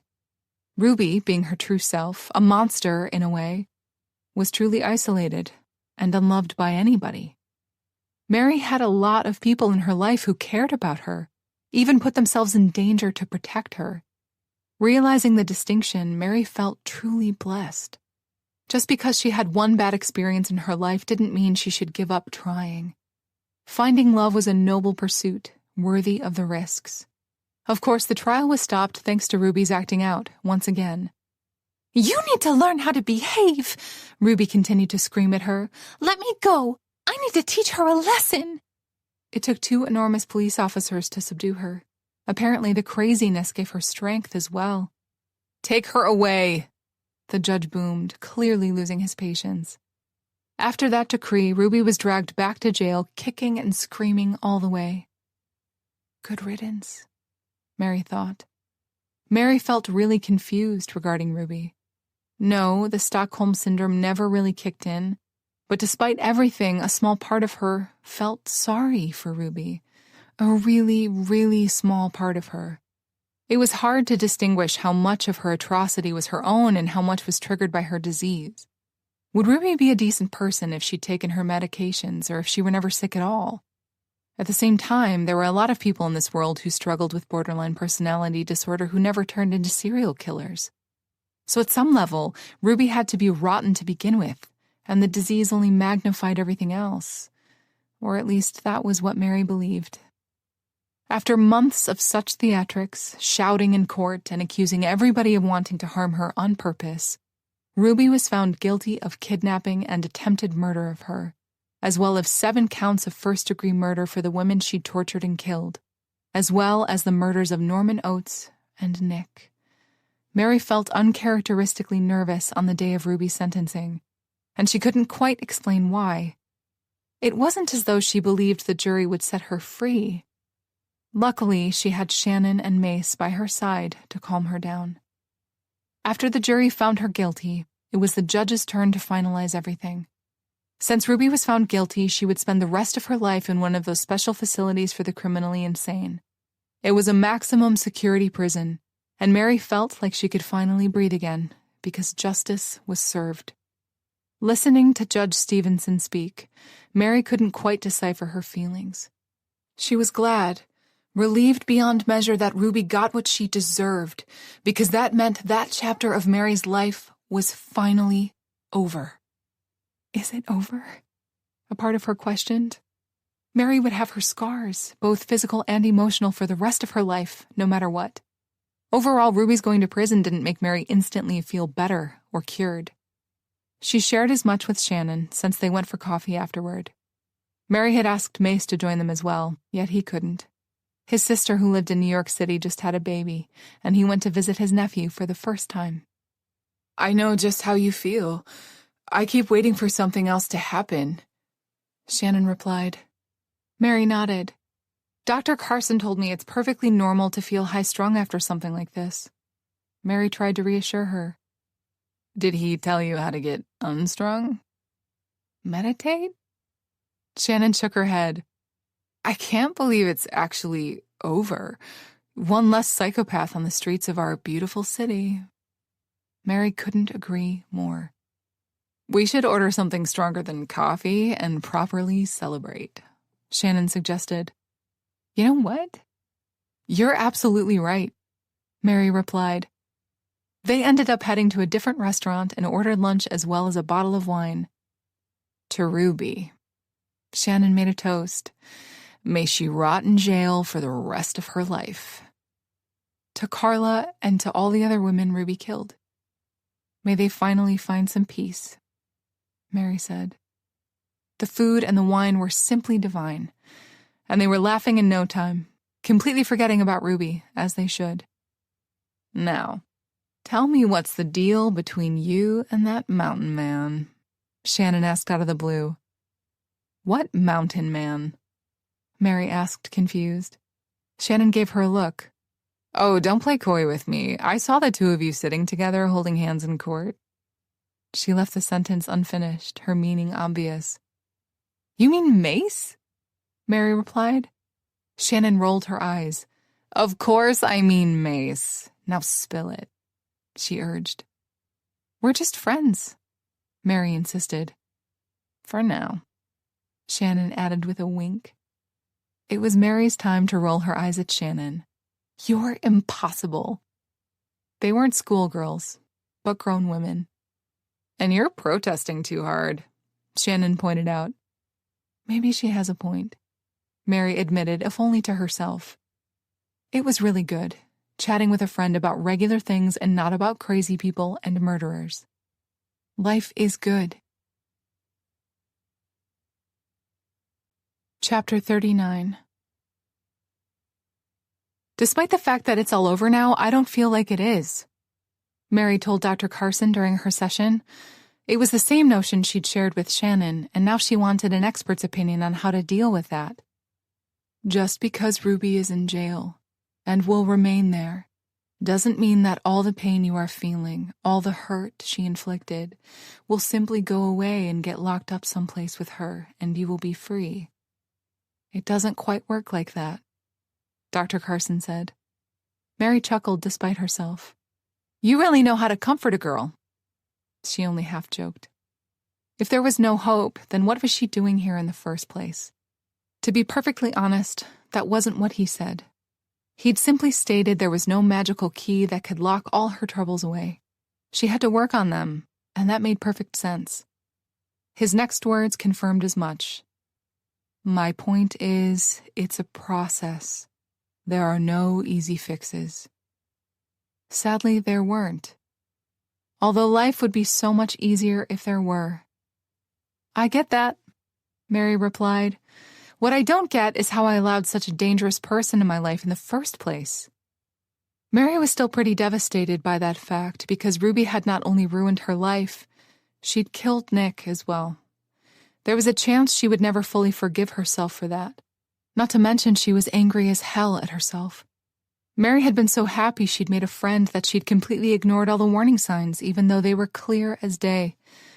It was pathetic, really, how her loneliness made her act like an idiot without a brain or a shred of reason.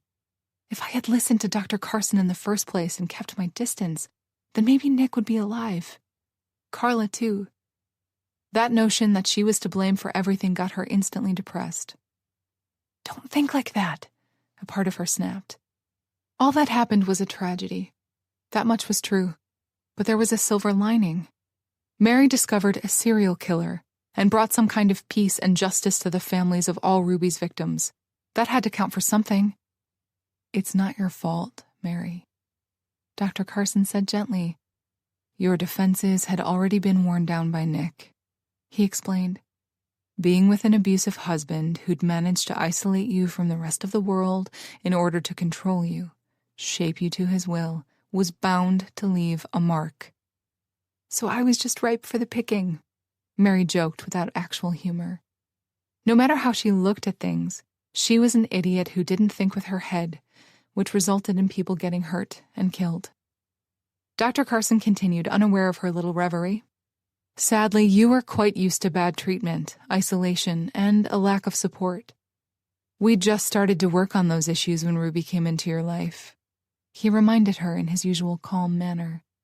And I made everything worse by not coming to therapy, she added, being completely honest with Dr. Carson. If she had continued coming, sharing everything with him, then maybe Dr. Carson would have seen through Ruby and none of this would have happened. Shoulda, coulda, woulda. Mary stopped herself there. I'm so sorry about that. I don't know what came over me. Actually, she did. She had constantly put Ruby's needs above her own. Mary didn't need a therapist to tell her how messed up that really was. Don't apologize for that, he said. Ruby is a master manipulator who used you, your kindness, and all your vulnerabilities against you, he told her. But he wasn't reprimanding her. He was as kind as ever, simply helping her see things from a different perspective. Now that she is finally gone, you can put your life back together. That was easier said than done. I want that more than anything, she confessed.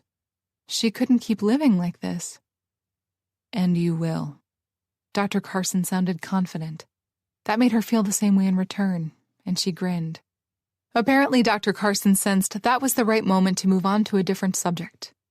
Now tell me, on a scale of 1 to 10, what are your levels of anxiety being inside this room? Mary thought about that for a moment before answering. They went down the moment you opened the window. So around 4, maybe? I figured as much. Mary still struggled with enclosed spaces. While looking for a new apartment, she realized she wanted one with an open floor plan. There would be no unnecessary walls or doors, apart from the ones around the bathroom, in her new apartment. How do you manage it at your new job? He asked next. Mary shrugged. It's okay. I'm surrounded by a bunch of other people, and that helps. Plus, Elisa is wonderful to me, so I can't really complain. Dr. Carson took notes before proceeding. He asked her a lot of questions, and Mary tried her best to answer them honestly. Overall, it was a good session. Dr. Carson really opened her eyes on some issues she had. His faith in her also gave her the confidence to start trying new things or go to places she would never dare visit before all this madness with Ruby started. Notions like, Nick wouldn't approve of that, or Nick would punish me for this, no longer plagued her. She was free to do whatever she pleased, experiment for a change, and Mary decided to take full advantage of that because she only had one life, and it was on her to live it to the fullest. Listening to some inner impulse, Mary took out her phone and dialed before she convinced herself it was a bad idea and lost her nerve. Hello, Mary, I was just thinking about you. A familiar raspy voice greeted her. Hearing it immediately put a smile on her face. Hi, Mace. she said. So what are you up to? Nothing much. I'm not interrupting you with something, am I? Mary wanted to make sure. Nah. He was quick to reassure her. I just finished some blueprints for that client in Albany. You know, I told you about her. The high-maintenance one? Yes. So now I feel a bit restless, he confessed, which coincided perfectly with what she had in mind. Mace was an architect who once upon a time worked for top agencies that operated in New York City. However, now he preferred to live in the middle of nowhere, dealing with clients strictly online. In a way, he was like Mary, or how Mary used to be, she corrected. So you're not busy then? Mary asked. No. Why? Care for some breakfast? Mary asked a bit sheepishly. It was a crazy notion that he would come all this way simply to have some pancakes with her. Mace chuckled. I see you've started stealing my lines. Good to know I can be a role model for someone. Mary rolled her eyes even though he couldn't see her. I didn't know you patented that, she teased him. Of course I did, but I will let it slide, since I'm a good guy and all that. Mary started to laugh at that. So? You read my mind. I'm on my way, he replied. Mary cheered. I'll wait for you at Patrick's. It was way across town, yet Mary liked to walk. She'd started avoiding the subway, though she wasn't sure as to the exact reason, although she knew she wasn't afraid of riding in it. She simply chose not to if she didn't have to. She figured it probably had to do with her not liking enclosed spaces. Perfect, he replied before saying goodbye. Although it was a considerable drive for him, Mace always came when she called him. Every time. She'd also visited him a couple of times. It was difficult at first. Mary was constantly assaulted by all the bad memories. But over time it got better, especially when those awful memories started to be replaced with good ones, like hiking with Mace, or building a birdhouse, or simply watching the sunset. Mary couldn't decide if it was a sound idea for them to be friends considering how they'd met. They had been forced into each other's lives by a mad woman, connected by a very traumatic incident. That wasn't fertile ground for a healthy relationship, or so she believed. But she'd been wrong before, after all. At the same time, after speaking about that with Dr. Carson, she wasn't afraid some kind of a codependent relationship was in the making. They rarely spoke about Ruby, especially now that the trial was over, and even less about that night. They talked about anything, everything but that. That wasn't to say they were avoiding the subject. It was just that it wasn't their main focus. Mary loved listening to Mace talk about architecture. He was deeply passionate about his job, always striving for his creations to be a part of nature, like his cottage, and not ruin it. He didn't leave New York City because he was fed up with creating and building. It was the people who got in his way. That didn't mean he was grumpy, far from it. He was a positive, down-to-earth kind of man who appreciated his peace and quiet more than anything else in this world. Mace told her life in the city got too fast for him. He'd only worked and had no time for anything else. So he stopped and reflected until he figured out what he truly desired from his life. Mace wanted to enjoy life while he could and do his job, which he genuinely loved, in a measured amount that didn't overshadow everything else. Mary thought that was a healthy way of looking at things and hoped she could achieve something like that regarding her life one day. Mary was incredibly grateful she had a friend like Mace in her life, and he really was a true friend. Thanks to Ruby, no matter how weird that sounded. Mary now knew the difference between true and false friendship. As she told Shannon, Mace was just a friend. For now. That didn't mean she wasn't open to the possibilities in the future. Mary could never know in which direction life could take her, good or bad. All she could do was hold on tight, enjoy the ride, and learn her lessons on the way. Mary smiled as Mace entered the old-fashioned-looking diner. "Have you been here long?" he inquired, looking a bit worried. "No, just got here," she reassured him. "So what are we having?" he asked next, snatching the menu out of her hands. One of the things she liked about Mace was that he liked to eat and appreciated her healthy appetite as well. Mary felt comfortable around him.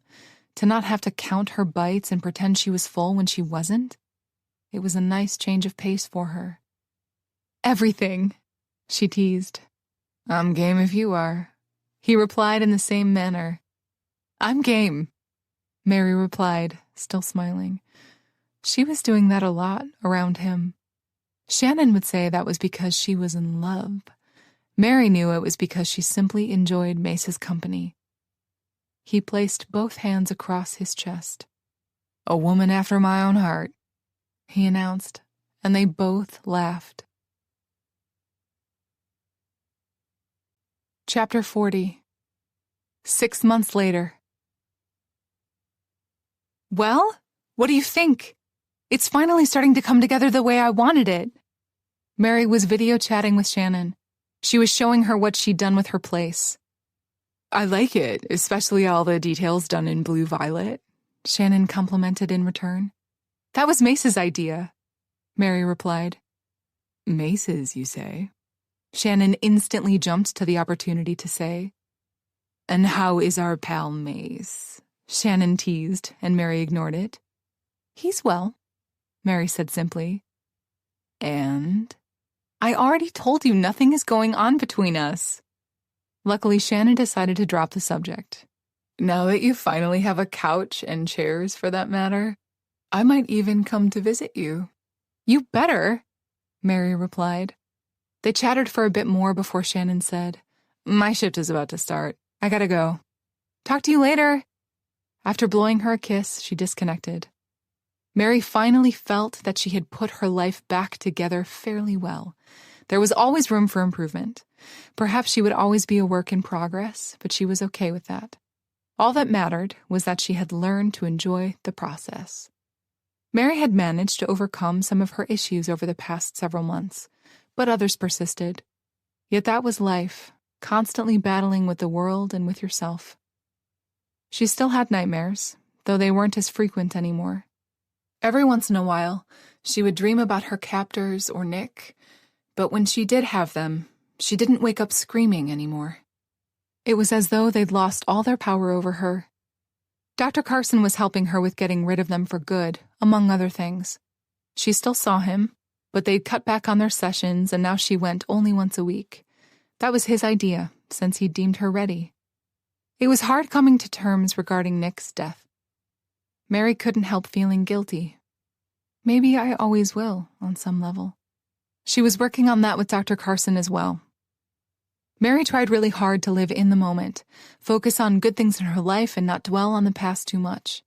Because the past was the past and there was nothing she could do about it to change it, only accept it and try to do better in the future.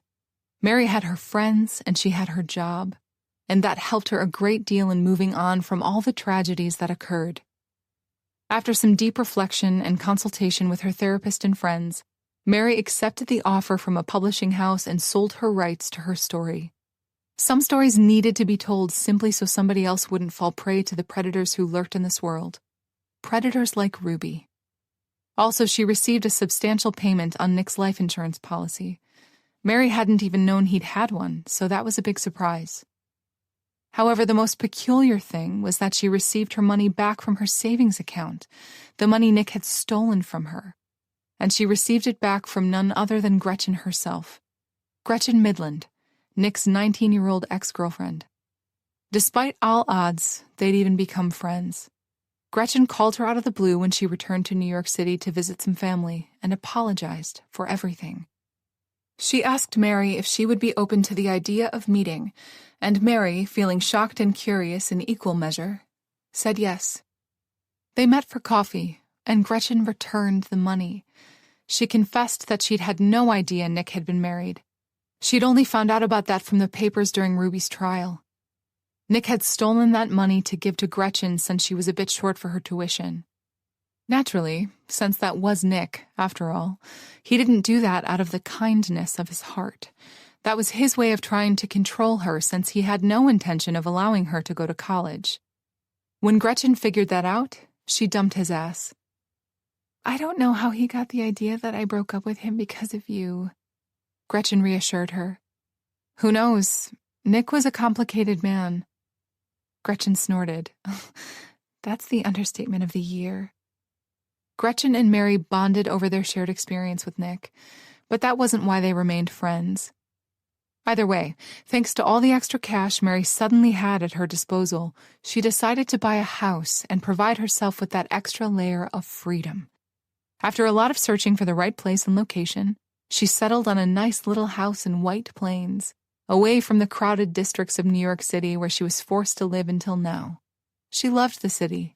That didn't change, but she longed for something it couldn't provide her, a little bit of privacy, a big yard, and some peace and quiet. Mace helped her renovate it. Mary remained adamant about how she wanted an open floor plan, and he made that happen, knocking down walls and incorporating a lot of windows so she had plenty of natural light and a view of the garden. Mary was not much of a gardener at the moment, but she was learning, and as it turned out, she was born with a green thumb. She enjoyed working outside as much as possible. She continued to work for Elisa as her assistant, and she enjoyed her job. Elisa was a great boss, and they got along great. Mary stopped worrying Elisa would fire her because she was now more aware of her qualities, so the fear went away. It was a bit of a commute to get to the office, but Mary didn't mind. Besides, she was learning how to drive at the moment, and Mace promised that he would help her buy a car as soon as she got her license so she could take herself to work. She liked that idea very much. There was only one blemish, so to speak, in her freshly built life, and that was Ruby.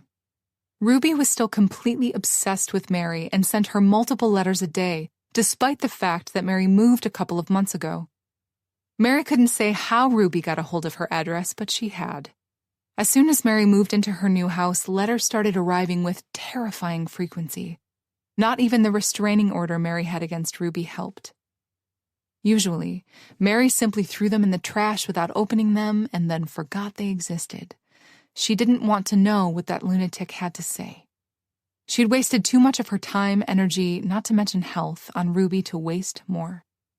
Mary found herself tempted a couple of times to open them. She was a bit lonely in her new town while settling, cut off from her friends, but she resisted. Mary was worried that would lead her to a very dark path, and she wished to reside in the light. She was not going back to all that again. She'd worked really hard with Dr. Carson to throw everything away simply because she'd had a bad day. After finishing work one day and returning home, Mary found 5 new letters from Ruby awaiting her in the mail. "Great," she mumbled. 5 letters meant Ruby felt extraordinarily inspired for some reason, not that Mary cared. At the same time, that old curiosity spiked again. Maybe she could open just one of them. No, she shouldn't bother, the other part of her argued. While she looked at the letters and had her internal debate about what to do with them, her phone started ringing. She instantly smiled once she saw who was calling her. If that wasn't a clear sign of what she had to do with the letters, Mary didn't know what else was. "Hi, Mace," she greeted. "Hi, you busy?" "No, just got off from work." "Great. Look, I'll be in town this weekend to spend some time with Robin." Robin was his nephew. "The whole weekend?" "Yep. So I've been thinking, maybe you want to have some dinner with me?" "Like a date?" she blurted out before she could stop herself. Stupid. As of late, Mary had realized she had a serious crush on Mace. She played it cool, though. Considering what she'd been through, she was a bit wary.